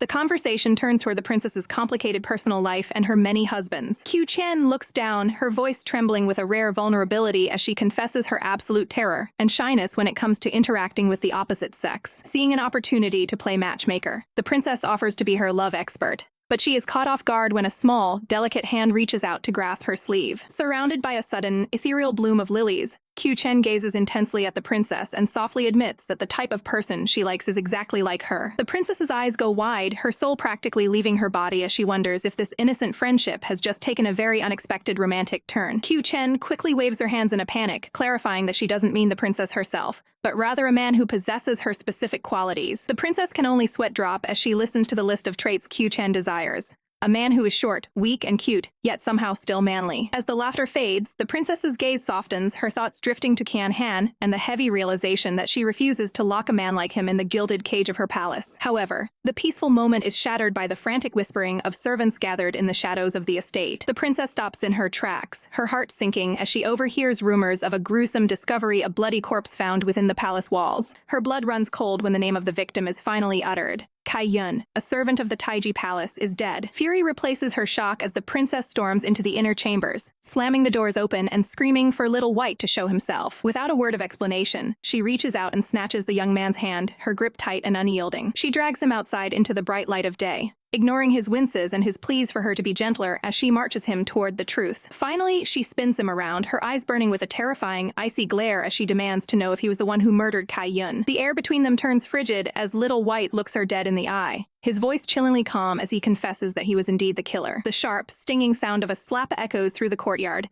a sudden explosion of violence that leaves the air thick with tension. The princess's chest heaves with indignation, her eyes flashing with a cold fire as she demands to know who gave the order to kill, knowing full well that this blood is now on her hands. Little White stands his ground, his voice devoid of regret as he confesses it was his own idea, claiming that any threat to her safety must be eliminated before it can bloom into a catastrophe. He reaches out, his fingers gripping her arms with a desperate intensity, insisting that in a world this cruel, a new lie must always be told to cover the old ones. His gaze softens, yet remains hauntingly dark, as he tells her that she shouldn't have to pretend to be a good person when the stakes are this high. He speaks of the shadows, the nameless souls who exist only to do the bidding of the powerful, discarded and forgotten by history. These are the monsters who do the dirty work in the dark, so that the Empress can keep her hands clean and her reputation untainted. Little White looks her dead in the eye, his resolve unshakable as he vows to be the evil person in her life, taking all the sin upon himself so she can remain pure. The princess' heart breaks for the boy who has seen too much, and she suddenly pulls him into a fierce, protective embrace, burying his face against her chest. She whispers that if he treats this palace as his home, then he is her family, and in her home, no one will ever be allowed to harm him again.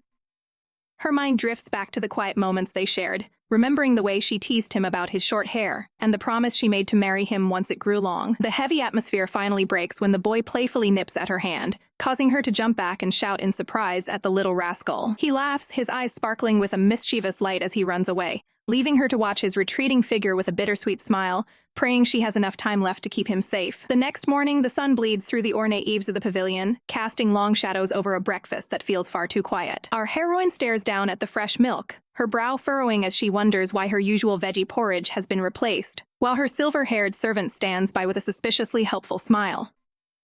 As she tilts her head, the light catches a dark, jagged mark blooming against the pale skin of her neck, a bite left behind in the heat of the previous night. Little White's eyes darken with a terrifyingly possessive glint as he admires his handiwork, whispering that it's a personal seal he's carved into her.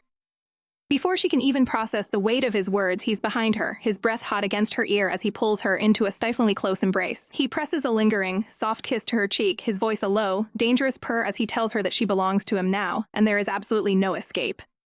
The atmosphere shifts from heated tension to cold reality when she asks him to burn an incense stick for the fallen Kaiyun, but Little White only scoffs. He looks her dead in the eye and tells her that this servant was only ever taught how to take a life, not how to honor one.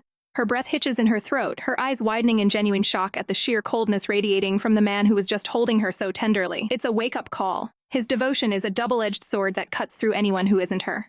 "Kneel," she commands, her voice ringing out with an authority that brooks no argument. Little White drops to his knees instantly, his expression turning sullen as she prepares to lecture him on the basic humanity he seems to have discarded long ago. She stands over him, her arms crossed, lecturing him on the sanctity of life and the fact that every soul carries weight, regardless of their status. She refuses to let him become a monster in her name, her blue eyes blazing with a fierce, protective light. She makes him promise that he will never slaughter an innocent again unless there is absolutely no other choice, forcing him to agree to consult her before he spills a single drop of blood. Little White looks like a scolded puppy, pouting as he reluctantly gives his word. With a heavy sigh, he finally takes the incense stick, the thin trail of smoke rising into the air as a silent tribute to the dead. But even as he performs the ritual, a darkness lingers in the air, a reminder of the path they are walking. The scene shifts to a mental landscape, a graveyard, the air thick with the scent of earth and decay as the princess realizes the body count around her is only going to grow. She fears the day when the graves become so numerous that she can no longer remember the faces of those she's lost. Crimson spider lilies bloom like splashes of fresh blood against the dark backdrop of the cemetery. She stands alone amongst the monuments, the weight of her responsibilities in this matriarchy pressing down on her shoulders like lead. She knows the path ahead is treacherous, and the fear of being crushed by the expectations of her station gnaws at her heart. "Let's go," she whispers, hardening her gaze as she prepares to send off Qian Han and the general for the coming conflict. Little White breaks the heavy mood by leaning in close, a mischievous glint returning to his eyes as he mentions that the milk from earlier tasted quite sweet. She delivers a sharp, playful slap to his chest, her face flushing crimson as she calls him a brat for his shameless flirting. Outside the residence, the atmosphere is somber as a massive black warhorse stamps its hooves against the dirt. The time for play is over. The drums of war are beginning to beat in the distance. "Qian Han," she calls out, her voice cutting through the morning air as she rushes to see him one last time. The warrior turns, his long dark hair caught in the breeze, as he looks back at her with an expression that is both stoic and deeply pained. He is a man of few words, but the intensity in his gaze speaks volumes of the loyalty he carries. The princess stands between her men, a small pillar of strength as she offers her final farewells to the man heading toward the front lines. Beside her, the main consort looks on, his heart heavy with the knowledge of the dangers that await. The main consort steps forward, handing over a carefully wrapped package for the long journey ahead. They whisper quietly, their voices laced with the anxiety of those left behind while their loved ones march toward G State's main barracks. Fei Yu's eyes are shimmering with unshed tears as he looks at the warrior, his voice trembling as he begs Qian Han to protect the princess. He knows she has never been this far from home, and the thought of her in the middle of a battlefield is almost too much to bear. Qian Han listens solemnly, his jaw tight as he accepts the heavy burden of the consort's plea. He gives a short, sharp nod, a silent vow that he will lay down his life before letting a single hair on her head be harmed. Back at the quiet graveside, Little White is back to his usual brooding self, muttering about indirect kisses and lewd thoughts. He tries to act tough, but the jealousy radiating off him is palpable. He reaches into his robes and pulls out a delicate, preserved flower, telling her that Kaiyun wanted her to have it. The princess takes it with trembling fingers, pinning it into her hair as a bittersweet reminder of the girl who stayed loyal to the end. She reaches out, her hand brushing against his as she offers him a final incense stick to light. It's a moment of shared grief, a quiet bridge between her world of politics and his world of shadows. To his absolute shock, she reaches up and gently pats his head, her touch light and full of a strange, budding affection. "Good boy," she says softly, her voice like a balm to his jagged soul. Little White freezes, a massive blush erupting across his face as he stares at her in stunned silence. He's a killer, a shadow, a man who has known only violence, and yet, this simple gesture of kindness has him completely undone. His inner child is practically screaming with joy, his eyes sparkling like jewels as he realizes his master has actually caressed him. It's a small victory, but to him, it feels like he's conquered the world. But the princess's thoughts are already drifting back to the other graves, specifically one belonging to a man she once knew. He was a pitiful soul, caught in the crossfire of her life, and though she didn't kill him herself, his blood is still on her hands. She stares into the rising smoke of the incense, her profile etched with a profound, quiet sadness.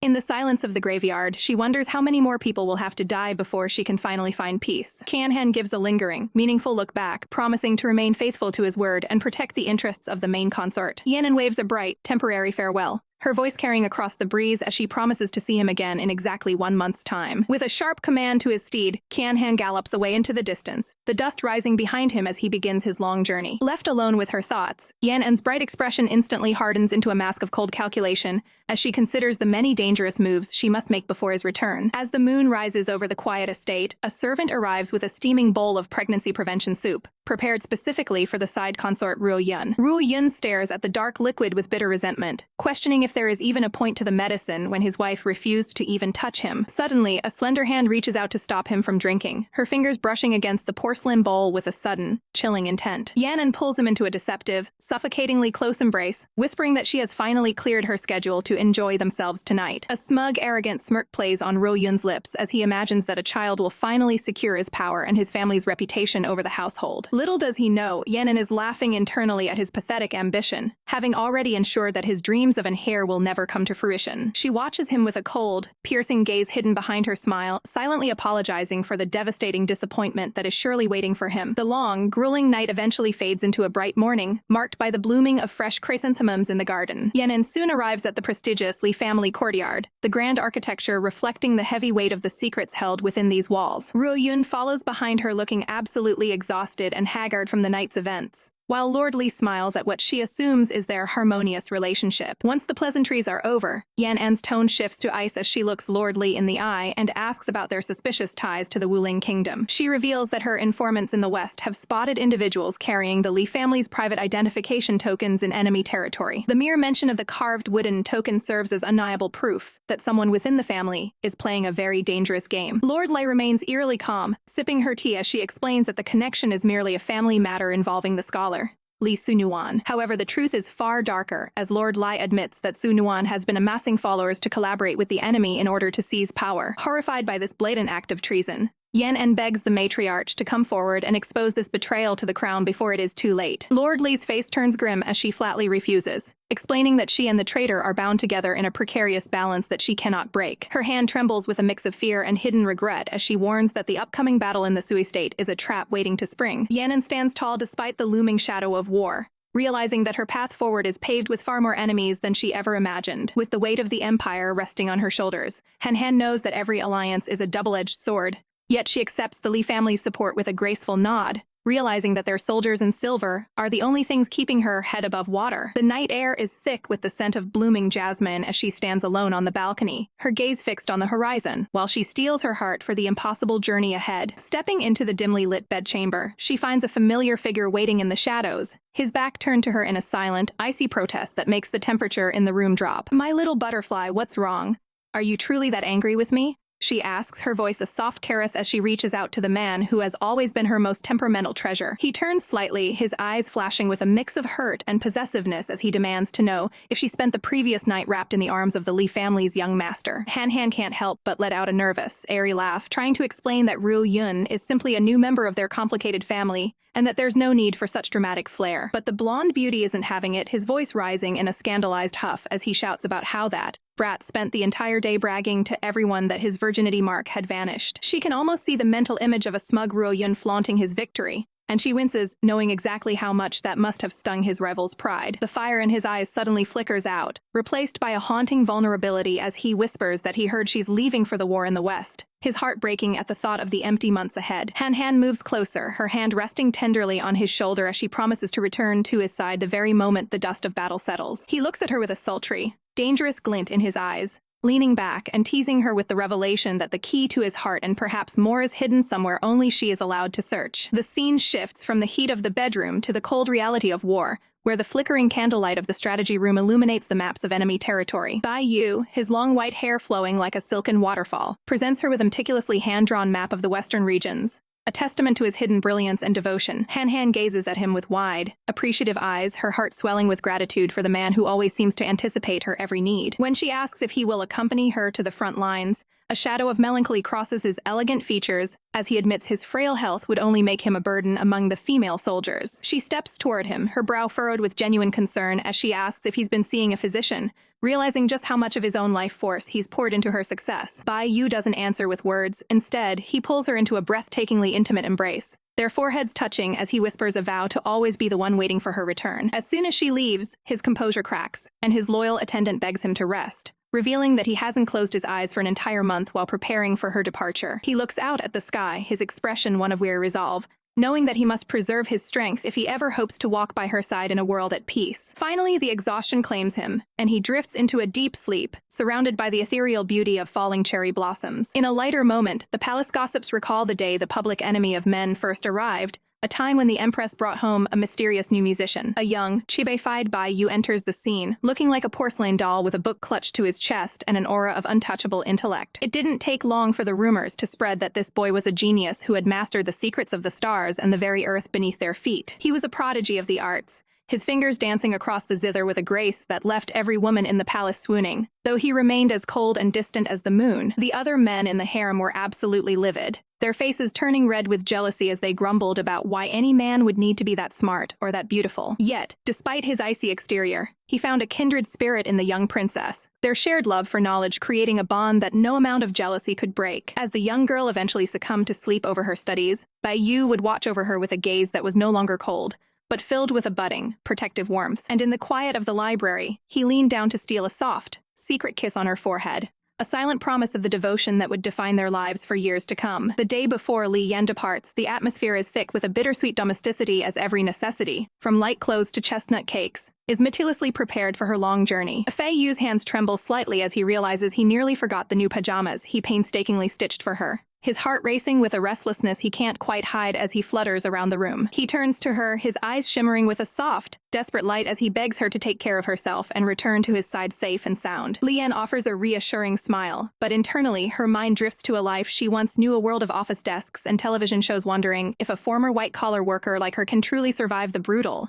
face-to-face reality of war. To lighten the heavy mood, she playfully entrusts her mischievous young ward to Fei Yu's care, tasking him with the boy's education and discipline. Fei Yu takes the duty to heart with a sudden, fiery spirit, immediately seizing the boy's collection of smutty magazines and declaring that good children must focus on their studies. He forces the boy into a rigorous regime of men's morals, while Li Yan jokingly warns that she'll hold the kid accountable if even a single hair on Fei Yu's head is harmed during her absence. Meanwhile, in a far more calculating corner of the world, a woman smiles with a predatory gleam in her eyes, confident that her personally trained servants possess serving abilities that are beyond compare. She strokes the chin of a beautiful young man, whispering that it would be a divine blessing if the princess were to take a fancy to him and his brother. With a submissive bow and a look of quiet resolve, the men accept their fate, their voices a soft, obedient chorus. They prepare themselves for their mission as the sun rises over the G-State main barracks, where the air is filled with the scent of dust and the sounds of preparation. Within the training grounds, the soldiers are in a frenzy of activity, hastening their drills with new weapons to ensure everything is perfect for the royal arrival. Qianhan stands tall among them, his focus unbreakable as he draws his bowstring taut, his purple eyes fixed on the target with lethal precision. With a sharp swish and a satisfying thud, his arrow finds the bullseye once again, drawing gasps of admiration from the surrounding soldiers who marvel at his striking skill. His heart leaps when he hears the news that the princess has already entered the state and will arrive at Wu Lu by tomorrow morning. A bright, genuine smile breaks across his face as he immediately requests a day off, his heart racing at the thought of being the first to welcome her. But every perfect man has his flaws, and even the legendary ethereal Bai Yu is no exception to this rule. Observers watch him from behind the garden hedges, whispering in disbelief and wondering if such a flawless being could truly have any hidden weaknesses. The author themselves steps into the frame with a cheeky grin and a stylus in hand, ready to reveal the scandalous secrets of the man everyone admires. It turns out that while he can play the gusheng like a god, he is absolutely hopeless at needlework and turns into a sneezing, red-faced mess at the mere sight of spicy food. Despite his elegant aura, he possesses zero combat skill, looking utterly lost and confused when forced to use even a small dagger. The perfect consort is also prone to severe carriage sickness, and most hilariously, has a tendency to vomit rainbows when faced with the advances of any woman other than the third princess. His nights are long and lonely, plagued by a chronic insomnia that leaves him staring at the moon for hours on end while his servants worry. He even struggles with basic social cues, finding it painfully awkward to interact with his fellow consort Xiahao whenever they are left alone. As the hour of departure finally arrives, the heavy wheels of the carriage groan against the stone path, signaling the end of their peaceful days in the capital. Li Yan pauses at the door, turning back one last time to see the faces of the men she is leaving behind, their eyes filled with a longing that tugs at her heartstrings. "Take care of yourselves," she calls out, her voice steady despite the weight in her chest, promising to return as soon as her duty is done. As the carriage pulls away, her gaze hardens and her expression turns cold, consumed by the inner realization that in the coming conflict, there is no turning back. Far ahead in Ji State, Governor Chen Chunji watches the horizon with a satisfied smirk, her mind already spinning a web of political ambition to ensnare the enlightened princess. She turns to her attendants to confirm that her top beauties, the Yen brothers, are prepared to be used as the ultimate pawns to secure the princess's favor. The dusty winds of travel finally settle as Li Yan arrives at the gates of Wulu City, the capital of Ji State, noting with a practiced, regal eye that the bustling streets are actually quite impressive. She barely has time to catch her breath before Governor Chen Ji practically throws herself at the princess's feet, her voice dripping with syrupy sweet flattery as she welcomes the royal guest. The hospitality is nothing short of overwhelming, featuring a feast fit for a goddess centered around a glistening roasted pig that seems to sparkle under the dining room lights. While the governor tries to present a chest overflowing with gold ingots as a mere token of appreciation,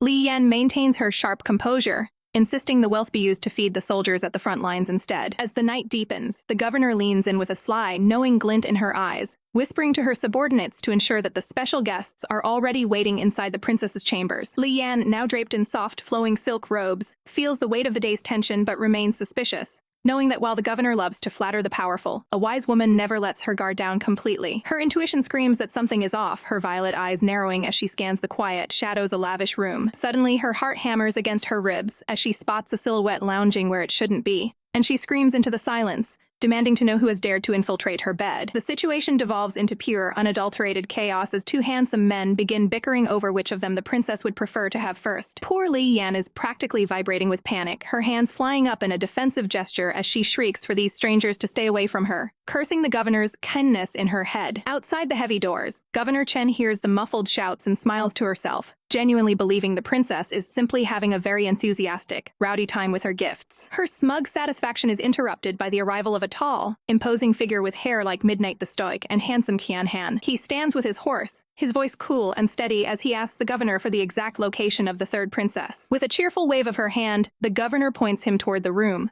telling the young master that the princess is currently occupied inside. It's only as he starts walking away that a bolt of realization strikes the governor, her face twisting into a mask of pure horror, as she realizes she just sent a jealous man into a room full of concubines. Unaware of the disaster waiting behind the wood, Qianhan's fingers wrap gently against the door, his voice soft as he announces he's there to escort her home. He pushes the door open with a gentle, expectant smile, his eyes searching for the woman who has been occupying his every thought. But the smile dies on his lips, replaced by a haunting, hollow silence as he takes in the sight of the disheveled room and the men present. Without a single word of explanation, he turns his back on her, his expression hardening into a mask of cold betrayal as he whispers a final, icy farewell. One of the men on the bed, tears welling in his eyes, cries out in a fragile voice, asking if they've done something to displease the princess. Li Yan doesn't even look at them, her face pale with desperation as she snaps at them to get out immediately. She sprints out into the moonlit courtyard, her silk robes fluttering behind her as she screams Qianhan's name, desperate to stop him before he disappears into the night. She catches up to him, her hand clutching at her chest as she breathlessly tries to explain that she had absolutely no idea those men were going to be there. But Qianhan is beyond listening, his eyes flashing with a dangerous, wounded fire as he turns to face her. "So, just anybody can climb into your bed?"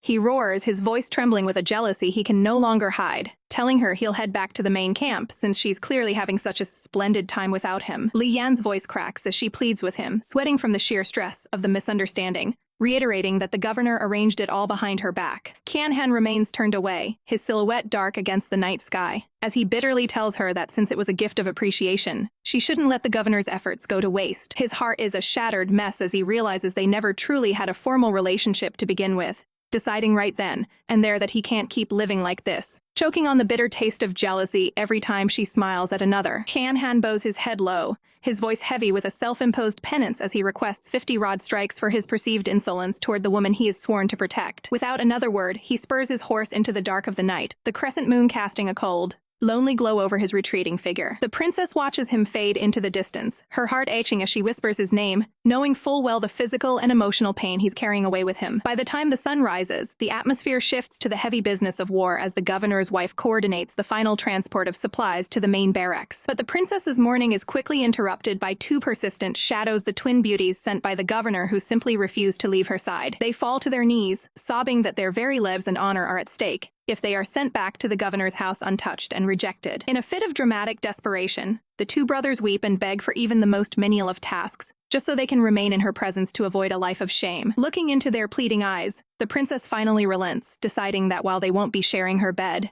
they might actually serve some purpose at the military camp. As they follow her toward the gates, a flicker of something much more calculating and cold crosses their faces, hidden beneath their beautiful, submissive exteriors. Upon arriving at the bustling barracks, her eyes immediately seek out one person, finding Kian-han in the thick of a rigorous training session with the soldiers. He moves with a lethal, practiced grace, his focus entirely on the blade in his hand as he commands the respect of every warrior on the field. With a sudden, sharp clang of steel, he parries an attack with blinding speed, his eyes burning with an intensity that steals her breath away. Watching him from the sidelines, the princess realizes with a start that despite how long he's served her, she's never truly seen him in his element like this. He stands victorious over his opponent, his breathing steady even as the dust of the arena settles around his boots. A proud smile touches her lips, though she still feels a sharp prickle of annoyance that he dared to leave her side just to hide away in these barracks. Suddenly, a rogue blade swishes through the air during the next bout, catching the fabric of his tunic and tearing it wide open. The princess's face turns a bright, flustered shade of crimson as she watches him nonchalantly strip the ruined shirt off, exposing his toned, muscular chest to the entire camp. Fuming with a mix of possessive jealousy and embarrassment, she marches forward and barks a sharp order for the gawking soldiers to disperse immediately. Kian-han lets out a soft, weary sigh, his gaze lingering on her as the unspoken tension between them crackles in the open air. The princess can only shake her head in frustration, feeling utterly exhausted by the whirlwind of anger and affection that this man constantly stirs within her soul. The air in the training courtyard crackles with more than just the heat of the sun as Kian-han,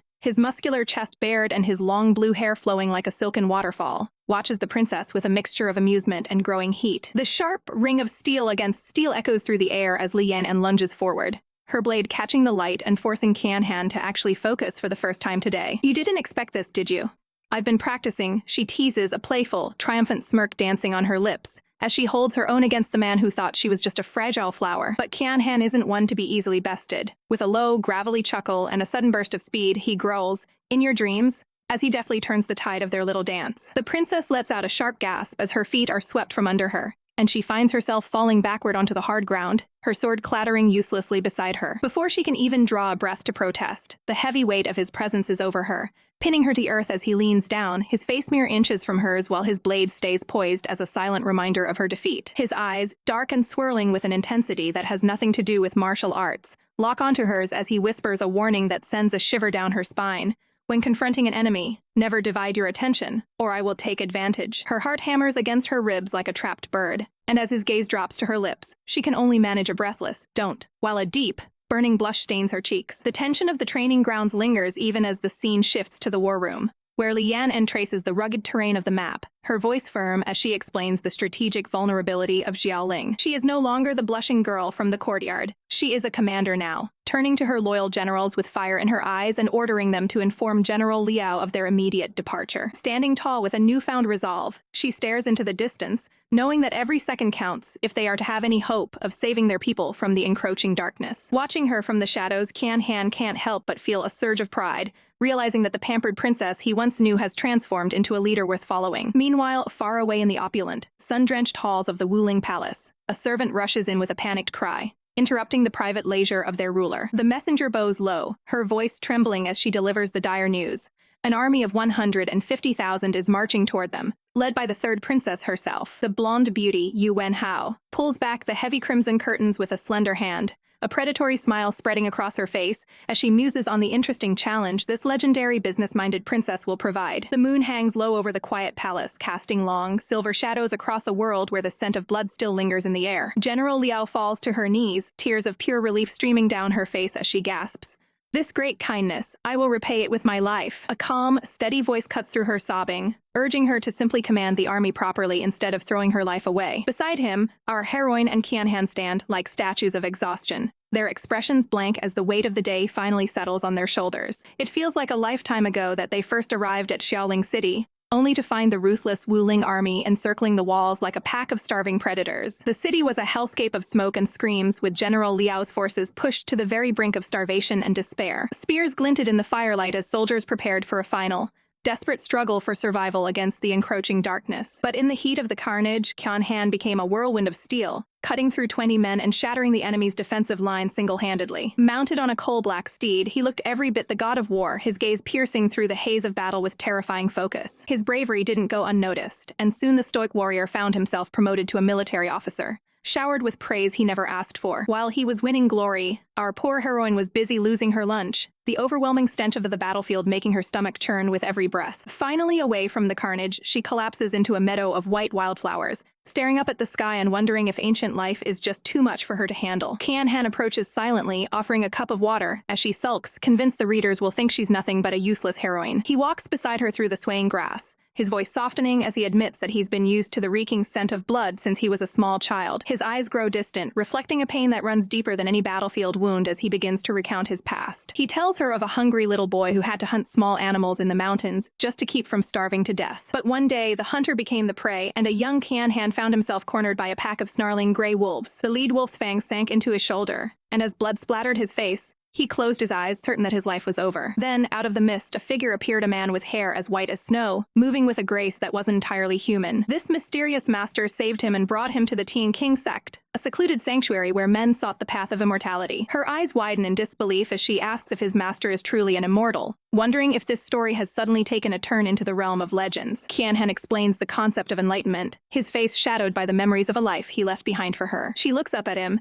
her heart thumping as she asks if he still wants to go back and achieve immortality, only for him to gaze back with a bittersweet smile. "I won't be able to go back anymore," he whispers before teasingly calling her his beastly princess to hide the depth of his sacrifice. But their moment of peace is shattered when they realize they are being watched from the shadows of the nearby buildings. Two sinister figures lurk in the darkness, their eyes gleaming with malice as they spot their targets approaching. Qian Han's hand drifts to his blade as he senses the trap, his expression hardening as he prepares to protect the woman who has become his entire world. Behind the cold iron bars, the captors can't help but whisper about their prize, marveling at how the legends of the Central Plains alluring women truly live up to the hype. Stepping cautiously through the ornate hall, Qian Han senses a heavy, unnatural silence that makes the hair on the back of his neck stand up. His eyes widen in sudden realization as a sweet, sickly scent fills his lungs, and he gasps out a warning to himself that it's chloroform. Just as he tries to flee, the doors slam shut and two mysterious men block his path, with the blonde one boldly claiming to be his destiny from a previous life. Qian Han can only stare in utter disbelief and disgust at the sheer absurdity of the man's dramatic, self-indulgent declaration. Outside, the blonde scoundrel continues his arrogant tirade,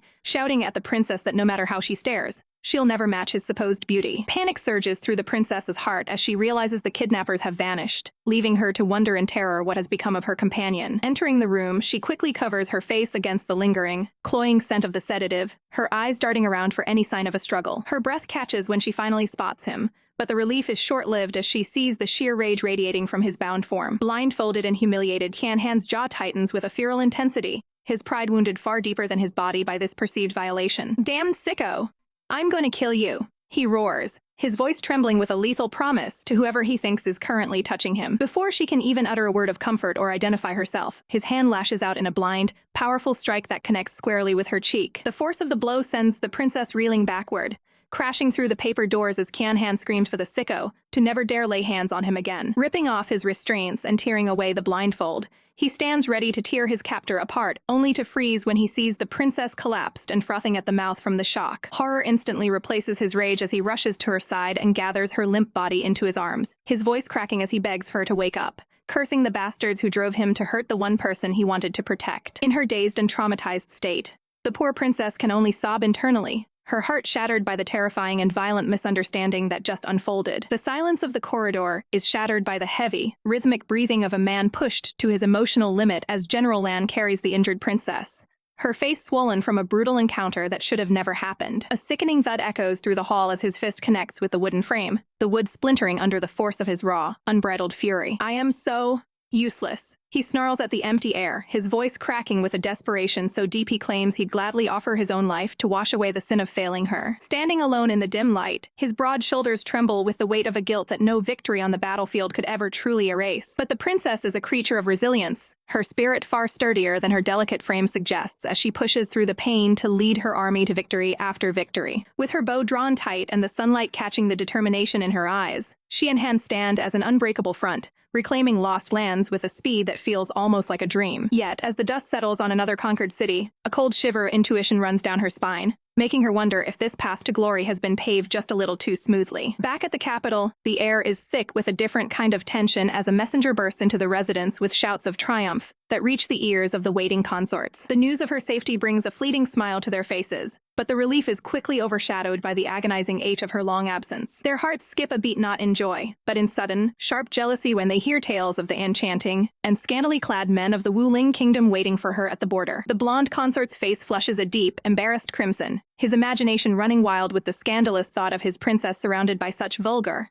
half-naked strangers. In a quiet corner of the palace, the scent of burning sandalwood rises from a small altar where a serene Buddha statue watches over the desperate hearts of men. "Please, Buddha." A whisper floats through the room, carrying the weight of 1,000 unspoken fears. Hands are clasped so tightly the knuckles turn white, a silent plea for protection offered up in the suffocating stillness. The green-haired consort closes his eyes, his entire being focused on a single, fervent prayer: that the woman who holds his soul returns home safely to his arms. Under the pale, watchful eye of the moon, the evening maple pavilion stands bathed in a deceptive tranquility. Inside, the white-haired Master Bai Yu stares at the tactical maps with a gaze that pierces through the illusion of their easy victories. His finger traces the lines of the Wuling border, his voice low and gravelly as he realizes that a defeat this effortless can only be a carefully laid trap. A sudden, sharp realization strikes him like a physical blow, his pupils dilating as the true horror of their situation finally clicks into place. A violent, hacking cough tears through his chest, and he stares in grim silence at the bright, metallic splatters of blood staining his pale palm. "Don't worry, I was just feeling a bit hasty." He lies through gritted teeth, his face deathly pale as he demands parchment to warn the princess before the trap snaps shut. Meanwhile, at the Wuyang border, the air is filled with the boisterous sounds of a victory feast, the scent of roasted meat and strong wine masking the hidden dangers of the night. A soldier hoists a heavy clay jar high into the air, his face flushed with the thrill of a conquest he believes is already won. The princess, swept up in the infectious energy of her troops, laughs as she tips a jar back, the potent alcohol fueling a momentary lapse in her usual caution. The soldiers cheer and toast to their most powerful leader, their voices rising in a deafening chorus of drunken celebration. In the heat of the party,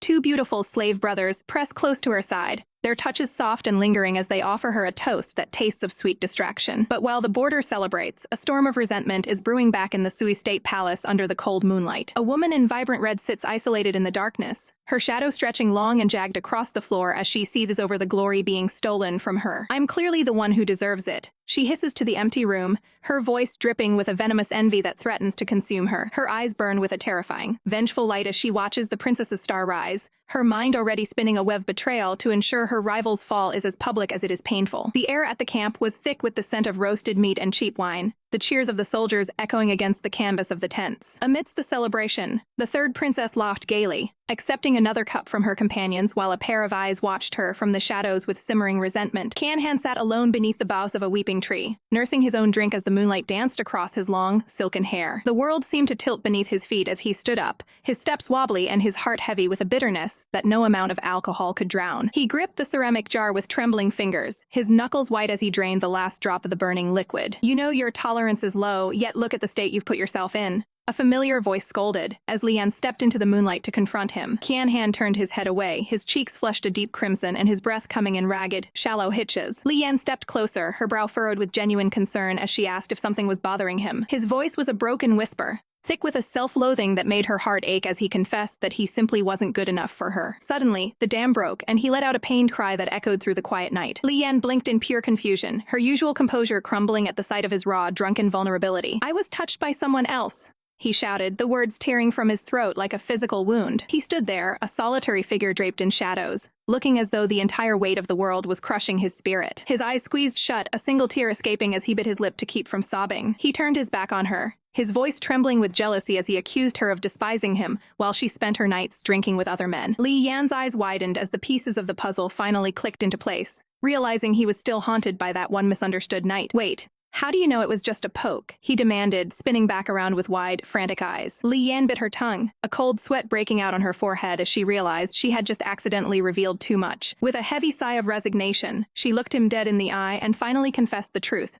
It was me. She explained softly that no one else had been with him that day, and that his perceived shame was entirely based on a misunderstanding. A mischievous, slightly guilty glint returned to her eyes as she admitted she had simply taken advantage of the opportunity. Qianhan froze, the shock of her words effectively short-circuiting his drunken brain. Then, the realization hit him like a physical blow, and he exploded into a flurry of adorable, indignant rage. Li Yan reached out, her fingers brushing against his wrist, in a silent plea for him to calm down. She pulled him into a sudden, firm embrace, her voice a low purr as she offered to compensate him with anything his heart desired. Qianhan stood stiffly in her arms, his anger melting away into a state of utter, stunned bewilderment. His eyes softened, the crystalline blue reflecting a profound sense of relief that he had carried for far too long. He buried his face in the crook of her neck, the silver moonlight bathing them in a romantic, ethereal glow as he whispered his gratitude. But the exhaustion of the night finally took its toll, and he went limp in her arms, falling into a deep, peaceful slumber right there on the grass. Far from the romantic quiet of the camp, the atmosphere at the capital was freezing and fraught with tension. The crown princess, Li Hongyang, stood before her assembled troops, her expression a mask of cold, unwavering determination. "Stop!"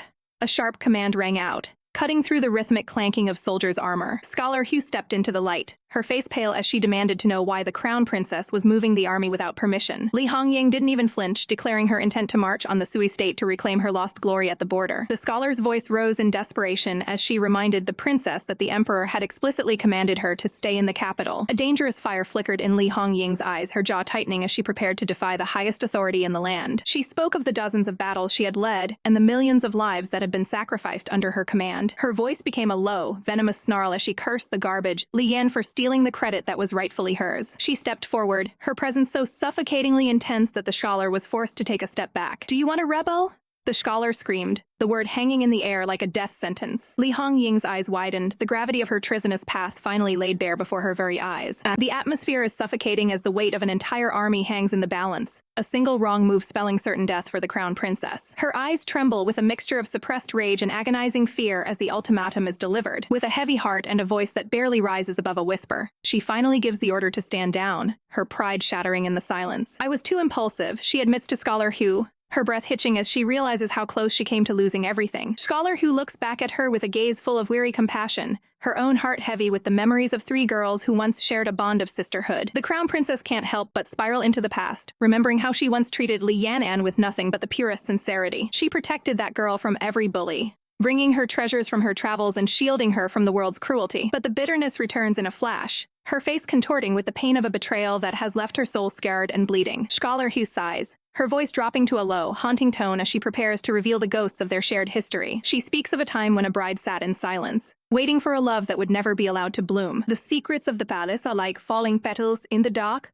beautiful yet carrying the scent of decay." Back then, a younger scholar he had pleaded with the Empress, warning her of the conspiracies swirling within the Xiahao family. The Empress sat upon her throne, a cold and distant figure whose only loyalty was to the crown she wore. Every move in the capital was a calculated step toward a wedding that would change the fate of the sisters forever. The third princess, with her deceptive charm and a smile that never reached her eyes, was the ultimate player in this game of hearts. The Empress's fist clenched with a terrifying resolve, her mercy having long ago dried up in the face of political necessity. She stood as a silhouette of absolute power, regretting the moments she had ever been soft-hearted toward those who now threatened her reign. The stakes were clear. If the Xiahao family gained an inch, they would take the entire mile, turning the empire upside down. Scholar Hugh had watched in horror as the Empress decided to weaponize a marriage decree, sealing the fate of her own daughters without a second thought. And there, in the shadows of the court, the third sister smiled a victor who had successfully snatched a prize that wasn't hers to take. The realization hits the crown princess like a physical blow, her eyes widening as the name of her tormentor burns in her mind. The pieces of the puzzle finally click into place,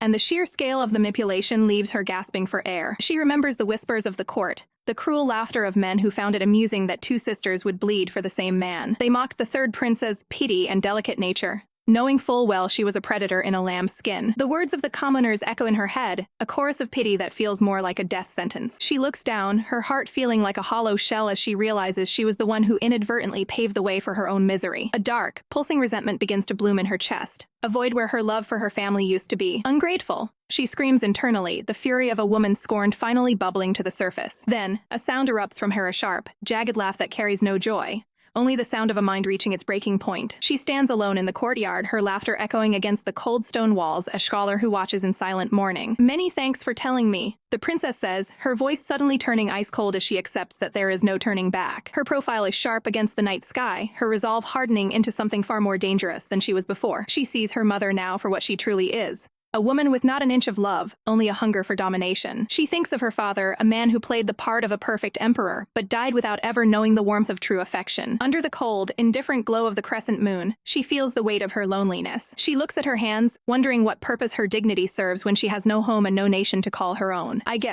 I'm really tired, she whispers, her shoulders finally slumping as the adrenaline of her rage fades into exhaustion. Scholar who reaches out, placing a gentle, grounding hand on her shoulder, offering a sanctuary in the middle of the storm. The princess gives a small, weary nod, her eyes reflecting a flicker of trust, as she agrees to follow her old mentor into the night. But as the shadows of the palace fade, the scene shifts to a much warmer, sun-drenched room where a different kind of tension lingers. A dark-haired woman groans as she wakes up with a massive hangover, only to find herself staring into the playful, loving eyes of a beauty lying right next to her. Yen can hardly believe her eyes, feeling as though the sheer intensity of the scene is making her vision burn with a spicy, overwhelming heat. Good God, it's way too much, she mutters, her eyes watering as she tries to process the sheer audacity of the situation unfolding before her. Two handsome brothers approach her with a seductive air, offering to serve her for the day, and she playfully agrees to let the games begin with a mischievous glint in her eye. But the mood shifts instantly when Li Yan reveals she's a pro at ruining beautiful things, brandishing a pair of sharp scissors with a chilling, predatory smile. The brothers' faces contort in absolute, paralyzing horror as she describes exactly how she plans to snip away at them, piece by piece, until there's nothing left of their dignity. Their desperate screams for help echo through the silent, moonlit night, a stark and jagged contrast to the peaceful palace walls. Later that evening, beneath the shadow of a towering tree, Yen meets with Qianhan and reveals that the brothers submitted completely to her terrifying tactics. Her eyes sparkle with a mix of triumph and lingering adrenaline as she explains the web of lies and scapegoating spun by their enemies. Qianhan reaches out, his voice dropping to a low, concerned rumble as he notices the slight, uncontrollable tremor in her hands. She gazes into the distance, admitting that while she's worried about the upcoming bloodbath on the battlefield,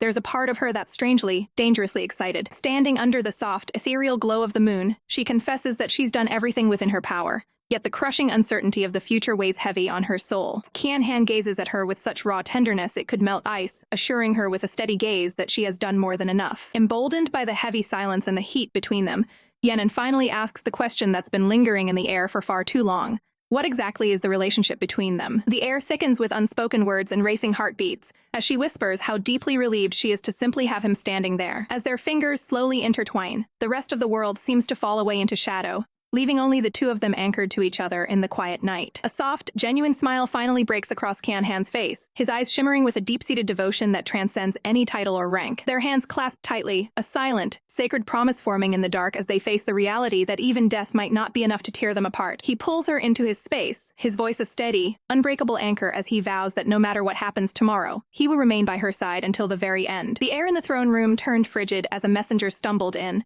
her voice trembling with the weight of a catastrophic report.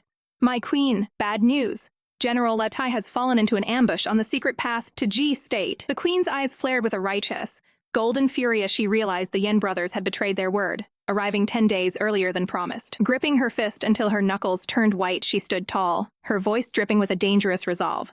"Let's go, I want to see this chaos for myself." The scene at the Wu-Yang border was nothing short of a living nightmare, with the sky choked by thick, black smoke and the fortress walls consumed by roaring orange flames. Amidst the carnage, a mysterious general with long, flowing hair and a sharp scar across his cheek sat atop his steed, his violet eyes cold and unyielding. The soldiers on the ground could only stare in a mix of awe and terror, whispering to one another about the identity of this unstoppable Liu Yun captain. With a single, fluid motion, he swung his blade, carving through the opposition like a god of war while the enemy cried out in desperation. "Wait a moment." One soldier gasped, her eyes widening as she caught a closer glimpse of the warrior's features. He's a man, high above on the ramparts." The queen's advisor leaned in, her face pale as she watched their lines crumble.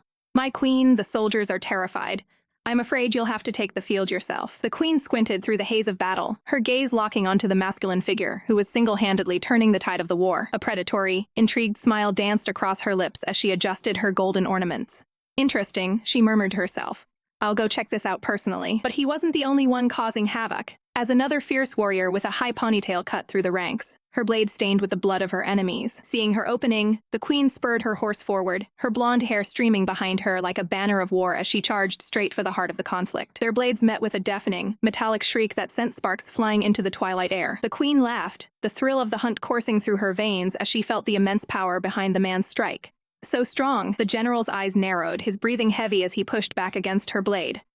Not bad. You actually managed to withstand my blow. He grunted, his voice a low rumble. He looked at her then, truly seeing her for the first time, and his heart skipped a beat in pure shock. Did this person actually come into a bloodbath without a single piece of armor? The queen leaned closer, her face just inches from his, her smile turning wicked and teasing. I was right indeed. You are a man. She let her gaze linger on his handsome features, her voice dropping to a sultry, dangerous whisper. Man, you really are pretty good. The general's face flushed with a mix of irritation and confusion, his usual stoic mask crumbling under her bold, flirtatious pressure. But the moment of tension was shattered by the sharp whish of an arrow cutting through the wind, burying itself deep into the queen's shoulder. Go die, the female archer screamed from a distance, her bow still drawn and her eyes burning with a vengeful fire. The male general's eyes went wide as he recognized the girl, his voice cracking with sudden alarm. Princess? The queen's guards rushed forward, shielding her body as they cursed the dishonorable sneak attack. You dare to shoot an arrow like a coward. That goes against every rule of military ethics. Despite the blood soaking through her white tunic, the queen remained eerily calm, her eyes fixed on the horizon as she felt the tide shifting. I'm all right. It's only a small wound. Pass on my order. Retreat. As she turned her horse away, she took one last look at the battlefield, acknowledging the unexpected strength of her foes. Liu Yin really does have many hidden talents. The bitter taste of defeat lingered, but her heart burned with a promise of future retribution. This hatred will be avenged another day. As the queen's forces pulled back into the shadows, a thunderous roar erupted from the Liu Yun army, their voices joined in a chorus of triumph. Victory? Liu Yun's victory. We've won! They wasted no time, scaling the walls to plant their crimson banners high above the fortress, signaling their dominance to the world. The scarred general exhaled a long, weary breath, his body aching from the day-long struggle as he watched the sunset bleed across the sky. Beside him, the princess wiped the grime and blood from her cheek, a small, tired smile finally breaking through her warrior's facade. They stood together in the quiet aftermath, two pillars of strength framed against the dying light of the sun. However, the cost of victory was written in pain as the princess suddenly winced, a sharp ear escaping her lips as the adrenaline began to fade. She looked down to find an arrow of her own lodged in her back, her vision blurring as she hissed a final, defiant curse. Bastard. I'm taking you down with me. In the final flickering moments of the day, a sudden flash of realization or perhaps a spark of something magical ignited in the air, leaving the future of the kingdom hanging by a single, fraying thread. The battlefield was a symphony of steel and screams, but for Qianhan, the world narrowed down to the fragile woman in his arms. The memory of the ambush flickered through his mind like a nightmare, the hateful voices of the enemy echoing as they sought to finish what they started. Desperation clawed at his throat as he frantically searched for the source of the bleeding, his breath hitching when he saw the jagged wood protruding from her shoulder. The princess lay pale against the crimson-stained earth, her strength failing as the guards shouted for no one to touch the arrow. Ignoring the chaos around them, Qianhan swept her into his arms, his voice a low, fierce vow that he would save her at any cost. His hands, usually so steady in battle, were now slick with her blood and trembling with a terror he had never known. His eyes were wide, glazed with a sudden, piercing fear as he looked down at her fading features. Even in her agony, the princess managed a weak, teasing smile, noting that he looked more terrified now than he ever did in the heat of war. She shivered violently against him, her skin turning a ghostly shade of white as the life seemed to drain out of her. They rushed her to a nearby sanctuary under the cover of a cold, starlit night, but the air was heavy with the scent of impending doom. The physician's face paled as she delivered the crushing news. The arrow had been dipped in a lethal, slow-acting toxin. The princess lay motionless, her face clouded by a sickly blue tint as the hand poison began to freeze her blood from the inside out. A heavy silence fell over the room, broken only by the doctor's grim sigh as she admitted the situation was nearly hopeless. In a flash of violent grief, Qianhan seized the doctor, his eyes burning with a desperate, terrifying intensity as he demanded an antidote. The doctor trembled, explaining that the only person capable of saving her was a divine healer days away, a journey that would take more time than the princess had left. From the bed, a soft, strained voice called out to him, as the princess tried to offer comfort even as her own light dimmed. Unable to bear the helplessness, Qianhan struck the wall with a thunderous bang, the sound of his knuckles cracking echoing his inner torment. General Lan stepped forward, her own face etched with worry as she tried to pull him back from the brink of his own spiraling guilt. He buried his face in his blood-stained hands, the weight of his perceived failure crushing the breath from his lungs. He bit his lip until it bled, cursing the moment he had let his guard down and allowed her to step into harm's way. The general's voice was firm, urging him to stop wallowing and take the princess to find the healer immediately. He looked at his stepsister with a flicker of renewed hope,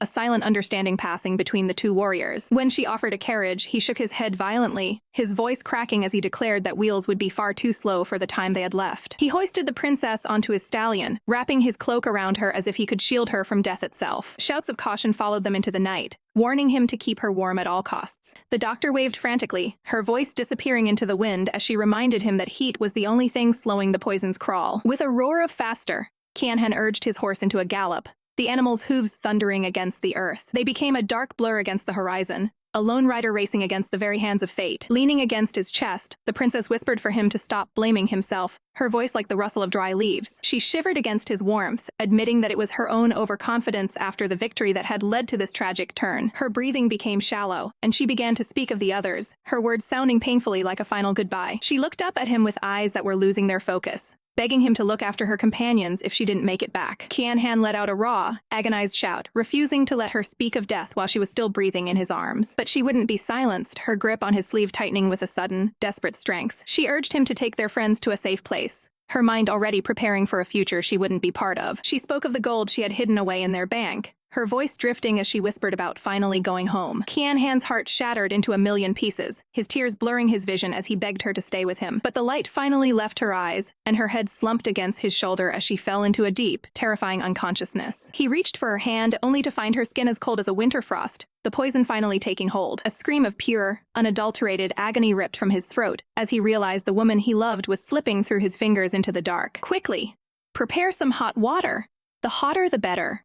His voice thunders through the quiet night as he carries her limp body through the gates of the inn. A startled servant rushes forward, nervously asking if the young master needs the bath for himself or his companion. He doesn't waste a second, demanding the largest tub they have while steam begins to fill the room, his only thought being to save her from the icy grip of death. "Excuse me, princess," he whispers, his gaze softening with a mixture of reverence and desperation as he prepares to warm her frozen skin. He bites his lip, forcing himself to stay focused on her recovery and not the dangerous proximity of their bodies in the rising mist. Just then, a servant calls out from behind the screen, leaving fresh clothes for the wary travelers and breaking the heavy silence. As he sheds his soaked robes, the steam reveals a chest of pure marble marred by jagged, bleeding wounds from their narrow escape. The servant gasps in horror, warning him that entering the hot water with such raw injuries will cause him agonizing pain. He dismisses her with a sharp word, his only priority being the woman currently losing her battle with the cold. Deep within her mind, a haunting voice echoes through the darkness, promising to follow her even into the grave. The princess feels her consciousness slipping away, surrounded by the ghosts of a bloody battlefield that feels all too real. Visions of carnage and fallen soldiers flicker like a dying candle in the back of her mind, dragging her down. She reaches out a trembling hand toward a faint, shimmering light,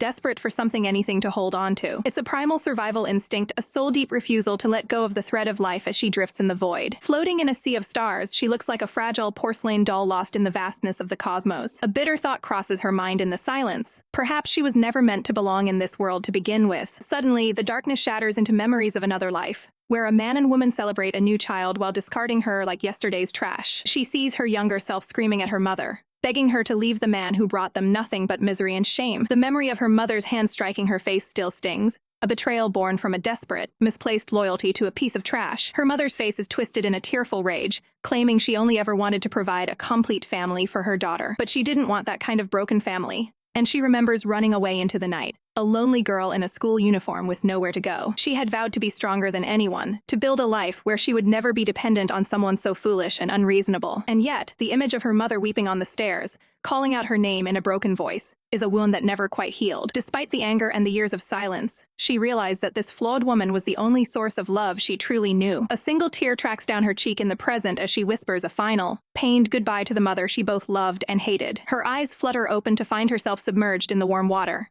held against the bare, wounded chest of the man who risked everything to save her. He stares back at her with wide, shocked eyes, his breath coming in short, relieved gasps as he realizes his princess has finally returned to him. The banners of the Sui state fluttered triumphantly in the breeze as the cries of victory echoed across the palace grounds, signaling a triumph that should have brought peace to the realm. Amidst the celebration, a lingering gaze spoke of unspoken words and a heart that wasn't quite at rest, searching for a presence that was sorely missed. "One day, my wife will finally understand that I am the most useful man in this household," he thought to himself, his pride masking a deep-seated need for her recognition. His eyes, sharp and filled with a hidden, burning fire, seemed to search for a future that was still just out of reach. A soft, almost melancholic smile graced his lips as he contemplated the simple tasks of the day, trying to ground himself in the mundane while his heart raced. But even as he tried to maintain his composure, a flicker of annoyance crossed his face at the thought of those who dared to stand in his way. Suddenly, the air was shattered by a desperate cry as a messenger burst into the room, his face pale with the weight of a terrible secret. The princess!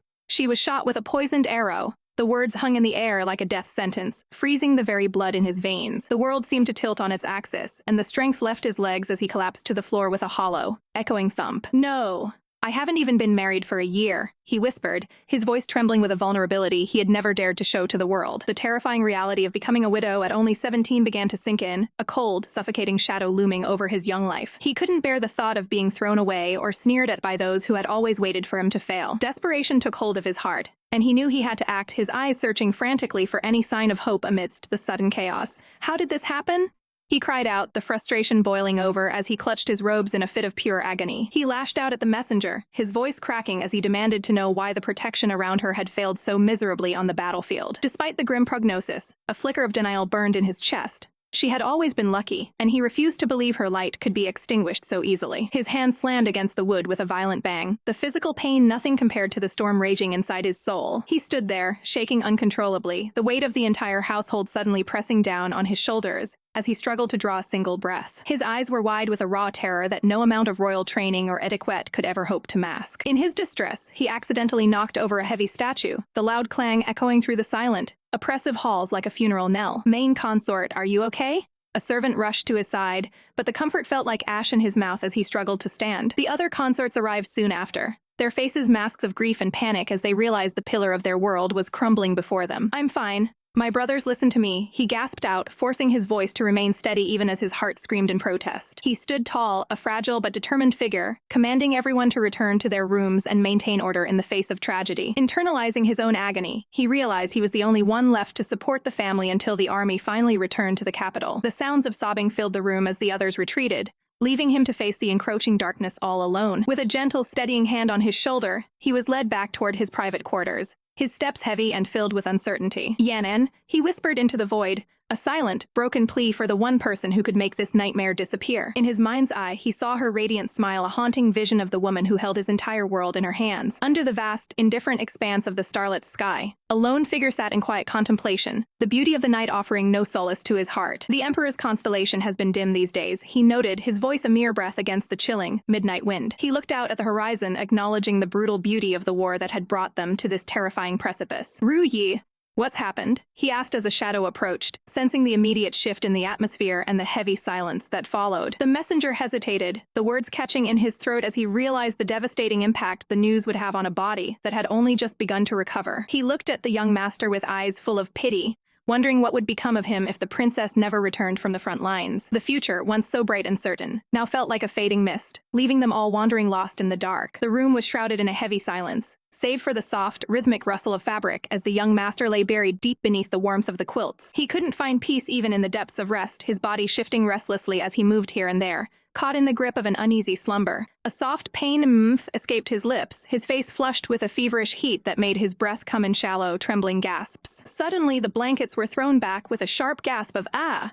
and he sat up in a panic, his bare chest exposed as his eyes locked onto the princess, who had been watching over him the entire time. The awkward tension was interrupted by a woman of striking elegance, who stepped forward with a gentle smile to introduce herself as Chubai Xiao, a humble physician and the sister of the princess's acquaintance, King Ji. But the calm atmosphere shattered in an instant when Bai Xiao suddenly dropped to the floor, her knees hitting the carpet with a desperate thud, as she cast aside all her professional composure. Third, princess, please save my mother and my brother in the capital, she cried out, her voice cracking with a raw, agonizing desperation. With a look of profound sadness, she began to recount the fallen legacy of her family, explaining that the Chu name was once synonymous with the finest medicine in the capital, serving as imperial physicians for generations. Her gaze turned distant, as she remembered the terrifying night 10 years ago when her mother returned home in a frantic panic, forcing her to flee the city while her brother was still too young to leave. The princess' breath hitched, her eyes widening in a flash of realization as she connected the dots to a secret medical history she never knew existed. "I got it," the princess declared, her voice firm with a newfound resolve as she promised to investigate the incident and repay the kindness her residents had received from Master King Zhai. Chu Bai Xiao bowed her head in a silent prayer of thanks, but the moment was cut short by the princess letting out a sudden, involuntary shiver that racked her frame. "Princess, you are still recovering from the poison," Bai Xiao whispered with a concerned look. "Please, take off your clothes so I may begin the acupuncture needles." Under the pale glow of the moon, a figure stands amidst the blooming flowers, his long, silken blue hair catching the light, as he looks back with an expression full of unspoken longing. Qian Han paced the hallway, his heart heavy with a knowing sense of unease that he couldn't quite shake. The princess was just getting better, he muttered to himself, his brow furrowed with a possessive jealousy he wasn't yet ready to admit. "I'm really not at ease with her spending time alone with someone else." Unable to help himself, he leaned toward the sliding door, his breath hitching as he caught a glimpse of the princess baring her porcelain skin for the treatment, leaving him utterly dazed and breathless. The sight of her vulnerability triggered a sharp, painful memory of the day his world almost ended. He could still feel the weight of her limp body in his arms as he had sprinted toward the clinic, his voice cracking as he screamed, "Divine Doctor, please save her, she's been poisoned." The doctor had looked up in shock, her eyes darting between the panicked man and the unconscious woman cradled against his chest. "Is this an arrow wound?" she had asked, her voice trembling slightly as she looked at the beautiful girl in his arms. Qian Han had been at a total loss for words, his mind racing as he tried to hide her true identity from the world. In a moment of sheer desperation and perhaps a flicker of his own hidden desires, he had puffed out his chest and declared, "She's my lover." "Why? Is there a problem?" Back in the present, the princess let out a melodic, ringing laugh as she recalled his clumsy confession.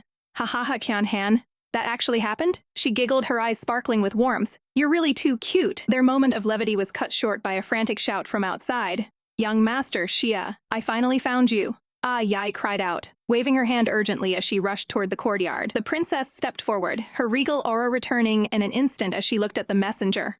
"Greetings, third princess. It's great that you're all right," Yi panted, bowing deeply before delivering a message from General Lan. The news was staggering. The provisions that the crown princess had lost years ago, the very ones that had sparked a royal scandal, had finally been found. Qian Han and the princess exchanged a look of grim determination, knowing they had to set off for Huailin County immediately. The princess looked out toward the horizon, her gaze sharpening as she realized the pieces of the puzzle were finally falling into place. If they were only supplies, they would have been gone already, she mused. It looks like there's much more to this story. Upon arriving in the dusty streets of Huailin County, they wasted no time in hunting down the source of the corruption. They found the county head Zhao trembling on the floor, her hands bound and her face pale with terror as she begged for mercy. "It was the first princess. Li Sunuan blackmailed me and forced me to frame the crown princess." She sobbed, her voice echoing off the cold walls. The princess stood tall, her presence commanding and cold as she looked down at the pathetic official. "County head Zhao, you still can confess it all," she said. Her voice like ice as more war prisoners were brought forward to testify. Among the captured was General Latai, a defeated warrior who looked up with a sneer, knowing her fate was sealed.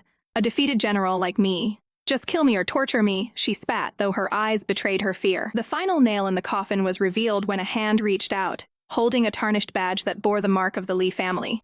"This badge was used by our spy to get in touch with Li Sunuan." The prisoner confessed, confirming the betrayal that had nearly destroyed the kingdom. A dangerous, predatory smile spread across the princess's face as she gripped the evidence.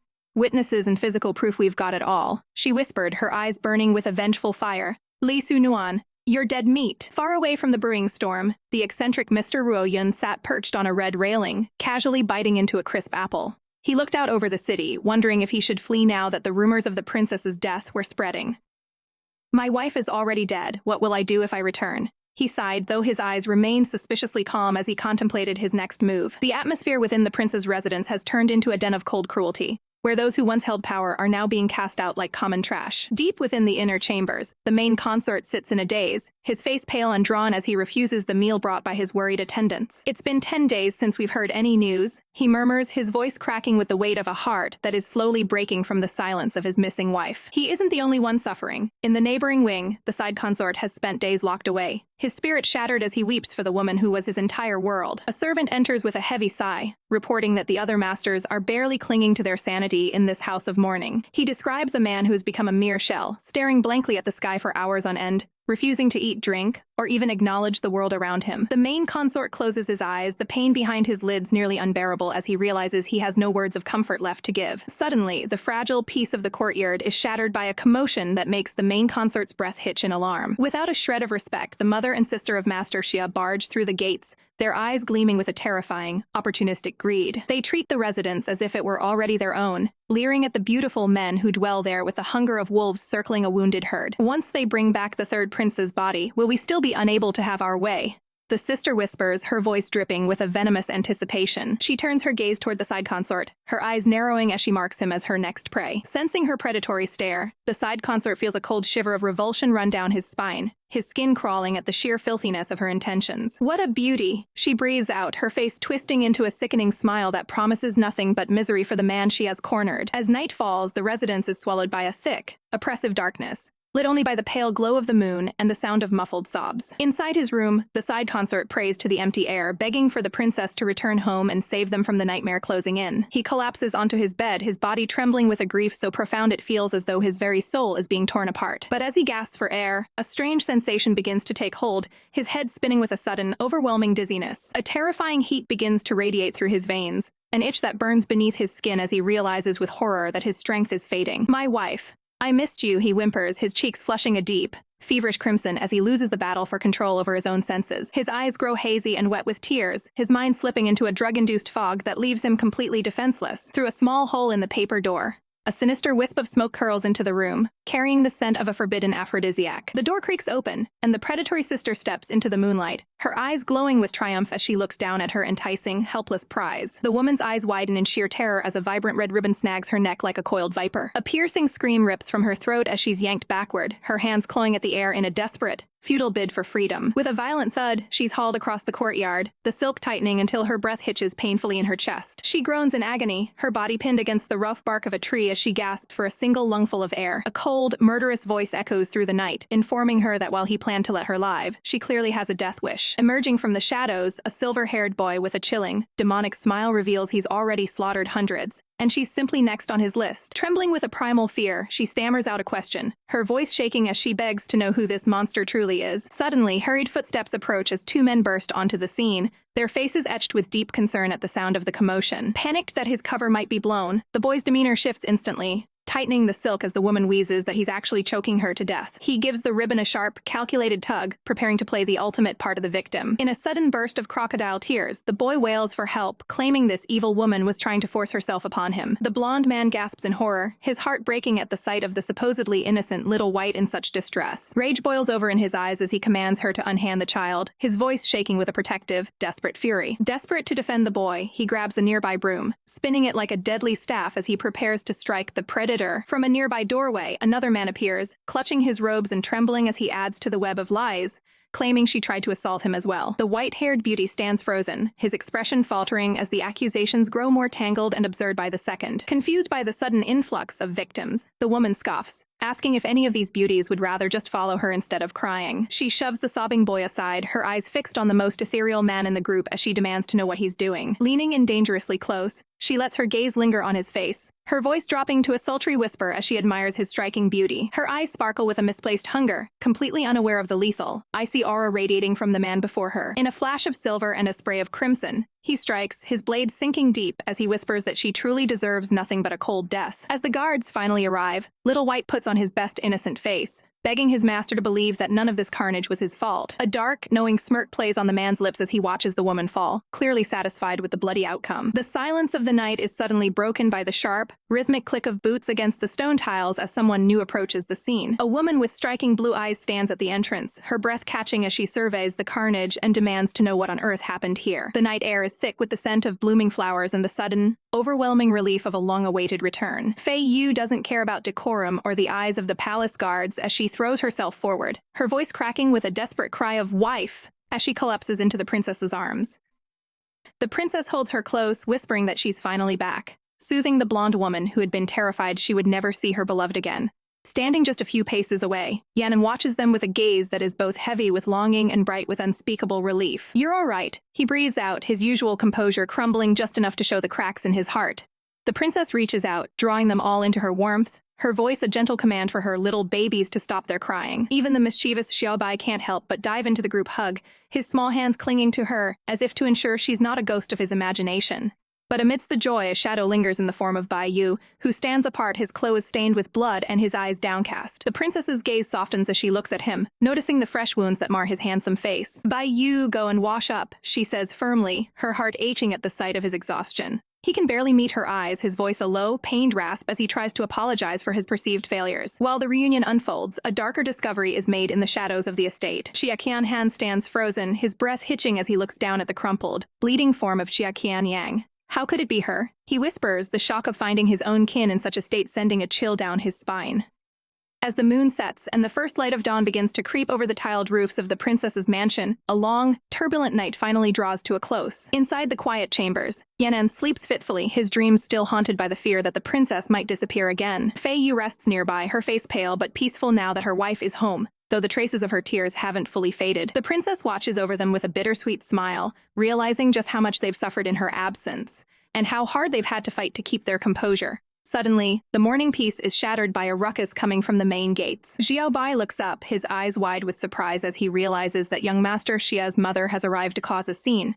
He tries to distract the princess with his own sudden growth, his hair having grown long and lustrous overnight thanks to a special restorer. But the screams from outside cannot be ignored. As a woman wails about her daughter being murdered by the princess's men, she kneels in the dirt, her face twisted in a mask of grief and fury, demanding a blood debt for her lost child. Qianhan stands before her, his expression a mix of disgust and pity as he tells his mother to shut up and stop embarrassing herself. She sneers at him, calling him a man who fools around with women and brings shame to their family name. The insults cut deep, and Qianhan's jaw tightens, his hand moving toward his blade as his mother continues to spit venom at him. Just as his temper reaches its breaking point, a slender hand rests on his arm, grounding him. Qianhan, stop, the princess commands, her voice like silk over steel.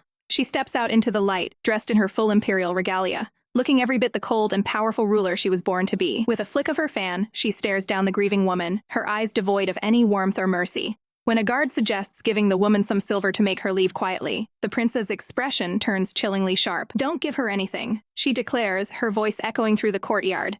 She climbs into her carriage, looking down at the woman who continues to block her path with a look of utter disdain. Xiaobai takes the reins, glancing back at the princess for his final orders. Behind the delicate paintings on her fan, the prince's eyes flash with a dangerous, predatory light. Since she doesn't want to leave, she says with a terrifyingly calm smile, then we'll just run over her body. With a sharp, giddy up, the horse rears its massive hooves into the air, casting a terrifying shadow over the woman who finally realizes she has provoked a monster. The sun rises over the imperial palace, signaling a day where the balance of power in the empress's harem is about to shift forever. Yenin peers through the carriage window with a cold, mocking smile, watching as her pathetic relative scrambles away in the dirt. She holds up a tiny, insignificant jewel, her voice dripping with disdain as she tells him this pittance is all he'll ever get for the child he abandoned. With a flick of her wrist, she tosses the stone into the dust, leaving the man trembling in his own shame as they ride away. Inside the carriage, the air is thick with a heavy, mournful silence as Xia Qianhan lowers his head, his heart breaking over the cruelty of his own blood. Yenin reaches out, her eyes softening as she reminds him that he is not defined by the sins of his family, but by the strength of his own soul. She snaps her fan shut with a sharp click, her gaze hardening with a new ambition as they approach the palace gates. The streets are lined with commoners whispering her name, realizing that the once quiet third princess has transformed into the most popular candidate for the throne. The majestic red stairs of the Grand Hall loom ahead, a battlefield of politics, where every word is a weapon. Standing before the throne, the blonde-haired prime minister begins to announce the rewards for the victory. But the tension in the room is palpable. A sharp, calculating glint flashes in the prime minister's eyes as she prepares to drop a bombshell that will challenge centuries of tradition. You actually want to give a man credit and rewards? A voice shrieks, echoing the shock of every noble present. Xia Qianhan remains stoic, kneeling with his hands clasped in respect, even as the court erupts in outrage over the idea of a male officer. The officials exchange panicked glances, terrified that breaking this taboo will plunge the entire kingdom into a state of absolute chaos. Yenin stands tall, her presence commanding and regal as she challenges the room, asking them why they are so afraid of a man's merit. General Lan steps forward, her voice ringing with authority as she recounts how Qianhan personally broke the siege and saved countless lives. The crown princess looms over him, her eyes narrowed in a deadly glare as she tries to intimidate the man who dared to rise above his station. Whispers ripple through the crowd like a poisonous tide, as the nobles realize the third princess is no longer someone they can afford to offend. Sensing the stalemate, Yan offers a clever compromise, suggesting they appoint him as the commander of the Jing army to keep him close and under watch. The elder statesmen stroke their chins, their expressions shifting from indignation to a reluctant, grumbling acceptance. One by one, the powerful voices of the court begin to fall in line, nodding their heads in agreement with her tactical genius. Even the most stubborn traditionalists find themselves swayed by her logic, their protests dying out in the face of her overwhelming confidence. The prime minister sighs, officially decreeing that Xia Qianhan shall be the commander and receive 200 pieces of gold for his service. A small, triumphant smirk plays on Yan'an's lips while Qianhan bows deeply, his heart swelling with a loyalty he would die to protect. But the celebration is short-lived as Yan turns her piercing gaze toward the eldest princess, her voice dropping to a dangerous, icy whisper. The eldest princess freezes, her breath hitching as she realizes the predator's gaze is finally fixed directly on her. General Lan reveals the final piece of their trap. They have recovered the stolen provisions and captured the man responsible for the theft. The crown princess's face pales, her eyes widening in sheer terror, as she realizes her secret schemes are about to be dragged into the light. Bring in the head of Huailin County. The order bellows through the hall, signaling the end of the game. A man bound in heavy ropes is dragged onto the cold floor, his voice trembling as he begs the prime minister for his miserable life. Yan stands over him like an avenging goddess, demanding he speak the truth about who truly pulled the strings behind the corruption. Trembling with fear, the magistrate points a shaking finger at the eldest princess, accusing her of being the one who bribed him to steal the funds. The crown princess snaps, her face contorting with rage as she screams that the man is a lying dog who deserves to be executed slowly. The magistrate's eyes fill with a sudden, bitter realization as he looks up at the woman he served, seeing only a heartless monster ready to discard him. Driven to desperation by her betrayal, he decides that he will no longer work himself to the bone for someone so cruel. He bellows at the top of his lungs that it was actually the crown princess who ordered the crime and told him to frame her own sister. The room falls into a deafening silence as the crown princess's world begins to crumble around her, the weight of her lies finally crashing down. Her breath comes in ragged gasps, her eyes darting around the room as she realizes there is no escape from the truth she tried so hard to bury. Yan watches the chaos unfold with a look of chilling satisfaction, knowing that the road to the throne has just been cleared of its greatest obstacle. The air in the grand hall grew thick with the stench of betrayal as the trap finally snapped shut around the crown princess, leaving her to realize with a jolt of horror that she had been lured into a den of vipers. A bound witness trembled on the floor, her voice shrill and desperate as she pointed a finger, claiming she was merely a pawn following the crown princess's secret orders. The tension escalated as General La Tai was brought forward to testify about a Li family token found among her possessions, a token used specifically to communicate with the enemy's subordinates. Li Sunuan gasped, her hand flying to her chest in a display of performative shock as she accused her own sister of the ultimate sin, colluding with the enemy to destroy their nation. The crown princess Li Hongying felt the world tilting on its axis as she stared at the faces of those she once trusted, realizing they'd all conspired to see her dead. Her breath hitched, her eyes wide with a mixture of disbelief and raw agony as the weight of the frame-up settled heavily upon her shoulders. A cold whisper cut through her panic, warning her that defending herself without ironclad evidence would only be seen as a pathetic admission of her crimes. To make matters worse, a personal token belonging to the enemy commander was presented to the court, with the claim that had been discovered hidden right within the crown princess's own bedchamber. A heavy, suffocating silence fell over the room as every official lowered their head,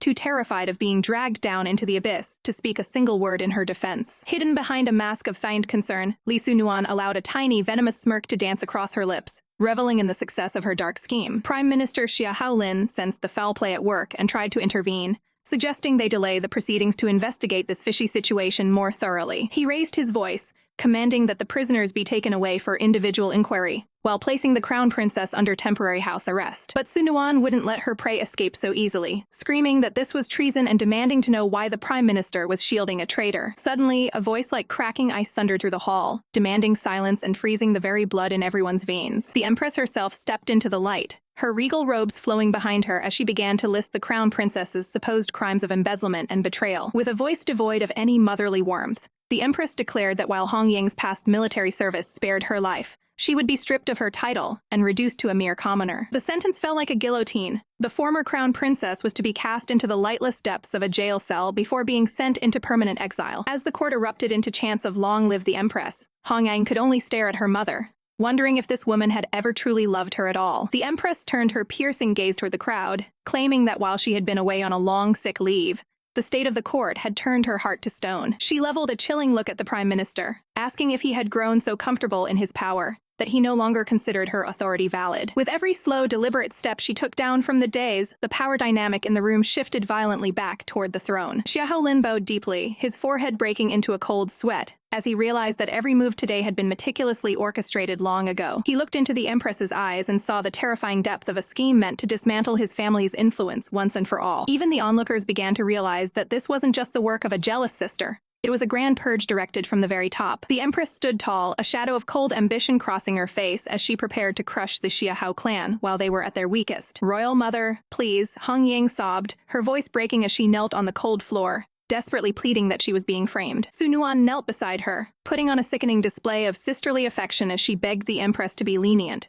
because they had grown up together. Other officials, sensing the wind shifting, joined the chorus of pleas, bowing their heads in a desperate attempt to appear merciful. The Empress remained unmoved, her expression as hard as marble as she warned that anyone else who dared to plead for the traitor would face the exact same punishment. A bitter, hollow smile formed on Hong Ying's face as she looked up at the woman who gave her life, whispering that her mother was truly heartless. When a guard tried to silence her, Hong Ying snapped, her eyes flashing with a lifetime of suppressed rage and the realization that she had nothing left to lose. She remembered the day her father died and how the Empress had stood by coldly, doing nothing even though she knew he had been framed. All those years abandoned in the East Palace, Hong Yang had been given everything she asked for except the one thing she craved, a single spark of motherly love. She had pushed her body to the limit, training until she bled and fighting in blood-soaked battles, all just to hear one word of praise from those cold lips. Tears finally escaped, rolling down her pale cheeks as she looked at the Empress and asked the question that had burned in her soul since childhood.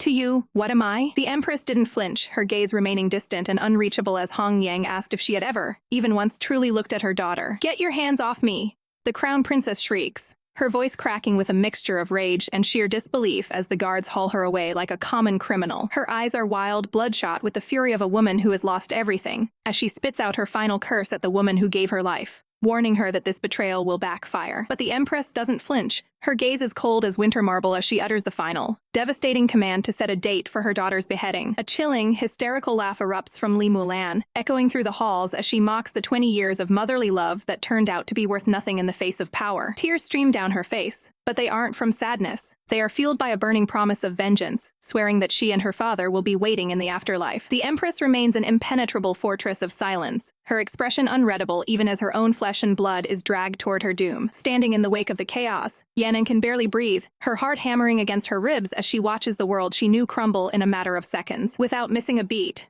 the Empress continues her ruthless purge, ordering the immediate execution of the county head while the remaining prisoners are cast into the depths of the dungeon. A silent tear falls from a condemned man's eye, the weight of his final moments heavy in the stifling, blood-scented air of the court. A sharp, calculating eye flickers in the dim light, watching the pieces of the political chessboard fall exactly where they were meant to be. Su Nuan, Yanan, "Come forward," the Empress commands, her voice cutting through the lingering tension like a blade. The two sisters step into the light, their heads bowed in a display of perfect, practiced submission as they answer the call. Standing before the throne, they listen as the Empress praises their growth and their newfound popularity among the citizens of the realm. The air in the room thickens with anticipation as the Empress announces that with the Crown Princess deposed, the future of the kingdom now rests solely on their shoulders. The decree is final. Su Nuan is elevated to Princess King, while Yanan is bestowed with the prestigious and powerful title of Princess Ning. As Yanan's carriage rolls through the streets, the same citizens who once whispered about her being good for nothing now shout her name in adoration, their cheers filling the air. Hidden behind her fan, Yanan's mind is racing, knowing that this sudden rise to power brings a target larger than she ever imagined. Meanwhile, tucked away in his maternal home, her husband frets, feeling the distance between them grow as her status skyrockets to unreachable heights. He can practically see the hordes of admirers swooning over his wife, his jealousy flaring at the thought of her being the kingdom's most wanted woman. "I can't let those wenches get near her," he wails, clutching his handkerchief and sobbing with a dramatic flair that only he could manage. But Yanan isn't in the mood for his theatrics today, giving the cold order to keep the carriage moving without sparing him a single glance. "Wife, wait for me," he cries out, his voice trailing off as he chases after the retreating carriage in a desperate, comical pursuit. As night falls over the palace, the atmosphere shifts from comedic to hauntingly quiet as Yanan prepares to head to the evening maple pavilion. She walks alongside Tian Han, Noticing his unusual silence and wondering if he's harboring resentment over the lack of a major appointment, she turns to him with a gentle, teasing smile, telling him it's perfectly fine to keep calling her by her old title if it makes him comfortable. But the warmth in the air vanishes instantly as a cold, sharp blade is suddenly pressed firmly against her throat. Her breath hitches, her eyes widening in pure shock as she realizes the man holding the sword is the one she trusted most in this world. Kian-han stares back at her with eyes like ice, his loyalty shattered as he holds her life in the palm of his hand. The moonlight spills over the palace grounds, casting long, jagged shadows as the air grows thick with an unspoken threat. Li Yan stares down the length of a cold, steel blade, her breath hitching as the sharp edge grazes the delicate skin of her neck. Her loyal subordinate, Kian-han, holds the hilt with a trembling hand, his eyes burning with a desperate, agonizing suspicion as he demands to know if she is truly the third princess. Or are you? He starts, his voice dropping to a dangerous, low rumble. Someone from that place? A cold bead of sweat rolls down Yan'an's temple as her heart hammers against her ribs, her mind racing for an answer that won't shatter his trust. The scent of blooming night flowers hangs heavy in the air, a cruel contrast to the lethal tension vibrating between them as he confesses that she feels further away than she seems. Images of her past delirium flash through his mind, the way she cried out for a home from another world while the poison took hold of her senses, making him wonder if the real princess was swapped long ago. She turns her gaze away, her profile etched in the silver light, as she softly asks if knowing the truth is truly what his heart desires. "Answer me!" He roars, his composure finally snapping as he reminds her that impersonating royalty is a sin paid for in blood. Despite the blade biting into her skin, Yan looks him directly in the eye, her voice steady and filled with a haunting sincerity as she refuses to lie to him. "Kian-han," she whispers, her lips curving into a bittersweet smile. "If it were a death sentence, would you be the one to lead me to the gallows?" She leans forward, intentionally letting the sword glide across her throat until a thin, crimson line begins to bloom against her pale skin. Her eyes shimmer with a challenge, her voice soft yet piercing as she asks if he would choose the law over her protection. Haunted by the ghosts of his childhood, Kian-han remembers the crushing weight of poverty and the parents who looked at him only as a commodity. He sees his younger self, a small, trembling boy with tears blurring his vision as he was dragged toward a fate worse than death. The memory of the brothel's dark entrance looms in his mind, a place where innocence was sold for a few scraps of bread. He can still hear the madam's cold voice rejecting him for being too young, while his own father begged for just a little food in exchange for his son. It was then that he chose to run, a desperate flight up the mountain to challenge the cruel hand fate had dealt him. The image of that small boy running until his lungs burned remains burned into his soul, marking the first time he ever dared to fight back. His master's old words echo in his ears, speaking of a single thread of fate that still anchored him to the mortal realm. Slowly, the lethal tension breaks as Kian-han lowers his weapon, the steel clattering softly as he looks at the woman he was sworn to serve. His gaze softens, filled with a sudden, overwhelming devotion as he confesses that his very destiny is tied to the woman standing before him right now. A swirl of blue energy seems to pulse around them as he realizes that without her, his life would have no meaning in this cold world. He closes his eyes, letting the weight of his decision wash over him, finally finding peace in his newfound loyalty. "The princess needn't reply," he murmurs, his voice thick with emotion as he sheathes his sword for good. Above them, the crescent moon hangs like a silver sickle in the star-studded sky, witnessing a vow that transcends life itself. Kian-han drops to one knee, bowing his head in total submission as he swears an eternal oath of fealty to his master. His heart beats only for her now, regardless of her position or the secrets she carries in her soul. He knows with chilling certainty that if she were to vanish from this world,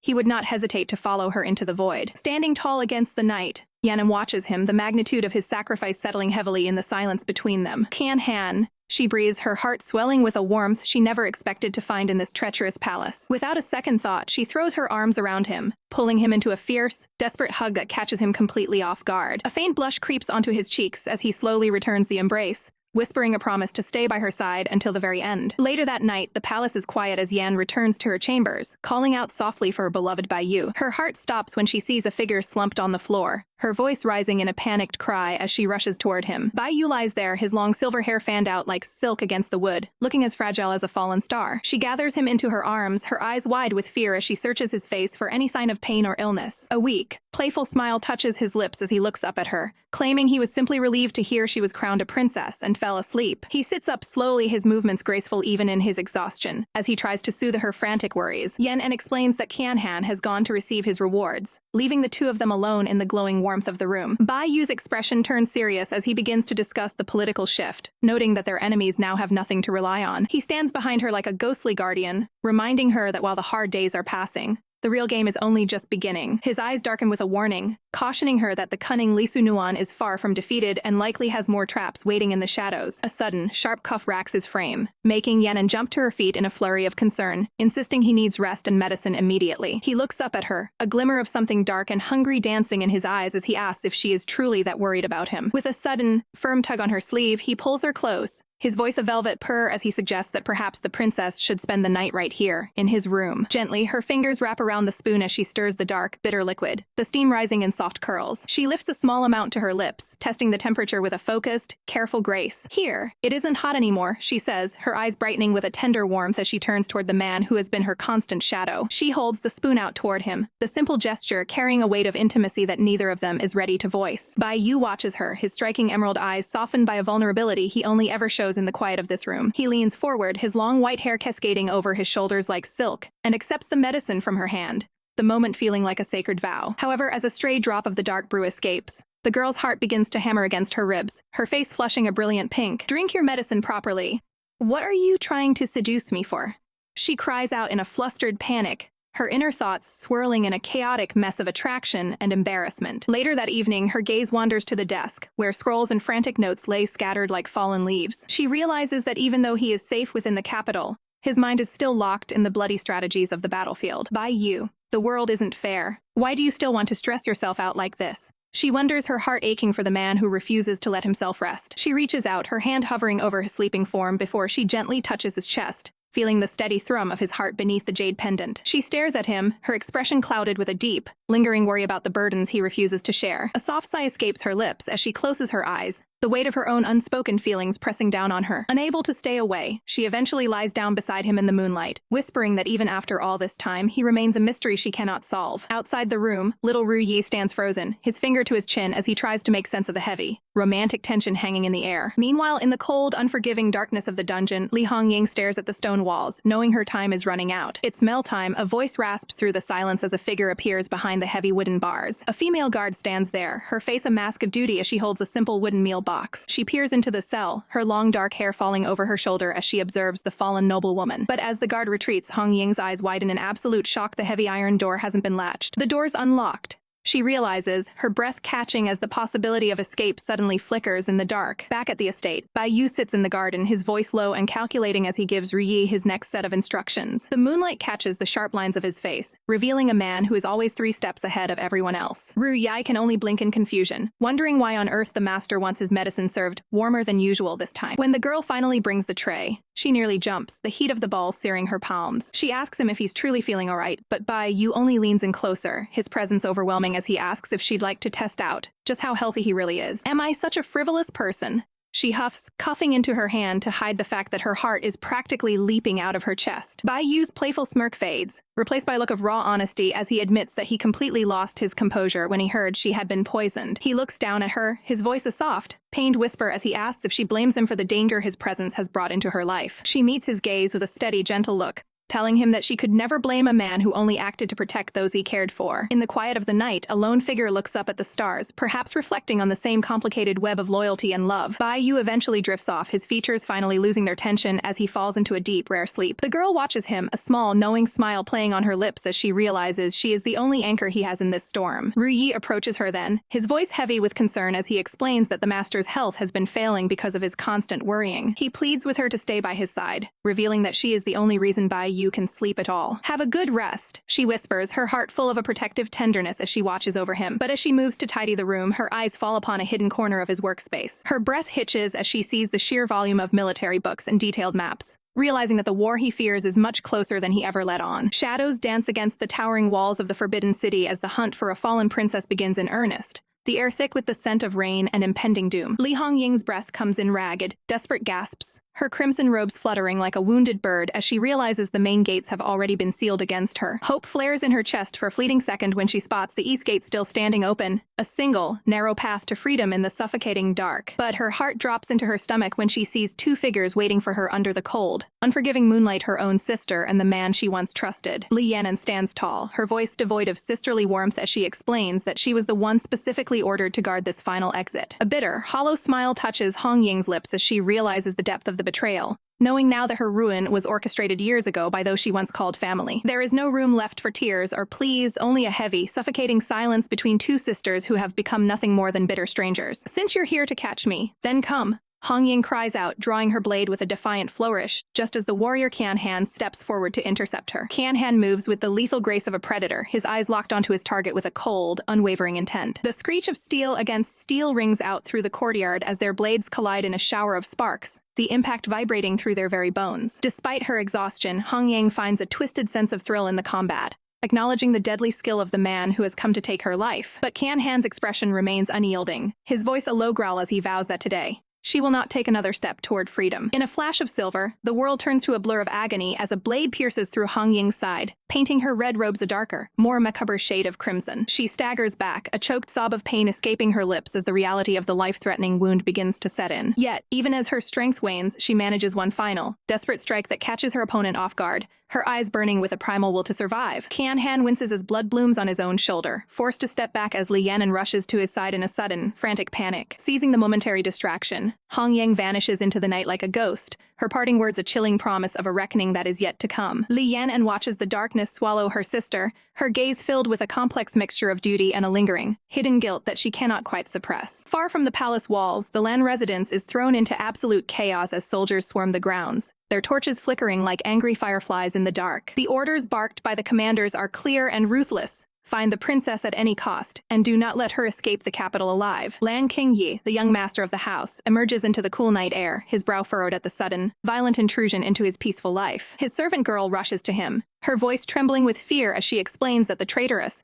maiden princess has broken free from her chains and is somewhere nearby. The girl urges him to return to the safety of the house, fearful of the danger lurking just beyond the garden walls. But Qingyi lingers, his heart heavy as he reflects on the heroic woman who fought for her country for years, only to be discarded like trash by a cold-hearted royal family. A sudden, sharp rustle in the bushes snaps him out of his reverie, and he gasps as a shadow moves in the thick undergrowth. There, huddled in the dirt and clutching her bleeding side, is the very woman the world is hunting, her face pale and drenched in cold sweat. Despite her weakened state, Hong Ying's eyes burn with a fierce, territorial fire as she snarls at him to get lost or face her wrath. Instead of calling for the guards, King Yi's gaze softens with an unexpected pity, and he immediately moves to fetch the supplies needed to tend to her gruesome wound. He works with gentle, steady hands, the silence between them charged with a fragile tension as he carefully wraps a bandage around her waist. When she asks why a total stranger would risk his life to save a branded traitor, he looks her in the eye and tells her that he knows her heart is not one that would ever betray the kingdom. Hong Ying's breath hitches as she realizes exactly who this kind-hearted man is, the grandson of the legendary commander Wei, Lan Qingye. The fragile moment of peace is shattered by a piercing scream as the servant girl returns, her finger pointing in absolute horror at the fugitive sitting in their garden. Within seconds, the courtyard is flooded with steel-clad soldiers, their blades leveled at the injured princess who has nowhere left to run. Thinking fast, Hong Yang grabs King Ye, pulling him against her chest and pressing a cold, sharp blade to his throat. She uses him as a human shield, her voice steady and dangerous as she demands a horse, her eyes daring anyone to make a move. The guards stand frozen in the moonlight, unable to strike for fear of harming the young master as Hong Ying successfully disappears into the shadows with her hostage. News of the daring escape reaches the ears of a mysterious woman in the palace, who listens to the report with a knowing, enigmatic smile. As she looks out over the moonlit gardens, she whispers to herself that perhaps this outcome was for the best, a small, secret repayment for a debt she can never truly settle. The sun dips low over the jagged peaks, casting a bloody hue over a world that has finally turned its back on its protectors. "Giddy up!" she cries, the wind whipping through her hair as they gallop desperately away from the rhythmic clatter of pursuing steel. They finally reach the edge of a desolate precipice, the mist swirling below like the uncertain and dangerous future they now face. She turns to him, her eyes heavy with a sorrow she can no longer hide, whispering that he should leave her behind before the soldiers find them. "What will you do now?" he asks, his voice trembling with a mix of fear and devotion. But she only offers a hollow smile, for her homeland is now a place of shadows and betrayal. Once, the people hailed her as a war goddess, a hero of the realm who bled for their safety. But now she is nothing more than a criminal in their eyes. A bitter, self-deprecating laugh escapes her lips as she realizes she has become a mere wanderer, an outcast with no hearth to call her own. In a moment of pure, agonizing despair, she draws her blade, the cold steel reflecting the dying light as she prepares to end her journey on her own terms. Her knuckles turn white as she grips the hilt, her heart heavy with the crushing weight of 1,000 lost battles and a broken spirit. But before the blade can strike, he lunges forward, his hands catching hers in a desperate, bruising grip that refuses to let go. "I will go with you," he declares, his eyes burning with a fierce, reckless loyalty that pierces through her darkest thoughts. She looks at him, stunned into silence, as the possibility of a new life together flickers like a fragile candle in the wind. Meanwhile, back in the heart of the capital, the once mighty Xiahao family has fallen into a chilling, tomb-like silence, with the prime minister locking herself away from the world. A lone figure stands shrouded in the shadows of the night, watching as the tides of power shift toward a new and dangerous era. With the Xiahao influence waning, Li Mulan seizes the reins of the state, her presence radiating a cold, heavenly might that demands total submission. The atmosphere at Princess Ning's residence is far different, buzzing with the frantic, greedy energy of those seeking to climb the social ladder. Under the glowing lanterns of the balcony, the air is thick with the scent of expensive incense and the hushed, calculating whispers of courtiers. Gifts and treasures are piled high in the halls, a glittering golden testament to the princess's rapidly rising status in the kingdom. But amidst the luxury, a subtle war of words is being waged as noble mothers shamelessly brag about their sons, hoping to secure a place in the prince's inner circle. Princess Ning offers a polite, practiced smile, suggesting they move to the garden while her consort, Yan, stays behind to tend to the restless masters. 15 minutes later, Yan returns with a tray of tea, his movements graceful and poised despite the heavy tension settling in his chest. He pauses just outside the door, his breath catching in his throat as he overhears the sharp, calculating voices of the guests within. A guest leans in, her voice dripping with political poison as she suggests that Ning needs a more beneficial main consort now that the Xiahao family has lost its teeth. The princess's expression remains unreadable, her cold silence feeling like a physical blow to the man standing just out of sight. Yan'an's heart shatters silently. He knows his fallen family name is becoming a burden to the woman he has given everything to. Outside in the courtyard, the rivalry is already beginning, with other men shamelessly bickering over who will be the one to replace him by her side. He looks at her from a distance, realizing with a pang of jealousy and grief that his identity is no longer a shield, but a shackle holding her back from greatness. The realization is a bitter pill to swallow, leaving him feeling hollowed out and discarded by the very world he helped build. The rejection from his own blood is absolute.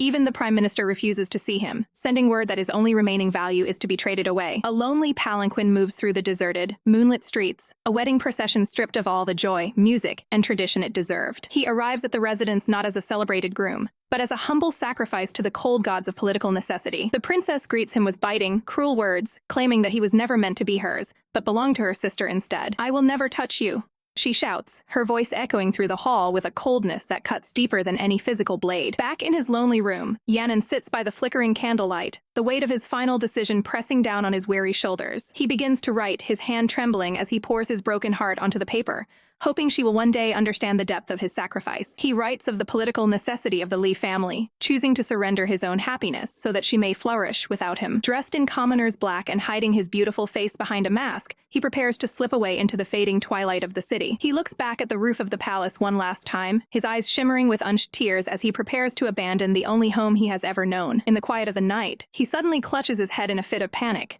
the gravity of his impulsive, reckless escape finally hitting him. He wanders the dark, unfamiliar streets, looking for a place to hide his face, his heart racing with every shadow that moves in the alleyways. But just as he thinks he has finally escaped his past, a hand reaches out from the darkness, gripping his shoulder with terrifying, possessive strength. He gasps, his eyes widening in absolute shock as he turns to come face to face with the one person he was trying to leave behind forever. "Who the heck are you?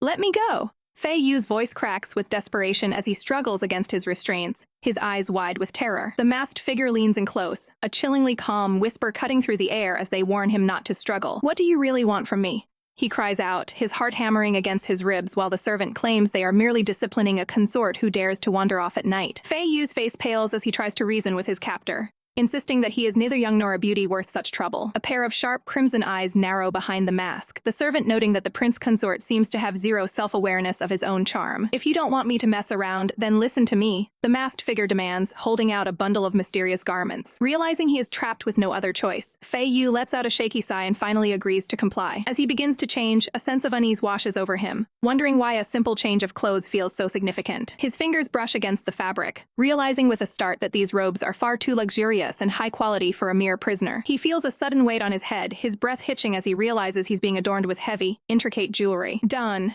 Everything is ready," the servant exclaims, the air suddenly thick with the scent of fresh peonies and anticipation. Standing in the center of the room, Fei Yu is transformed into a vision of regal elegance, draped in vibrant reds and shimmering golds. His blindfold is finally loosened, but as it falls away, his golden eyes widen in a new kind of shock. "Why? Why does it look like a wedding dress? He stammers, his voice trembling as a heavy red veil is draped over his head. Before he can process the horror, the servant hoists him up into the air like a prize. With a sudden jolt, he is unceremoniously tossed into back of a waiting palanquin. Outside, the servant gleefully announces to the knight that the bridegroom has arrived, ordering the carriers to lift the sedan. Are they selling me? Fei Yu screams from inside his silk cage, his mind spiraling into a dark panic. He tears at the veil, shouting that he is already married and would rather die than be forced into this sham. But the masked servant only laughs, telling the carriers to ignore the bridegroom's jabber and speed up the pace. The procession moves through the dark streets, the silence of the night broken only by the glow of festive lanterns. Suddenly, the rhythmic swaying stops, and a heavy, expectant silence falls over the carriage. Fei Yu sits frozen, his face flushed with a mix of anger and sheer terror as he waits for his fate to be revealed. He reaches for the curtain,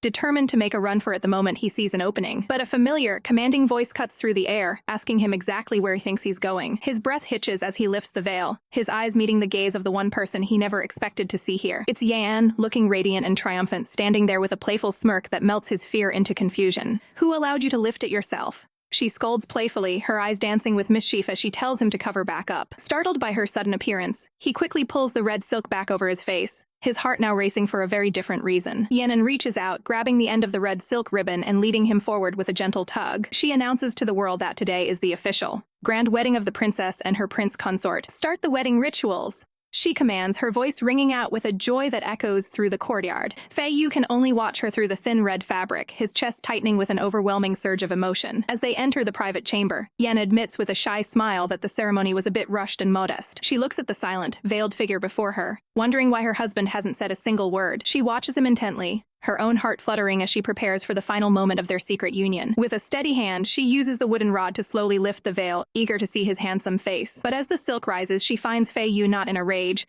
but sobbing uncontrollably, his face streaked tears of pure, raw relief. Transitioning to a lighter moment, the residence is decorated for the new year as everyone gathers to share their secret wishes. One of the little ones hides their face in a sleeve, blushing a deep crimson at the mere thought of their desire. The others crowd around, teasing the shy consort and telling him that some scandalous words are better left unsaid. Another little one whispers into the microphone, hoping that their rivals disappear so they can be the sole focus of affection. Meanwhile, the stoic Qianhan practices with her sword, claiming that taking action is far more effective than just wishing. When asked for more details, she turns away with a huff and a blush, insisting it's none of our business. Finally, the little princess herself takes the stage, greedily wishing for wealth, power, and a lifetime of shameful, romantic moments. Why would you waste so much money on someone like me? Fei Yu's voice trembled, his eyes searching hers for a truth he was almost too afraid to hear. She leaned in, her gaze softening with a regal yet tender determination, telling him that if a man as precious as him were to be mistreated, then there truly would be no hope left for anyone else in this world. As the atmosphere thickened with unspoken words, she asked him a question that pierced through his heart. Did he really think she would ever let another replace him if he ran away? Terrified of the implications, Fei Yu immediately dropped to his knees, pleading for forgiveness and promising never to be so rash again, while she quickly reached out to soothe his trembling form, insisting she wasn't scolding him at all. She pulled him close, her voice a velvet whisper as she spoke of the ancient legends, how it takes 1,000 years of shared fate just to share a bed for a single night. Looking at him with a tenderness that could melt ice, she confessed that they had been bound together for over a millennium, and she was finally ready to lay down the heavy burden she had been carrying for so long. Fei Yu's eyes shimmered with unshed tears, his heart racing as he gazed at the woman who held his entire world in her hands. She leaned toward him, her breath warm against his skin, promising that tonight, in the bridal chamber, he would never be left alone like that cold, miserable night of the past. A shadow of a painful memory flickered through the air, recalling the bitter sting of the year Li Yan and had abandoned him on their wedding night. The image of a solitary figure in a heavy red bridal robe, sitting in a silent, empty room, served as a haunting reminder of the crushing loneliness he once endured. Back then, he had been forced to lift his own veil and blow out the candles in a house that felt more like a tomb than a home. But the past was dead, and the present was burning with a much more dangerous fire as she leaned into his ear and asked, "Fei Yu, do you know what I like the most about you?" Her face was flushed a deep, intoxicating crimson, her heart racing so loudly it was the only sound in the silent, darkened room. The shadows seemed to swallow them whole as the tension reached a breaking point, the air between them thick with a sudden, sharp hunger. With a look of pure, unadulterated possessiveness, she confessed that her greatest desire was to see him beneath her, his face stained with tears as she molded him to her will. She whispered how cute he looked in his vulnerability, her words dripping with a dark affection that made his pulse skyrocket as she spoke of trampling his defenses and making him hers completely. In the dim light of the room, their silhouettes merged, the heat between them becoming almost unbearable as they moved closer than ever before. But as the passion peaked, a sudden realization struck. Like a bolt of lightning, there was a mirror placed perfectly to catch every single moment of their intense encounter. The scent of blooming flowers fills the air as a voice spurs for Fei Yu to truly take in the weight of this moment and the feelings swirling within her. Inside the ornate chamber, the advisor sits across from the princess, her voice smooth as silk as she suggests that perhaps it's time to reconsider the situation regarding her son Yun'er. Leaning in with a piercing gaze, the advisor reminds her that a smart person would surely understand the underlying threat hidden beneath her polite request. But the princess merely lifts her tea with a steady hand, her voice cool and unwavering as she declares that the domestic matters of her residence are no concern of her mother-in-law. With a sharp thump, she sets her cup down, her eyes flashing with a newfound authority as she turns the advisor's own words against her, questioning if she is smart enough to understand the princess's warning. The advisor stares back in stunned silence, realizing that the woman before her is no longer a fragile pawn,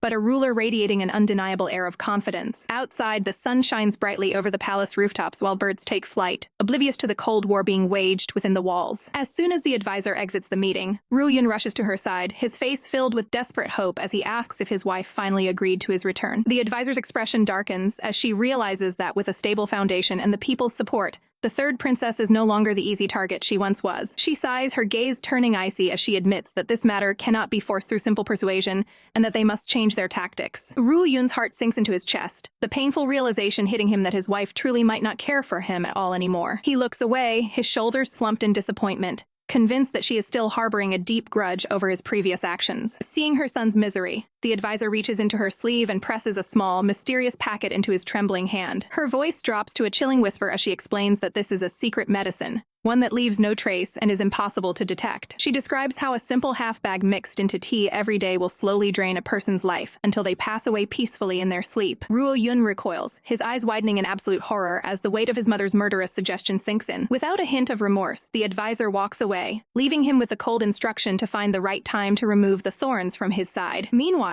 in a much less lethal corner of the kingdom, the princess finds herself sulking over the sheer stress of having too many handsome men to choose from on Valentine's Day. Her peace is shattered when a mischievous servant goes running to the main consort to report her master's romantic dilemma. Even on patrol, the tension is high as the stoic Qianhan blushes furiously when the princess teases him about wanting to spend more time together. Upon returning home, she is met by the gentle Bai Yu, who has been waiting patiently at the gates just for a glimpse of her. Overwhelmed by the constant attention and the pressure of the holiday, the princess can only scream into the void, wondering how she'll survive the day. But her loyal servant has a twinkle in his eye, claiming he has already prepared the perfect solution for all her problems. He proudly reveals a massive bed that has been expanded to fit 6 people at once, leaving the princess absolutely horrified by the chaotic suggestion. Under the pale morning light of the moon, the silver-haired young master kneels in the dirt, his slender fingers reaching out to a tiny, fragile sprout as if trying to coax life from the very earth. His eyes, usually so cold and distant, are filled with a haunting, glassy sorrow as he stares into the void of his own heavy thoughts. Suddenly, the silence is shattered by the echoing cries of a past he cannot escape, screaming, "Don't! Please don't," inside his mind. Visions of blood-red spider lilies bloom in his consciousness, a desperate, silent plea for help drowning out the peace of the night. The heavy, resonant gong of a distant bell rings out, pulling him back to the cold reality of the garden with a sudden jolt. He looks up, his heart racing as the distant, muffled sounds of celebration and music drift over the high garden walls. "Yi, why is it so lively outside tonight?" he asks, his voice barely a whisper as his loyal servant approaches him in the shadows. Yi hesitates, her expression pained as she explains that the Princess of Ning is finally getting married, and the whole city is celebrating. He turns his back to her, his long silver hair flowing like a river of silk as he gazes toward the glowing lanterns of a festival he was never meant to attend. Again and again, he murmurs to himself, the cycle of his own heart-ache repeating in an endless, agonizing loop. He realizes with a bitter, crushing sting that she has truly changed, and in her wake his entire world has shifted into something unrecognizable. His mind drifts back to a time of innocence, standing amidst the blooming lotuses, where a young girl had clung to his sleeves and begged him never to leave her side. With tears shimmering in her wide, sapphire eyes, she had called him her fairy brother, her voice thick with a devotion that felt eternal. She had promised to elope with him when she grew up, a vow made in the heat of youth that now feels like a jagged blade pressed against his chest. He remembers the look on another man's face back then, a man standing in the cold shadows, drowning in a sea of confusion and hurt. But time is a cruel master, and now the tables have completely and utterly turned. The same look of agonizing, hopeless longing that once belonged to another now mirrors perfectly in his own wary eyes. Ruye watches him with deep pity, her voice trembling as she asks if he truly envies the man who now stands as the main consort. "I'm jealous of him," he confesses, the words tasting like ashen regret in his mouth. He looks down at his own hand, admitting with a shaky breath that he isn't just jealous of one man, but of everyone who gets to live a life so different from his own. Ru Yi tries to offer a spark of hope, promising that when he finally wears his own red wedding veil, he will be the most beautiful of all. But he can only wonder if such a day will ever dawn for him. Meanwhile, in the bustling heart of the city, the atmosphere is far from romantic as a cruel debt collector threatens to drag a young child away to a life of labor. A sharp, commanding voice cuts through the chaos like a whip, demanding that the violence stop this instant. The Princess of King steps forward from her carriage, her presence radiating a regal grace as she shields the terrified mother and child from the man's greed. With a disdainful flick of her wrist, she orders her silver to be paid to settle the debt, earning the breathless gratitude of the common folk. Her reputation as a saintly mother and a benevolent leader grows with every school she builds and every life she touches, her name whispered with reverence across the kingdom. But in the dark corners of the city, a mysterious man watches her every move with a predatory, calculating smirk, finding the mention of a family banquet far too interesting to ignore. Unaware of the eyes tracking her, the princess turns to her husband, Ru Feng, and encourages him to take their son to visit the Princess of Ning's residence for the upcoming festivities. As the noble family prepares for their grand outing, the servants behind the scenes are left utterly exhausted, struggling to keep up with the endless demands of the imperial banquet. The blonde consort isn't holding back, laughing triumphantly as she claims the coveted spot right next to their shared wife, leaving poor little Xingzi scrambling in the dirt. The young boy's face twists in a hilarious pout of pure frustration, cursing his luck as he realizes he's been completely outmaneuvered by the older woman. Their petty bickering turns into a literal tug-of-war on the ground, with insults flying about, filthy hands, and smelly feet as they scrap like children over who gets to be closest to the princess. The chaos finally settles into a literal whirlwind of dust and screams of, "It's your fault," while the princess watches the ridiculous spectacle with a mix of amusement and exhaustion. She tries to bring some semblance of royal dignity back to the table, inviting Qianhan to join them for a meal that feels more like a battlefield than a family gathering. But the tension doesn't dissipate, even as the princess tenderly offers a morsel of food to one consort. The blonde beauty turns away, her heart clearly heavy with unspoken jealousy. A shadow of sadness flickers across her face as she looks down, the sting of seeing the prince's affection directed elsewhere cutting deeper than any blade. Outside the inner sanctum, Commander Xia stands like an immovable wall, his voice cold as he informs the persistent visitor that the residence is closed to all outsiders today. The princess, ever the picture of poise, offers a graceful bow that masks the complex web of political and romantic intrigue currently spinning within her walls. Xia doesn't mince words, warning the prince consort to keep his eyes to himself, lest the wagging tongues of the court start a scandal they can't finish. Inside, the air is thick with anxiety as Ruo Yun sits in solitude, fearing the princess's wrath after his unauthorized trip back to his family home. His brother can only look on with a sigh of pity, calling him a silly child for underestimating how much his actions might hurt the woman they both serve. Fei Yu, the ever-composed consort, basks in the princess's rare moment of gratitude, a faint smile playing on his lips as he feels the warmth of her praise. They sit together in a moment of deceptive peace, the princess thanking him for his unwavering dedication to her household. But the peace is short-lived. A single empty cushion sits beside her, a golden opportunity that neither of the other consorts is willing to let pass. Like a bolt of lightning, the blonde and black-haired rivals spring into action, their hearts thumping in their chests as they race to claim the spot of honor. Suddenly, the frantic energy of the room freezes as a tall, imposing figure appears in the doorway, his presence demanding immediate attention. He watches the scene with a gaze that is difficult to read, a man who carries the weight of the past in every line of his face. Young Xingzi, oblivious to the simmering romantic tension, clings to the princess and boldly declares that he'll marry her himself once he's grown. The man at the door can only stare in disbelief, his eyes widening as he realizes the sheer absurdity of the household his son has dragged him into. Even as Qianhan tries to welcome his brother, the ever-vigilant commander Xia steps in, making it clear that the prince consort's movements are strictly monitored. In the grand, suffocating halls of the imperial palace, the weight of 1,000 secrets hangs over the heads of those vying for power. Ruo Yun feels the sharp poke of a finger against his forehead as his companion sighs with a mixture of affection and jealousy,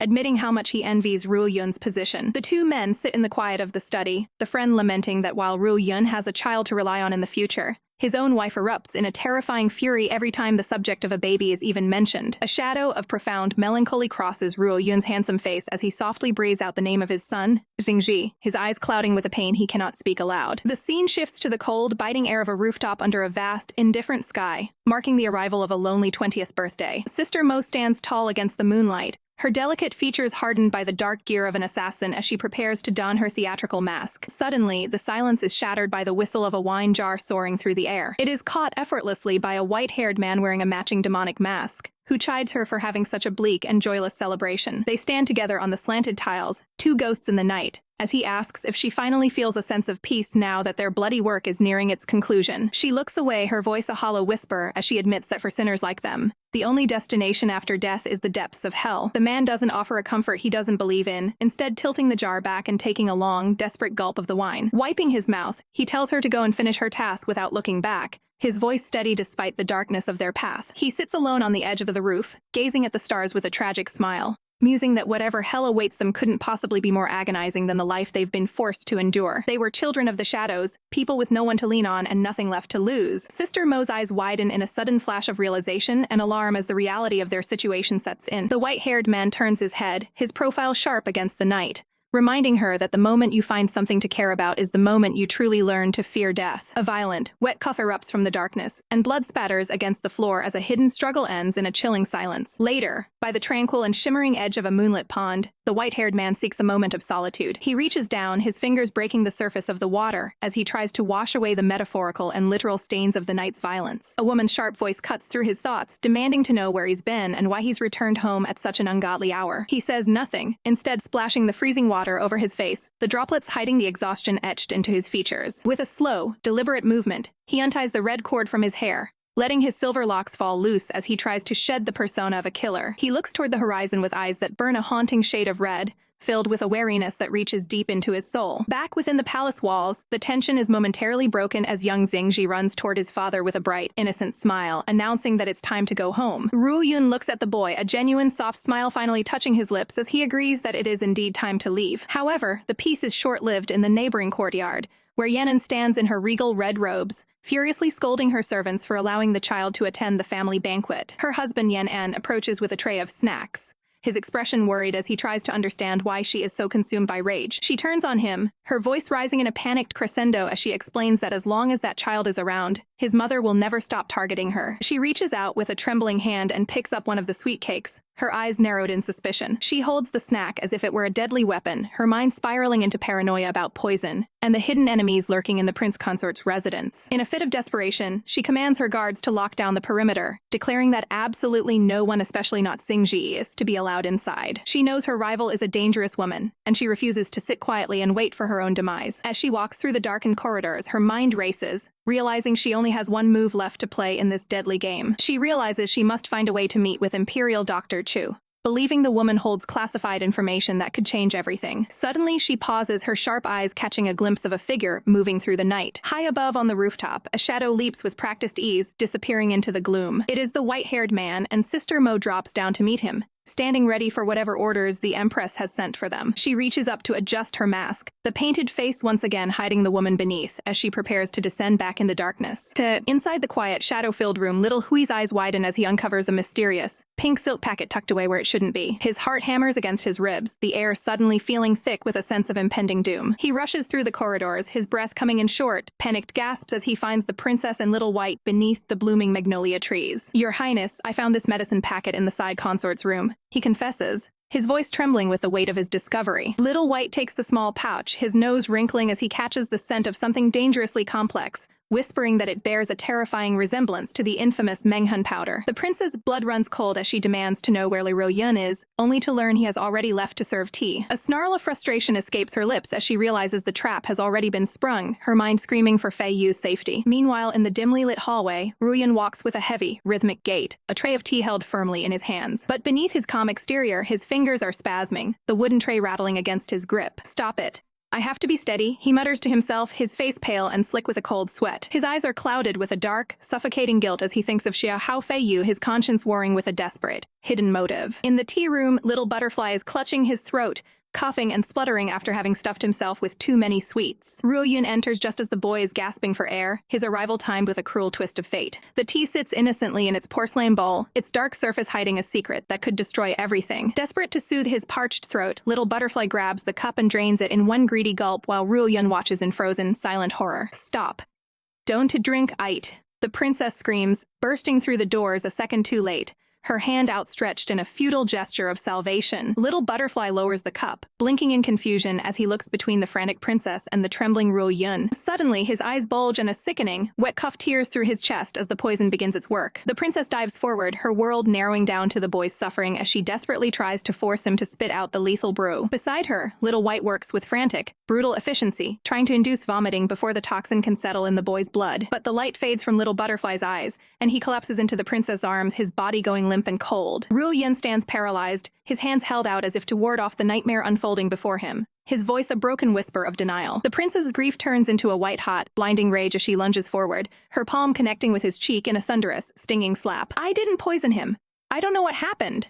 Ruo Yun wails, his face streaked with tears as he collapses to his knees, clutching at her robes. But the evidence falls from his sleeves, more packets of the same powder, clattering onto the floor like a death knell. He looks up at her, his expression one of pure, unadulterated agony, begging her to believe that he is innocent. In his mind, he sees the moment of his hesitation, how his hand had trembled over the tea, how he had tried to stop himself at the very last second. He holds the empty bowl as if it were a holy relic, his voice cracking as he asks why the woman he loves refuses to see the truth in his heart. "I will give you my judgment once the physician finishes his diagnosis," the princess says, her voice is cold and sharp as a blade. She turns her back on him, her silhouette framed by the doorway, leaving him alone in the suffocating darkness of his own choices. Outside, the moon hangs high over the silent, indifferent palace, a witness to the tragedy that has shattered the peace of the night. Inside the infirmary, the princess sits by the bedside, her hand resting gently on the boy's forehead as she prays for a miracle. Little Butterfly's eyes flutter open, his voice a mere thread of sound as he looks up at her, asking with heartbreaking frailty if this is the end. The atmosphere in the palace is thick enough to cut with a blade as the empress stands amidst her beautiful, but treacherous harem. Zhao's voice trembles with a mix of betrayal and fury, his eyes flashing as he demands to know why there was no restraint. Li Ruo Yun tries to play the victim, claiming it was all a terrible accident, but the accusation of poisoning the main consort leaves everyone in the room breathless with shock. Cold sweat beads on Li Ruo Yun's brow as he stammers for an explanation. Just as the arrival of the physician, Master Chu, is announced, the physician moves with practiced grace, leaning over the bed to examine the pale and weakened Zhao while the empress watches with a heavy heart. However, the tension breaks in the most ridiculous way possible when Master Chu reveals that Zhao isn't dying of poison, he simply choked on sesame dumplings. Li Ruo Yun seizes the moment, throwing his arms out and shouting that he told them all he was innocent of such a despicable crime. He breaks into theatrical sobs.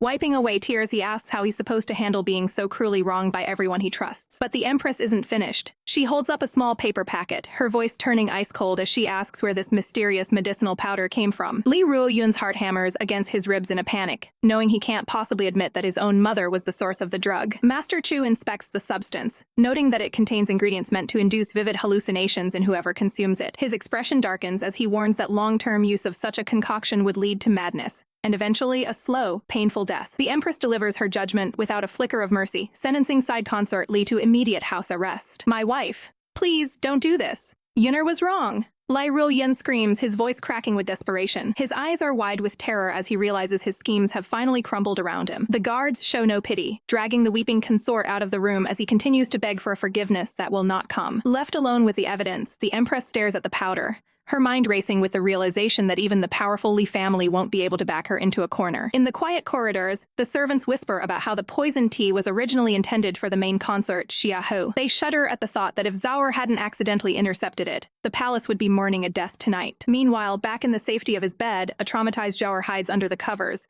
trembling at how close he came to the end. The empress sits beside him, scolding him for his gluttony while he reaches out a gentle hand to touch her face, his eyes filled with a soft, lingering devotion. She tells him to rest, but the playful consort begins a barrage of what-if questions, trying to gauge exactly where he stands in her heart. When her answers remain practical and detached, a shadow of genuine hurt crosses his beautiful face. "Wait! Just one more question," he cries out, stopping her before she can pull away. He looks deep into her eyes, his gaze searching for a sign of the future he so desperately wants. He asks if she would ever want a tiny butterfly, a child promising that he would be the best father she could imagine. The empress falls silent, her blue eyes unreadable as she processes the weight of his sudden confession. "Currently, I do not," she admits softly, leaving the blonde consort gaping in a mixture of shock and disappointment. As she prepares for the morning court session, she leaves behind a man whose heart feels suddenly, achingly empty. Elsewhere in the palace, the little butterfly finds sleep impossible, tossing and turning as memories of being touched haunt her dreams. Other consorts find themselves lost in their own fantasies, imagining a future filled with children to secure their place in the lineage. Even the most stoic of the harem members has a restless night, their dreams filled with a strange, dark intensity. While some dream of love, others like Bai Yu find their only comfort in counting mountains of silver, unable to find peace even in their wealth. The morning sun creeps over the ornate roofs of the Taiji Palace, but the atmosphere inside is anything but warm as the Empress sits regally upon her throne. Her voice is a low, dangerous silk as she inquires about Prime Minister Xiahao, only to be met with the same excuse. The woman is unwell and hiding in her chambers. A shadow of cold calculation crosses the Empress's eyes. She thinks to herself that Xiahao had better stay this obediently quiet, lest she be forced to make a truly difficult decision regarding her future. The focus of the court shifts to the grueling war with Wu Ling, a conflict that has brought victory but at a staggering cost to the citizens' pockets and the kingdom's treasury. Outside the palace walls, the air is thick with the scent of exotic fruits and the sight of overflowing carriages, the spoils of a peace offering from a desperate enemy. But the most startling sight isn't the gold or the grain. It's the wooden cages holding 10 of the most beautiful men the kingdom has ever seen. Their eyes filled with a haunting mixture of fear and submission. The envoy of Wu Ling bows deeply, her voice echoing through the hall as she offers their own prince's hand in marriage to forge an unbreakable alliance. A flicker of a memory dances in the Empress's mind, recalling how 15 years ago, a similar promise was made to send a young son as a hostage and a consort. She remembers the faces of the past, the young Xingzi, and the weight of a crown that was never meant to be easy to wear. She stares down the envoy, her voice sharp as she questions if the current ruler of Wu Ling truly intends to follow through on such a massive sacrifice. The tension breaks for a brief moment as the Empress speaks of the future, teasing her daughters about the many blessings and children that will surely follow their unions. Yet, the weight of politics returns quickly, and with a weary wave of her hand, she orders the envoy to be settled while she contemplates the move on this giant chessboard. Later, amidst the heavy fragrance of blooming white flowers in the garden, the Empress walks with her daughter, confirming the rumors of the past. She speaks of a time when great General Lan was still the shield of the empire, her voice tinged with a rare touch of nostalgia. She describes a secret shared between two children, a unique, flower-shaped birthmark on the back of a neck that was supposed to bind their fates together forever. But fate is often written in blood, and she reveals how a bloody civil strife in Wu Ling caused the little prince to vanish, leaving a void where a marriage should have been. Her expression hardens, her profile sharp against the sky as she confesses that only a moment of temporary soft-heartedness kept her from wiping out the wicked son of the Xiahao family entirely. She looks at her daughter, her gaze piercing as she reminds her that in this world of power and shadows, everything is ultimately fated. The scene shifts to the Princess of Ning as she arrives at the damp, sun-streaked holding area, where the new arrivals are being kept. Her eyes widen as she surveys the cages filled with abandoned servants and male slaves, realizing the grim reality that she has been granted the first choice of these broken men. The merchant's voice is oily and thick with greed as he gestures toward the line of captive men, boasting that some are still pure and fit for the princess's most refined tastes. Qian Han's jaw tightens, his eyes flashing with a searing mix of disgust and possessive jealousy as he watches these men being paraded before her like common livestock. Li Yan'an looks upon the abandoned sons of the fallen house with a heavy heart, realizing that in the brutal game of power, the innocent are always the first to be discarded by their own families. Suddenly, a sharp cry of "Third Princess" rings out, shattering the heavy atmosphere as the gravity of their situation finally sinks in. The air turns electric with a shocking realization that ripples through the crowd. These two men aren't just ordinary captives, but high-level spies from the land of Wu Ling. Yan An's breath hitches and her eyes widen in sheer disbelief as she stares at the familiar faces, demanding to know why Yuan Hao would ever send them to a place of such degradation. Qian Han's temper finally snaps, and he has to be physically restrained as he roars with fury, promising to kill the lechers for the way they once looked at his lady. Standing tall with the undeniable authority of her royal blood, Yanan commands the guards to cease their brutal whipping at once, her voice cutting through the chaos like a blade. She turns her gaze toward the shivering, half-naked men, coldly telling them to cover themselves and prepare to follow her back to the palace for questioning. Her eyes then fall upon a small, trembling boy in the corner, and despite Qian Han's hilariously panicked misunderstanding of her intentions, she decides to take the child under her protection. The cold, haughty voice of her rival princess cuts through the air, announcing with a sneer that she has finished her shopping and has no further business with her younger sister. As the woman walks away, she casts a suspicious, burning glance back over her shoulder, her mind racing with dark theories about what Yanan could possibly be planning. With a cruel, twisted smirk, the rival princess forces her new slaves to crawl in the dirt behind her like animals,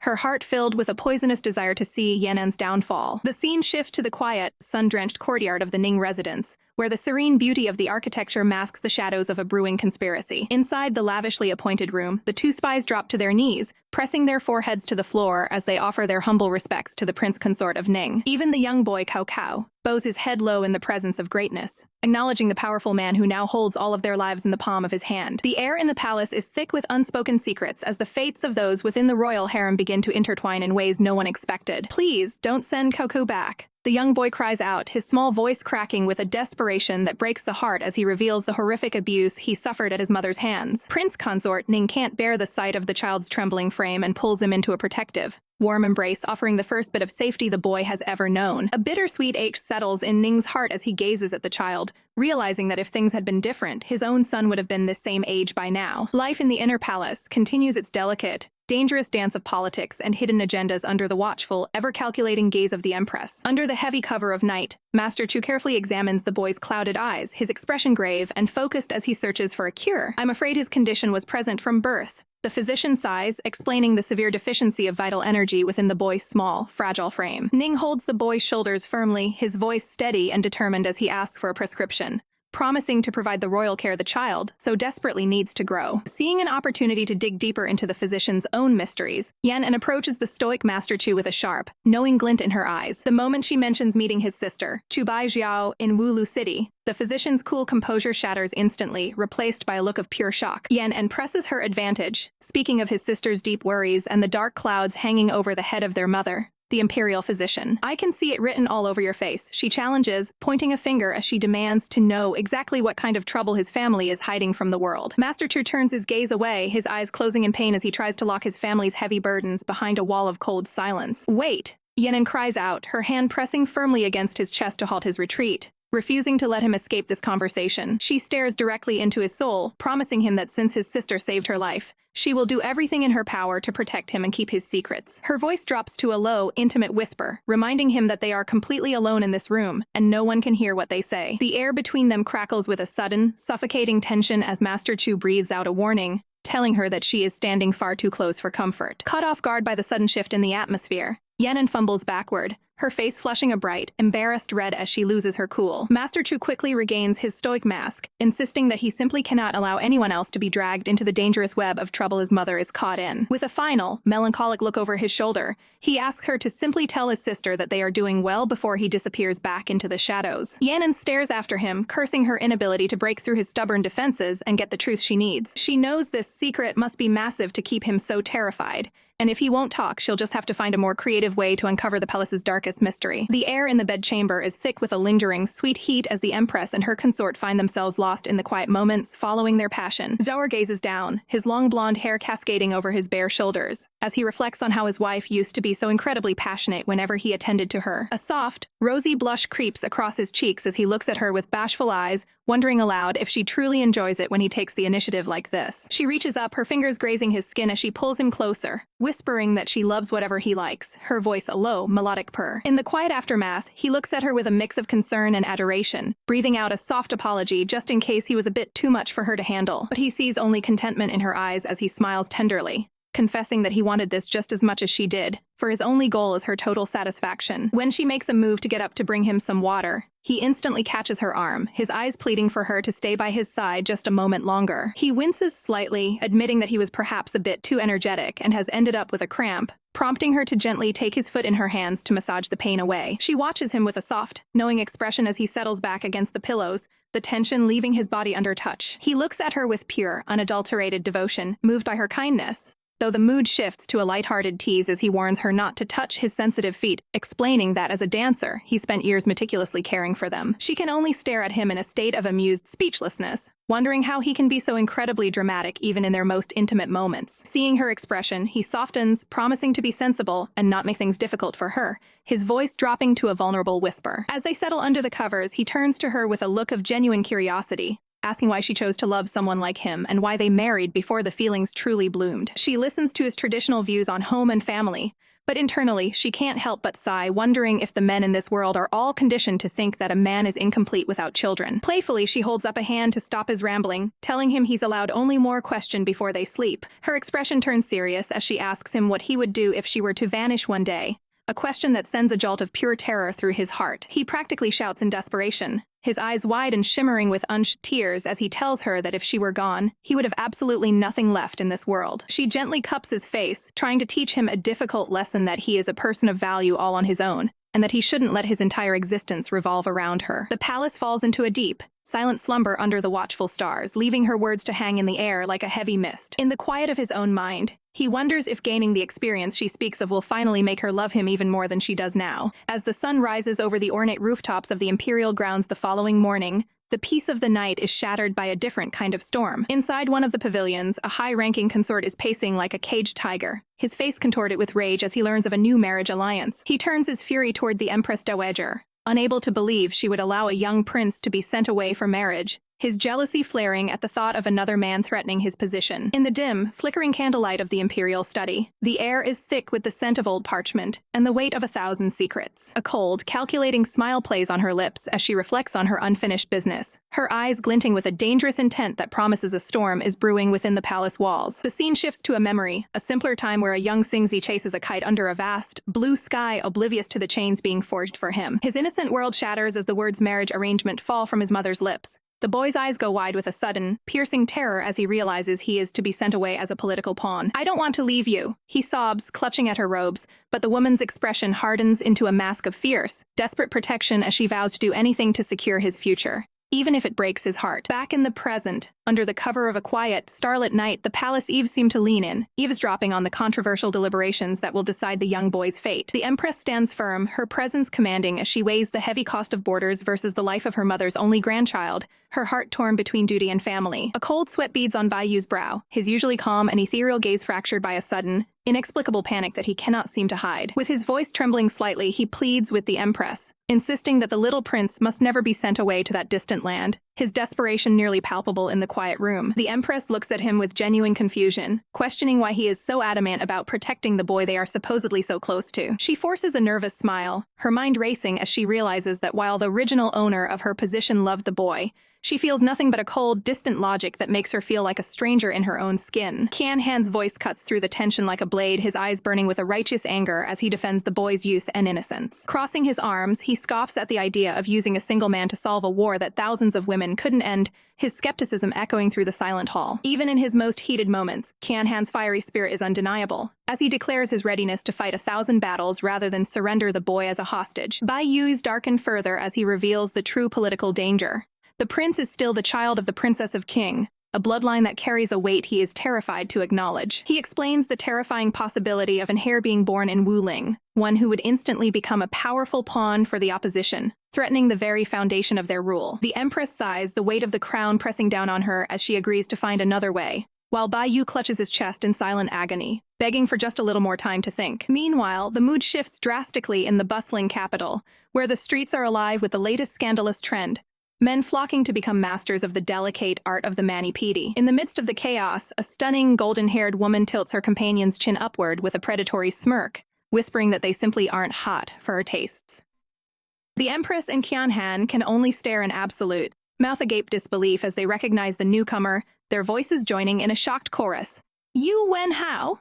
Why is she here?" The atmosphere within the palace walls is thick enough to choke on, as the heavy silence of the courtyard mirrors the turmoil in a husband's heart. Solitude is a bitter pill to swallow, especially when the person you desire most has turned their back on you, leaving you to wonder if you'll ever feel her warmth again. The quiet is shattered by a familiar, mocking voice as the blonde-haired Lanlian swaggers in, his robes intentionally loose to reveal a teasing glimpse of skin as he taunts his rival. "Aren't I still in a better position than you?" He laughs, his voice dripping with venomous glee as he reminds the man that his wife's heart remains out of reach.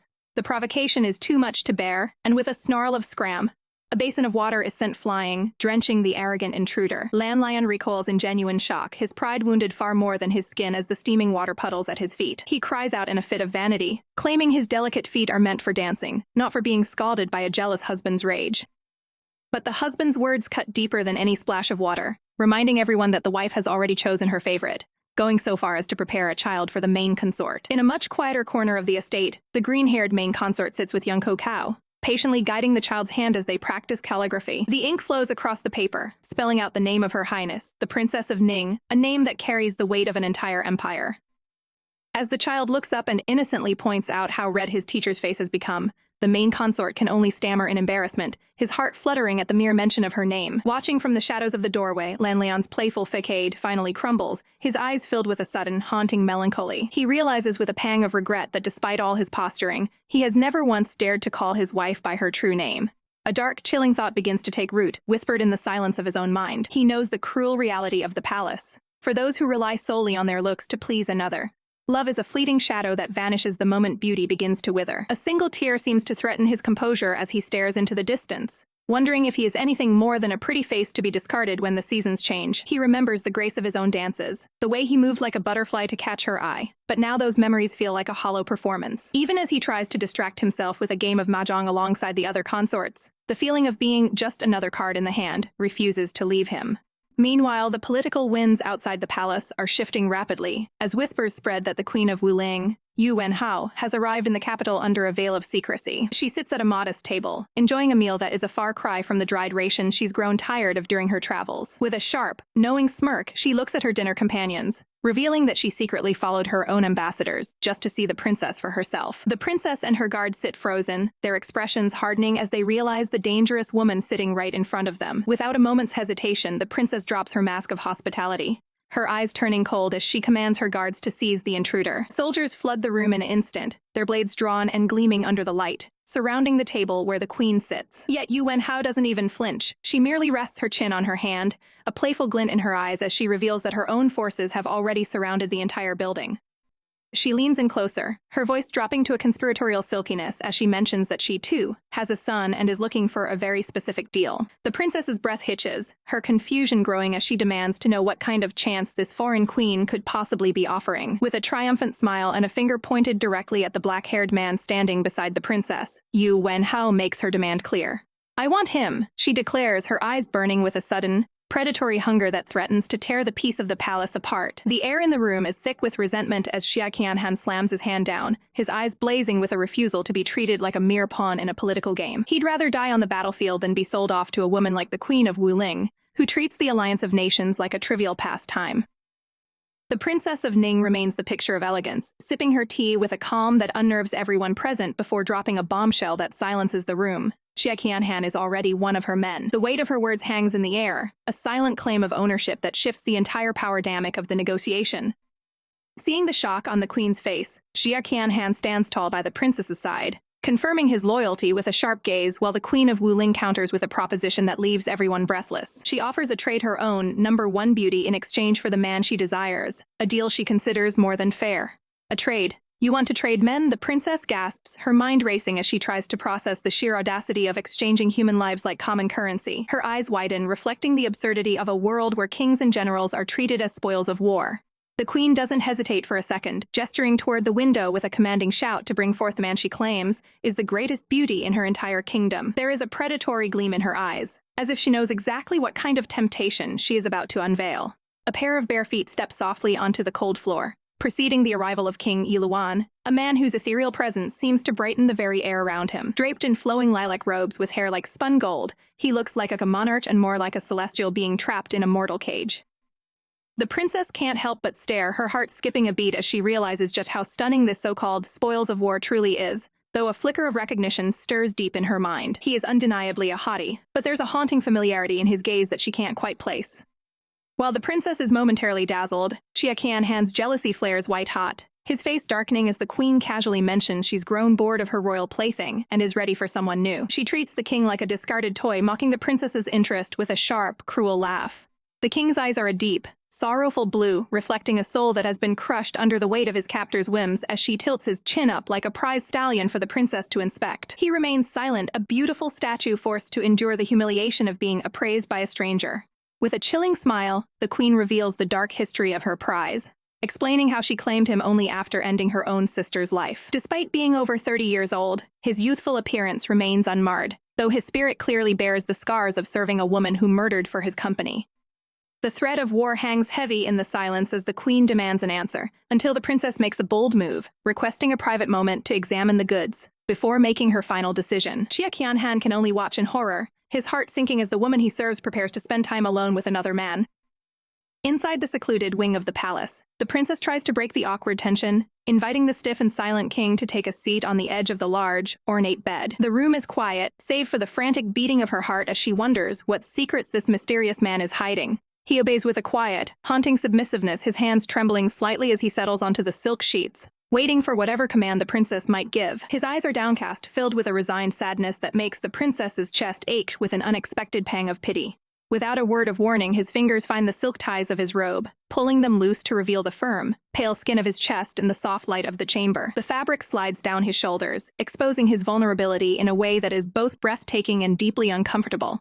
The princess's face turns a bright, panicked crimson as she reels back in shock, her voice cracking as she demands to know why on earth he's stripping in front of her. Her mind is a whirlwind of confusion, realizing that their definitions of examining the goods are worlds apart. A single tear glistens in the king's eye as he looks up, his voice trembling with a mix of shame and confusion as he asks if she didn't come here to inspect his body after all. In his world, he is nothing more than a physical object, and he waits, trembling, for her to decide his fate. King Yilu's voice trembles with a weight he has carried for years, confessing the hidden truth of his bloodline and revealing that he was once the proud king of the former queen's lineage. A haunting memory flickers in his eyes as he recalls the desperate political maneuvers of the past, where the birth of a daughter was the only hope to secure a new queen for the throne. His grip tightens as he recounts the night everything fell apart, explaining how the ruthless Yuan Hao refused to accept the former queen's child, forcing Yilu to flee into the darkness with the infant in his arms. "I had no choice," he gasps, the agonizing image of him pushing the small child into the safety of the commoners while he led the bloodthirsty soldiers away still burning vividly in his mind. The princess listens in stunned silence, her heart heavy as she realizes that the royal prince who vanished 15 years ago might actually still be alive. Her mind begins to race, connecting the dots to a boy she once knew as Little Butterfly, wondering if the age and a hidden birthmark on the back of his neck could be the proof she needs. She stands tall, her gaze sharpening as she realizes that finding this missing prince isn't just an act of mercy, it's the ultimate bargaining chip she needs to shift the power in her favor. "King Yilu, is it really all right for you to tell me all of this?" she asks softly, watching the man's composure crumble under the sheer weight of his grief. The air in the room grows cold as the name of Yuan Hao is spoken, the man responsible for the former queen's death and the cruel separation of a father and son. With a desperate pain plea, Yi Lu clutches his chest and offers his very soul to the princess, declaring he is willing to sacrifice his last shred of dignity if it means saving General Xia from a forced marriage. But the princess offers a gentle yet firm smile, refusing to treat the general like a mere object of trade and promising instead to find a path to peace that doesn't require such a tragic sacrifice. Her eyes sparkle with a new, dangerous determination as she asks for his secret alliance within the Wuling kingdom, forging a pact that could change the fate of two nations. Yi Lu's expression shifts to one of grim resolve as he agrees, suddenly pulling back his robes to reveal his bare chest, insisting the princess leave marks on his skin to fool the spies lurking outside the door. Outside the paper-thin walls, the air is thick with scandalized whispers as Yi Lu begins to let out dramatic, theatrical moans that leave the princess blushing in utter shock and disbelief at his acting skills. In the courtyard, the atmosphere turns razor-sharp as the onlookers listen to the suggestive sounds, their faces twisting with a mix of jealousy, suspicion, and mounting tension. "I shall teach you the customs of Liu Yun today."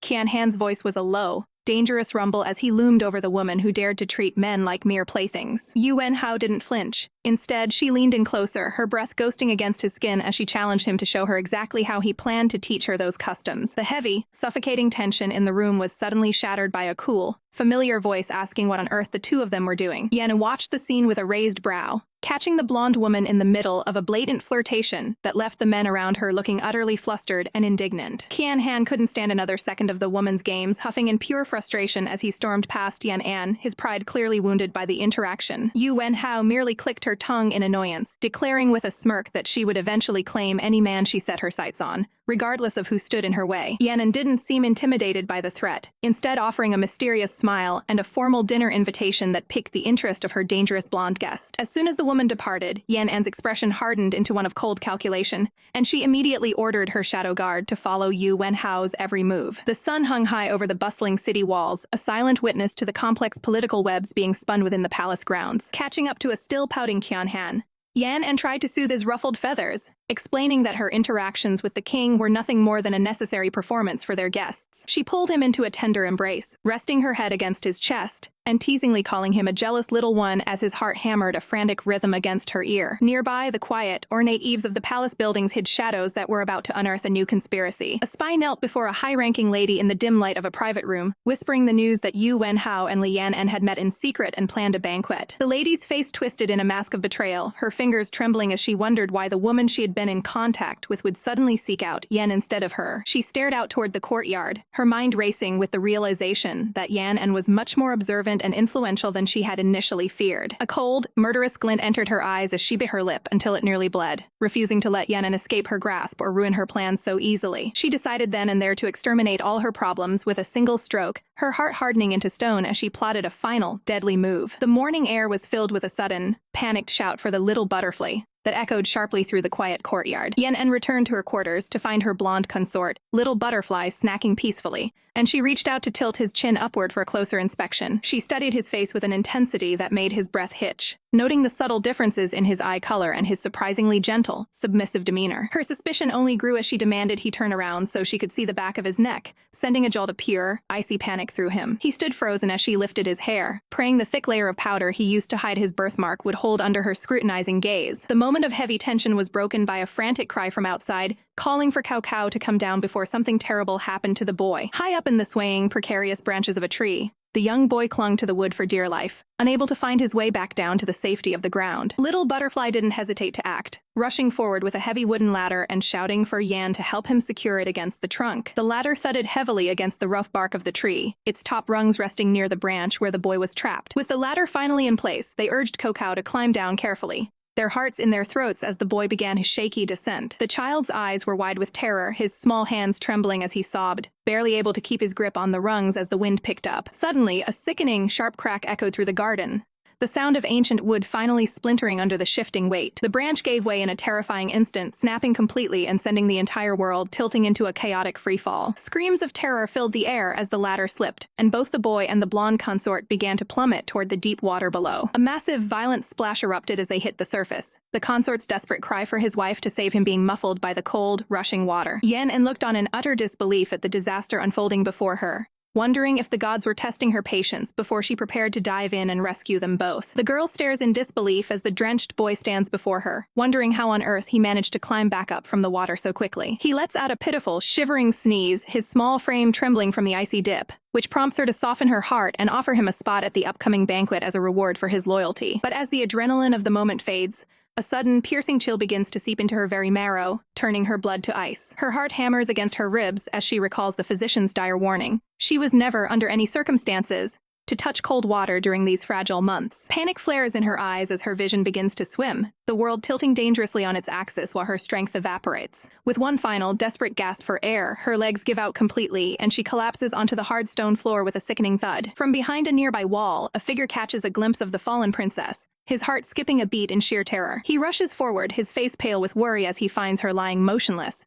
her skin deathly pale against the gray pavement. It's the cold poison again, he mutters through gritted teeth, quickly pressing a medicinal pellet into her mouth before lifting her fragile, limp body into his protective embrace. He sprints through the winding city streets, finally reaching the quiet, herb-scented sanctuary of the local physician's estate. Bursting through the doors, he screams for Master Chu, his voice cracking with desperation as he explains that she fell into the freezing pond and is fading fast. Master Chu steps forward, his calm and steady demeanor a sharp contrast to the chaos, as he prepares to examine the unconscious girl. The physician tastes a trace of the medicine on his fingertip, noting with a flash of surprise that the rare purple-gold pellet is already working to suppress the poison's deadly effects. This is high-grade medicine owned secretly by the palace, the physician observes, his eyes narrowing as he questions where a boy like him could have obtained such a treasure. The boy quickly explains it was a gift from Her Majesty, but his face turns a shade of bright crimson when Master Chu nonchalantly tells him to undress the princess so the needle treatment can begin. He trembles with a mix of duty and sheer embarrassment, whispering an apology to the absent prince consort and insisting that he's only following the doctor's orders as he reaches for her silken robes. With a frantic, panicked shout, he manages to whisk away her outer layers in a single, lightning-fast motion of blurred fabric. Master Chu returns with his array of needles, sternly ordering the boy to wait outside and prepare warm clothes,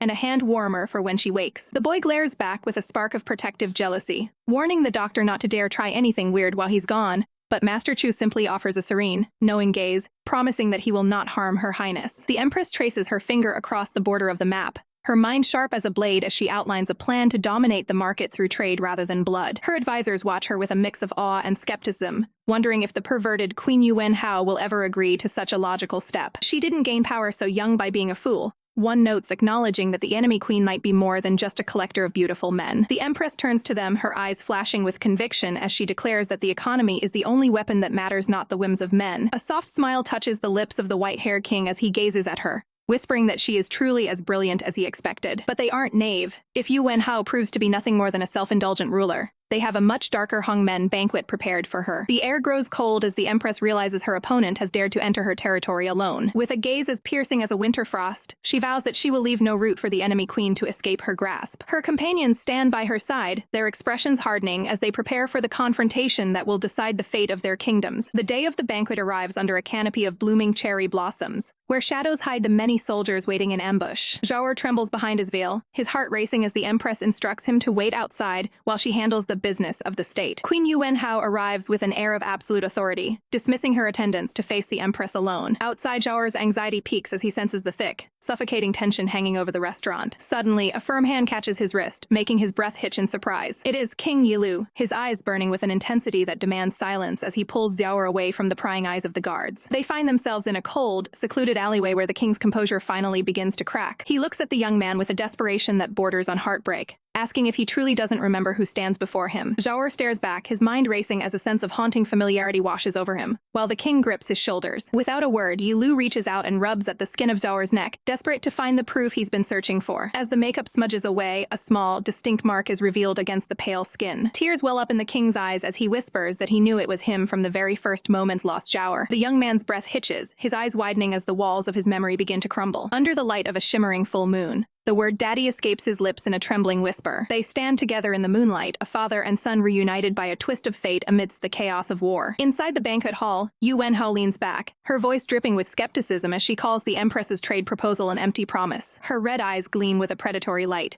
making it clear she only cares for what she can seize with her own two hands. The Empress doesn't flinch, sensing that this is the pivotal moment where the deal could either bloom or burn. She leans in, proposing a massive engineering feat to connect their rivers and bring life to the barren lands. Meanwhile, in the darkness below the floorboards, two figures crouch in the dirt, their movements silent and calculated. They look at each other, the orange glow of a torch illuminating their determined faces as they prepare to strike. With a single nod, the flame is brought to the fuse, ready to ignite a fire that will change everything. The air in the room was thick with the scent of fine tea and even finer schemes as our leading lady leaned in, her eyes sparkling with the brilliance of a woman who held all the cards. She didn't hesitate, laying out a plan so audacious it left the room breathless, redirecting the very rivers to solve the kingdom's drought. But Yu Wenhao wasn't easily impressed, her voice cutting through the excitement like a cold blade as she reminded them of the cost in gold and years such a feat would demand. The princess didn't flinch, her gaze steady as she questioned what it would take to secure the other woman's loyalty in this dangerous game of thrones. Minerals, the word fell from her lips with a weight that suggested she knew exactly how much blood would be spilled for them. Yu Wenhao offered a coy, dangerous smile, her fingers grazing her chin as she played for time, her mind a whirlwind of calculations. Her eyes narrowed, reflecting a predatory glint that warned she wasn't ready to surrender her hand just yet. Suddenly, the atmosphere shifted from diplomatic to deadly as the prince's personal guard drew their steel, the cold ring of swords surrounding Yu Wenhao in a cage of sharpened metal. "You must make a decision today," the princess hissed, her voice low and terrifying, "or you will not return to Wuling alive." But before the tension could snap, the doors burst open, and a frantic servant screamed of a fire tearing through the restaurant. The prince's heart hammered against her ribs, her composure shattering as smoke began to curl beneath the doorframes. Yu Wenhao let out a mocking laugh, her voice dripping with venom as she ridiculed the princess for letting such a simple distraction break her focus. In the chaos of the spreading heat, Yu Wenhao moved like a shadow, striking out at the guards with a ferocity that proved she was never truly cornered. "Don't let her escape," the princess cried out, her voice nearly drowned by the crackle of burning wood. Yu Wenhao paused for a heartbeat, a dark realization dawning on her face that someone else wanted them both dead, before she vanished into the smoke. The princess stood her ground, her finger trembling as she commanded her soldiers to hunt the traitor down through the inferno. Yu Wenhao bolted down the hallway, her silk robes fluttering like a moth fleeing the very flame she had likely anticipated. The princess gasped for air, her lungs burning, praying that her general was waiting outside to finish what she had started. She knew in her gut that this wasn't an accident. Li Sunwan's fingerprints were all over this fiery betrayal. But as she turned to flee, a shadow fell across the doorway and her blood turned to ice. A man stood there, his face a mask of cold finality as he prepared to seal her fate within the burning tomb. With a sickening thud, the heavy doors slammed shut, the sound echoing like a coffin lid closing. The princess stood frozen, her mind struggling to process the sheer audacity of her predicament. She threw herself against the wood, screaming in frustration as she realized the exit had been bolted from the outside. Outside, the night was alive with the clash of steel and the screams of the dying as two factions tore into each other in the courtyard. General Xia Qianhan fought with the desperation of a man who knew his heart was trapped inside the burning building. His eyes widened in fury as he saw a horse thunder past, carrying the very woman who had slipped through their fingers. "Yu Wenhao," he roared roared, his voice cracking with the strain of the battle and the rising heat. She looked back, a wild, beautiful grin on her face as she taunted him to come and catch her if he dared. Without a second thought, Kan-han vaulted onto his steed, the horse rearing back as he prepared to give chase through the moonlit chaos. High above the violence, the moon hung silent and indifferent over a different kind of heartbreak. A man held a younger blonde youth in a desperate embrace, the weight of 15 years of separation finally crashing down upon them. Tears tracked through the dust on the young man's face, his body trembling with a grief that had been festering since childhood. "You were the one who heartlessly threw me away,"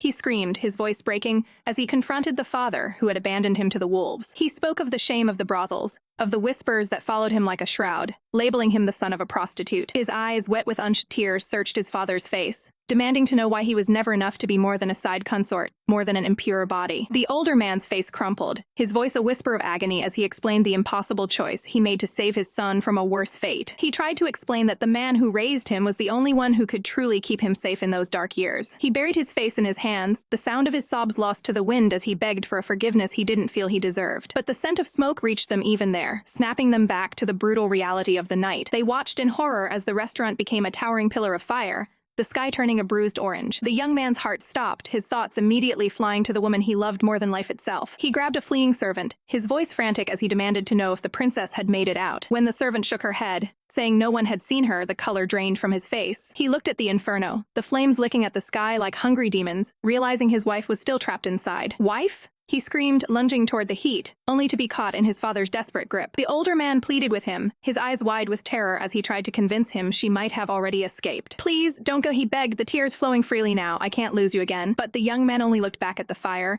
his soul already burning alongside the woman he couldn't bear to live without. In this dark and dismal world, beauty is a fleeting luxury. It is vibrant and pure, a light that shouldn't exist in such a cruel place. Yet, that light is blinding all the same, and perhaps wings were created for the sole purpose of shielding those we love from the sun. "Get off me!" he roars, desperately slapping away the hands trying to restrain him as he screams for his beloved. Before him, the grand palace has been transformed into a terrifying, roaring inferno that reaches for the heavens. Tears stream down his face, reflecting the orange glow of the destruction as he realizes the woman he loves is trapped within that furnace. "Wife!" he bellows, charging headlong into the suffocating heat without a single thought for his own safety. Every step he takes is a gamble against the embers and the collapsing wood, the floor groaning beneath his feet. "Where are you, my wife?"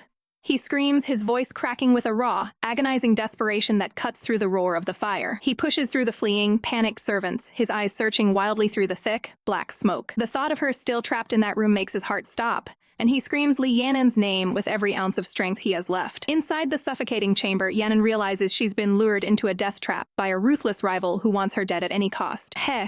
You won't get rid of me that easily," she mutters, spotting a loose section of the door and preparing to fight for her life. Suddenly, a voice cuts through the crackle of the flames, calling out to her with a familiar, frantic energy. It's him, her little butterfly banging against the locked wood until his knuckles bleed, his voice thick with smoke and terror. "I'm here," she cries out, hope surging through her chest as she hears him on the other side of the barrier. His eyes widen with a mixture of terror and relief, fueled by a sudden, protective fire that gives him superhuman strength. With a thunderous crash, he throws his entire weight against the door, shattering the wood to reach her side. He stumbles into the room, his breath hitching as he sees her standing there, a miracle amidst the ashes. She looks up at him, her heart fluttering as she whispers the name of the man who just walked through hell to find her. "Why would you come back? Do you want to die?"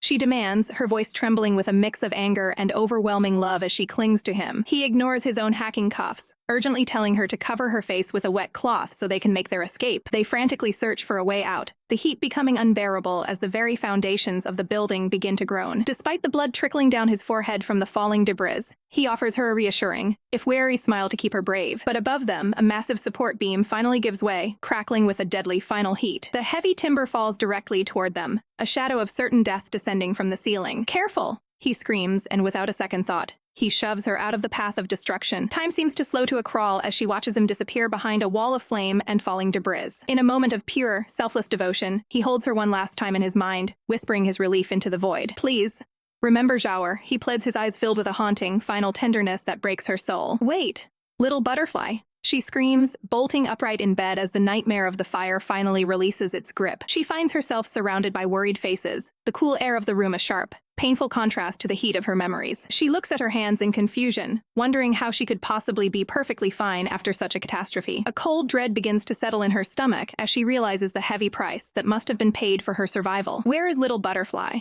Where is Zhaoer? she demands, her voice rising in a panicked crescendo. The men in the room exchange a heavy, sorrowful look, refusing to meet her frantic, searching gaze. They explain that she was knocked unconscious by a falling beam, leaving her memory of the final moments a blur. The servant's voice trembles as she explains how the side consort used his own body as a shield to protect her from the flames. The final words hang in the air like a death knell, leaving Yen's heart shattered as she learns the truth of his ultimate sacrifice. The haunting memories of that fateful day flicker like a dying candle, casting long, jagged shadows over the present. In the heat of the inferno, Zhao's golden hair was a halo of desperation as he cradled his empress, the world around them dissolving into ash and smoke. Wife. Why? He sobbed, his voice cracking with a pain that went far deeper than the blistering heat. Why did you push me away? The roar of the flames grew deafening, an insatiable beast devouring the sanctuary they once knew. Even as the ceiling groaned and the air turned to poison, Zhao refused to let go, his eyes wide with a terrifying devotion. He watched as the embers danced upward, a cruel mimicry of life against the blackened sky. To his fading vision, those deadly sparks looked like a swarm of golden butterflies,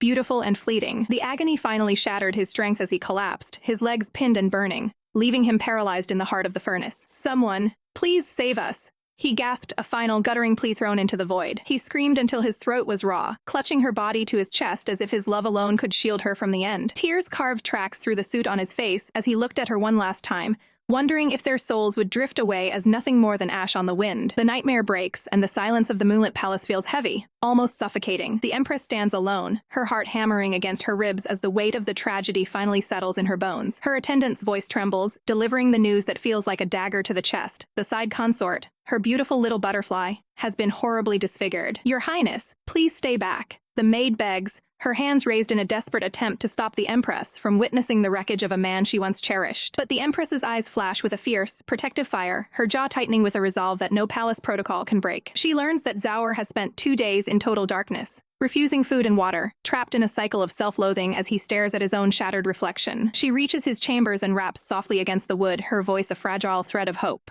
Zhao, are you awake?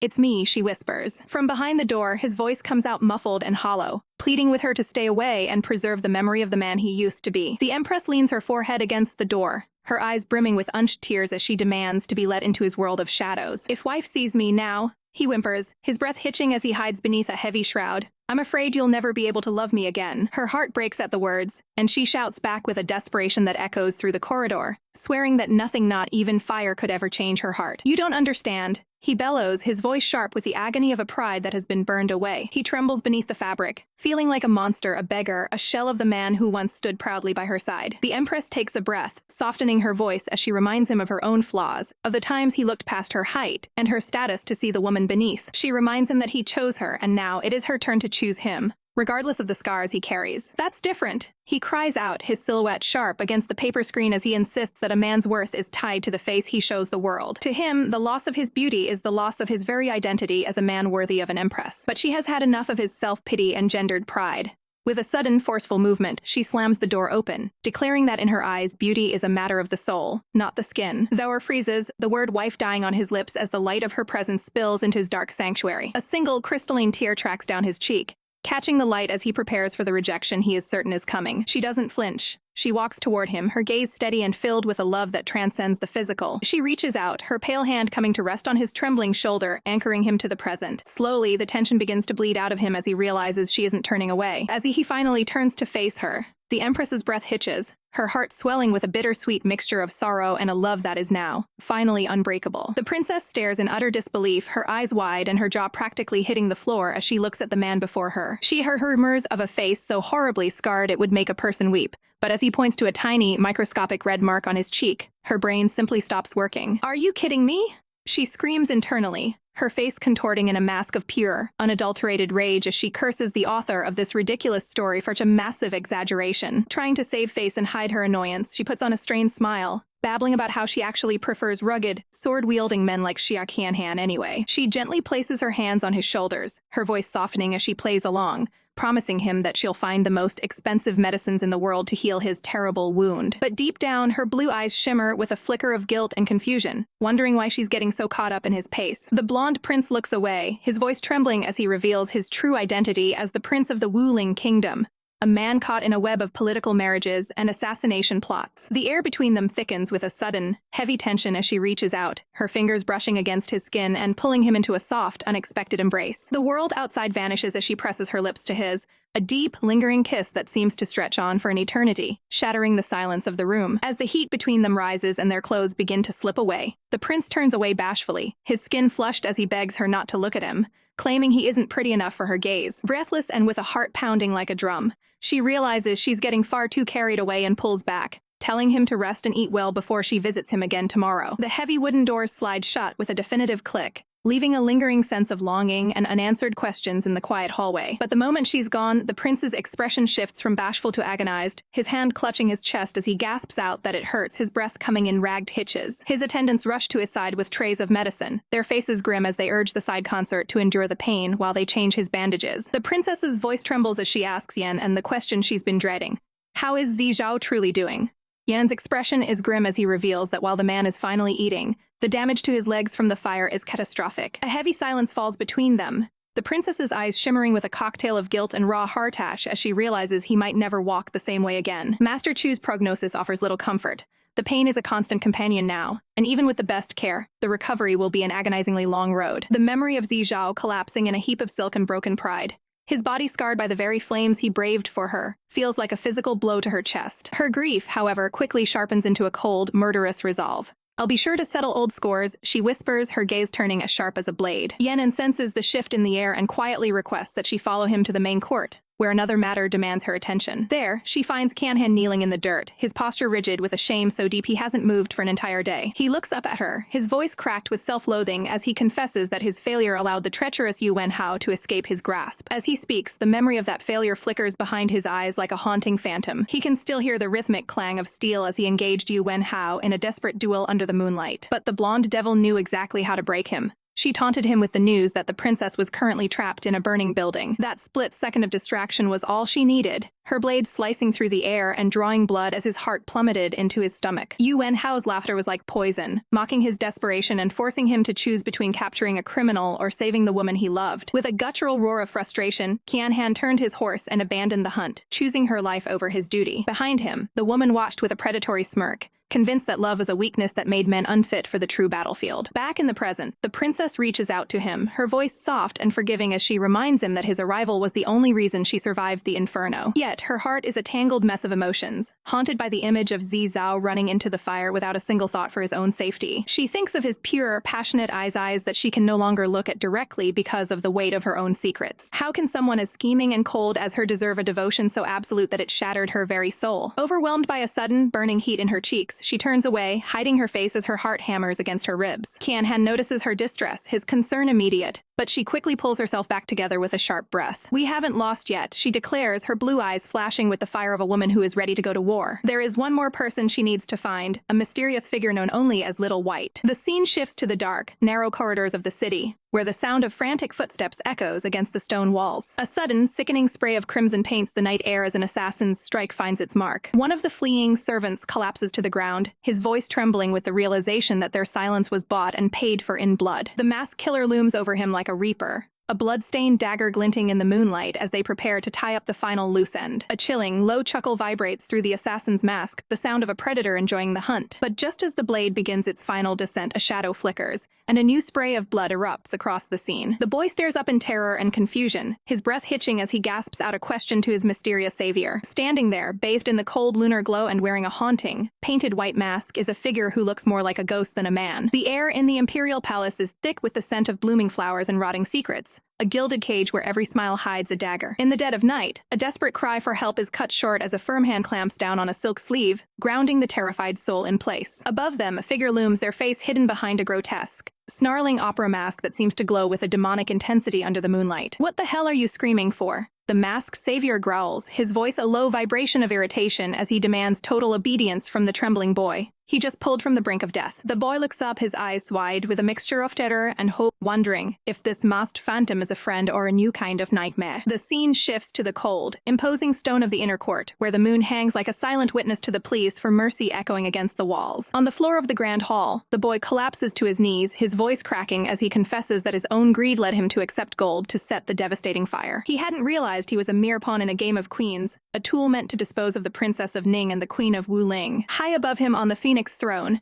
the Empress listens with a face as cold and beautiful as carved jade before uttering two chilling words. Kill him. The masked executioner doesn't hesitate, a spray of crimson painting the air as the Empress's justice is delivered without a second thought. But even as the blood pools, the true tragedy is revealed. The king of Wuling, the golden-haired Yi Luan, was trapped within the inferno, his life snuffed out by the very flames intended for others. The Empress narrows her eyes, her mind already spinning a web of political maneuvers to handle the fallout of her daughter's reckless, emotional whims. She orders the capital to be locked down, 50,000 soldiers mobilized, and for Sunuan to personally clean up the bloody mess she's created. In the quiet of her chambers, Sunuan stares down at a scroll, her heart hammering against her ribs as the weight of her mother's knowledge settles over her. She stands alone, her shadow stretching long and dark across the floor, wondering how she can possibly survive the Empress's scrutiny. Every rustle of the scroll feels like a death sentence, a reminder that in this palace, even a daughter is just another piece on the board. The tension breaks with the coming of dawn, as a blonde man huddles within the soft folds of a pink-patterned blanket,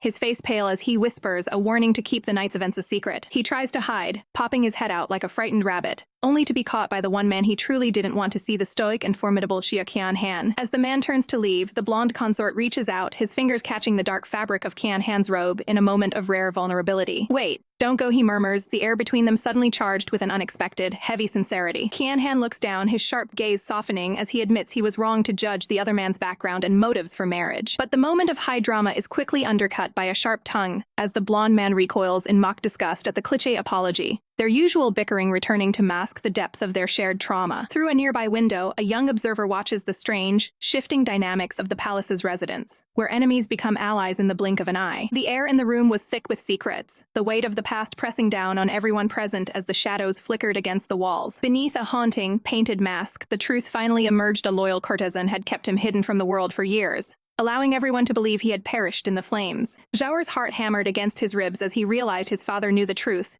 the older man's gaze dropping to his feet with a knowing, pained expression. A bittersweet realization washed over him. His wife, the Princess of Ning, had clearly known about his injuries all along, which explained her desperate, tender attempts to hold him and carry his weight. His father's eyes filled with tears at the sight of the horrific burns, whispering about a miraculous herb called the hanyu that grew only in the treacherous, frozen peaks of Wuling. This rare, ethereal flower was their only hope, a legendary bloom capable of purging the most stubborn poisons and mending skin ravaged by fire. Zhao tried to put on a brave face, insisting he was fine with a small, strained smile. But the two men who loved him weren't about to let it go so easily. The long-haired man's brow twitched with irritation as he demanded back pay for 10 years of childcare, his voice sharp with a protective, possessive edge that masked his deeper worries. But the biological father could only weep into his sleeves, his heart breaking for the years his son spent performing for the whims of others in a place of such hardship. The tension between the two men flared as they began to bicker over the boys, shamelessly suggesting they simply divide the children between them like spoils of war. "What?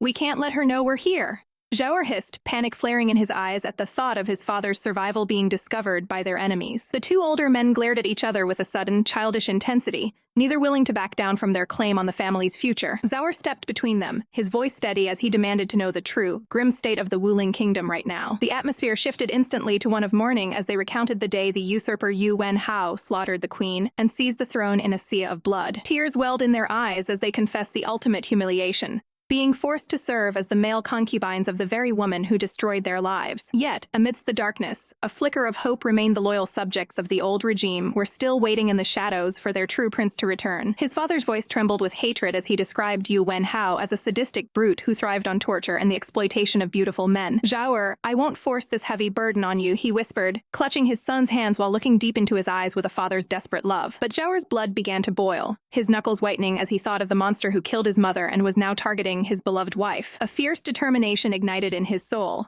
If he returned to Wuling, he could use his royal bloodline to forge a peace and protect the Princess of Ning from the coming storm. He looked at the man who had raised him, his voice soft with guilt as he realized he might have to break the promises of their past to do what was right. The long-haired man took a slow, deliberate puff from his pipe, his expression unreadable as he told Zhao that he was a man now, free to choose his own destiny. The heavy moment was shattered by a frantic knock at the door, as a voice warned them that the tyrant Yu Wenhao had already made her way to the pavilion. "How dare that woman show her face here?" The master of the house snarled, his eyes flashing with a dangerous, icy rage. Outside, the usurper stood tall and arrogant, her guards flanking her as she demanded entry into brothel with a sneer of absolute entitlement. Lian, I know you're hiding in there, she screamed, her voice echoing through the night as she demanded Xiaqianhan be handed over as compensation. The night air was thick with the scent of incense and the lingering tension of a sudden departure, leaving the Empress to wonder just how the master of the Yanxiang Pavilion had managed to sway such a stubborn man as Yu Wenhao. But before the dust could settle, a new storm arrived in the form of a haughty noble woman,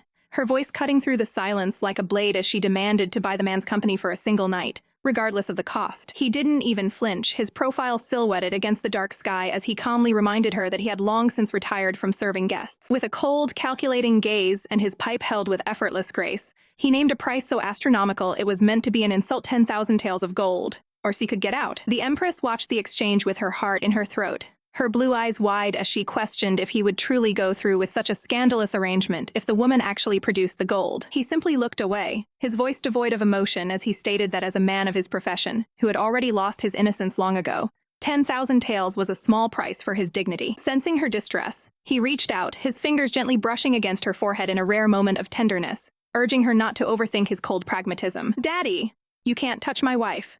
Zhao's voice rang out, his youthful face flushed with a mix of protectiveness and indignation as he stepped between them. He feared the persistent woman would never give up, but the master simply gave a dark, knowing smirk, promising that if she dared to return, he would personally ensure her kingdom's treasury was blood dry. The Empress couldn't help but feel a surge of admiration for his ruthless charm, seeing him as a true savior who protected his own with a silver tongue and a heart of ice. As midnight draped the pavilion in silver moonlight, the chaos of the evening finally faded into a heavy, expectant silence. Inside the dim light of the bedchamber, the Empress sat beside Zhao, her heart aching as she looked at the bandages wrapped tightly around his feet, her voice trembling with the weight of her guilt. He looked up at her, his pale hair glowing in the soft light, and tried to offer a reassuring smile despite the fact that his recovery would take a long, grueling year. The Emperor's eyes clouded with tears as she realized the fan dance he was so proud of might be lost to him forever. He didn't care about the dance, his expression softening as he looked at her, his mind clearly on something far more precious than his art. When she promised to give him anything his heart desired, from golden hairpins to the world itself, he simply shook his head and pulled her closer, his hand clenching a simple ornament, as if it were the only anchor he needed. The reality of his injury was a cruel weight between them, his feet remaining motionless against the silk sheets, a physical reminder of the price he had paid for their safety. Leaning in until her breath fanned across his skin, the Empress whispered that if her little butterfly could no longer fly, he could simply rest his weary wings upon her shoulders. Zhao's heart hammered against his ribs, his face turning a brilliant shade of crimson, as he struggled with the overwhelming gentleness of her touch. He was frozen, his breath hitching as she hovered over him, her eyes filled with a resolve that made his head spin with anticipation and fear. Internally, he was a mess of contradictions, desperately wishing she would drop the act of the delicate caretaker and show him the fiery passion he truly craved. Seeing the fire in his eyes, the Empress smirked, her determination hardening as she prepared to take charge of the night. The weight of a crown he never asked for presses down, as the memory of his tears mingles with the scent of wilting yellow chrysanthemums. He used to think the world ended at the palace walls, never dreaming his true home lay far to the west, beyond the reach of his gilded cage. He recalls a time when his life was a tapestry of carefree days, a stark contrast to the humiliation his father endured while serving an enemy that grew more demanding with every passing hour. But even in the heaviest of times, there were moments of ridiculous,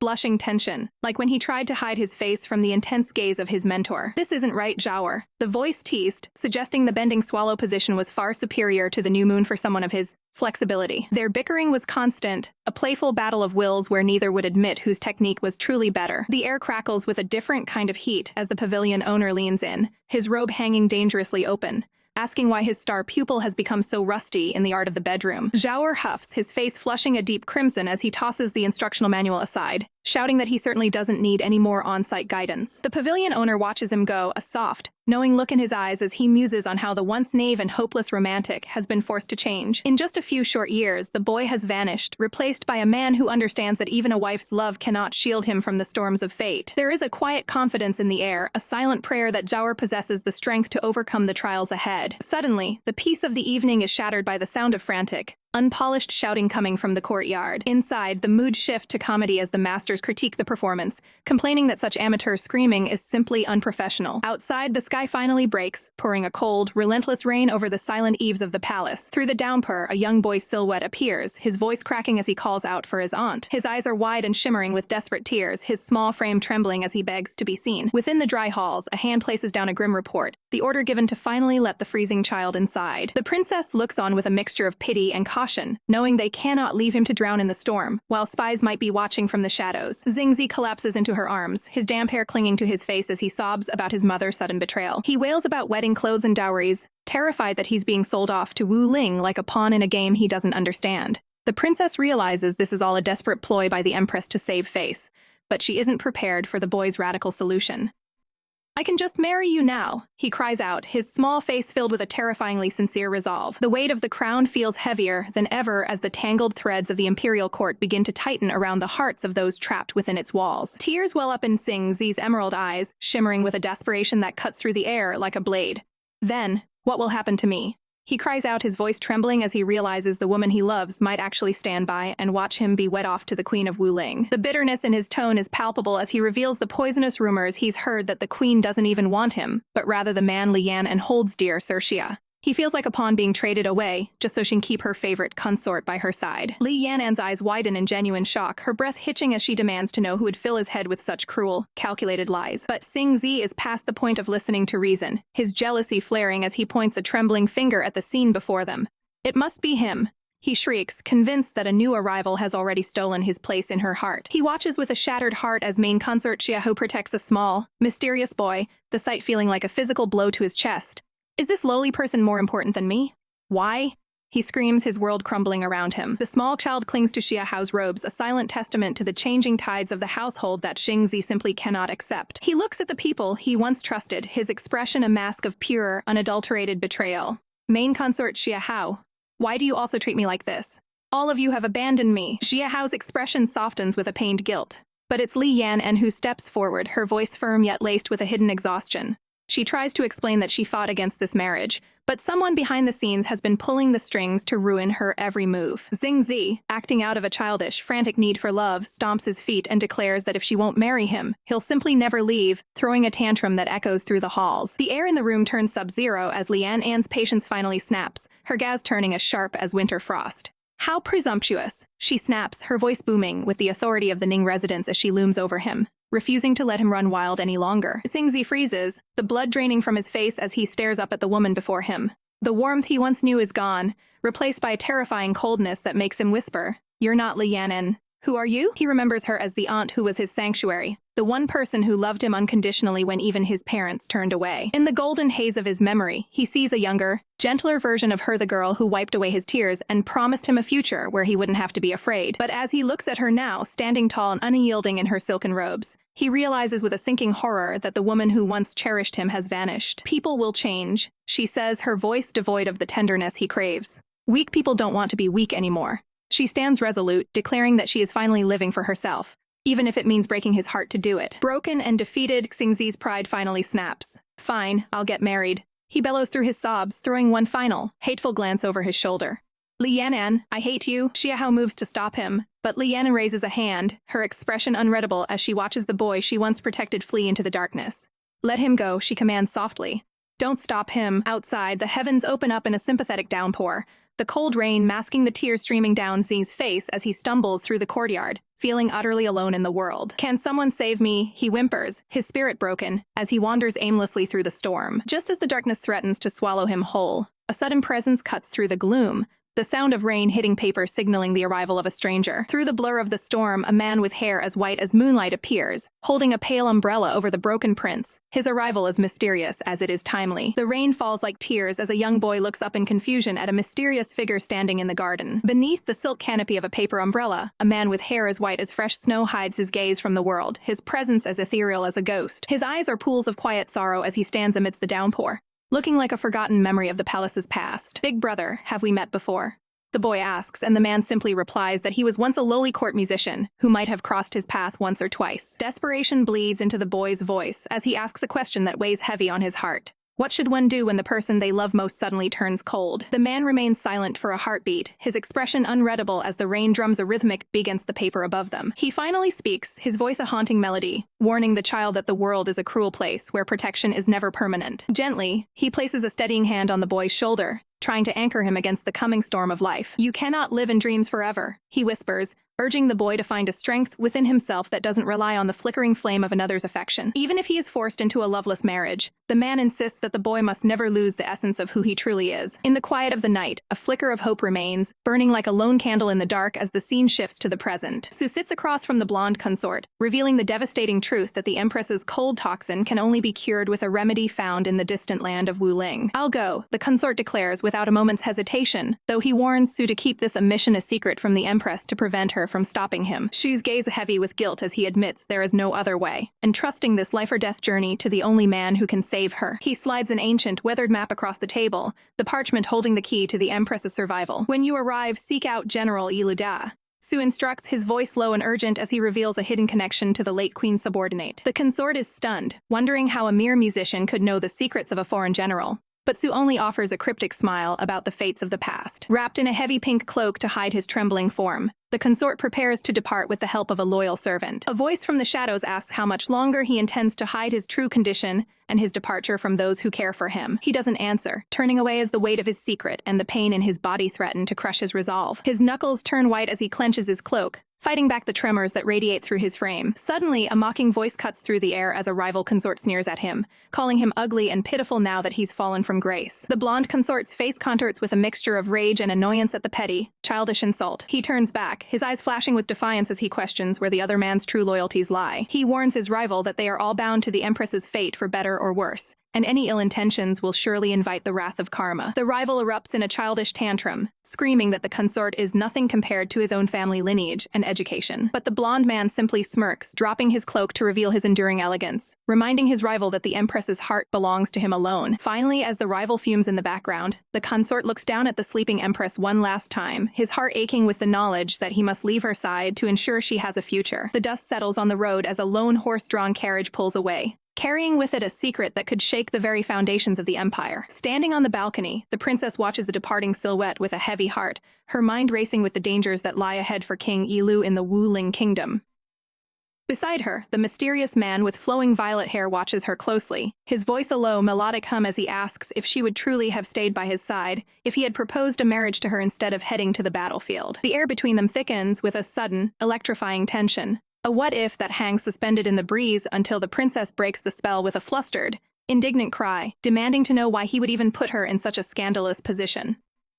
He offers a soft, knowing smile, his gaze lingering on her for a moment longer than necessary, before whispering that such a dilemma would have surely been his undoing. Their private moment is abruptly shattered when Fei Yu, his pale green hair shimmering in the light, rushes onto the scene with a look of pure, unadulterated shock etched across his face. The princess and her companion turn in unison, caught off guard by the sudden intrusion as Fei Yu stands there, breathless and trembling. Sensing the shift in atmosphere, the violet-haired man offers a respectful bow, taking his leave and promising that the little butterfly will return safely after his injuries are treated by the physician. Once they are alone, Fei Yu's hands shake as he extends a plain, brown envelope toward the princess, his voice barely a whisper as he tells her that a letter was left behind. As the princess breaks the seal, her eyes widen at the sight of a bold, crimson-lip print stamped onto the parchment, a scandalous and intimate mark of affection that makes her heart skip a beat. A tender, knowing smile plays on her lips as she realizes this is exactly the kind of dramatic flair she should have expected from her little butterfly. But as she tilts the envelope, a small, uniquely shaped golden key tumbles out and clatters onto the floor, its purpose a complete mystery to her. Fei Yu's face turns a bright, vivid shade of scarlet as he grabs the princess' hands, pleading with her to keep the key safe at all costs, his voice cracking as he hints at the dire consequences for Zizao if it were ever lost. The sheer awkwardness of the situation causes Fei Yu to hide his face in his sleeves,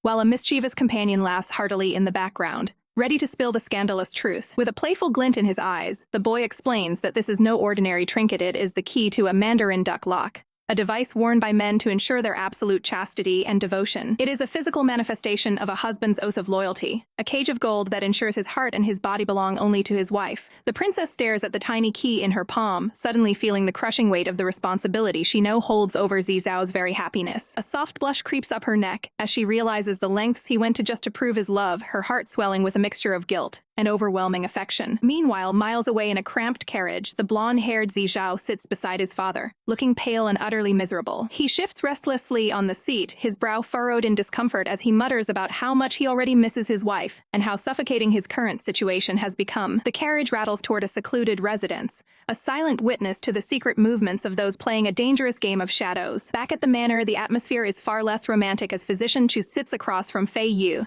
his expression one of stern disapproval as he examines his patient. The physician lets out a long, weary sigh, complaining that the Ning residence is far too lively for its own good. While Fei Yu looks away, his face flushed with the secret shame of his own exhaustion. The air in the room was thick with the scent of medicinal herbs and the heavy weight of exhaustion as Master Chu looked upon the princess and Bai Yu with a stern, paternal concern.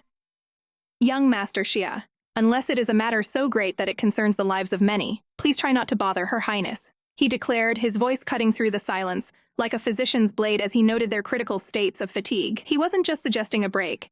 He was mandating a complete withdrawal from the world of politics, ordering them to be sent away from the capital for 2 months to recuperate in total peace. The princess blinked in surprise, her mind racing, but Master Chu wasn't finished, leaning in with a terrifyingly serious expression to warn the prince consort that he must abstain from any carnal activities lest he drain his very vitality and face a premature decline. Despite the awkwardness of the doctor's orders, the princess realized her body truly was the foundation for her ambitions, and she agreed to slip away from the palace in secret. However, the romantic getaway she had envisioned quickly turned into a crowded affair as she found herself squeezed into a carriage between her white-haired consort and the meddling Master Chu. The doctor sat there with a judgmental aura, his eyes narrowed as he reminded them that he was only there to ensure they didn't break his rules regarding their vitality while they traveled. Peering out from the carriage curtains, the princess tried to shake off the doctor's stifling presence, her curiosity piqued about their destination. Bai Yu's gaze was soft as he revealed they were heading to his hometown, the county of Yuan, a place he claimed to miss dearly for its sights and delicacies. He promised to take her on a personal tour once they arrived, his smile reaching his eyes in a way that felt almost too perfect. Yet, a shadow of doubt flickered in the princess's heart. She knew the Bai family didn't actually live in Yuan, leaving her to wonder exactly who her consort really was behind that beautiful mask. When they finally arrived, the scenery was nothing short of breathtaking, with golden jingo leaves raining down like coins from heaven around a serene traditional estate. I didn't expect that I would be able to travel with your highness like this one day, Bai Yu whispered, the moment feeling like a fragile, beautiful dream they were both afraid to wake from. But the peace was shattered when a messenger bird cut through the clear blue sky, its presence a jarring reminder of the world they left behind. The princess' eyes sharpened as she spotted the bird, the instinct of a ruler immediately overriding her relaxation. She offered a quick, polite excuse to Bai Yu, her heart hammering against her ribs as she stepped away to intercept the secret missive. Her blood ran cold as she read the report. Internal strife had broken out in Wuling, with General Yeluda leading a rebellion and seizing the queen's golden seal while the capital was vulnerable. Before she could process the weight of the news, Bai Yu was suddenly there, his presence looming over her as he gently but firmly took the letter from her trembling hands. He scolded her for worrying about the state when she was supposed to be recovering, his voice dropping to a low, husky tone that vibrated in the air between them. The world seemed to shrink until it was only the two of them under the golden trees. He reached out, his fingers grazing her skin as he lifted her chin, his eyes searching hers with an intensity that made her breath hitch in anticipation of a kiss. She closed her eyes, her heart racing, only to feel a light flick against her forehead as he pulled away, revealing a simple fallen leaf he had plucked from her hair. He let out a playful, mischievous chuckle, leaving the princess flushed with a mix of embarrassment and genuine irritation at his teasing heart. The sun hangs high over the bustling county of Yuan, where the air is thick with the sweet, mouth-watering scent of local pastries wafting through the crowded streets. As they walk, the whispers start almost immediately, with every woman in sight turning their head to catch a glimpse of the ethereal man at her side, unable to look away from his striking features. Watching the hungry gazes of the crowd, she can't help but huff in annoyance, feeling a sharp prickle of jealousy as she realizes just how much unwanted attention Bai Yu's beauty attracts. Amidst the noise of the market, a small, ragged child stands frozen, his wide eyes locked onto Bai Yu, as if he's seeing a celestial being descended from the heavens. The little boy doesn't say a word, simply sucking on his finger with a look of pure, heartbreaking longing written across his dusty face. Sensing the child's gaze, Bai Yu stops in his tracks, his voice softening into a gentle, melodic tone. Asks, "Little buddy, what's wrong?" Without a second thought for his expensive robes, the nobleman kneels in the dirt, pressing a warm, freshly bought bun into the child's trembling hands with a smile that could melt the coldest heart. The sight of such unexpected kindness is like a signal, and suddenly a swarm of other hungry children come rushing forward, their desperate voices filling the air. "Big brother, I'm so hungry. Please, give me one too," they cry out, clutching at his sleeves with small, pleading hands. Seeing the genuine compassion in Bai Yu's eyes as he looks at the orphans, she feels her heart swell. realizing that beneath his mysterious exterior lies a soul that truly cares for the weak. When the shopkeeper beams at them, wishing the husband and wife a long and happy life together, a deep, rosy blush creeps up her neck, making her pulse race with a mix of embarrassment and secret joy. Moving away from the crowd to hide her burning cheeks, they step into the quiet elegance of a jade shop, where the smooth, precious stones glisten under the soft indoor light. The shopkeeper's eyes nearly pop out of her head as she catches sight of the pendant around Bai Yu's neck, gasping that such a suet-white masterpiece is worth 10 of her best pieces and could only belong to the imperial family. Shock ripples through her as she stares at the ornament, but Bai Yu merely offers a playful, nonchalant smile, teasingly asking the woman if she'd like to buy his worthless rock. The shopkeeper pales, waving her hands in terror at the thought of handling stolen imperial property, before leaning in to whisper a frantic warning about the lustful lady of the county who snatches up every handsome man she sees. Her blood's cold as she listens to the tales of the Mu family's absolute power and the predatory woman who has left the streets empty of young men. A realization hits her like a physical blow. The Mu family name is tied to a dark history of madness, and she begins to wonder if Bai Yu's mysterious past is more intertwined with them than he's letting on. As the day draws to a close, the arrival of Bai Yu's medicine serves as a grim reminder that despite the beauty of their afternoon, shadows and sickness are still circling their every move. The struggle is real as our heroine stares down her greatest enemy yet, a bowl of dark, foul-smelling medicinal soup that makes her stomach churn with just one look. She winces at the pungent aroma, begging for anything else: a pill, a capsule, anything but this would torture, leaving her silver-haired companion completely bewildered by her strange, modern vocabulary. However, her attempts to dodge the dose are cut short when a stern voice reminds her that she is here to recuperate, and that the most effective cures always carry the sharpest sting of bitterness. Trapped under his watchful gaze, she reluctantly agrees to sip the concoction slowly, though he makes it clear with a piercing look that he won't be leaving until every single drop is gone. As she struggles with the brew, her eyes wander, catching a glimpse of the silver-haired man's collar where a stray drop of medicine has disappeared beneath the fabric. He catches her staring and, with a playful glint in his eyes, clutches his robes tight, whispering that he won't let her see whatever it is she's looking for. She huffs in frustration, crossing her arms and calling him petty for being so guarded over something as simple as his neck. Sensing an opportunity to finally get her to cooperate, he leans in close, promising a special reward if she manages to finish the entire bowl of soup. He offers a mischievous smile, letting his gaze linger on hers as he challenges her to guess exactly what that reward might be. Determined to claim her prize and end this ordeal, she pinches her nose and chugs the remaining liquid in one go, slamming the empty bowl down and demanding to know what she's won. He tells her to close her eyes and open her mouth, a request that makes her heart skip a beat even as she warns him not to play any tricks this time. With a gentle, almost fond expression, he reaches out, holding a small, shimmering piece of crystal sugar between his fingers. As the sweetness hits her tongue, he leans in even closer, his voice dropping to a seductive silk as he asks if that was the reward she was truly hoping for. Realizing she's been completely played by his charms, her face flushes a deep crimson as she shouts that he's teased her yet again. The tension breaks into pure, chaotic joy as she lunges at him in a fit of playful rage, and soon the room is filled with the sound of laughter and breathless pleas for mercy as she relentlessly tickles him on the bed. Just outside the room, a silent observer watches the scene with tears streaming down their face, moved to the core because it has been so many long, cold years since they last saw the master laugh with such genuine, unburdened happiness. As the servant bows his head and retreats into the shadows, Bai Yu's gaze softens with a lingering melancholy, explaining that this young man is the only person who has ever treated him with a sincere heart since his arrival at the mansion years ago. The air in the room grows thick with an unspoken intimacy as the princess leans in, her voice a soft velvet caress as she tells him he can finally reveal everything to her. Her fingers tremble slightly as she reaches out to touch the cool, white jade hanging against his chest, a piece of jewelry that seems far too significant to be a mere ornament. A flash of realization sparks in her eyes as she asks if this jade originated from the same mysterious place as the one belonging to her own eldest sister. Bai Yu's expression turns solemn, his eyes clouding over as he admits that her intuition is correct. He looks away, the weight of 1,000 secrets pressing down on his shoulders as he whispers that some truths are meant to be carried to the grave, for their revelation would cost far too many lives. The princess's face hardens, a flicker of hurt crossing her features as she tells him to keep his precious secrets until his dying breath if that's what he truly desires. She turns her back to him, the coldness in her voice cutting through the silence like a blade as she tells him to sleep early and leave her be. Confused and desperate to bridge the sudden chasm between them, Bai Yu reaches out, asking if she truly intends to sleep without him tonight. The princess bites her lip, the embers of her jealousy finally erupting into a low, simmering flame as she admits she is absolutely furious. Thinking that you were once with my eldest sister.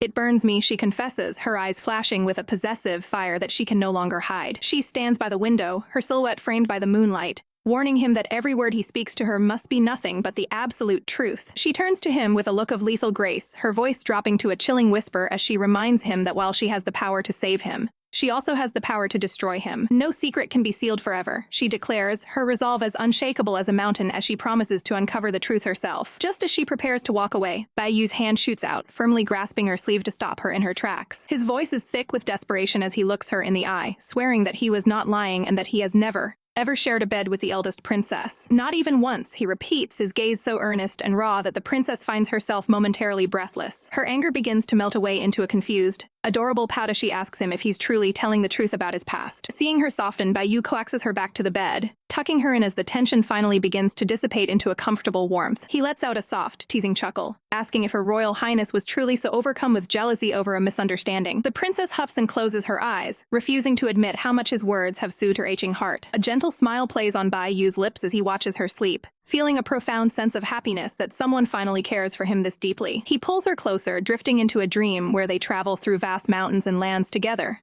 A beautiful future that feels almost within reach. Meanwhile, far from the palace walls, Chu Qingzhai's eyes snap open, filled with a complex mix of duty and something far more dangerous. He tries to convince himself that his concern for the princess is purely professional, a doctor merely tending to his most important patient. Walking through the lush, sun-dappled forest, he gathers medicinal herbs, his mind constantly drifting back to her recovery and her safety. But his solitude is suddenly shattered when two mysterious women emerge from the trees, their predatory smiles suggesting that the handsome doctor has just walked into a very different kind of trouble. The air in the room turned ice-cold as the frantic report reached the princess's ears. Sir Chu had vanished while gathering herbs in the forest, leaving behind only an abandoned basket and a trail of unanswered questions. Her breath hitched as a sickening realization washed over her. She had been so focused on protecting others that she'd forgotten Master Chu's own devastating beauty made him a prime target for the predatory county owner. Master Chu won't be at the county office. I believe he's being held at the magistrate's private residence. The white-haired man interjected, his calm demeanor belying the urgency of the situation as he plotted a tactical encirclement. There was no time to wonder how he possessed such specific intel. The princess's eyes flashed with a lethal resolve as she declared that saving her man was the only thing that mattered. As night fell over the sprawling estate, a sinister excitement crackled in the air, with servants whispering gleefully about the exquisite new prize that had been brought in for their master's pleasure. High above the courtyard, Master Chu clung to a silken rope, his muscles straining and his heart pounding against his ribs as he attempted a desperate, vertical escape from his gilded cage. "Stop right there." A guard's shout shattered the silence, and Chu's blood ran cold as he realized his bid for freedom had been intercepted before it even truly began. He stood in the center of the courtyard, his robes torn and his chest heaving with exertion, looking every bit the tragic, beautiful captive under the harsh glow of the lanterns. The county owner stepped into the light, a mocking smile playing on her lips, as she admitted she had vastly underestimated his spirit, her eyes tracing the lines of his collarbone with a terrifying hunger. "You have nowhere left to run," the guards hissed, their swords unsheathed and gleaming with a cold, silver light that promised violence if he didn't submit. A single, bitter tear escaped Chu's eye as he looked at the blades, his voice a broken whisper as he wondered if he was truly destined to be broken by these walls. Suddenly, a sharp swoosh whistled through the darkness, a projectile narrowly missing the magistrate's head and embedding itself in the wood behind her, forcing a gasp of pure terror from her throat. Like a vision of divine retribution, the princess emerged from the gloom, her silhouette framed by the full moon as her personal army flooded the courtyard, trapping the kidnappers in an instant. Her voice rang out like a crack of thunder as she thrust her imperial token into the light, commanding the immediate surrender of every soul who had dared to lay a hand on her Master Chu. Chaos erupted in the dimly lit courtyard as the Princess of Ning stood her ground, her eyes flashing with a lethal coldness that could freeze the very air. "You! How dare you arrest me?" The woman screamed, but the princess didn't flinch, her presence radiating the terrifying authority of one who truly ruled the underworld. The realization hit the kidnappers like a physical blow, their faces draining of color as the gravity of their mistake set in. Master. "I think she's the Princess of Ning, Li Yan'an," one whispered in terror, while the leader shrieked in a panic, realizing they had foolishly abducted the one man they should have never touched. Ignoring the frantic excuses of the criminals, the princess turned her full attention to the man in her arms, her heart hammering against her ribs as she felt his unnatural heat. "Master Chu!" she cried out, her voice with a desperation she rarely allowed herself to show. He leaned into her, his breath coming in ragged, shallow hitches as he struggled to maintain his dignity through the haze of a potent aphrodisiac. "I'm drugged by the rosemary extract powder. And I don't have the antidote," he confessed, his voice a strained whisper that sent a shiver down her spine. She tightened her grip on him, her eyes wide with a mix of fury and intense worry as she felt him trembling against her. "Acupuncture? I think it's better if we find some antidote for you now." "Stop struggling," she commanded, but her heart nearly stopped when his hand weakly reached out to clutch her sleeve. Even in his delirious state, his concern was not for himself, but for the woman holding him. He looked up at her with glazed, pleading eyes, whispering a question that caught her completely off guard. "Did you take your medicine this afternoon?" The princess froze, her breath hitching as she stared down at his flushed face, overwhelmed by the fact that he was prioritizing her health while his own body was being ravaged by toxins. "Why are you worrying about that right now?"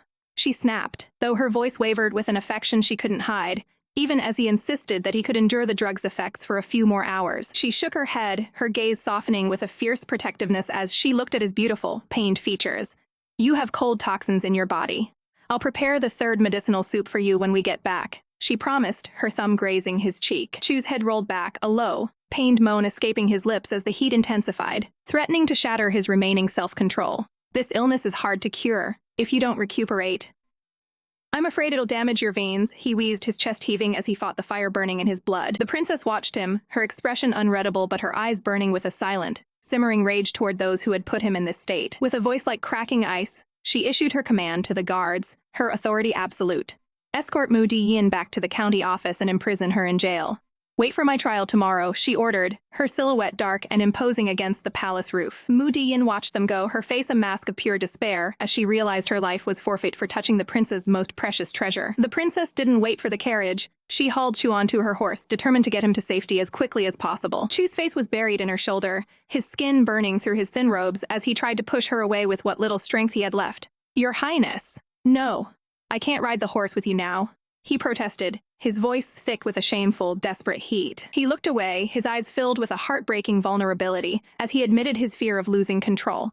"I'll dirty your body," he whispered, the words heavy with the weight of his suppressed desire. The princess simply pulled him closer, her chin resting atop his head in a gesture of profound intimacy. "It's not a big issue. It's just the clothes," she murmured, her heart aching for the man who was suffering so much to protect her honor. She leaned down, her breath warm against his ear as the horse began to move, providing him the only comfort she could offer. "No one will notice about it in this position," she whispered, her arms acting as a shield against the world. She spurred the horse forward, the animal's hooves thundering against the stone path as they raced against the clock. But the motion of the horse was a double-edged sword, the rhythmic jolting only heightening the agonizing pleasure and pain coursing through Chu's veins. He buried his face in the crook of her neck, his fingers digging into her silk robes as he let out a broken, stifled sob of pure exertion. "Your Highness." He gasped, his body slick with sweat. He was at his breaking point, his eyes squeezed shut as he fought the urge to surrender to the drug. "I can't hold on."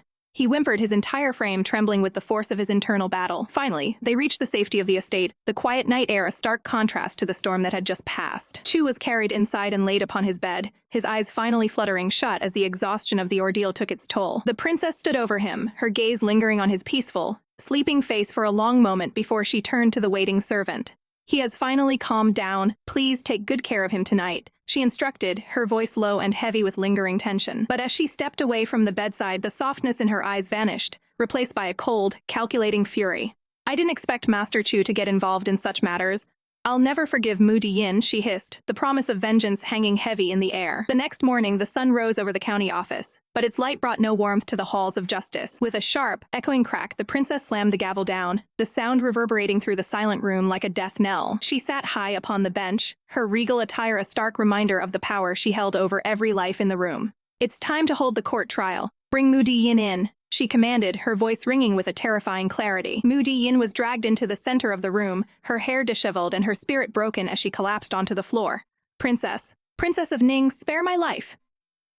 "I really didn't know the physician was your man," she wailed, her hands trembling as she begged for a mercy that was not coming. From behind the heavy blue curtains, a pair of cold, emerald eyes watched the scene unfold, a mysterious figure hidden in the shadows, observing the princess's every move. Mu Di-yin continued to babble, offering anything and everything to save her skin. "I'm willing to do anything you ask me to do. I can give you anything you want from Li Yuan," she screamed, her desperation turning into a frantic, high-pitched plea. But then, something snapped. Her terror curdled into a dark, hysterical laughter that echoed off the stone walls, a sound of pure madness. Behind the curtain, the mysterious man's gaze sharpened, a predatory glint appearing in his eye as he reached out a pale hand to part the fabric. "I've finally caught you," he whispered, his voice a chilling promise of a new storm brewing on the horizon. The prince's gaze remained icy as she looked down at the documents, her patience for the woman before her reaching its absolute limit. Mu Diyin, desperate and cornered, leaned in close, her voice a frantic whisper, as she tried to bribe the princess with everything she owned, only to be met with a sharp, mocking cough and a cold, flat denial. The air in the room turned frigid as Mu Diyin's eyes narrowed, a sinister glint appearing in her gaze as she asked if the princess intended to keep going until they were all dead. The princess knew she had to play this carefully. Killing a member of the Mu family outright would be an open declaration of war against Princess King's entire faction. Seeing the hesitation, a smug, tiny smirk played on Mu Diyin's lips, her inner thoughts gloating that the princess wouldn't dare lay a finger on her life. But the tense silence was suddenly shattered by the thunderous, rhythmic booming of a drum being struck with violent intensity. The princess looked up in confusion, her heart skipping a beat as she saw the elegant, white-haired figure of young Master Bai Yu standing before the massive drum, his expression unreadable. He stood there like a tragic immortal, his long white hair flowing over his intricate blue and white robes, a vision of pure, haunting beauty. Mu Diyin's face paled instantly, her bravado crumbling into a mask of pure terror as she stuttered out his name in a trembling voice. The princess stepped forward, her voice soft, but filled with concern as she asked Bai Yu what he was doing there, only for him to present a formal scroll with trembling hands. He knelt before her, his voice cracking with a decade of suppressed pain as he revealed the horrific truth. 10 years ago, Mu Diyin had kidnapped him and stolen his purity. His eyes were filled with unshed tears, a haunting sadness reflecting in his gaze as he begged the princess to finally grant him the justice he had been denied for so long. The princess stood frozen, the shock of the revelation hitting her like a physical blow, while Mu Diyin realized with a jolt of horror that this was the real reason she was being targeted. But instead of cowering, Mu Diyin let out a chilling, hysterical laugh, mockingly telling Bai Yu to calm down because she had no idea he'd be chosen by the princess 10 years later. She leaned back with a lecherous smirk, describing in sickening detail how soft his skin had felt and how hauntingly beautiful his moans had sounded that night. Bai Yu's profile remained still, his face a mask of silent agony as his tormentor recounted the moment she took him to a place where no one could hear him scream. With a voice full of disgusting pride, Mu Diyin boasted to the entire room about how she had taken his body and his virginity all for herself. The princess's fury finally boiled over, her eyes glowing with a murderous light as she screamed for the guards to drag the woman out and strike her 50 times with the cane. Mu Diyin's screams echoed through the halls as the guards seized her,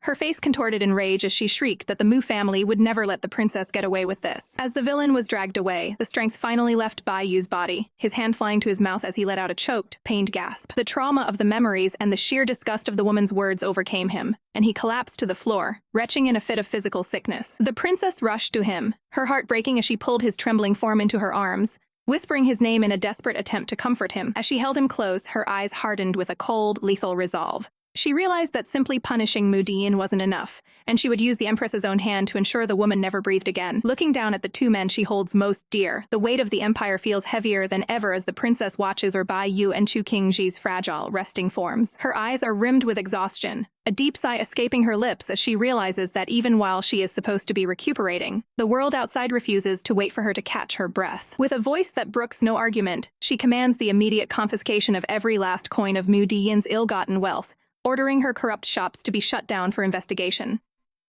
A wave of relief washes over the mansion as the male concubines, some weary and others weeping with joy, are told they can receive silver to finally reclaim their freedom and leave the family behind. Every document is scrutinized with a sharp eye, as the princess ensures that the victims of Mu Diyin's greed are the first to be compensated from the remains of her estate. The princess stands tall, a beacon of justice in a room filled with the ghosts of the past, promising that no innocent soul will be left to suffer at a loss under her watch. Tears fall freely as the commoners bow low before her, their voices trembling as they thank the Princess of Ning for her high moral standards and the mercy she has shown them this day. Meanwhile, in the quiet of the infirmary, a pair of long, silver lashes flutter against a pale cheek. Bai Yu slowly opens his eyes, his emerald gaze clear and hauntingly focused as if he had been dreaming of a reckoning long overdue. He sits up, his long white hair cascading down his shoulders like a silken waterfall, looking more like an immortal spirit than a man of flesh and blood. But beneath that ethereal beauty lies a heart hardened by years of torment, his expression turning somber as he prepares to face the source of his nightmares. Clad in simple white robes, he arrives at the heavy iron gates of the prison,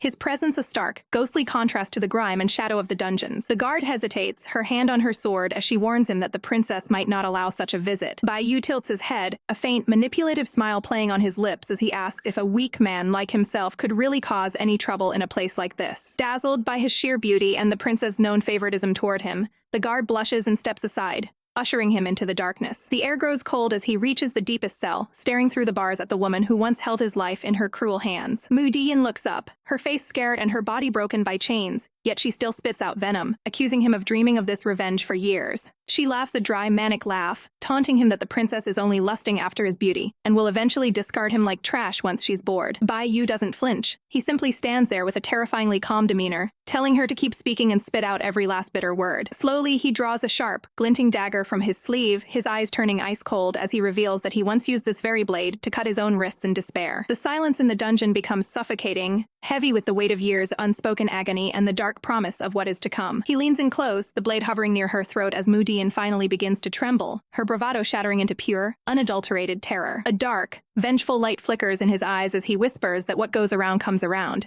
And today, justice is finally coming for her. Outside, the princess's voice rings out like a thunderclap, demanding to know who was foolish enough to let him enter the dungeons alone. Panic seizes her heart as she pushes past the guards, her mind racing with the fear of what Bai Yu might do to himself or to his captive. She stops at the threshold of the cell, the darkness swallowing her as she realizes that after everything he's suffered, she cannot truly find it in her heart to blame him for seeking closure. Her breath hitches when she finally finds him, her hands reaching out to steady him as she sees his white robes stained a deep, visceral crimson. The weight of his future felt like a physical burden as he sat through his lessons, his mind wandering far from the scrolls. My teacher only teaches men ethics and gives me training in zither, literature, and calligraphy, he mused, the words feeling like a gilded cage. His mentor watched him with a mix of pity and urgency, telling him to hurry back because his family would worry, especially since the Empress favored him so heavily. He couldn't help but spiral back into the memories of his father's suffocating expectations, hearing the man's voice echo in his head. Once you become the master of the harem, you'll earn a noble status, his father had insisted, ignoring the boy's desperate plea for a career of his own. His father had pulled him into a firm embrace, calling him a silly child and whispering that this path was simply their destiny, even as he bribed the boy's silence with a forbidden book. Every time he played the zither, he felt the eyes of the world judging his worth based on nothing but his delicate features. The onlookers whispered that with a face like his, he would have no trouble securing a firm spot in the palace, treating him like a prize to be won rather than a person. But he wasn't content to be a mere ornament, and he secretly sought out the knowledge that was forbidden to men of his station. When he went to purchase books on governance and strategy, he had to hide his true intentions behind a mask of brotherly duty. These books are for my elder sister, he lied to the shop owner, swallowing his pride when she remarked that men usually couldn't understand such complex things. He spent his quiet moments devouring the text, learning how a king must govern and how regulations must be established, far away from the prying eyes of society. However, his moment of peace was shattered when a group of women emerged from the shadows, their gazes lingering on him with a predatory intensity. One of them collapsed, crying out for help and clutching her chest as if she were in the throes of a terminal seizure. "Wait there, I'll go and get the medicine for you," he said, his voice laced with genuine concern, completely unaware that his kindness was being used against him. As he stepped into the dim, secluded alleyway to help, the atmosphere shifted from helpful to harrowing. Suddenly, multiple hands reached out from the gloom, grabbing at his silken robes and pinning his arms to his sides. "Boy, what do you guys want?" he stammered, his breath hitching as the realization of his vulnerability crashed down on him. The women crowded around him, their voices a sickening chorus as they leered at his pale skin, calling him a handsome young master while they closed in. The world dissolved into a blur of trauma and darkness where time seemed to stand still. "It hurts. It really hurts," he whimpered in the void of his own mind, the pain of the betrayal far outweighing the physical sting. A wave of pure, unadulterated nausea washed over him as he felt utterly violated, the word disgusting repeating like a broken record in the silence. Eventually, the sky itself seemed to weep for what had been lost, drenching the city in a cold, unforgiving downpour. A father passing by with his young child saw the broken figure in the shadows and quickly hurried away, telling the little one not to look at the tragedy unfolding in the mud. Left alone in the rain, he collapsed to his knees, retching and sobbing as the weight of the world's cruelty finally broke him. Those people can ruin someone's life effortlessly, he realized, his white hair plastered to his face as he shivered in the cold. Looking at the ripples in the dark puddles, he knew he could never go back to being the innocent boy he once was. The truth of the world was far more evil than he ever imagined. The air in the private chambers is thick with a heavy, ethereal silence, as if the very walls are holding their breath for what's about to unfold between these two. Inside the steaming bath, Bai Yu's movements are frantic and violent, his pale skin turning a raw, angry red as he scrubs at his own arm with a desperate, self-loathing intensity. "Stop! What are you doing?" Her voice cuts through the mist like a blade, her hands flying out to catch his wrist before he can draw blood. He looks away, his voice a hollow, defeated whisper as he admits that yes, he was the one intentionally hurting himself. "Give it to me," she commands softly, her eyes softening with a mix of pity and affection as she reaches for the cloth. "I'll rub it for you. You don't have to take a bath by yourself." But instead of leaning into her care, Bai Yu flinches, warning her that it would be better if she didn't touch him at all. Her brow furrows in confusion, her hands resting on her hips as she demands to know how she should settle the scores with him for being so reckless with his own body. She leans in close, her voice dropping to a playful, yet dangerous silkiness as she offers to wash him personally as a reward for his loyalty. Really? I'll give my all, she promises, her eyes sparkling with a mischief that hides her deep concern. Bai Yu's breath hitches, his gaze darkening with a sudden, sharp hunger as he tells her she must wash him cleanly inside and out. What are you saying? Aren't you clean now? She asks with a gentle smile, trying to lighten the suffocating tension that's beginning to coil between them. She reaches out, her fingers trembling ever so slightly as she prepares to bridge the final distance between them. As her palm finally meets the warmth of his cheek, Bai Yu's eyes flutter shut, the sheer vulnerability of the moment leaving him completely breathless. Is this okay? Do you hate it? She whispers, her heart hammering against her ribs as she watches his reaction with bated breath. Inside his mind, a storm is raging, a silent, desperate scream that a simple touch is simply not enough to satisfy the hunger she's awakened. Please. He groans, his face contorting with a beautiful, agonizing need as he leans further into her palm. She can feel the heat radiating off him in waves, a small smirk playing on her lips as she realizes the truth of his reaction. Bai Yu, you don't seem to hate my touch at all, she teases, her voice a low, melodic hum. Is this my special treatment? Her fingers trail down from his face to the smooth, damp skin of his chest, the contact feeling electric and forbidden. Bai Yu's expression turns somber, his voice trembling as he makes a confession that shatters the romantic haze. Your Highness, you know that I'm frail. But do you know what medicine I drink every day? It's a medicine to suppress my lust. The revelation hangs in the air, heavy and suffocating, as she stares into his eyes, unable to imagine the torture he's endured in his past to feel he needs such a thing. A single finger ripples the surface of the bathwater, the small sound echoing loudly in the silence of the room. He looks at her with a haunting desperation, his voice cracking as he asks if she is disappointed in the man standing before her. That someone who looks clean and pure is actually tainted. He asks, his self-hatred bubbling to the surface as he wonders if she's ever suspected the wild side hidden beneath his polite mask. Suddenly, he reaches out and cups her face, his grip firm and demanding as he asks why she has never belittled him, like every other woman in power. Why aren't you like other women? He shouts, his eyes burning with a volatile mix of passion and pain. Why won't you desire to own me and make me yours? She doesn't flinch from his outburst. Instead, she reaches up to cover it with hers, her gaze steady and filled with an unwavering warmth. As long as you don't belittle yourself, how can I belittle you? She asks, reminding him that he is intelligent, strong, and brave. She tells him firmly that he deserves the respect of others, and that she has always respected the man he is, regardless of his past. The fire in his eyes begins to dim, replaced by a stunned silence as her words sink deep into his soul. Sensing the emotional weight has reached its limit, she gives him a playful pat, telling him to hurry up and dry off before he catches a cold.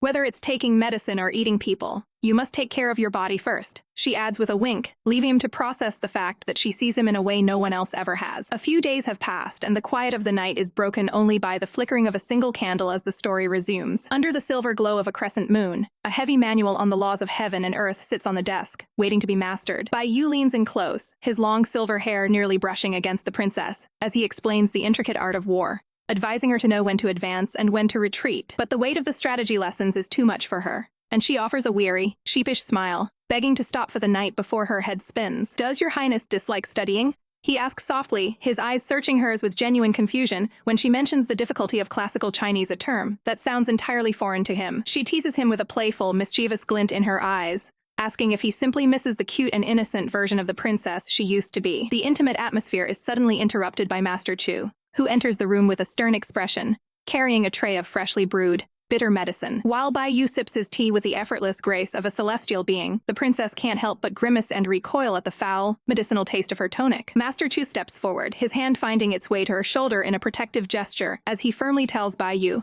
it's time to leave so the needle therapy can begin. Bai Yu pouts, his eyes wide with disbelief as he demands to know why he is being excluded from the room. He eventually relents, turning his back with a huff to give them some privacy, though the princess feels a strange sense of déjà vu, as if this petty jealousy has played out many times before. Master Chu sees right through her antics, accusing her of baiting him for information while he prepares his tools. Your Highness, if you continue to move around, I might not be able to insert the needles properly, he warns, his voice low and focused while she shoots him a cheeky, unrepentant grin. From the corner of the room, a very awkward and clearly annoyed Bai Yu lets out a loud, forced cough to remind them both that he is still very much present. The bickering escalates when Bai Yu insists he'll stay until they both fall asleep, prompting Master Chu to snap that his responsibility as a doctor is being questioned. The princess waves her hands frantically, trying to play peacemaker before the tension between the two men results in a full-blown argument. Finally, Master Chu decides he's had enough of the crowded room and makes his exit, leaving Bai Yu to marvel at how tolerant the princess is being with them. The scene shifts to the palace gardens, where the sun shines over a lush landscape of blooming pink roses. Concubine Gai wanders through the flowers, his mind seemingly lost in a dreamlike state as he chases after a butterfly like a carefree child. Watching from a distance,